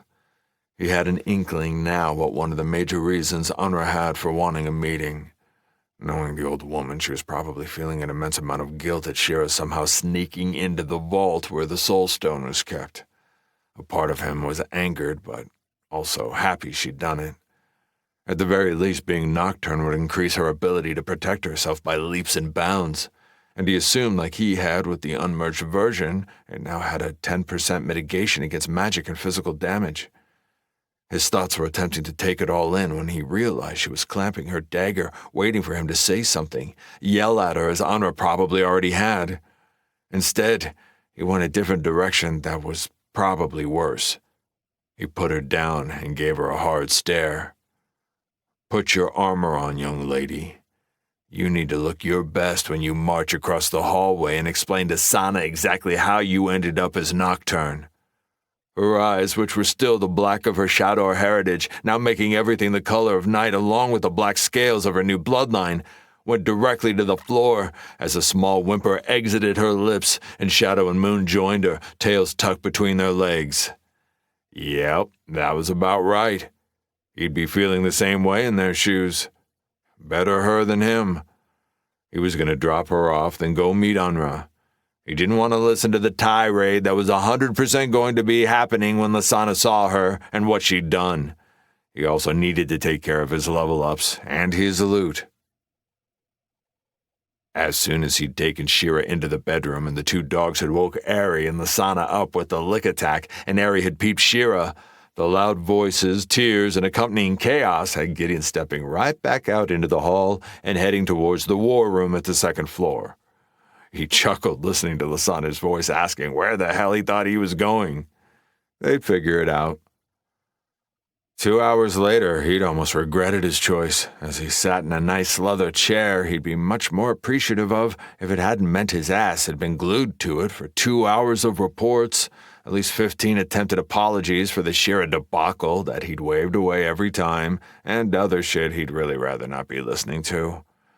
The only thing he did have interest in was a mixed bag, at least until he'd met their newest member who impressively beat 50 other people that went out in the competition.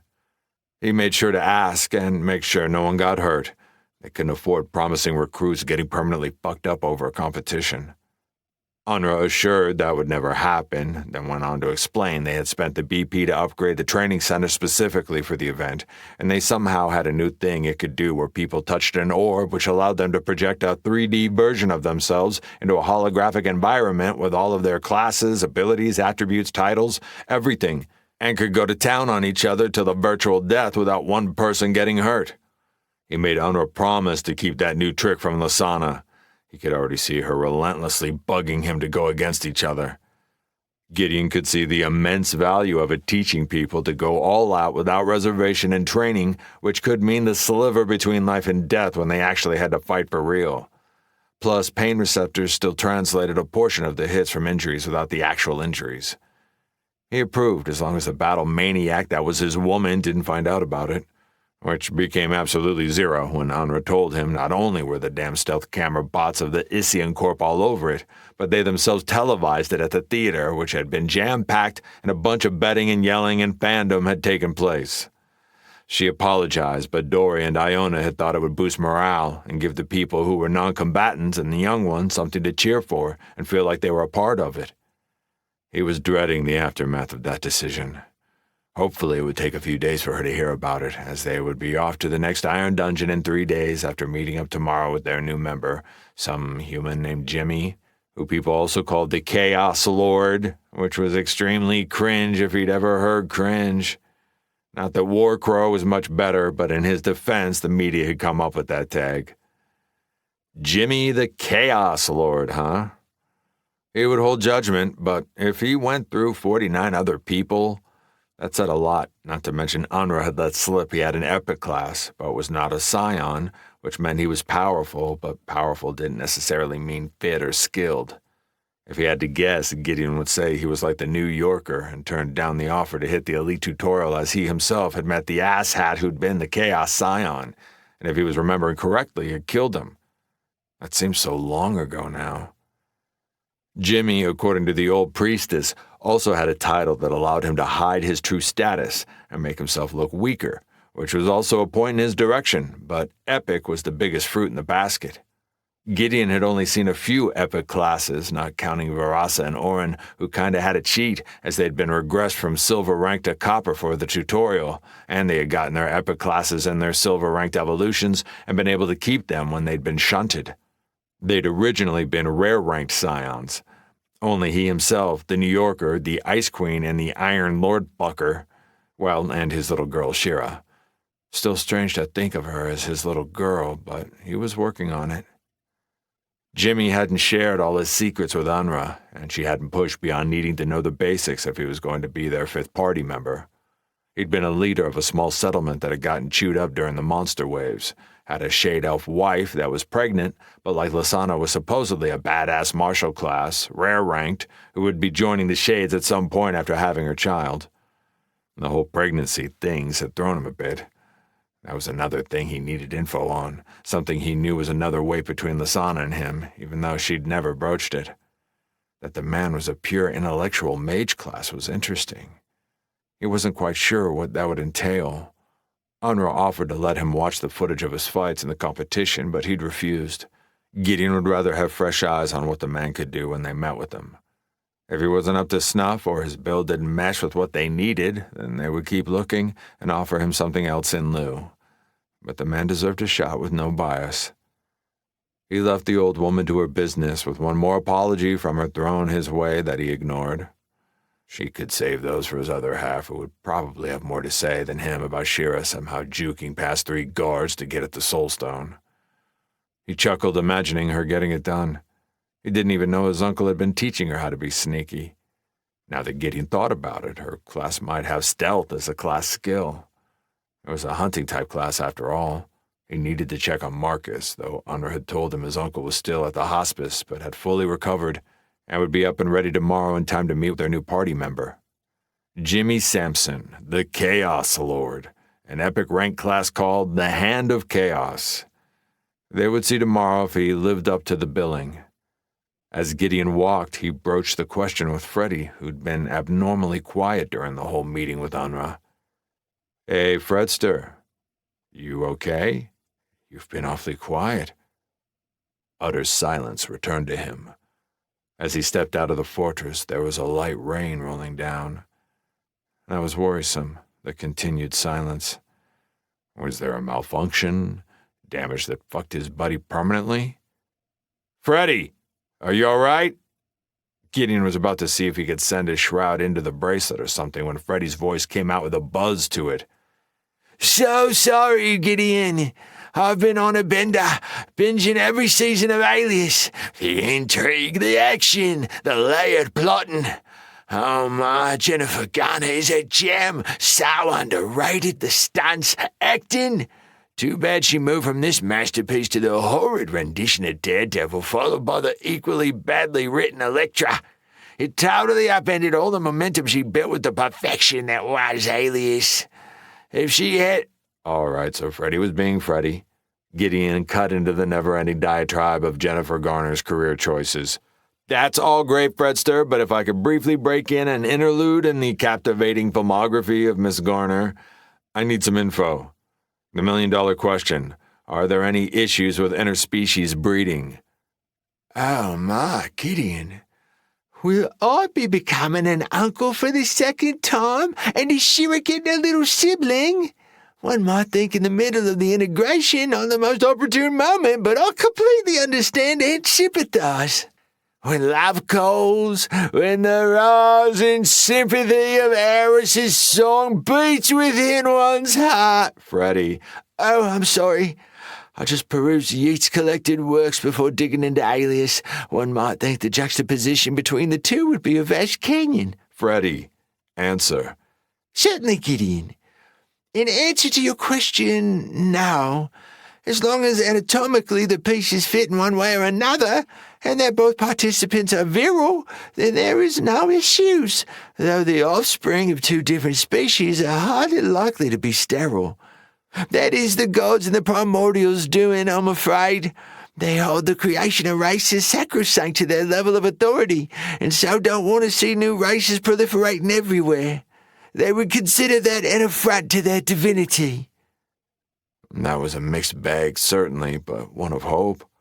When he'd heard about their new member's wife and how she was pregnant, his hopes lit up, but he didn't know if the man was the father, if she'd been raped, been with another shade elf before, but the other side of that the progeny would most likely be infertile.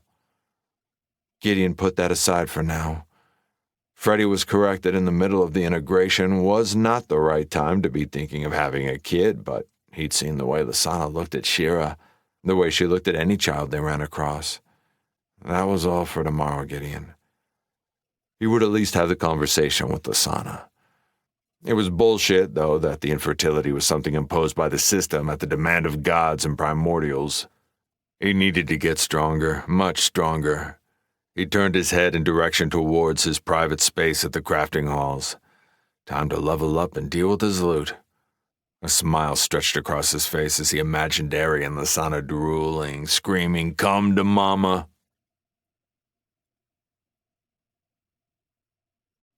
Chapter 19. New blood, new toys, and a birthday. Umbra Mortem, Erebus. Gideon woke to Lasana draped all over him like a meat blanket. She and the others had been out very late at the theater with everyone excluding him, as he'd been dealing with things in his crafty room, meaning, relaxing, and avoiding all the dramatics. After yelling at Shira, then hugging Shira, then yelling at Shira, then yelling at Anra, then hugging everyone again, then dictating in no uncertain terms that Shira would not be allowed to go to the theater for 1 week, after which she ended up corralling them all for a movie night. He got an entire rundown of it all after he'd let Freddie, who was fully repaired, take off and join his bestie. The rest of the evening, he'd been entertained at the non-stop chat messages from the best AI personal assistant ever created after he did his usual shtick of pirating the party chat. Twice in a row of waking up before Lasana, who constantly touted how Shade Elves needed very little sleep compared to humans, was a shocker. He smiled and tucked the blanket around her, and only took 2 or 3 peeks at all those naked, muscular curves. Damn.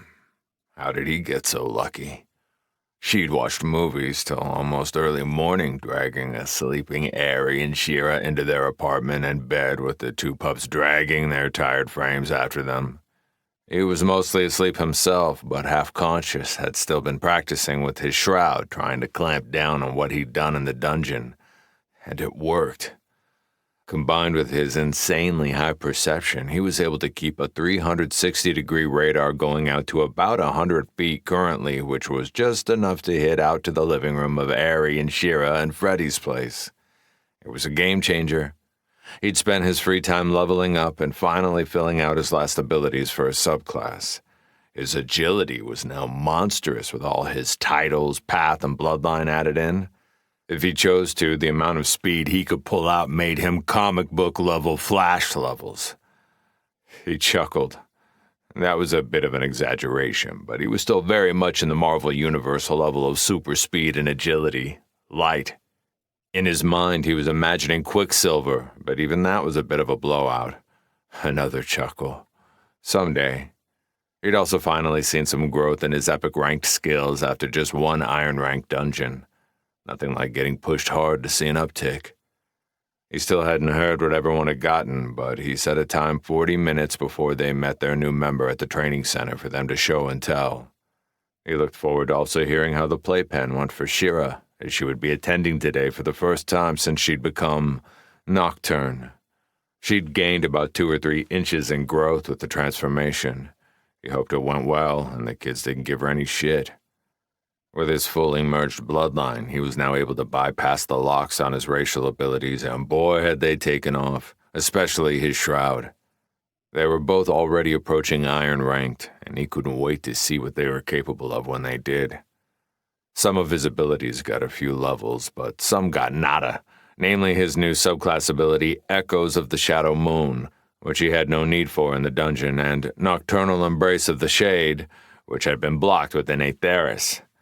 There had been some grumbling when he'd sent a message to the entire party from his man cave telling everyone to drop their coins to UNRWA, but they pretty much all got everything they needed for free out of the settlement, as the premier elite unit and as the founders. Even the restaurant when they went, or the theater, though Gideon made sure they took a credit when they did do so, that they could turn into one of UNRWA's treasures for compensation. People needed to get paid. And though she made money for the settlement in taxes and some small things they were trading to other settlements, the coin she received from their 2 elite teams was a big part of her budget. His new abilities were a mixed bag. First up was Inevitable Hunter, which was, well, a passive.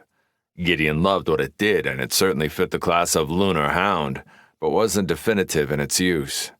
It literally just boosted his perception by 30%, and in particular his smell by 50%. The problem is he couldn't shut it off, and was the main reason he'd stayed by himself the whole night instead of rolling to the theater with the others.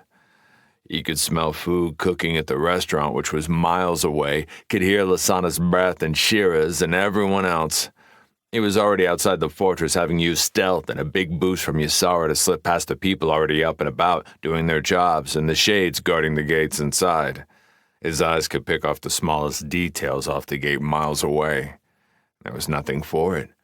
He would get used to it, and hopefully as it leveled, and maybe when it hit Iron Rank he'd be able to control it more, tone it down. His other ability, however, that finished off his subclass was a Wing Dinger. His first defensive ability slot, and it was needed. It was called Shield of the Moonless Night. He activated it as he pushed his new speed. The new ability covered him in a thin layer of silver and black that, according to the description, would absorb almost all forms of magic until it broke and shattered, after which it had a 30-minute cooldown. It used both stamina and spirit, but with the boost of his newly merged bloodline and his champion title, the plus 30% efficiency made it manageable. Even without stealth, he was a blur as he passed the main gates in an acrobatic leap, combat acrobatics, boosting his already insane agility, making the move as easy as eating apple pie, spinning in a flip and landing on the other side without even breaking stride. Anyone in the control room would have barely made out a blur of black. You saw his cloak billowing out like wings, always moving of her own volition to never be an impediment to his movements. He zipped a half a mile to where the shadow moon began, and slowed as he entered the shadows of its boughs, the sylvan trees bringing him a calmness to his spirit it always did. Plans for the day were heavy and multiplicative. Here, then a try at the Tower of the Moon, followed by meeting everyone to go over new toys, then the Chaos Mage. One step to the next. He walked slowly forward, spreading his shroud out, allowing the new senses to stretch out. He could hear a multitude of animals throughout the forest, and his shroud picked up something, a deep-rooted sentience, one he'd communed with now a few times, at least in a muted sense. He found a huge example of one of the beautiful trees and sat, back leaning against its smooth bark. He pulled up his system template. Name, Gideon Show. Title, Fate Breaker, Apex Predator, Forerunner, City Lord, Archon of Erebus, Champion of the Shadowborn, Scion of Fate. Age, 30. Race Bloodline, Nocturne, S. Rank, Iron. Level, 34. Freight, S+. Foundational Pillars, Profane, Sheed. Soul Pillars, Umbral, 100% Affinity. Moon, 100% Affinity. Main class, Umbral Savage, Epic, Martial, Spiritual, Umbral. Subclass, Lunar Hound, Epic, Martial, Spiritual, Moon. Path, the Primordial Bane, S+, Multiversal Coins, Copper, 0. Attributes, Martial. Strength, 90, parenthetical 131. Agility, 191, parenthetical 277. Body, 118, parenthetical 171. Intellectual. Intelligence, 57, parenthetical 83. Perception, 122, parenthetical 177. Potency, 30, parenthetical 44. Spiritual. Will, 122, parenthetical 177. Insight, 141, parenthetical 207. Faith, 101, parenthetical 146. Base abilities. Universal language, not available. Identify, common 5, ability-based primitive. Night vision, uncommon 5, maxed, ability base, common. Racial ability slots.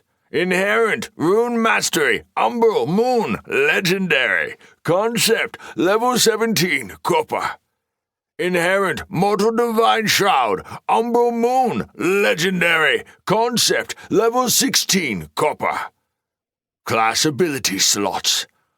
Offense, the Edge of the Deep Umbral, Epic, Concept, level 29, Iron. Offense Control, the Pitch of the Umbral Moon, Ancient, Concept, level 29. Movement, Nocturnal Embrace of the Shade, Epic, Concept, level 27, Iron. Utility, Birth of the Eternal Eve, Epic, Concept, level 28, Iron. Aura, Night of the Ecliptic Horror, Epic, Concept, level 28, Iron. Subclass ability slots. Utility, Echoes of the Shadow Moon, Epic, Concept, level 3, Copper. Utility, Inevitable Hunter, Epic, Concept, level 2, Copper. Defense, Shield of the Moonless Night, Epic, Concept, level 1, Copper. Class skills. Small Blades, Epic 2, Skill Base Uncommon. Light Armor, Epic 2, Skill Base Common. Combat Awareness, Epic 5, Skill Base Uncommon. Combat Acrobatics, Epic 1, Skill Base Common. Tracking, Common 4, Skill Base Primitive. Dual Wielding, Epic 1, Skill Base Common. Pain Resistance, Epic 4, Skill Base Uncommon. Spear Wielding, Rare 2, Skill Base Common. Stealth, Rare 2, Skill Base Common. Intuition, Rare 4, Skill Base Uncommon. Investigation, Rare 3, Skill Base Uncommon. General Skills. Thrown Weapons, Blades, Uncommon 5, Maxed, Skill Base Common. Thrown Weapons, Spears, Javelins, Common 3. Parenthetical upgrades to abilities based on Title, Apex Predator. Bloodline, Nocturne. Champion of the Shadowborn. The Primordial Bane. He hadn't quite been sure, but when he took a gander, the system itself told him it was true. It was his birthday. 30 years old. He hadn't really celebrated his birthday since his parents were killed. It reminded him too much of the celebrations they had as a family. Plus, his uncle always forgot, or didn't give a shit back then. He took a look-see once more at his system template. His night vision was maxed out, which could be an issue, as it was only uncommon, even with Isara boosting it by a rank up to rare. He hadn't had issues yet, but he imagined there were magical dark or effects that would challenge even rare. Not a lot he could do about it at the moment except keep relying on her for healing and stuff like his night vision. It was setting him for a fall if she was ever taken from him or separated somehow. Though being a soul-bound item, it shouldn't be possible. It could still happen. The system fuckery was endless. He had learned that the hard way. His agility was a rock throw from 300, which was insane, and he felt it when he moved. His new passive helped tremendously. With all his senses boosted, the newest jump in his attributes kept him from being thrown off kilter anywhere near as much as last time. Speaking of, his hearing, with his still ongoing shroud, and specifically smell, picked up several creatures approaching him through the forest. The Shadow Moon was connected to his soul, so there was nothing within its boundaries that would seek to harm him, and no enemy should be able to move through it without the force tearing it apart. But still he stood, hands sliding near his blades at his back. Ysara flared out once more, ready to intercept anything coming at him, and he still had his black and silver shield floating over him, though it wouldn't do shit for physical attacks. He took a look at his newly forged armor. He hadn't been idle with his man cave trip. It was the same quality as before, just not all dinged and fucked from his sojourn into Aetheris.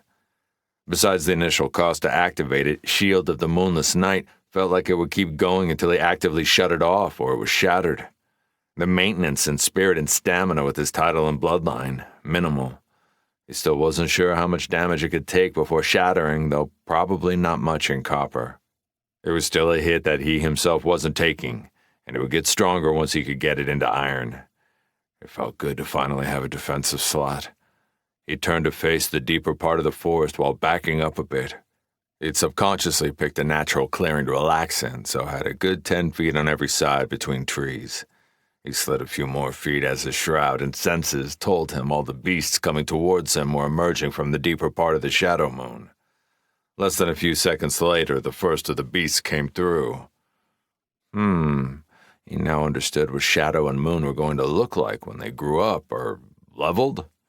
He wasn't quite sure how that worked. A massive version of them had stepped out of the sylvan trees.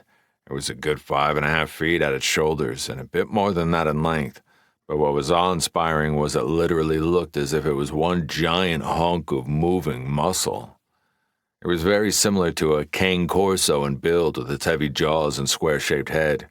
Definitely a male based on the undercarriage he was proudly showing as he paced back and forth, hard-staring Gideon with far too much intelligence.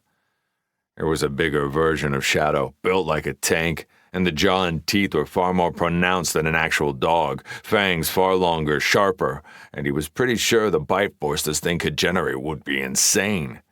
It was mostly black fur with some silver near its paws and on the side of each eye. It also emitted a low wisp of dark and silver aura off it, and every few steps seemed to appear ghost-like for a moment. Gideon threw an identify. Bragas, Shadow Moon Hound, Prime Alpha, Umbral Moon Beast, level 50, Iron. It had a name and was a Prime Alpha? That was the first time he'd seen Prime Alpha in a description or a named beast. That wasn't exactly right as his mind wandered to the Prime Avatar of the system. He didn't want to think about that asshole. Back to the pooch. Maybe Prime Alpha or numerous packs or all of them? Gideon knew how much more powerful an elite was and doubled that for an alpha, so he could imagine what kind of boost a Prime Alpha would be getting. There was no aggression coming from the beast, more curiosity. Another creature came out of the woods off to the right, and this thing made the hound look small. It was some kind of merge between a python and a cobra. It was a good 30 feet long, with its body almost as thick as the hound. It rose up and flared the hood that had brought a cobra to his mind, raised up like it stood taller than Gideon, at least 10 feet, and its coloring was pitch night with some really dark silver on its underbelly. One might guess it would and could destroy the hound in a fight if they went at it, but it would be grossly out of context. The creature came across as a solitary ambush predator, while the hound would probably have a whole pack of hounds behind it. He'd put his money on the hounds. Still, the massive serpent would be a bitch and a half to deal with if he had to fight it. Ysara stretched herself up and around him, pulling hard on the inherent darkness that existed within the depths of a forest in combination with the current storm clouds above their head. Both creatures stared hard at her actions, and Gideon's eyes went wide. Both animals bowed their heads deeply, as if in front of a primal predator, and it wasn't Gideon. It was Ysara they were bowing to, which held many mysteries within the action. Could they sense through to the original dragon spirit, or at least he thought she was a dragon, albeit a low to the ground and really wide-bodied, flat-snouted one, if he remembered the vision correctly. Before he could identify the snake, 3 more beasts emerged from the forest. One was some strange bird-type creature, but with hind legs more like a cat, all dark, blending into the shadows, but with the sharp beak of a predator bird, but leather wings attached to 4-limb claws similar to the old dinosaur, pterodactyls, or at least his memory of such. It was maybe 3 feet tall and 60 pounds maybe, but looked lethal and fast. It leapt and glided a few times around the clearing before landing on a branch above the hound. Another was a sleek leopard, all silver with small black spots.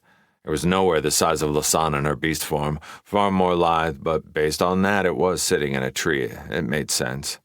Looked like the trees was where it lived, which was what it was built for. The last wasn't necessarily a beast, but a tree man?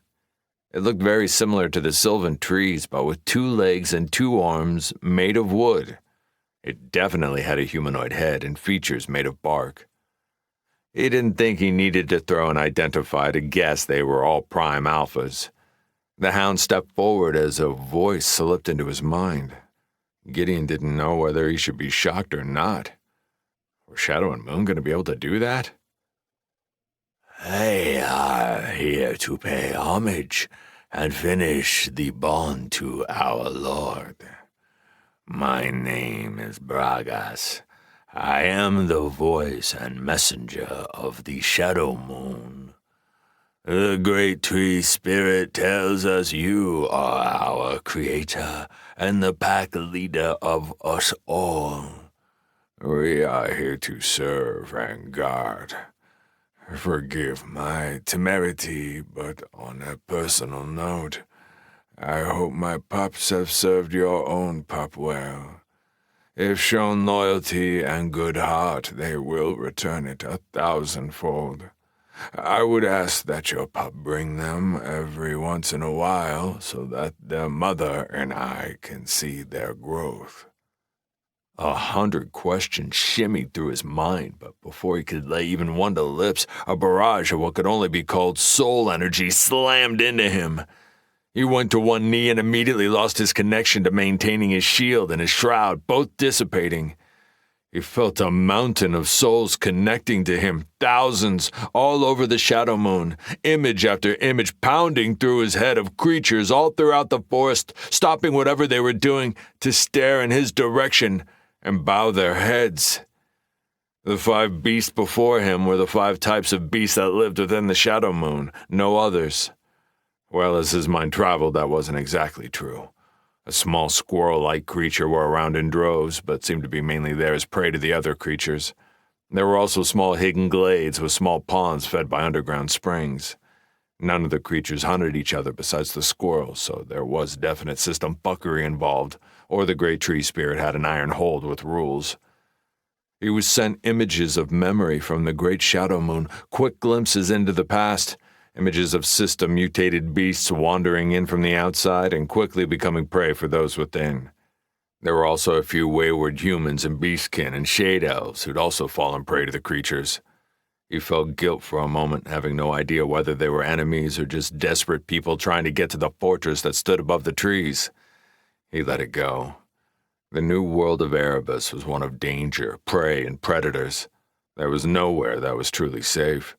He could, however, attempt to stop it from happening in the future. He knew from the control panel he had tagged citizens of Oklahoma as allies, and they could travel through the Shadow Moon with no hindrance, but most that came to Umbra Mortem now did so through the portal network ever since it got up and running.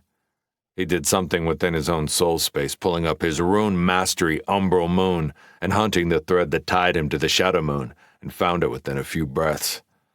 He pushed a mental message through his soul, not knowing whether it would work or not. A message to not kill any sentient beings that entered without notifying him first. He did add the amendment, though. They could corral them and push them out by force if necessary. In the end, his promise was to protect those within Umbra Mortem first and foremost.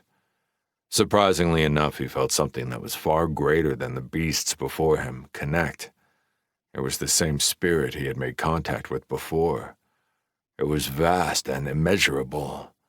The answer came into his mind from Bragas. The great tree spirit has heard your command.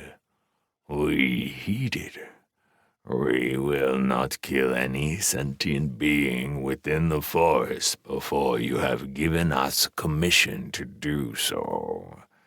We will, however, defend the borders and keep anyone from entering, and we will defend ourselves if attacked. Gideon couldn't find any issues with that.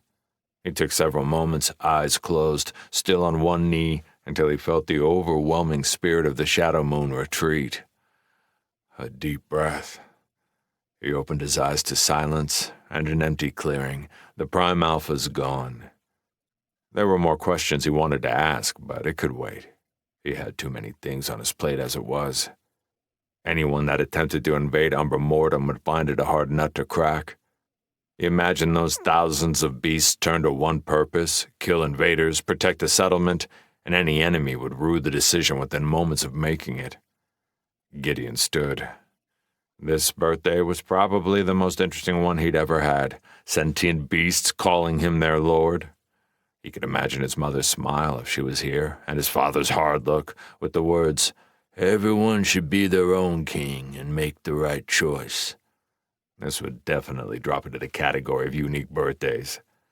It was time to try his luck with the Tower of the Moon before meeting up with everyone at the training center.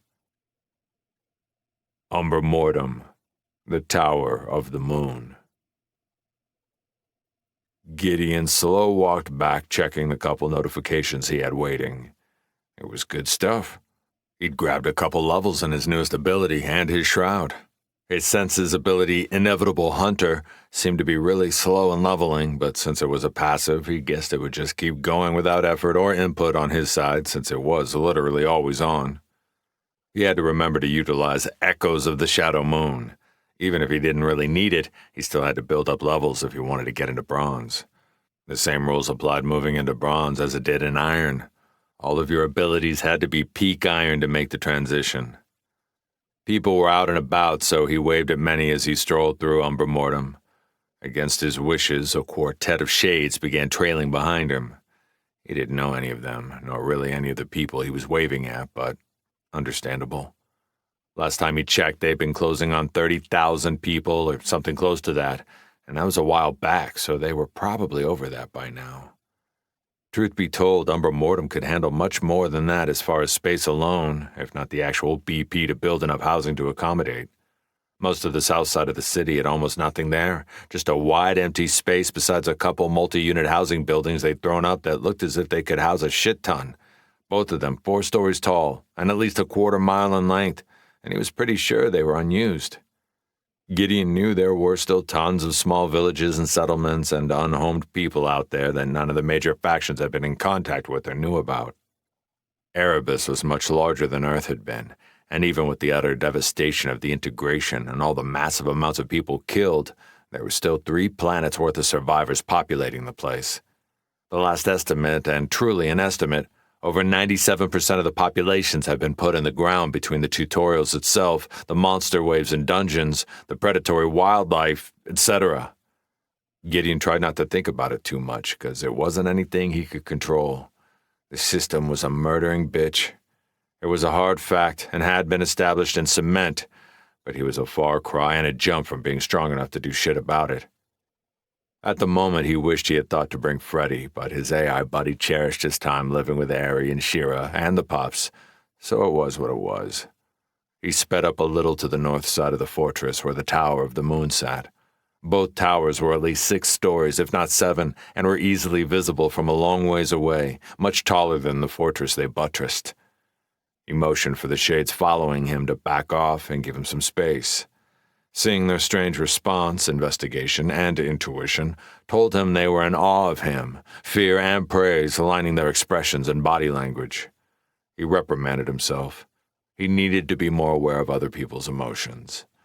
He threw a smile their way and asked them if they could cordon off at least a few hundred feet around the tower and send for more if they needed it.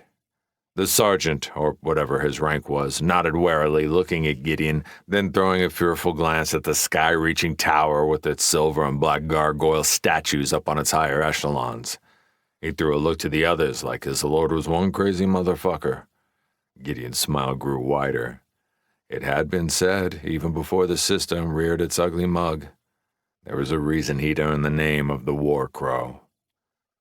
The towers of the moon and the storm were enigmas to the populace, the ultimate symbol for the danger, mysteries, and foreboding of the multiversal system, all wrapped in one package. Everyone knew they were intrinsically tied to Umbra Mortem and the slowly growing legend that was the War Crow and Lasana Emraz, the spectral beast, though he wasn't sure if that nickname would stick. He'd heard several people down in the crafting area referring to her with that name, but who knew what she'd like. She grabbed that gaudy piece of shit throne chair of the Astro Lord, and he thought it was an eyesore.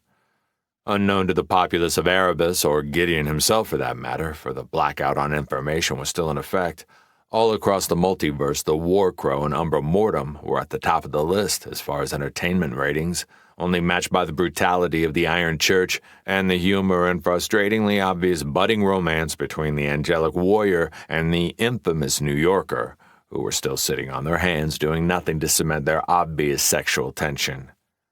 Gideon knelt in front of the tower. Neither one had any form of entrance, just a solid polished stone made of some form of dark basalt pitch as night. The tower had veins of silver running through the stone, the other tower, azure, same that could be said of the gargoyles, particular to both towers, while the ones on the fortress were straight midnight shades. Every time he looked at those statues sitting on the roof with Asana, something in him hungered to see them alive like in his vision, soaring the skies, protecting those he loved. He knew there was annoying E-seeing cameras near. He could hear the vibrations and slight sounds they made with his new senses. He could probably destroy them, but it was too early to make more enemies when he already had a stockpile that was ever growing. He quit putting shit off and stepped forward, tuning out the few audible gasps some of the shades uttered. He'd gotten 0 responses every other time he'd touched the tower, and he expected the same, even if he hoped for something different. The vision of him controlling the towers, the gargoyles, the sky itself he'd had back during the monster waves still played hard and heavy in his memories. And something happened which was more than any other time before. Different. Even if it wasn't what he'd been looking for. The notification shoved its way into his vision at the same time as a streaming river of silver energy ran from the peak of the tower all the way down every side, pooling at the base before flashing as a tether of lunar runes into his body, a strike into his mind, a flash of silvery power, a rush of strength rolling within his soul space. He was lifted off the ground, everything inside him, soul, mind, flesh, and bones spun, his whole existence wrapped in an inundation of power. His mind was scattered, stripped, yet still he had the will to activate rune mastery, umbral moon, threading it to his eyes, where he saw a never-ending stream of silver runes running down the tower, flooding from its birthplace, the 3 moons above, standing majestic amongst clear sky, somehow visible to his mind, even though it was day. He fell to the ground as the energy riveted off to disperse into the umbral runes that permeated the whole landscape. The notification forced its way into his vision. Master to the tower of the celestial moon recognized. Preliminary bond formed.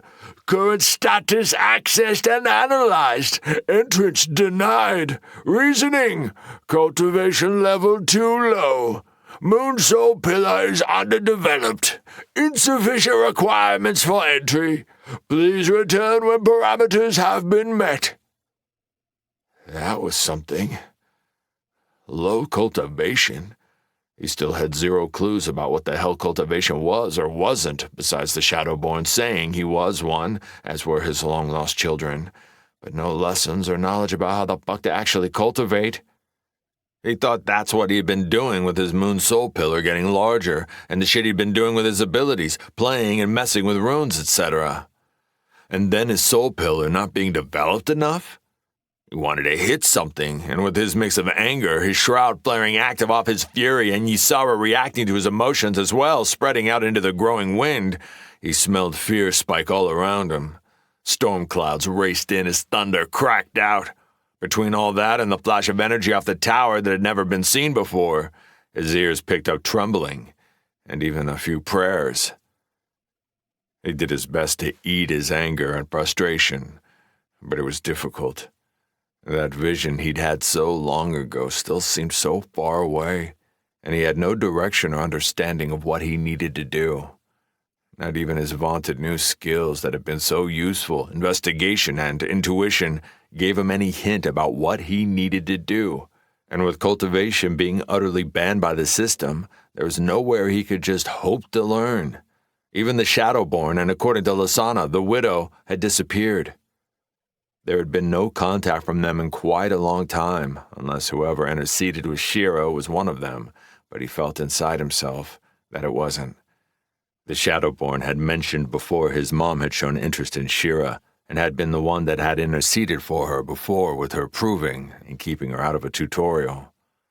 He wasn't quite sure what an ancient primordial would find fascinating in a single mortal little girl, but her entire family seemed to be up in Gideon's business, so it might be just that, but he didn't think so. Shira was unique, even among all the insanely strong people that Erebus had produced. She fucking had an epic class at 5 years old. It didn't matter as there was nothing he could do about it at the moment. His senses told him that fear had grown to a palpable beast around him, his hearing and shroud telling him the shades were backing off, trembling, a few quietly leaving the area even against their orders. Come on, Gideon. Calm. He flexed his will while Ysara wrapped herself around him, sending warm pulses. Her voice whispered in his mind. This too we shall conquer. My memories are a haze, but I can see something, a path forward. That was the most articulate he'd ever heard her. A moment later, though, as he stretched his senses toward her spirit, the fog had once again enveloped her mind. Fuck. Another time. He was going to be late to the meeting at the training center if he fucked around anymore. At least something had happened this time. He would figure it out as he continued to push forward. Training Center, Umbra Mortem.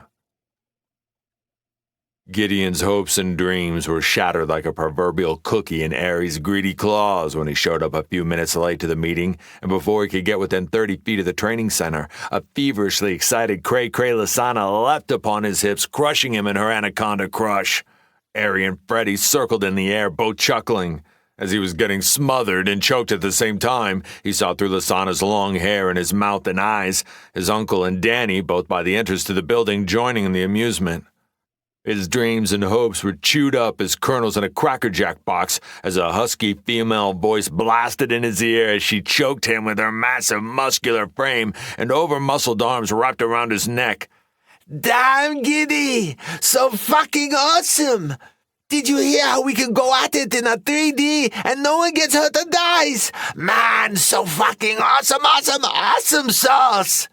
She finally let go of him, landed on her feet, then punched his arm, snort-chuckling like a waterfall.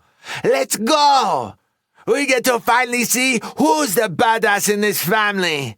They already have a sold-out house at the theater waiting for it. The laughter from the peanut gallery on the wings above just emphasized how much he sometimes hated life. Inside the training center. For the 1,000th time, Lasana, no. Let's focus on what we met early for. Everyone toss up what they got from the dungeon so we have everything dialed in and can just focus on first seeing if this new member fits with us, then integrating him into at least the basics. We have only 2 days to do all that before we have one mission with no rest, no break, everything on the line. We need to finish as many iron dungeons as we are capable of before we then have to figure out how to tackle a bronze dungeon without all being put in the dirt. They'd already spent 10 minutes inside the training room they'd booked doing nothing but arguing. Lasana seriously did not understand the word no. She'd asked him over and over to try out the new tech and fight her to a proverbial 3-dimensional death. His mother wouldn't understand any of it at all if he told her he'd gotten a huge fight with the woman he loved because he refused to participate in a battle to the death. The rest of them had gotten the funnies out of their system and now just sat on the one side of the room switching between shooting the shit about the movie marathon with Shira, Tolk, and her pups, and a bet on whether Lasana would get him to cave. His senses were now insane with his new ability. He could hear them all as if he was standing right next to them. Freddy was at least loyal as he bet $1 million of non-existent money that the Great Gideon Show would never cave into letting go of his principles. It would have played better if he didn't also make a side bet that if he did let go of his principles, his personal assistant's money was on Lasana.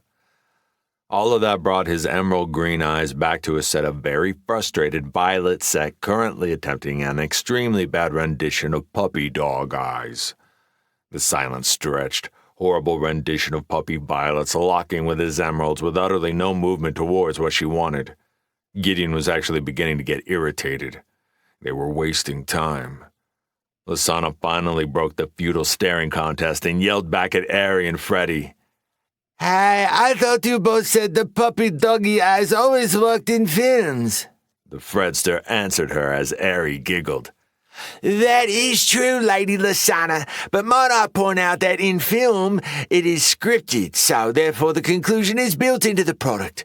Real life, and more pertinently when dealing with someone as irresolute and as immovable as Gideon, I would err on the side of caution that fictitious truths of filmography would probably not hold up under such iron will.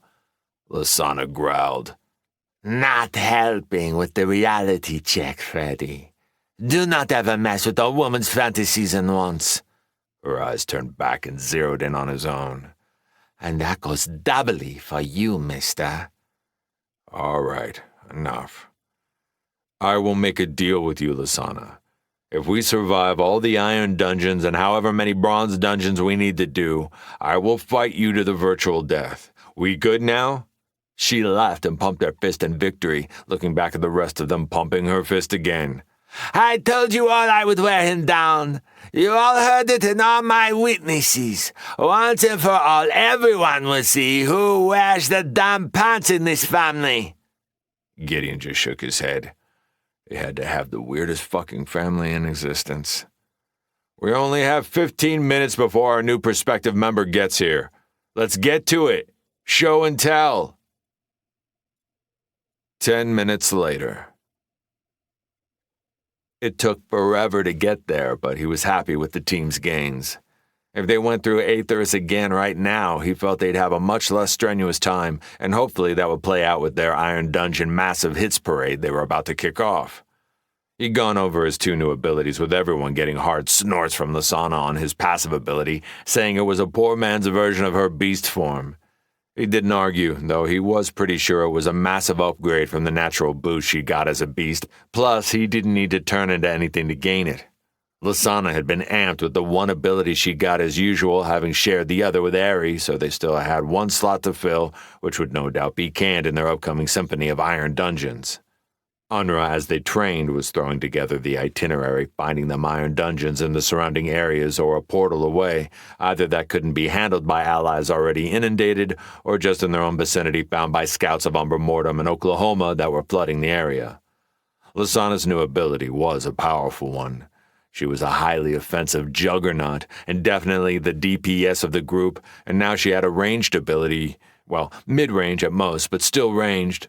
It was called Wrath of the Ancient Sepulchre and allowed her to make javelins made of pure necrotic energy. The best part was it ignored most physical defenses unless it was some type of armor highly geared towards defending magical energy. It gave her a multitude of options now in her toolbox. All of her AoE attacks had a limited range centered around herself, so this would open it up as either a lead-in attack or chasing someone down. Ari didn't even need to explain her new trick, for as soon as she got the spotlight and people were all paying attention, she used it and started zipping all over the place like a bolt of electricity. Well, not really, but it sure as fuck seemed like it. It was called Fluid Silver and encased her in a silver shimmer and buffed her agility by 50% for 1 minute, though while still a copper, it did come with the downside of slowing her by 20% after the effect wore off, but still with that speed, holy hell! She was the only one that naturally had a higher agility than Gideon himself, even with all his titles, as her bloodline boosted it big time. Who would think a small flying lizard would be geared towards speed? He chuckled and kept that as his inside voice, especially the lizard part. Dragons, or dragon-adjacent, seemed to find a lot of insult in being referred to or called lizards.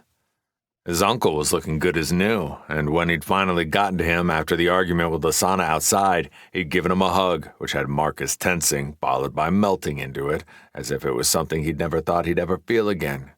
Family.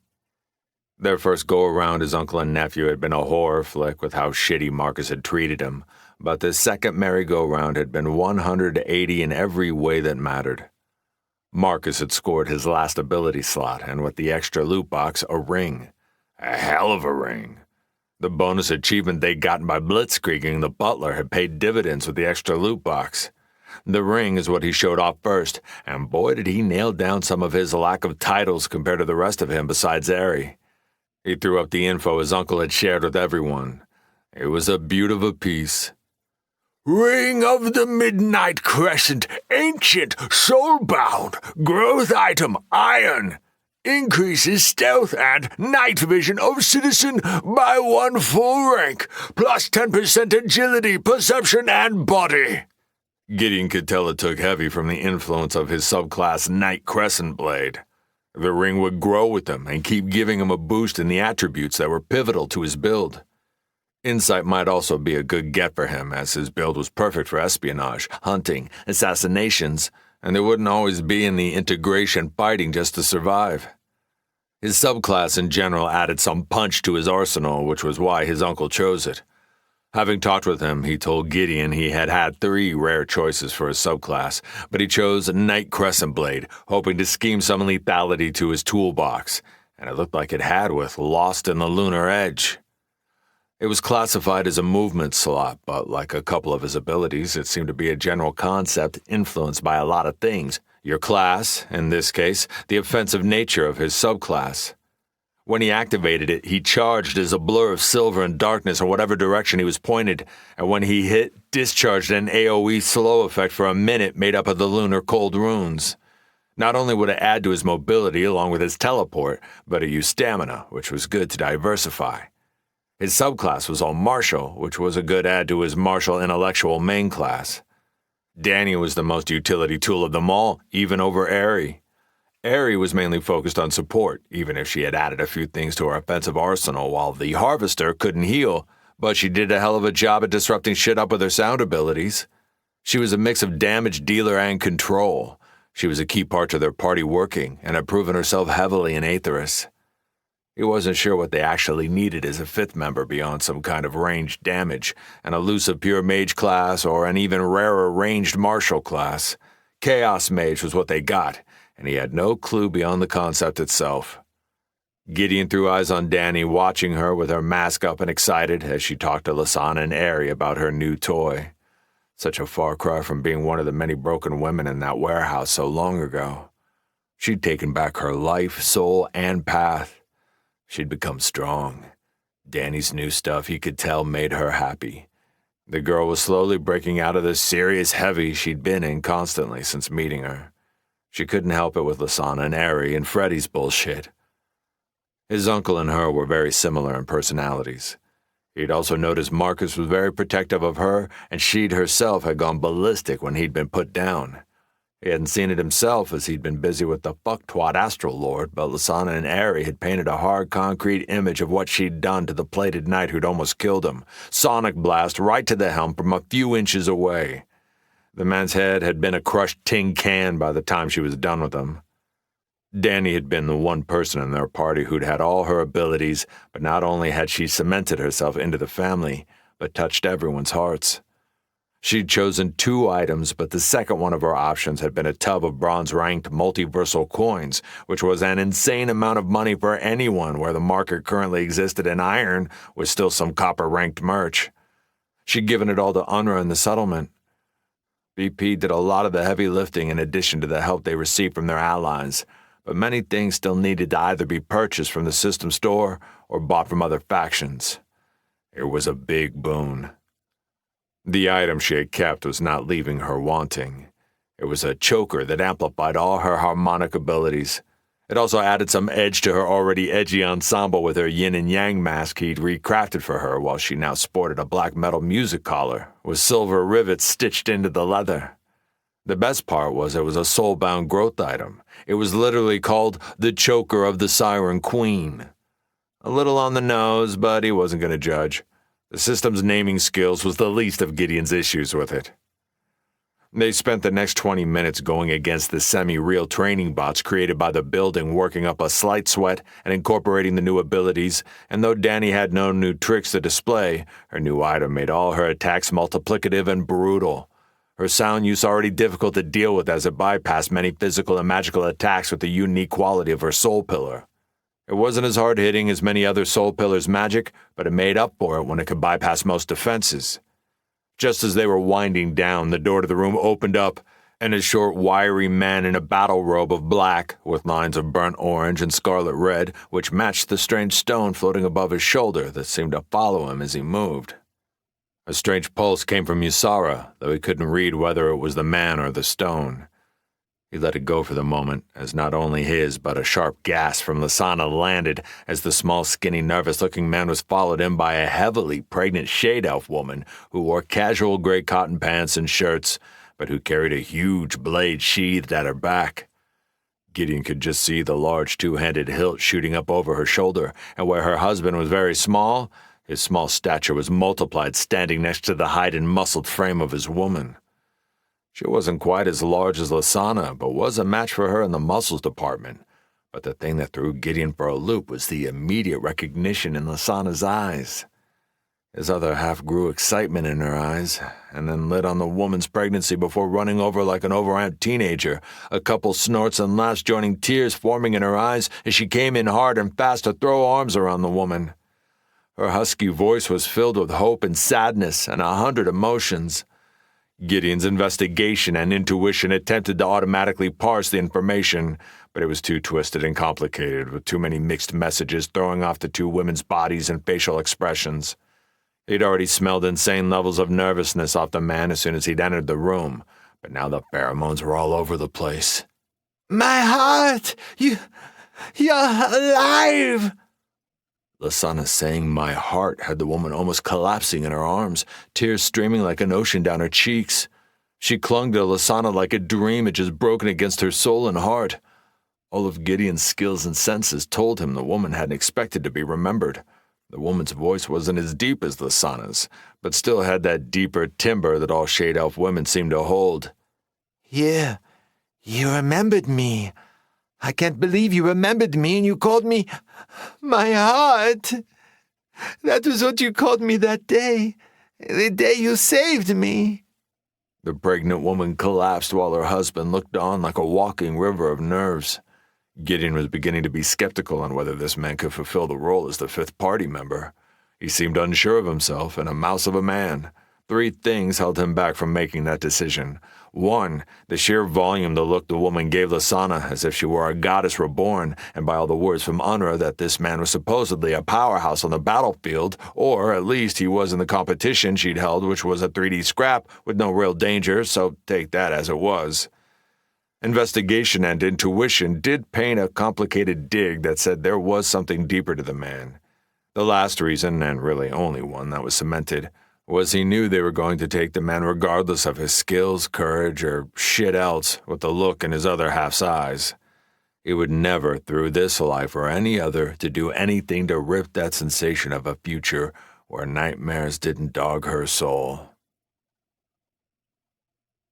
Lasana. Lasana's body shook as soon as her eyes landed on the pregnant woman. Her mind flashed back in quick moments and slips of time to a moment, a bridge in her life that had changed everything. It had happened not too long before the integration had come crashing down on her world, another night in a string of endless horror-laced nights within the world as the Queen of Sluts, for a few years at that point under the title of the Whore of Runar. At the time, it was another one of the endless parties of nobles of the neighboring city of Torvas, her services loaned out by the people who owned her tether as a political gift. She was the prize half the city-states in the surrounding area would sell their children to get a piece of.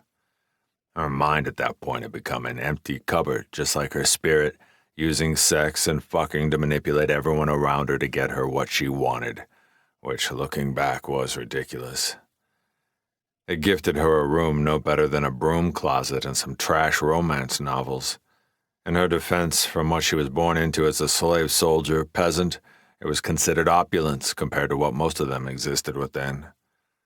Halfway through the party, she'd already been taken back to a private room 3 different times to let various minor nobles use her holes, followed by quick escorts to a private bath to clean up quickly, before being brought back to the party to be displayed once more as the wandering toy to be used. The most well-known whore on this side of the continent, the ex-soldier, ex-pit-biter, now twisted into a hole to put your cock. Come one, come all. Nothing new. An old story for her, years in the crafting by that point. The party had other playthings, other women of the city itself, either working peasants, pretty, and that tired of toiling within the fields for just enough given to them to exist, or more like her, that tired of fighting endless wars, or in the arenas with death a breath away day in and day out. This night, though, unlike any other nights where her insides and emotions were dead things, her eyes zeroed in on a woman who stood out, who still held on to her innocence, who still held herself like a warrior straight off the battlefield. She had the musculature and scars of a soldier who'd seen hard scraps, one who had just tired of fighting. More times than not, the wars between city-states were over a personal or political slight at a party just like this, rarely over real reasons. Sometimes it would just be a bet between 2 drunk city lords about whose army was better. There were nothing but toys for the nobles to do with what they would. This woman sat in a corner, looking as if she wanted to leave, as if the choice she had made to be here was the wrong one. A thing Lasana had thought long burned out of her stirred, a small flame, flashing thoughts of her loving parents cut down before her child eyes for daring to talk back to the nobles. She had been so lost in the memory she'd stopped paying attention to her surroundings, and when she'd snapped back into awareness, the girl hadn't been there anymore. Her eyes scanned the room where she caught the girl being forcibly pulled into one of the private rooms by 4 of the nobles' private guards. One of them was bleeding from his temple, and the woman looked to have a bruise on the side of her face. Lasana didn't know why she did what she did in that moment, but did it she did do. She smiled at the memory. She'd been imprisoned and tortured, and was sentenced to death for the act, but then the integration happened, and her inevitable end was postponed. She'd killed 23 people that night, all her warrior skills earned and ingrained over years, cutting through rust by the 4th kill, some minor noble who whined like a bitch. The woman had fallen at her back to fight after the 3rd kill, towards the end both of them looking like they'd bathed in an ocean of blood. She'd spared a glance towards the end at the woman, bruised, cut, hurt, but with a fire in her eyes and a returned gaze which made Lasana feel like she was the hero, like the beast of the sands herself. More guards had been called and were moving into the room in a cordon of death, at least a dozen of them. She'd taken a glance at the encroaching soldiers, turned back to the woman who had ignited something within Lasana's heart, cupped her cheek, and whispered the words to this day she still remembered. Go, my heart. Live for both of us. Then shoved her out the 2-story window at their backs as she turned to make her life an expensive prize and give the woman time to escape. She took the last 5 of her 23 kills before they took her down, all with 2 daggers she'd purloined early on in the scrum. The last month of her life, she was abused and beaten so many times in recompense. She was somewhat a broken thing by the time the integration had whisked her away to her proving. She had multiple broken bones entering her new life, and had been fucked by what felt like every guard in the entire prison, one last go at the infamous whore and rebel. The system had healed everything but her mind, and had slaughtered the goblin like a beast. That was the moment she'd been thrown into the tutorial. And that's where she found her giddy. It had taken a few days, but when she'd needed to, she'd remembered the woman before her and the night of battle, the fire in the woman's eyes that had ignited Lasana's own that long-ago day. She was looking at those same eyes again, and the fire was still lit. The woman had not only survived, but was glowing and pregnant. She looked stronger than ever and married to the man who would soon be a part of their party, family, a family that would include her. Lasana felt that warmth again within her, one she'd craved her entire life. Both women had tears in their eyes, holding to each other. Lasana threw a glance over at their soon-to-be party member. He looked a bit scrawny, if she was being honest, but if he'd gotten the Spitfire currently in her arms to not only love his skinny ass but have a little one by him, he'd do. Lasana threw eyes at Gideon, who was staring at her with confusion in his face, curiosity. She sighed. It was long past time to tell the man she loved more than anything in this world the truth, the ugly facts of her past. He deserved that and more. As usual, Giddy got to business and promptly ignored the touchy feel-good moment of this Lifetime movie of the week. At least she thought she was using that the right way. She'd have to ask her two film buff savants. Gideon seriously had no idea what was going on with the two women, or what their history was, only that there was one, and it somehow meant everything to Lasana. Being him, though, and then running out of time and about to face the hardest thing they'd had to do upon this new world with a non-stop train of iron dungeons on the horizon, business needed to get done, and he was the only one that could get it cemented. He raised his voice to echo past the crying directly at the mousy man, who he hoped somehow had more grit than he was currently showing, and that his abilities would help keep those Gideon loved breathing. "Hey, Jimmy, was it? We are somewhat pushed for time and have very little of it to train you up in how this party functions and where and if you fit into it." With that, Gideon paused for a moment as his smell picked up an insane spike of nerves coming off the man like a river flood, combined with irritation screaming from Lasana's body language that he'd interrupted her dramatic reunion. Gideon sighed and said the words that needed to be said regardless, though he threw a bone. "Let's be honest, Jimmy. I would have my nuts handed to me on a platter if I didn't offer you the spot because of my other half's seeming relationship with your wife. So let's say you have the spot, as I am fond of keeping my nuts exactly where they are. Let's instead skip to the meat of the matter and a starting point on figuring the rest out. Give us a list and short explanation of what you can do. We know you are of the Chaos Soul Pillar and you are a pure intellectual class. I assume the lit-up stone floating above you is some kind of mage focus. Let's start there, then you can manx-splain your abilities one by one." Lasana stood with another hard stare his direction, but then helped the woman up. Her eyes seemed to lock onto him, half in awe and half in concern, flicking a shot towards her husband. The giant blade on her back was held with two slings she used as a sheath, as opposed to the traditional one. Gideon got a good look at the sword. The giant two-pronged guard a third of the way down the blade face made sense. She was wielding a Zweihander. It had been a long, long time since he'd seen one, and that had only been once. His father had taken him to a weapons show when he was really young, where an endless deluge of weapons were shown and demonstrated.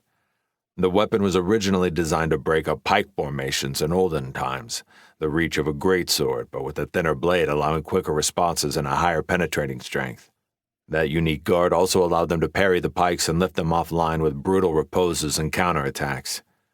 The woman certainly had the size and the muscles to be able to wield such a blade, and had the distinct advantage that it matched the length of a Scottish claymore, but was a lot faster due to being lighter. It gave up some of the striking power of a heavier blade, but made up for it with its ability to parry and sheer speed. Jimmy had still not spoken, and Gideon realized the man was actually waiting for him to pay attention instead of hard staring his wife, which earned him a look from Lasana. Ari attempted to hide a giggle, while Danny and Marcus kept eyeballing their new member. Gideon felt a bit embarrassed as he imagined how his stare could have been misconstrued. The woman in question hadn't even noticed as she focused on moving to her hubby and linking arms and whispering, "You got this. into his ear. At least the woman, even pregnant, impressed him with that weapon choice and the way Lasana looked at her. The entire way she held herself spoke of absolute confidence. Gideon did feel like he needed to defend his stare, though, especially with the heat coming from Lasana's face, and it wasn't the good kind of heat. Just so you know, I wasn't ogling your wife. I was appreciating not only the weapon she carries, but the choice in doing so. It is a beautiful blade. My father, when he lived, instilled in me a love for what we would call middle-aged weapons, though that weapon in particular was made a bit later during the Renaissance. Lasana whispered, "Nerd," which he ignored. Gideon so far might not respect the man and the nervous and unassuming way he held himself, but he would not disrespect his other half nor their relationship. The woman whose name he still did not know rubbed a hand on her husband's shoulder, who was visibly shaking, and Gideon zeroed in on one of his hands. Twitching? His uncle couldn't help but throw a scoff at the fidgeting. The woman wheeled around like a lioness protecting her cub with a predator's gaze at Marcus, whose one eye returned it for a moment before wilting under the violence that danced in her eyes before she swept that raptor gaze at everyone in the room. Her voice lashed out to match the gaze while her husband reached a hand out to stall it, the stone above his shoulder flaring as if in anger at the perceived treatment of its owner. Was it sentient like Ysara? He felt a pulse of curiosity from her that matched his own plus something else, something deeper. He missed the first part of the tongue lashing. "Might not seem intimidating, but he has the heart of a lion and has saved more people than I can count, including me. Give him a chance and he will do the same for you. Heavy pause with a glance at Jimmy, who looked proud but shy. He has had to go through things in life before the integration I would not wish on my worst enemy, but he has always survived, grown stronger, and never lost the will to be a hero." Before anyone could say anything, nervous Nellie finally stepped forward, landing a kiss on his wife's cheek. His voice was calm, a bit nervous, but with the timbre of someone who dealt with an entire life of people underestimating him, almost a resigned sigh in the tone. "Thank you, Allura. By the way, this is my wife and my love, Allura Eramir. She over-exaggerates a bit on what I've done, and all honesty, she's saved me more times than I have fingers and toes. But I love her the more for wanting to defend me. Her protectiveness and the sheer volume of love she has in her heart most times, I don't feel worthy of it." Gideon attempted to show patience, but he felt the weight of what they had coming and how dangerous it would be. They'd almost lost his uncle, and that was one iron dungeon. They needed to do 4 or 5 in a row at least. It would take all the factions working together to even have a chance to beat this challenge, and even the asshole factions were beginning to understand that truth. Jimmy seemed to sense Gideon's mood, or his toy above his shoulder had. Gideon watched it float close and blink with its colors as if it was speaking. He was beginning to think the man had his own version of Freddy. Jimmy nodded to the stone, confirming what Gideon thought as truth, that it was indeed sentient, which was the first time he'd seen it besides Ysara, but even she did not have enough cognizance yet to just hold conversations. Lasana pulled out one of her comfy sofa chairs and planted it for Allura, who smiled at her, holding her very large belly, taking a relieved breath as she sat down. Jimmy threw more doting eyes on his wife as Lasana proceeded to pull out an endless amount of equally comfortable-looking sofa chairs for everyone, ending with 2 for he and her. Ari took the sofa arm of Lasana's chair. Jimmy was the only one to not get a chair, as he was in the spotlight, and he knew it. He took a step, and the twitch thing happened again, almost tripping him. Allura started to stand up, but without even looking at her, he put up a hand towards her, as if this had played out 1,000 times. He paced back and forth, the stone above his head flashing a few times as if wanting to say something to him, but chose not to. The man cleared his throat. "I can feel the tension in the room, and I am not ignorant of what's going on in the world. I have the quest along with everyone else, and we as a world are falling short of the second challenge. So though I have not been given a lot of information, I realize we as a faction will have to hit a lot of dungeons quickly.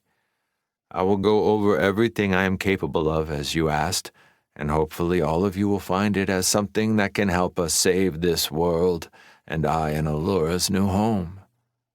Jimmy looked down for a moment as if collecting his thoughts, but he'd done enough to make Gideon curious. Investigation and intuition was confirming what it had already confirmed: depths. He continued to listen to the man and reserve final judgment till all was said. "May I ask? Please, no interruptions or questions until I am finished." Nerves, hesitation. "If you haven't noticed, I don't do well with direct interpersonal confrontation." Self-deprecating laugh, a look towards his wife to see a smile on her lips. "Before the integration, I, didn't deal with a lot of people, but don't worry. In a fight, I'm fine 'cause, well, I want to help people. It sounds childish, but I always wanted to be a hero, like a knight in all the stories I read." More nerves. "All right, first question you asked." Motions towards the stone floating above his shoulder. "The system called him the Stone of Chaotic Breath. Like the few other mages I've met, it serves as a focal point for my magic, empowering my abilities and efficiency. It also gives me a low-grade night vision as well." Pause, looking at the stone, which emitted some flashes. "If you hadn't guessed, the stone is sentient, but he has asked for me to not share any information about him, and I will respect that." Nervous look towards Gideon. "Now, to go through first my classes, then my abilities, and by the way, I have a 99% affinity with my Chaos Subpillar, and yes, I was offered an invitation to what was called an elite tutorial, but I chose, Nerves. to not say yes. My main class is called the Hand of Chaos, and I will give you the description for it, but as I explain my abilities, I think it will do the job for me. My subclass when I got to Iron." A pause. "I had a few choices. One that even wanted to turn me into a spiritual mage, but that was too far out of my comfort zone. So I went once again with another pure mage class. It's called the Archon of Entropy, and ended up being pretty good, if I say so myself." At this point, a flash of burnt orange and scarlet lit from the stone as it moved closer to Jimmy's ear, but if it was like Ysara, it would be telepathic words, especially as his newly enhanced senses picked up nothing. Gideon was curious now. 99% affinity, huh? Holy hell, but he turned down the invite to the elite tutorial? It made sense from Gideon's observations of the man. Jimmy came across as a person who'd never known violence before the tutorial, so Gideon could understand right out of the gates saying no to something labeled by the system as being far more dangerous if chosen. Jimmy's voice, soft and unsure as if he was still getting used to speaking, picked up again. "The first ability I ever received, and heck, was a big reason for Allura and I getting through the tutorial, is called Cascade of Probability, and it is probably my most consistently useful ability.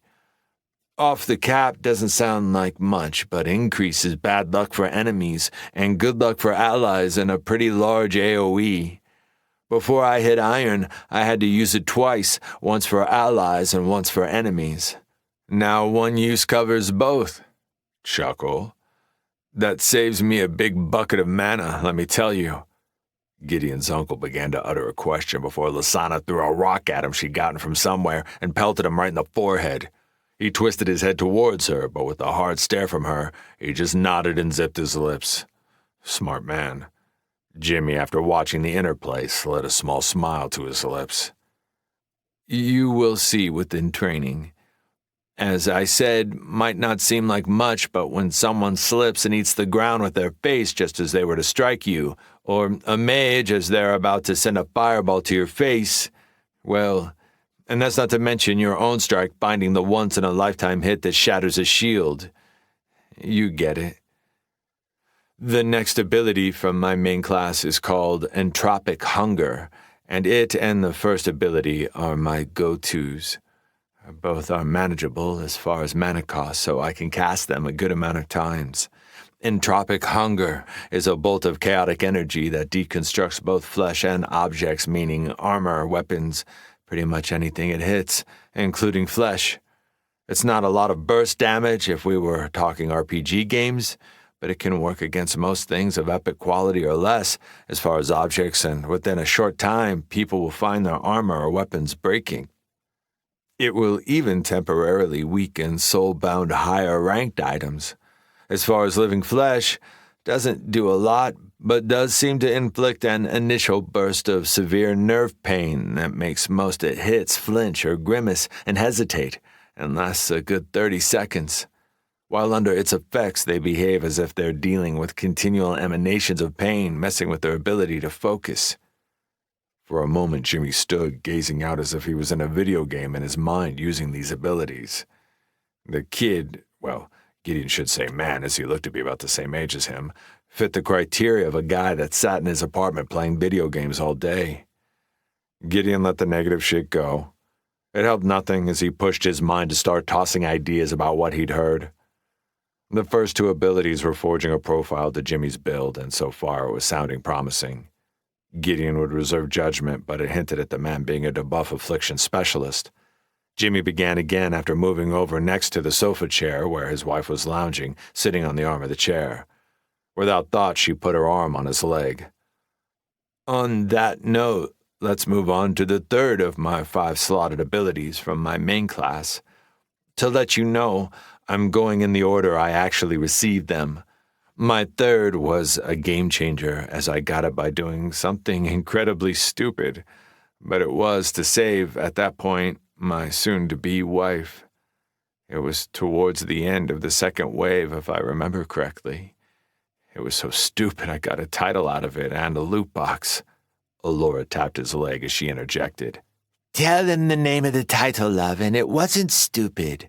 She stares at him with deep love. You always say that. Quit it. Jimmy shakes his head. This long-lived argument has embarrassment lit his features and clamps his lips. She says it for him.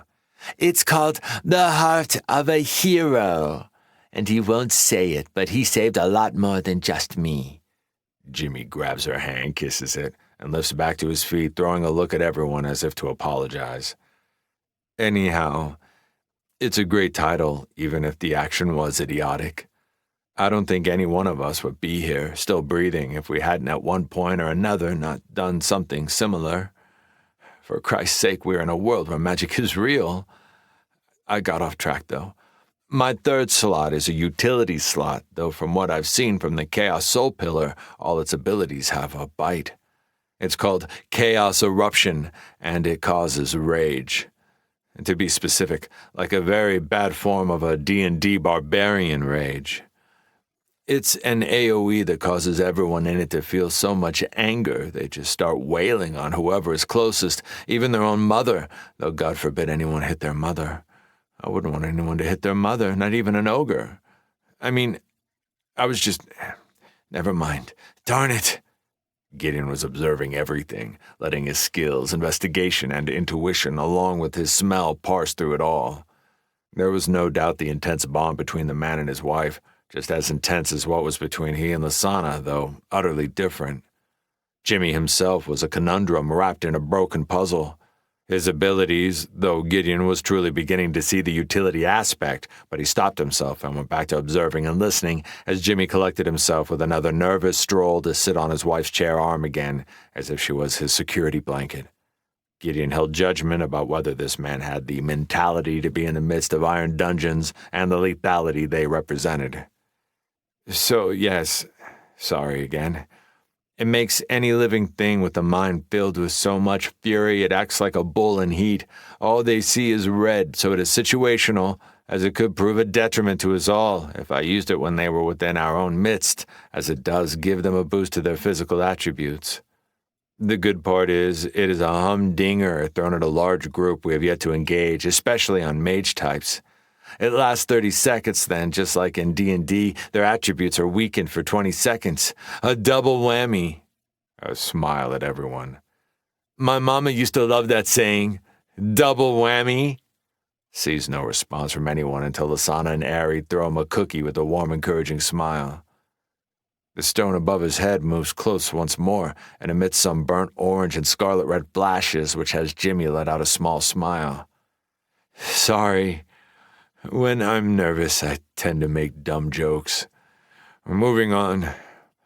My fourth ability. It's in a defensive slot, but once again adds bite to the defense. It's called Chaotic Return. Now that it's an iron, what it does is surrounds me in a shield that not only blocks the next 3 magical attacks, but returns them to sender with only a slight deterioration in strength. And yes, before you ask, it does work on debuffs as well, any negative magical effect. I was sweating the first time that happened when some cursed trolls attacked us in the first monster wave, and they... His eyes noticed Gideon's uncle sighing. Never mind, moving on. My fifth and the last ability of my main class, Mirrored Insanity. It is in my movement slot. It allows me to trade places with any enemy within sight up to 100 yards out. And now that it's an iron, I can do it 3 times before it goes on a 20-minute cooldown. The cost in mana is heavy, though, but it can cause, well, a lot of chaos. Gideon saw the excitement in the small man's eyes. He really nerded out on this stuff. The guy probably spent his entire life imagining being able to do real magic, and lo and behold, here he was throwing chaos magic around. Gideon chuckled. He'd give it to the man, especially as everything he'd heard so far was causing his mind to go into overload on all the strategies he could devise. He still wasn't sure how the man would be in the field, but based straight up on what he could do, he was filling a huge hole in their repertoire. He had already formed at least 20 different ways he could utilize the man in a myriad of situations. With their already heavy dose of melee in the party makeup, if Jimmy could lay down some of that cheese he was throwing to send their enemies into disarray and set them up to be hit hard. Focus. Gideon was already missing what the man was saying again. On to my subclass, the Archon of Entropy. I still have one of my 3 slots empty, but I'm sure the first dungeon we get through, that will be taken care of. First of the 2 up I haven't used a lot, as it has a mana-intensive cost, but extremely effective against martial-oriented beasts or people, though it doesn't differentiate between friend or foe, so I would have to be careful where I use it. It's called the Maw of Entropic Dreams. It eats stamina and a planted AoE to wherever I plant it. It's an unusual area of effect, as it doesn't linger in the normal sense, but whatever it hits when it lands will have their stamina eroded for about 30 seconds. The couple times I've used it have been on monsters, once some primal apes that were utterly focused on their physicality, and after those 30 seconds they were huffing and puffing and almost passing out. Gideon watched the man's growing excitement, talking about his abilities, and even before this ability description, he'd already been in awe at how perfect the man's build was for their party makeup. Damn, the little nerdy fellow was a walking, talking shutdown service. His original estimate of a debuff affliction specialist was correct, but did a disservice to what the man brought to the field. His wife looked up at him with such love and pride it touched Gideon's heart. As he scanned the rest of his party, they all had a fat kid in candy store looks. Even his uncle's harsh countenance had an extremely contemplative, respectful gaze. Next to Gideon himself, Marcus was the most strategic-oriented mind within the party, a far cry from the drunk warehouse working uncle he remembered as a kid. One of these days, Gideon had to dig into all his uncle went through with the mercenary group and intense training he'd gritted his way through to try to help him when there was a federal manhunt for the War Crow. The new Marcus was much more serious and intense, and had developed the combat acuity of a vet soldier. Once again, Gideon shook his head as he'd lost track of what Jimmy was saying. Ability, and literally only got it a few weeks ago on our travel to the Consortium settlement. We, and what was left of our people, were attacked by some monsters from an unknown den, some kind of mix between an insect and a monkey, from of all things, from the transformational soul pillar. They could literally summon some kind of advanced armor and laser guns. Monkeys with laser guns. Cross my heart. If it wasn't life-threatening, I would have thought we were stuck in a Hanna-Barbera cartoon. We decided to clear the den so no one else would be attacked. We got an impromptu quest for it, and well, looking at everyone, I apologize, I got carried away again. This ability is only level 2, and to be honest, I'm having trouble getting the hang of it. It seriously sucks the mana heavy, and I don't really see myself using it much, if ever. It does not discern between friend or foe, though it's a far more intense version of Cascade of Probability, but only bad luck and goes wherever I go. It's in an aura slot, and I'm told, eyes flit towards the stone floating above him, that auras are rare, but, well, as it is now, it would cause any party I was with more issues than it would help. It's called the Avarice of Eternity. If anyone could understand dealing with an aura, it was Gideon. If, as he surmised, that when it hit iron it would stop affecting friends, then it would end up being a beast as far as defending their mage, and that had become a certainty as Gideon listened to all the abilities. The man was as good as it got, and made Gideon think once again his S+ fate had a hand in the twisting of it. Not only had Jimmy dropped in their hands, but that his wife had some intricate history with Lasana. Mathematically, the sheer chance of all that happening was absolutely nil, and only system fuckery and his buffed-up fate could pull it.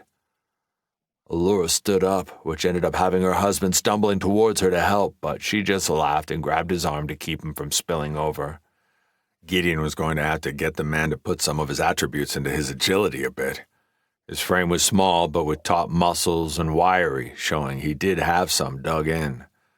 The man laughed and kissed his wife. And to Gideon, that was the biggest boon the man brought, and was originally the main reason he'd been wary of allowing anyone else into not only their inner circle, but their actual family. Gideon would have no one in his party at his side, through everything they went through, dungeons, monster waves, if he couldn't trust them. He'd learned a long time ago in the military, if you didn't feel complete loyalty and trust to those in your unit, death was hard on your ass in a war zone. Jimmy Sampson might have some weird quirks, but one thing Gideon had observed and his skills and senses had clued him on from the start was that he exuded a few things with absolute surety. He was honest to a fault, and he loved family. Disloyalty would be an unheard of concept to the nerdy gamer. Everyone had gotten up and were throwing heavy welcomes to the couple. Lasana gave Jimmy a warm hug and straight up told him if he ever did something to hurt Allura, she'd cave his skull in. Luckily, she did it with her fang-toothed grin and a twinkle in her eyes, so beyond a fast dump of fear pheromones from Jimmy, his wife laughing had him quickly grabbing his composure and joining the good energy. Gideon would rather not break the party up, but time waited for no one. His naturally cold, intense voice had everyone quiet as a church mouse in a hot second. Hate to break up the party, people, but we have a lot of work to do to integrate our newest member here and only have a couple days to do it. We need to go long and hard to get it there. Harry snickered and turned up Freddy on Gideon's wrist. Her melodic voice was cackling like a toddler on his 5th lollipop. He said long and hard. Freddy leapt off his wrist, turning into his pooch form, causing Jimmy and Allura to jump as he landed and did doggy circles with digital laughing. Lasana, finally catching on to the joke, did a full-blast snorting belly laugh right into her new friend, old friend's face. Well, that was one way to welcome them to the family. Gideon smiled. He interrupted with the only question that mattered. How do you feel about bloodlines?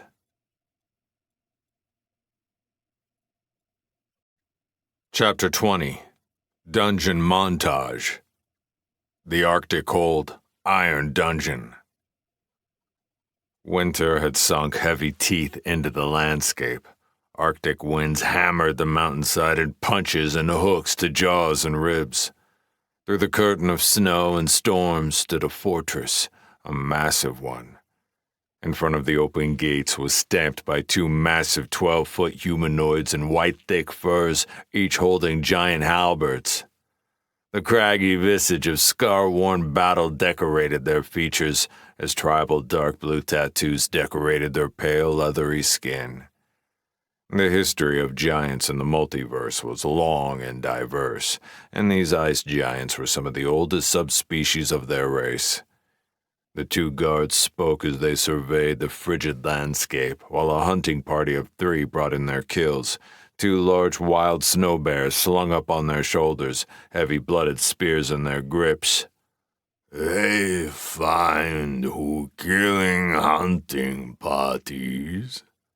The other guard looked under shaggy brows, long gray-white hair whipping in the winter blow. No, most hunting parties not come back. King soon tell us to go find. The first guard grunted, the slow burn of violence churning within his heart. Ice giants were slower to anger than some of their cousins. The magma giants came to his slow-moving mind from their own world. They are always angry and wanting to fight, the opposite of the cold glacial violence of their own tribe. They clashed many times with their cousins on the old world before the system brought them to this place. But once they got rolling forward, there were few who could survive the fury of an ice giant. His mind wasn't meant for thinking too hard about much beyond what was needed, so he turned back to his duty, watching the pass through the rugged mountain leading down to the valley where they hunted. His fellow did the same. Within a few minutes, his eyes caught a figure emerging out of the perpetual storm lashing the pass. The eyes of ice giants could see easily within their winter home, a gift of their bloodline. All giantkin were one of the blessed races of the multiverse, created in ancient times by ancient gods. All had bloodlines from birth. He took a step forward as he saw something shifting through the hard-hitting sky. It looked like his mate. She died long ago, didn't she? Good lover. A smile came across his simple face. He turned his head to see his friend to make sure. His friend was calling for his mother? His crystal-white eyes slipped back to his loving wife, no more than 30 yards. He felt the 3 just-returning hunters come behind him, all calling out to different people into the snow. It made no sense. A blast of red and orange flashed around them all, and suddenly his breath came harder, raspy, limbs weaker. His eyes caught his stamina dropping. Another moment and he was on his knees. His mate. Need to save mate. He forced his head to rise to find his long-lost mate, only to come up to a single piercing eye from a small man with a patch over the other in a hood and cloak, and a small flashing blade in silver. The Tower of the Endless. Iron Dungeon. The Lich King Vadivel had sat upon his throne at the top of the Tower of the Endless for eons. It had been his punishment by the Ministry of the Dead of the Unhallowed Empire, for which he used to be a planetary ruler. It had been so long ago he no longer remembered what his crime had been. The system, every few hundred years or so, moved the tower to some integration to test its new citizens. After so long, he'd become used to it, and there was the boon of eternal existence. He killed far more citizens than he himself died, but where they permanently found the grave, the system would just revive him. At least he wasn't one of those unlucky fellows who were in a story-based dungeon where their identities were wiped after each run. Even if his memory was cracked, he still had his self-identity and could peruse things he enjoyed. He was always curious whether it was he who was brought back to life, or if he was some copy recorded within the system, once more given the semblance of life, or in his case, undeath. Holding to honesty in the endeavor of self-scrutiny, he had to admit he actually enjoyed the perpetual violence. Seemed barbaric of a man who deemed himself a scholar, but truth was a beast. One could hide form, but no change.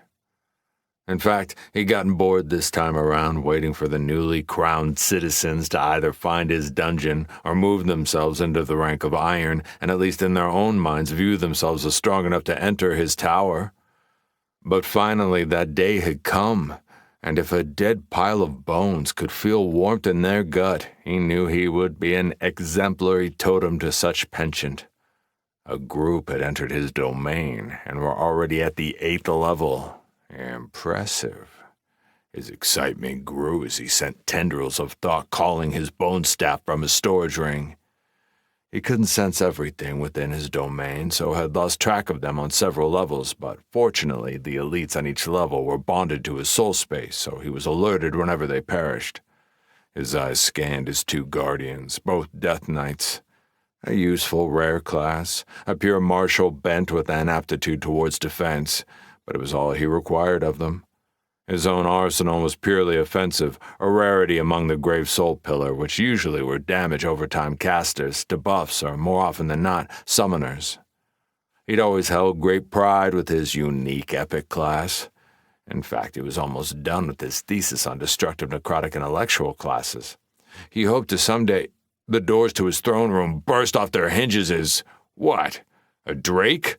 A small one, no doubt, but what else could the midnight blue and silver scale beast be? Muscles rippling, big fat maw full of teeth, and it was followed by some type of spectral cat. He sent a mental order to his plate-wearing protectors to show these infidels what it was to enter his domain. He would let them have their fun before he unleashed his own might.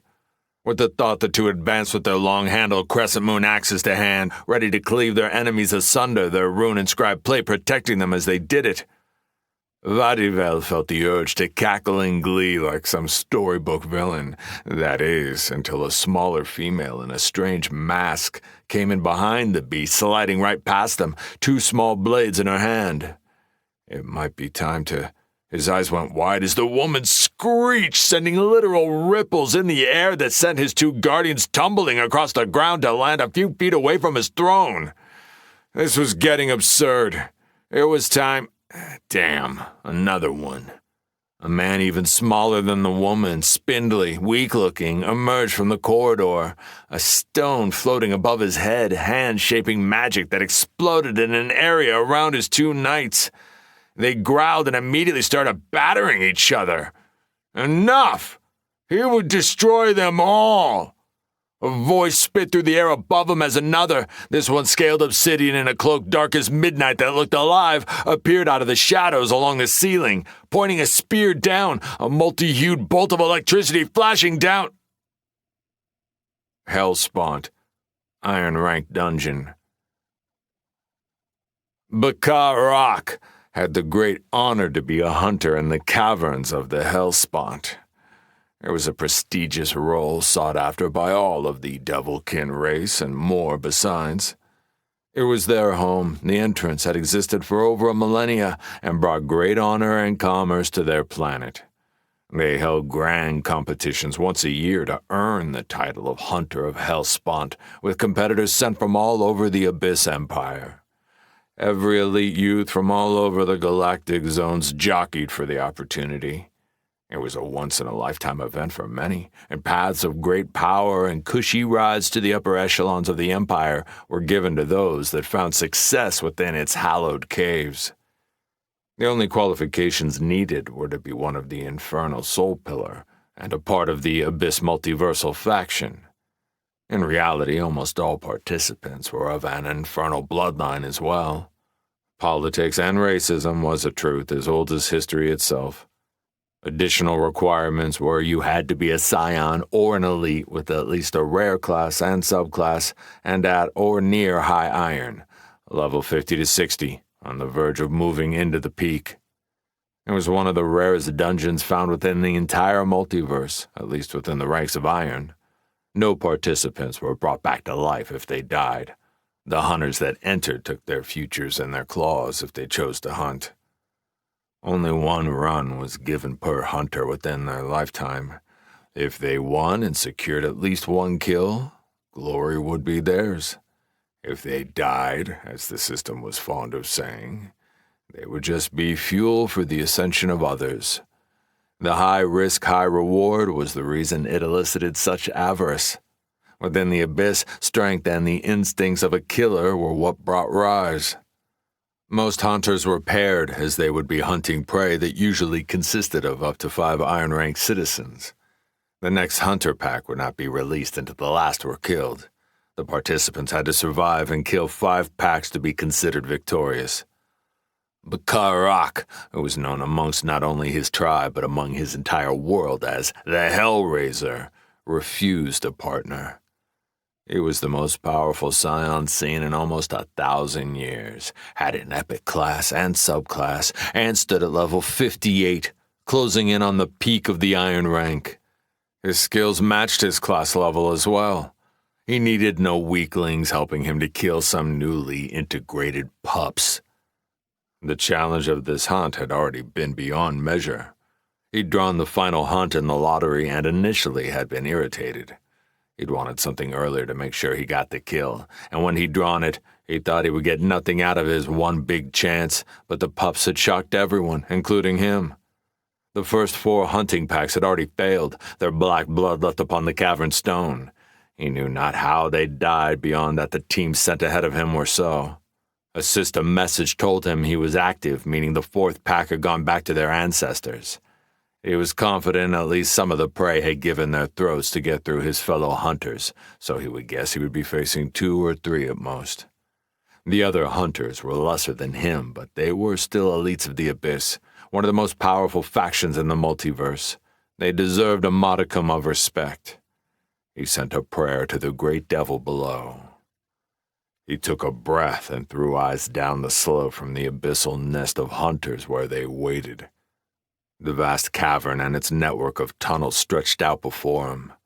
It was a vast maze of passages that double-backed on themselves, dead ends, and interspersed wide-spaced areas all lit with deep shadows from the burning red lights that decorated the entire set of cave systems. His blood-red leather armor was perfect, dark black runes inscribed across its surface. A soul-bound item, the same as his 2 Kopesh, their wickedly curved blades and hooked ends lit from within with flames of black and blood. He could call hellish flame from the surface of his lovelies at a cost of stamina.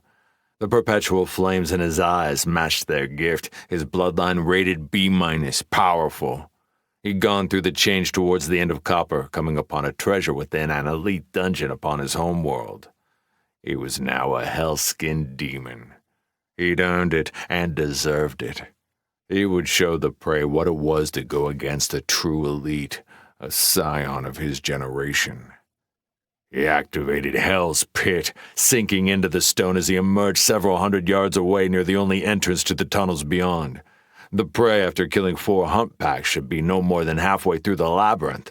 The place was massive, and very few, even successful prey, had ever seen the abyssal nest, or at least none he'd heard of in the great histories of the dungeon. His predatory smile grew large, fanged teeth prominent, as was his short curling black and scarlet horns emerging out of his brow. He made it 2 steps before a flash of dark orange and scarlet energy turned his whole world upside down as he suddenly found himself halfway down the passage, teleported, where a gleeful elvish-looking woman struck with metal claws lit in green and black flames. He took a strike to his midsection and was shocked that her weapon bit deep. His blades flew out to intercept her second strike, ignoring the pain of the cut and the heavier damage from the necrotic fire when he was suddenly teleported once again back to where he started, only to have a cloaked woman in a mask kneeling before him, face tilted up. A screech of furious sound hit his chest and head, crushing him into the sky, both his weapons leaving his claws as he landed a long distance away on his back, battered and bruised, still bleeding, and lit with the necrotic flames, only to see a small dragon above him, bathing him in her own silver-colored fire that ate at his speed, slowing everything. Then once again, in a flash of burnt orange and red, he was back within the passage on his back to the woman with the claws falling from above directly at him. He barely rolled out of the way to only eat spikes of bone shooting from the ground, clipping him and gashing his side as his roll turned into another flop that twisted him into the tunnel wall. He was hurt badly, but he was a warrior of 1,000 wars and blood feuds, so scrambled to his feet, only to have some kind of metal dog with spikes along its spine take out his legs, flipping him once more, landing on his back. 2 flashing knives lined in silver came towards his face as his ancestors called. Nothing but the endless dive of final death. The Battle of the Ages, Iron Rank Dungeon. High Chief Nosa Khan stood upon the walls of his fort, watching the small rocks called dwarves relentlessly push towards their walls like they had for 3 days straight. They little scuzzers in their tiny suits they summons ran at the walls singing stupid songs and swinging their energized axes while his orcs would bombs them with the big bombs machines they's made. Sometimes when they wanted fun, he'd send his fellas out in the rocking doom buggies to make big booms up close and watch the small rocks dwarves blow up good. Soon, he'd join on his personal big doom buggy and let Goethe kill some more. The 8-foot monstrosity called Nosa Khan, who was almost as wide as he was tall, patted what looked to be a giant boomstick, or in layman's terms, a weird shotgun of some type. He also had a bandolier stocked full of what he called his big cheese boom bomby bombs, grenades. Nosa started working himself up, beating his chest, roaring to the sky as several of his big boss alpha dogs and personal cadre on the wall next to him joined, clashing their various weapons against their chests, gashing themselves, the blood running them up to a fervor until Nosa stopped hearing a sound he shouldn't be hearing. His big doom buggy. He turned his head to the courtyard to see his big buggy's engines running with some small puny man behind the wheel with an eye patch, and up above on the massive boomstick the buggy was known for, another man in a cloak and hood aiming Nosa's own big boom stick right at where he was standing. Big War Chief Nosa Khan grunted. Shit. The Slaves of Larasa, Iron Rank Dungeon. The same dry, irritating story over and over and over again. Live, die, live, succeed, fail. It all became so monotonous, so tiring. Yet it was his punishment, his failure, even if he could no longer remember the reason. 15 years he'd played this farce. 5 more to go before his punitive commission was finished. It ticked away within his system template like the proverbial sand through fingers. Ex-Lord Commander of the Sanctum Oshar Panuk sat at his desk in his command tent in the tiny outpost fort of Silverback. He'd not named it. The system had, alluding to the deep caverns they existed within, and the heavy dose of silver mithril, the iron-ranked metal, permeating the entire place. It was a valuable resource for any faction to mine, but to do that, it meant he had to die, followed by a 24 period it took the system to reset the place. Sometimes his mind would be reset and his memory would be gone. And those were the blissful times, knowing nothing but playing the role assigned.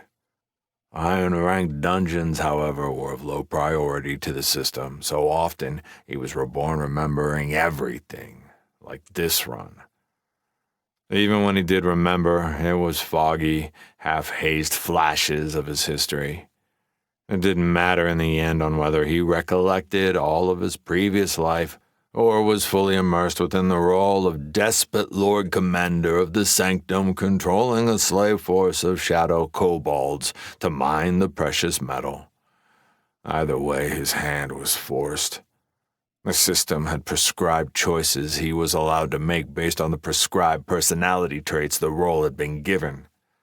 Even knowing what was coming in one form or another, he could do nothing until pre-prescribed events took place, and then he would have a defined set of choices within each scenario. Straight-up fights were what he preferred, for it was the only time he had utter autonomy to do what he willed. He stood from his desk and stretched. He glanced down at his pristine plate and chain with the Sanctum symbol of sword over shield in gold and red. This time around, he didn't remember what he'd done to end up in this endless cycle. Not that it took much within the Sanctum. They were the system's golden child of the factions. Many rumors dictated the system let them have a far longer leash than anyone else due to that relationship. and in a faction that was as heavily political and petty as they were warlike and intolerant. It could be any foolish excuse that he'd been sent here. He sighed. It would soon begin. In fact, it had already started with patrols gone missing. The Great Rebellion led by the infamous Kobold rebel leader Buku against the evil regime of taskmasters led by him. He would need to wait till half his forces were killed before he would be offered some choices. Doubling patrols, huddling in the fort, sending a large roving force, etc. Usually it never got that far, as the illustrious idiot Buku was an umbral assassin type class, which usually led him to, yes, there he was. His passive ability to sense danger was going berserk. The Lord Commander pulled his shield off his back and the broadsword off his hip, the thick blade polished and gleaming in the light sconces littering the command tent. Enough light to make sense, but not enough to eliminate the shadows to prevent this stage play from running its course. A shout came from his guards outside, followed by a screeching, piercing sound, enunciated by 3 guards flying through the tent opening, landing on their backs and sliding several feet back towards the commander. A flash of blood red and dark orange waves came through the tent, followed by another, the second sending an inferno of violence and anger through his blood. All he could see was corpses waiting for his blade when something came out of the shadows at his back, a small dark-scaled reptile, blood waiting to be let. I, Buku, have come for freedom and vengeance. The Lord Commander's blade, glowing red and gold, took the head of the lizard, but as he finished the strike, his footing slipped, falling sideways, the edge of his sword arcing out and sliding through the neck of one of his own guards who'd been fighting the other 2 guards, who also kept falling all over themselves as if they were trainees. He fell on his back as some woman appeared above him out of the ground, a spirit laced in black and green spectral flames. She had strange violet eyes, and even through the massive violence running within his veins, his mind struggled to grasp her words, her metal claws held above him. Does that count as the little kobold participating? The quest said he had to be a part of this scrap. A thick-bodied dragon the size of a warhound appeared next to her, a tiny melodic voice out of the slabs and meat of muscles and dark blue and silver scales. Yay, kitty! Does it count? Otherwise we'll fail the quest in the dungeon and they're showing a midnight run of Fast Times at Ridgemont. A deep, smoky male voice slammed behind him out of his vision. Fuck! Focus, people! This is the last damn dungeon! The Lord Commander's anger was slipping from him, and he was left confused as to what in the abyss was happening. He tried to scramble to his feet when some kind of magical bolt of that same blood red and dark orange hit him, enveloped him as his armor and shield began to deteriorate before his eyes, more confusion cavalcading through his mind. What kind of fucking party was... A sweeping claw of green and black flame silenced the question as it came thundering through his now unarmored chest. A melodic voice echoed to his spirit as it was lifted by the system. Woohoo! 5 dungeons in less than 2 weeks! Fast Times at Ridgemont High, here we come! A digital voice rejoindered before his cognizance fades. Oh yes, Princess Arizal, though this humor is considered sophomorish and a definitive product of the 70s and 80s. He'd never relished death more.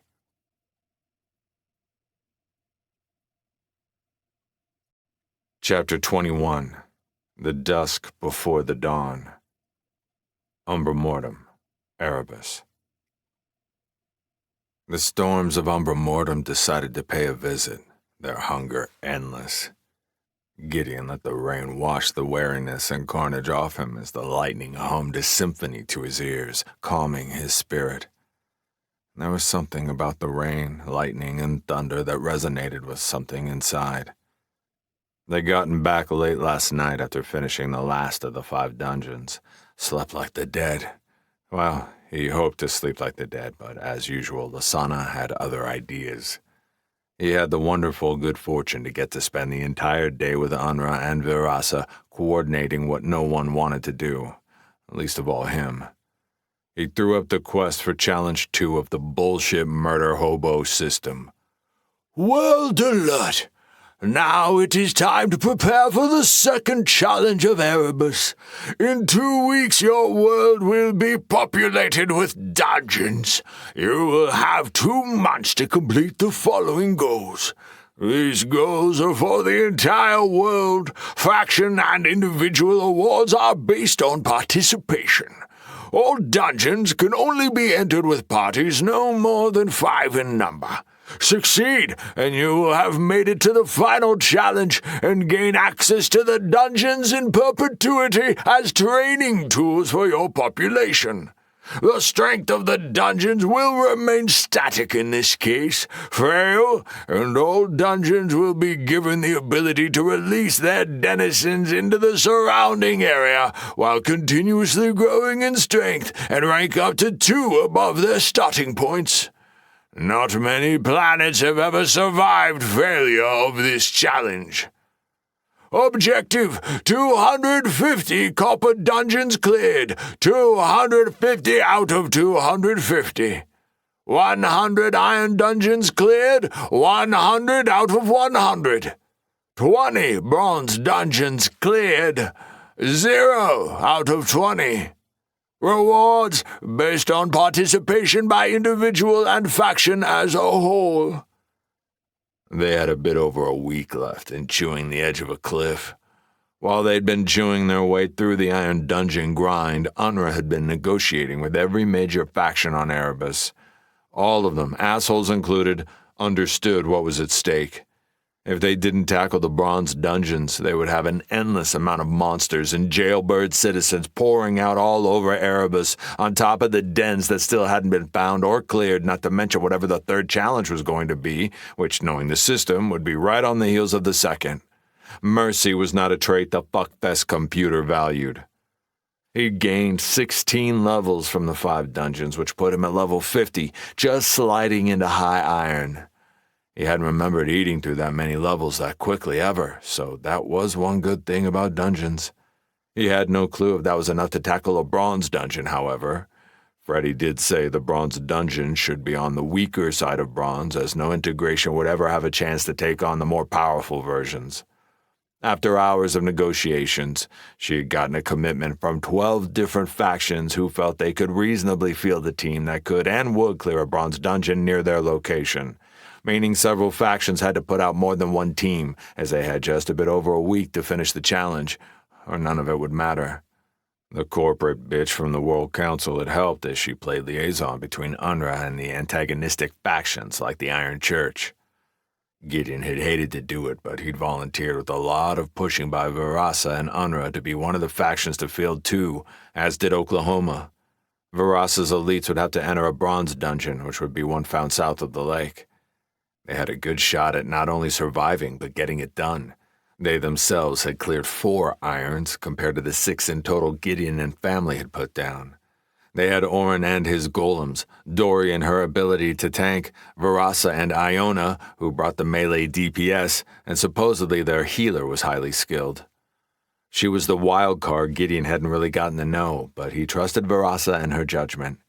Even though Orin and Verasa's memories had become vague flashes as the price to bring them to Erebus, still her body had decades of combat experience dialed into her reflexes and strategic acumen that was cemented in her head. She by far surpassed Gideon himself in strategy, while he edged her a bit in squad tactics. She and Orin were a bit above level 50, while Dory and Iona were 49 and 50 respectively. They would get through it. They needed to. There could be no failures, or the whole thing would go to shit. The other factions to take on more than one were the Unchained, led by the Governor, which was surprising to Gideon, though it shouldn't be. The Unchained was a faction of mercenaries and was their sole purpose, to field combatants, so they should have enough elites to pull it off. The rest included the Abyss, the Draconian Empire, his grandfathers, which he made no comment on, and of course, the Iron Lord and the Sanctum. They, of course, had to outdo everyone and commit to taking on 3 bronze dungeons. Gideon had to just eat crow, as did they. Everyone knew this was win or lose. Politics had no play in that hard truth. Lasana and everyone else had gone to watch some films and relax. Gideon said he'd try to join them after the meetings, but he'd been mentally exhausted, so had come up to the roof to find some zen moments. It had worked perfectly. It allowed him the calmness of mind to understand something his father had drilled into his head over and over, training him as a child. Control what you can control. Let go the rest, or change the paradigm so what you can control expands. Changing the paradigm would be his go-to, but as of right now, he didn't see a path to doing so. Before slipping up to the roof, he'd made a quick detour to the Shadow Moon. He connected with the Great Spirit once there, if that was what it was called, a definite feminine energy to it, if he had to guess. It spoke not through words, but through images. No Alpha Primes came out to chit-chat, which would have probably made it easier, but he still got enough out of it. He'd queried the spirit about the bronze dungeon within its heart, and he'd gotten a torrent, an ocean of images. The Great Spirit had been afraid, a deep-rooted fear. She had cordoned it off, warning her children away from it after losing many in the area. It was a great wound within her body. Where the dungeon existed was a void to her senses, the trees and soil near its entrance lost to her. The strange aspect to the images was that underneath the fear was something else. It was difficult to parse when it was just a stream of images and feelings, but it was something. Maybe hope or dream, as if the dungeon could be more than a cancer within her bowels. Maybe it had something to do with the dungeon stone, if he was forced to hazard a guess, like the dens and what the New Yorker had mentioned. Gideon didn't know if they were the same. He'd been through quite a few dungeons and had never seen a stone, but maybe it was hidden? It wasn't like they actually looked for one. For right now, it was a low priority. It was for tomorrow, Gideon. His eyes took in the beauty of the 3 moons above his head, the stars spread through and around them like halos. He sometimes forgot how lucky the people of Umbra Mortem were to live in the only place he knew of where you could see the sky and the moons, as opposed to gray slate. He felt a warm pulse from Ysara. He returned it, and knew that was his cue to get back to the apartment and get some sleep. 3 days. They had 3 days before every faction hit the bronze dungeons all at once. The clock was ticking to get the second challenge finished or deal with an avalanche of monsters and bastards. He leaped off the roof and activated Birth of the Eternal Eve, sliding as a shadow across the wall down to the balcony, canceling it as he landed, slipping by the dual automated heavy crossbows as he shifted through the opening and strolled down the hall to his apartment. His new-fangled senses already picked up the chitter-chatter of film talk drifting ahead of him. A smile creased his lips. He could hear the pups and Shira as well. It was a bit late for them to still be up, but for the most part, he left the rule enforcing to Lasana. Anytime he stuck his nose into it, he'd get side-eye from the woman, as well as a low-key growl. The man had to know which battles to fight. That last thought about battles went right out the window as he entered, and planted in the middle of their living room was the most horrific sight he'd ever seen in his existence. Sometimes the battle was the only thing that mattered. The vision before him almost made him want to pull out his blades and kill it. Lasana had Shira on her lap with the 2 pups at their feet, and Ari and Freddy on the couch next to them. All of that was good and cute, but his other half had her ass sitting on that gaudy gem-encrusted bullshit throne chair she'd stolen from the Astral Lord. It would not stand. It could not stand. Hell no to the double no. Is that thing going to be in our apartment? Never, Lasana. Not in this world or any other. Get rid of it now. Gideon eyeballed the ugly as fuck throne chair again, hands wanting to call forth Scald and Shadow Moon lightning it multiple times, obliterating it. Lasana's eyes smoldered, then shifted to a hard stare competition. 5 seconds, 10 seconds, 15 seconds. Giggles out of Shira and Ari broke Lasana's resolve, who snort-laughed, but then pouted, attempting her puppy eyes, which worked about as well as the first time she'd attempted it. Finally, she stamped her foot down, husky voice holding a mix of humor and frustration. Fine, Gideon. With a wave of hand, which was unnecessary, the eyesore disappeared back into one of her endless storage rings, half her fingers full of them. He seriously didn't want to even think of what the hell the hoarder had in all of them. She stamped her foot once, twice, 3 times, puppy eyes, pout. He stood irresolute against it all. Her voice became pleading. It's not fair, Kitty. You got your, what is it called? Ari answered. His man cave. Lasana's eyes zeroed in on him like she was about to unleash her claws, while Shira giggled harder watching them go at it. He did his best to keep a grin from slipping to his lips. He needed to stay strong against his woman's machinations. Man cave, yeah? If you won't let me put my beautiful chair in here, then I want my own man cave so I can decorate however I want. Ari leapt like a bolt to Lasana's shoulder, joining the predatory stare his direction. Yeah, I want a man cave too. Freddy piped in from his pooch shape sitting on the couch. I must admit, Gideon, having a man cave for myself would be a wonderful experience.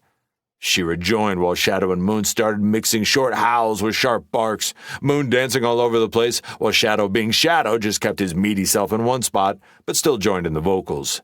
Yeah, Giddy, I want a man cave. All of them started chanting. Man cave, man cave, man cave. His inner smile was large and in charge as he kept his face stone. You win.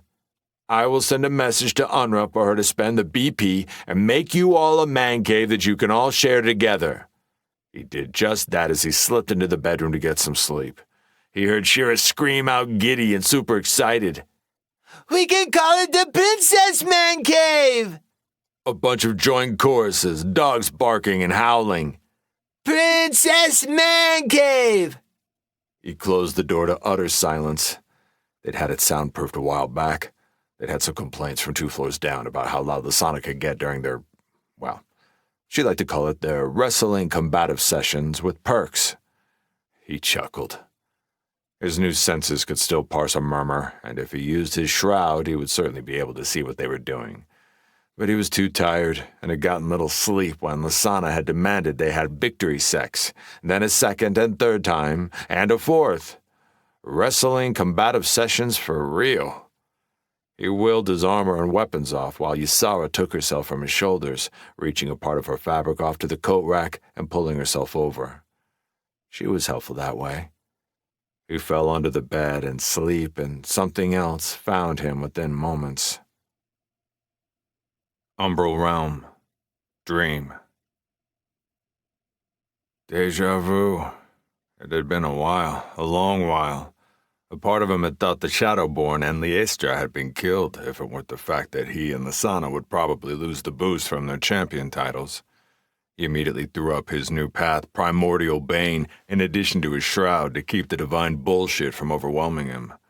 The voice that came out of the deep shadows of the memorable cavern he found himself in was just as smug as usual, and as usual held the hints of mirth waiting to slip past. Long time no see, champion. With the tongue-in-cheek comment, the man or god or dragon of the hour stepped from the concealing shadows, the lone wolf in his usual form, that of the pale white skin, long hair, and dark leather elfish type look, 2 scimitars shoved through a sash, over 8 feet tall. He was wearing his demon mask, which usually he put aside when chit-chatting with his champion. The man tilted his head while Gideon felt an invasive energy sweep aside his shroud as if he was a toddler. Kind of insulting, to be honest. No matter how strong he thought he was, in that one motion his patron showed him he was but a child as far as the rest of the multiverse was concerned.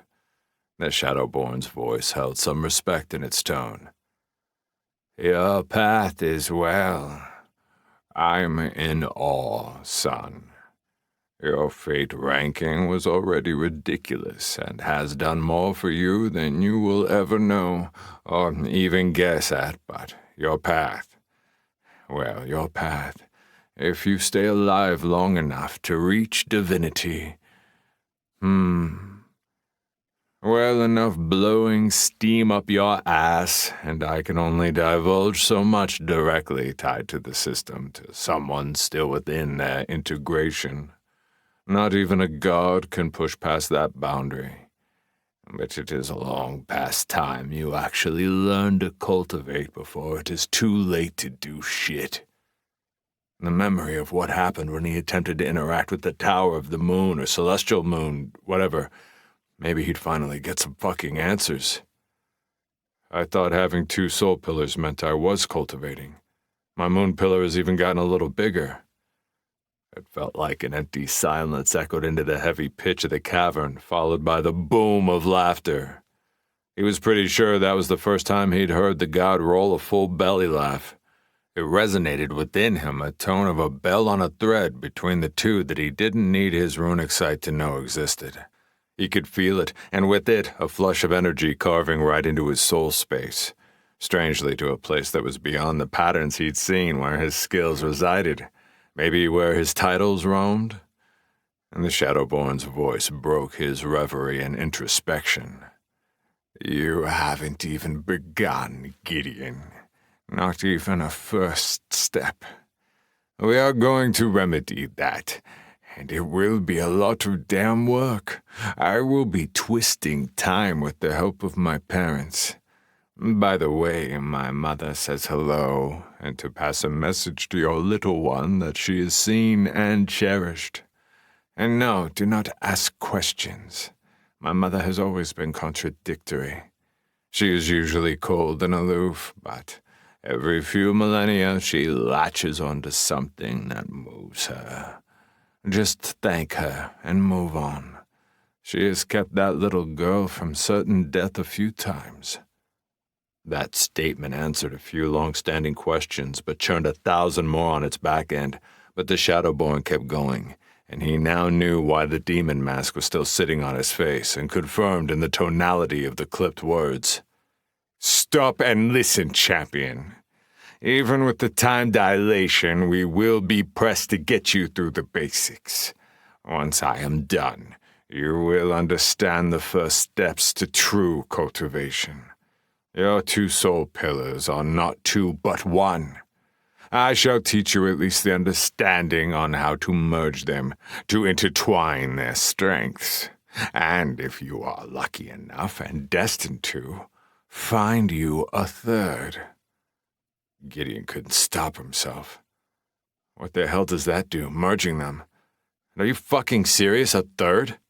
As soon as he said it, he thought he felt a stirring within him, a ripping him back to the vision, him on top of the fortress roof, controlling the storm, and had felt a connection towards both towers, the moon and the storm, which would be Tempest.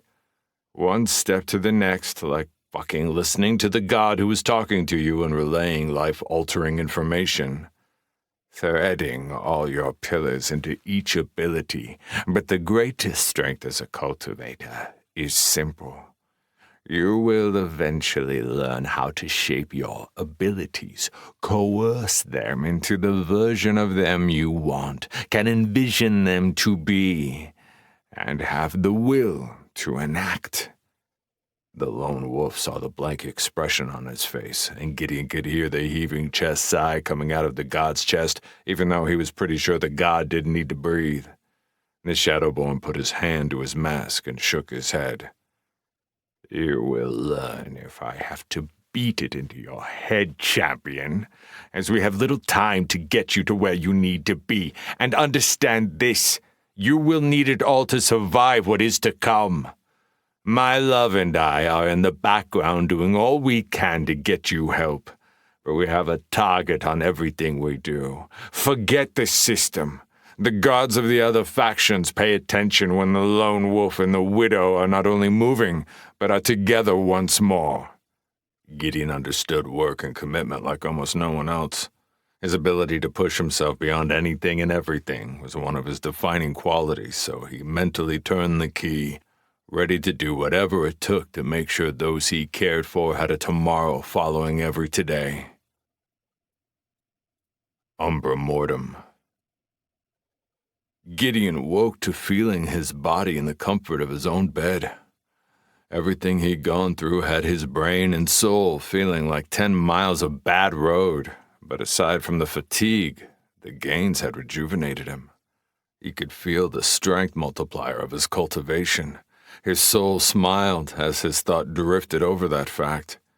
He was a cultivator in truth now, the first in eons upon eons. He kept his eyes closed for a moment as a deluge of notifications were thrown at his vision, all of them having been stalled while in the time dilation. He took a deep breath, overwhelmed by what had been months spent in the umbral realm. The Shadowborn had said only a few hours should have passed in the real world. A whisper slipped off his lips involuntarily, his adrenaline dumped running hard veins through his chest. All within his soul space resonated, now one combined pillar of silver and black, and next to it, the budding beginnings of a black and azure-laced pillar. Tempest, storm, lightning. I know Kung Fu. Gideon's eyes snapped open as his ears were bombarded with both Ari and Freddy running right over each other, with Lasana's snorts riding background along with Shira's giggle and the two pups barking. Did he? OMG! Digital sobbing. I did Princess Arizal. He quoted one of the most influential action films ever made, The Matrix. I'm so proud. Gideon's eyeballs opened to the whole peanut gallery inches from his face. Ari and Freddy in his pooch shape were literally a foot away on either side of his body, both their snouts pressed into his personal space.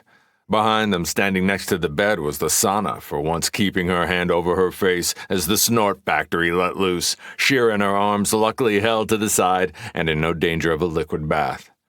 What surprised him a bit was Unra, Varasa, and even Dory, all decked out in their full black plate, minus the helmet and heavy shield, though she did have her father's spear she was leaning against, which looked to have gone through an upgrade. Gideon ignored the continued byplay between Freddy and Ari on the various reasons the Matrix was so groundbreaking and influential. He threw a curious glance at the extras in the form of Unra and the rest, and threw a nod. Why is literally this many people in our bedroom? Shira answered, but didn't answer. Kitty, been really sleepy. Everyone been worry all day, every day. Grammy, big time worry. Lasana smiled and kissed Shira's new obsidian-scaled head, the pups leaping up on her, trying to get in on the affection. Lasana gave a better answer, kind of. Gideon, you have been unconscious 2.5 days. Personally, I told everyone to not worry about it. It is kind of your thing, but even I was starting to count the TikToks since we are scheduled to do mission. Bronze Dungeon Kickassery in a few hours, to stop monsters pouring over the land and, well, coinciding with all the other factions, many of which are assholes. Shira quickly chirped in. Language, Sana! Lasana tickled her, which elicited non-stop high-pitched squeals which went right through his new senses. Yes, my language is amazing. I'm the goal for all people everywhere with the words. People actually refer to me as the Word Forge. Did he hear her right? Did you say mission Bronze Dungeon Kickassery? Lasana looked at him as if she was embarrassed her man was an idiot. Yes, Giddy. We just went over my large skills in the word zone. Did you miss that? Gideon wanted to rub his head and think this was just a dream, but he knew better. Damn. The Shadowborn was pretty far off on the time dilation difference, but it was what it was. He had a shit ton more weapons to use with the help of his god, and he was a level 50 on top of that. It would have to be enough to get it done. He got up, scattering Freddy and Ari away from him as he wheeled on his armor and blades on their back sheaths, and with a pulse to Ysara, she reached out from the rack, peeling herself around him. All right, I'm up, and better than ever. Unra, gather everyone in the war room, please. I have some stuff to share and to explain about my impromptu nap. I need both parties that will be hitting the bronze run, and of course, yourself. Before he could finish, Lasana interrupted him again with a grin on her face. Giddy, we got our own Battlemobile now, like the Bat Guy. What the fuck was she talking about? Freddy interjected. She's referring to Batman, the legend of DC Comics with a multitude of expressions within the realm of TV and film. Some brilliant, others not so much. Gideon put a hand up to the spiked metal dog. I got what she meant, but what is she talking about with a battlemobile? Lasana laughed, which had Shira giggle, the two pups bark, and Ari cracking up. Even Dory and Unra were attempting to stifle smiles. Lasana interjected once more. Oren made it for us and finished the last touches with that mithril silver we brought back from that dungeon. I am calling her Delilah, and the Giddy. Lasana pulled almost a leap with Shira still in her arms till she was inches from Gideon's face, her violet orbs bugaboo big. It's got guns, Giddy. Lots and lots of guns. Shira joined in from her hip with a fist pump. Guns, Giddy! Lasana gave Shira a high five, which had her into the giggle fits again. Of course, Delilah had a lot of guns. He couldn't resist his woman's weird-as-fuck personality, quirks and all, nor the small girl in her moon mask and tiny fist up in the air. He laughed. Mission, Bronze Dungeon kick-assery, here we come, and we're riding to war on, Delilah. Here ends Book 4, Sanguine Necropolis. Next up, Book 5, Mors Immatura. Coming soon. Please continue on with the epilogue. Epilogue. New Hades, Erebus. The governor, Rebecca Tremaine, stood in her office, whipping her hand to sluice the blood and bits of flesh off. Her lungs were burning.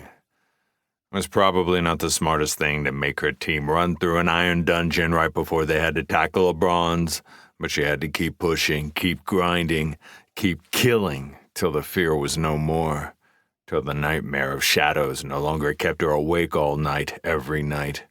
Her battle robes had seen better days.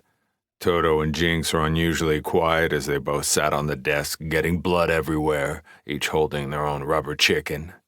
Her outer door opened, and she knew who it was, 'cause only one person had the balls to come in unannounced.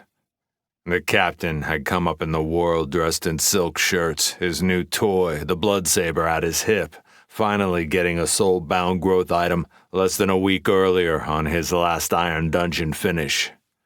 His long grayish hair was perfectly styled, along with the new silver magical headband that kept his hair out of his face. She knew it was magical, but had no clue what it did. He also wore his blood-red leather armor, really pushing the whole blood scion motif, but she couldn't blame him. It got him laid on the regular, which was high priority to the man. Well, that, and that he was second in command of New Hades. Both Toto and Jinx eyeballed the man as he stepped within her office, as did her new summons, Tiny, a hulking Balgaroth devil, over 9 feet of hellish muscle with 4 arms and rending claws and smoke constantly issuing out of its bull-like muzzle. She'd let her kids name him, hence the comical moniker. They absolutely adored their new brother, as he allowed them to bully him and acted as their mode of transport when they were feeling lazy. A small smile lit her lips as her boys, all 3 of them, continued to hard stare the captain, but she decided to lend a hand. What can I do for you, Captain? He stood there as nonplussed as usual, even taking a seat on the edge of her desk, ignoring the grumbles from Toto and Jinx. He pulled an apple out of his storage, a green one, and took a bite. He made her wait while he chewed, even having the temerity to throw a wink as he did it. Their banter was long-earned, and he had put the sweat, loyalty, and killings to get it, but still he was pushing edges at the moment. Her tongue-in-cheek, carefree personality had long ago been ground in the dust in the flashbacks of the war crow above her in the night with a blade to her throat. The captain decided the cliff edge was where he wanted to dance. Is there a reason you thought taking you and your team on an iron dungeon run right before you, along with me and my group, need to take on bronze dungeons? I mean, I'm all about riding the proverbial edge of things, but to me it seemed rather stupid with so much riding on the balance. I mean, hell, you've been a terror these last few weeks. What are you, level 55? Hell, I might be damn good, but we lose you to some misplaced bravado. This whole thing, New Hades, the Unchained, falls apart. The Demon Queen has carved a reputation that cannot be replaced. The silence stretched out as her back stayed to him, her eyes blazing with hellfire, her hand immolating a part of the desk with the black and red flames inching out of her fingers before she realized what she was doing and willed them away. His voice slid into the empty. Is it that visit you got from the War Crow? You know, we've tripled the guards, and that new ritualist we picked up has cast a network of wards all across the building. But damn, woman, say the word, and I will take my group and go take his head. She finally turned her head to stare at him, her demon eyes lit with hellfire. I appreciate the sentiment, Captain, but we both know you against the War Crow would only end one way. And I yet have plans for the man, plans that will see both of us on top of the hill at the end. You are correct, though. The man is the embodiment of fear and laid his claws within me. I will not stop pushing until that fear no longer has a hold, even if I need to leave the world awash in my hellish fire. She turned back to look at the wall as Tiny took a step forward, towering over the blood scion. He took the hint as Toto and Jinx climbed up their mama's arms till each one sat on a shoulder off her 7-foot frame. Jinx whispered in her ear, "It's okay, Mama. The Shadow Man scared us too." Toto hit her other ear. "But we got Tiny now. He won't let the Crow Man get us, will you, Tiny?" The great devil turned his fang-filled maw, black and red flames slipping through teeth. His voice was a pit of torturous hell. No, may not let anyone hurt Mistress or my little brothers. This first family me have. No let anyone take that from me. The Demon Queen reached a hand out towards her newest child, who bent his head down so her claws could scratch his head. A heavy purr emitted from the massive devil. Rebecca Tremaine readied her spirit to face what seemed an insurmountable obstacle in the bronze dungeon, but she knew it was nothing against the fear that pounded within her chest. The Iron Church, Erebus. Deckard stepped through the corridors of the Iron Church itself, eyes as always jacking left, right, up, and down constantly. He'd been like that in the old world before the system, and he wasn't changing shit. His paranoia had kept him alive more times than he could flip a coin at. His nerves had him tossing one of his throwing blades again and again as he walked. Up, catch. Up, catch. His nerves were always on the edge of a break, but is where Deckard lived and usually thrived. Yet here he was, being ordered to the war room of the Iron Lord and told to come solo. Both things not only unusual, but damn right scary. He'd become used to having Lily, his second and lover, at his side, always. Her shadow abilities and her bow always made him feel safe. He had no delusions that he could take the man he was going to see, even on his best day. And only 50-50 on the bitch always at his side nowadays. The Sunflame whore, who would be a tough nut to crack, stronger than anyone but the big boss himself. His worries had already been climbing as more and more of the old man's lackeys, the liberators, had been brought back into the settlement, changing the dynamic Deckard had been enjoying of having more troops than the big boss. It had given him some leeway, some space to make other plans, contingencies, reach out to talk to some people about things. Now he felt like a bug about to be pinned to cardboard. The Iron Lord had rolled out an ego boost in the negotiations with the other factions about clearing the bronze dungeons, promising he would take 3 of them. Granted, someone had to, and including Deckard's elites, they could possibly throw out 3 parties, but the last one he had big doubts would survive, much less beat a bronze-rank dungeon, unless the Iron Lord had a card up his sleeve, which was probable. The Deadies. When Deckard had not only seen but helped run down and enslave the remnants of Sanguine Necropolis, he'd been excited as he and the big boss had a long-standing deal that he would be able to get the pick of the litter to add to his people. But the Deadies from the get-go instead had been cordoned off in a huge building made specifically for them in the back of the settlement. Neither he nor any of his people had been allowed anywhere near it, the Liberators themselves guarding it, and no one wanted to fuck with those vicious fucks. So here he was, now standing motionless beside his tossing dagger in front of the double doors for the last minute. The 2 Liberator fucks standing to each side of it had just thrown sneers and some snide smiles his way as they watched him sweat. He would have to remember what they looked like so he could gut them someday in the middle of the night where there would be nothing fair about it. Deckard had always had a firm belief in kicking nuts, biting ears off like Tyson, anything that would see him living and whatever he was fighting dead. Nothing forward, he took a breath, slipped his throwing blade back within the chest sheath under his cloak. He had a shit ton of blades squirreled away all over him. One could never have enough blades. His pops had taught him that as a kid. It's the kind of lessons one learned when their pops was a gangbanger and heavy dealer, among many others. He stepped into laughter from the big man talking to the Sunfire bitch, who looked as if she'd just been blowing the big honcho, wearing just a robe with one of her big hairy breasts almost falling out. He'd noticed a while back something changing in the dynamic between them. His spies had confirmed it, and now his own eyes filed away the evidence. A growl laced the beastkin's throat when she saw Deckard, and a small ball of white gold flames laced her fingers before a motion from the man of the hour had her quenching it with another growl. The massive man was in just some casual clothes, very fine casual clothes, but not his rune-scripted armor, though his huge hammer was within arm's reach, leaning against his desk. The black man's eyes zeroed in on Deckard with a smirk, his infamous iron mask laying on his desk. Thanks for joining us, Deckard.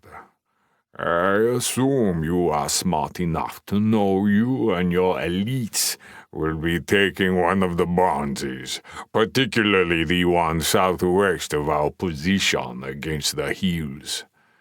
You were in the strategy meetings and the negotiations with the Isian Corp, so you know what you are about. This is just the official marker of my word to you. Don't fuck it up! Was that it? Telling him what he already had guessed? He could have just sent a missive, but whatever. If he could skate, he would. He began to turn around and head out, his nerves firing on all cylinders, eyes scanning everywhere, when that deep bass voice hammered him to a stop. Oh, yes! I almost forgot the exciting surprises. Wouldn't want to do that now, would we, Deckard? I know how much you love surprises. Deckard hated fucking surprises, just like he had hated his crackhead mama's burnt attempts at apple pie, and the big man sure as fuck knew it. Still, he forced a smile on his face that only looked a bit sickly, and turned back around. The beast bitch was already going to a side door and opening it. Following from behind her out of whatever the fuck room they'd been holed up in was 2 figures he didn't know personally, but had read the dossiers on when they'd made contingent plans on taking out Sanguine Necropolis, though both looked a bit worse for wear, and both had some heavy-duty new-looking slave collars around their necks. A lot fancier than the normal ones they used. The Iron Lord's heavy hammer voice rocked the room once more. Meet the leader of the third party that will be taking a bronze out for us, and also the commander of my new secondary mercenary slave unit, the once-upon-a-time Blood King, and his lovely wench whose name I forget, but, well, she summons spiders. This time the Sun Scion bitch threw some words in. Undead spiders, to be exact, Akimbe. The Kimbe. Was that his name? Huh. She was calling him that. Deckard's eyes scanned the two newcomers, the hollow look in their eyes, the broken spirit dancing on their postures, the beat-up look and scars peeking out past the fancy clothes they'd been shoved in. These two had been run ragged, probably to pump their levels up. At one point, the Blood King had been on both the factions and individual power rankings. He'd gotten greedy and stolen the War Crow's woman. A stupid mistake asking to be taken down a peg, but a big get for the big boss. Both as far as the dossiers Deckard had read made them both powerhouses, lethal, and without almost any morals, right up his alley as far as people he'd take off either a short pier or make them good buddies. Now he understood keeping the deadies back, a new mercenary slave unit, huh? Combined with his liberators, Deckard and his were now outnumbered and outmaneuvered. Touché, boss man. His mind was already racing how to maneuver him and his to where he wanted to go. His racing thoughts were interrupted by a chuckle and the bass voice now laced with cruel humor. You will have to forgive our guests from saying anything.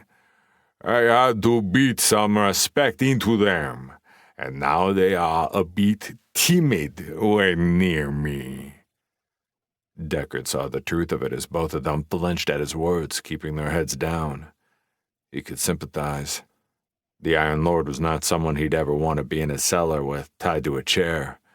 He knew a bit about the man's history, and he was a sadistic, power-hungry fuck way before the system came traipsing along. That's not all my surprises for you, my old friend. These two also happen to know the exact location of the War Crow and his people. They came with all sorts of gifts into my loving arms. The beast bitch chuckled darkly at that, with more flinches from the Blood King and the Spider Mage. Another person was dragged in, a middle-aged white woman with another of the strange collars around her neck and two liberators on each arm dragging her in. She was dressed in dark brown leather, with a few tribal-looking feathers in her hair and placed near the shoulders of the armor. And there was something in the fire in the woman's eyes, and the gaze she threw towards the two leaders of the Iron Church, like she wanted to spit on them. Deckard could appreciate the sentiment. For the first time, he spoke. I take it you're gonna wait till at least we knock out the bronze dungeons before paying a visit to the War Crow? And throwing a guess, but since you brought the woman out on the tail end of that reveal, she's got something to do with the mark? The sour look on the son bitch's face told him he hit the mark, but the big boss was too controlled to let that slip. Instead, he threw a forced smile. Never underestimate the competent rogue that is Deckard. Yes, my worthwhile mercenary captain. Her name is Julia Langston, and she used to actually be a part of the FBI and the direct superior to one Gideon Shaw. She's a tough nut to crack, but told me more with her misplaced loyalty and refusal to share information even under persuasion than she would have had she caved. They obviously have a tight bond, and she will prove a useful tool when we make our move. But yes, in answer to your question, none of us need a failed challenge. Not if I want something worth something when I take control of the planet. So we will bide our time, then strike as always in their weak spot. Deckard noticed the look of alarm on this Julia's face. She looked like a white shaman off some reservation, as far as the look. So hard to pin her as FBI, but, hell, the system changed them all. Her look of defiance, though, he could use. The Iron Lord had outmoved him currently, but he could be patient. He threw the answer the big boss was waiting for. Oh, sounds like some fun times, boss man. Look forward to the party, but if you'll excuse me, I gotta get my team ready to ride if you want us to take a bronze and not fuck it up." A quick look of disappointment flickered in the Iron Lord's eyes at the lack of fear in Deckard's. Little did he know that Deckard was shitting his pants at the moment, but acting had always been one of his best skills. Whether some woman whose panties you wanted to get into or a mark to steal from, acting always had its uses. He spun and stalked out, a throwing blade immediately dropping to fingers being tossed up, catch, up, eyes darting everywhere. The umbral realm. Sybil, the mistress of secrets and the deep.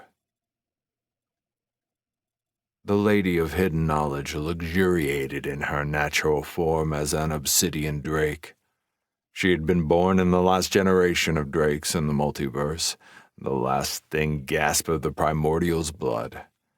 She sighed as she knew she couldn't stay in this shape for the meetings, a lot less control over the strength of her shroud, and she would obliterate the lovely fellow who ran the conclave. She twisted her body with a flick of will into her half-drake, half-elven shape, pushing up to 12 feet, her obsidian staff materializing into her claw. The Shadow Lord Tesselier had done a beautiful job with everything the Shadow Council had thrown at him, which in truth is what she threw at him. She'd had to threaten and force-feed most of the Council to enact that which was asked by their progenitor. She flexed more of her will to have her throne appear within the cavern, image important. She'd barely sat her scaly behind into the chair when she felt the mental tug that indicated the man in question was ready. She accepted and sent a trickle of divine energy to bring the head of the entire Shadow Conclave, or what was left of it, to her realm, at least in spirit. In person, even as a gold rank, he would struggle to deal with her strength. The gold dark elf and Shadow Lord spirit appeared, knee-bent, head down. She made her voice as soft as possible for him, but still saw him wince as she spoke. "Welcome, Shadow Lord Tesselier.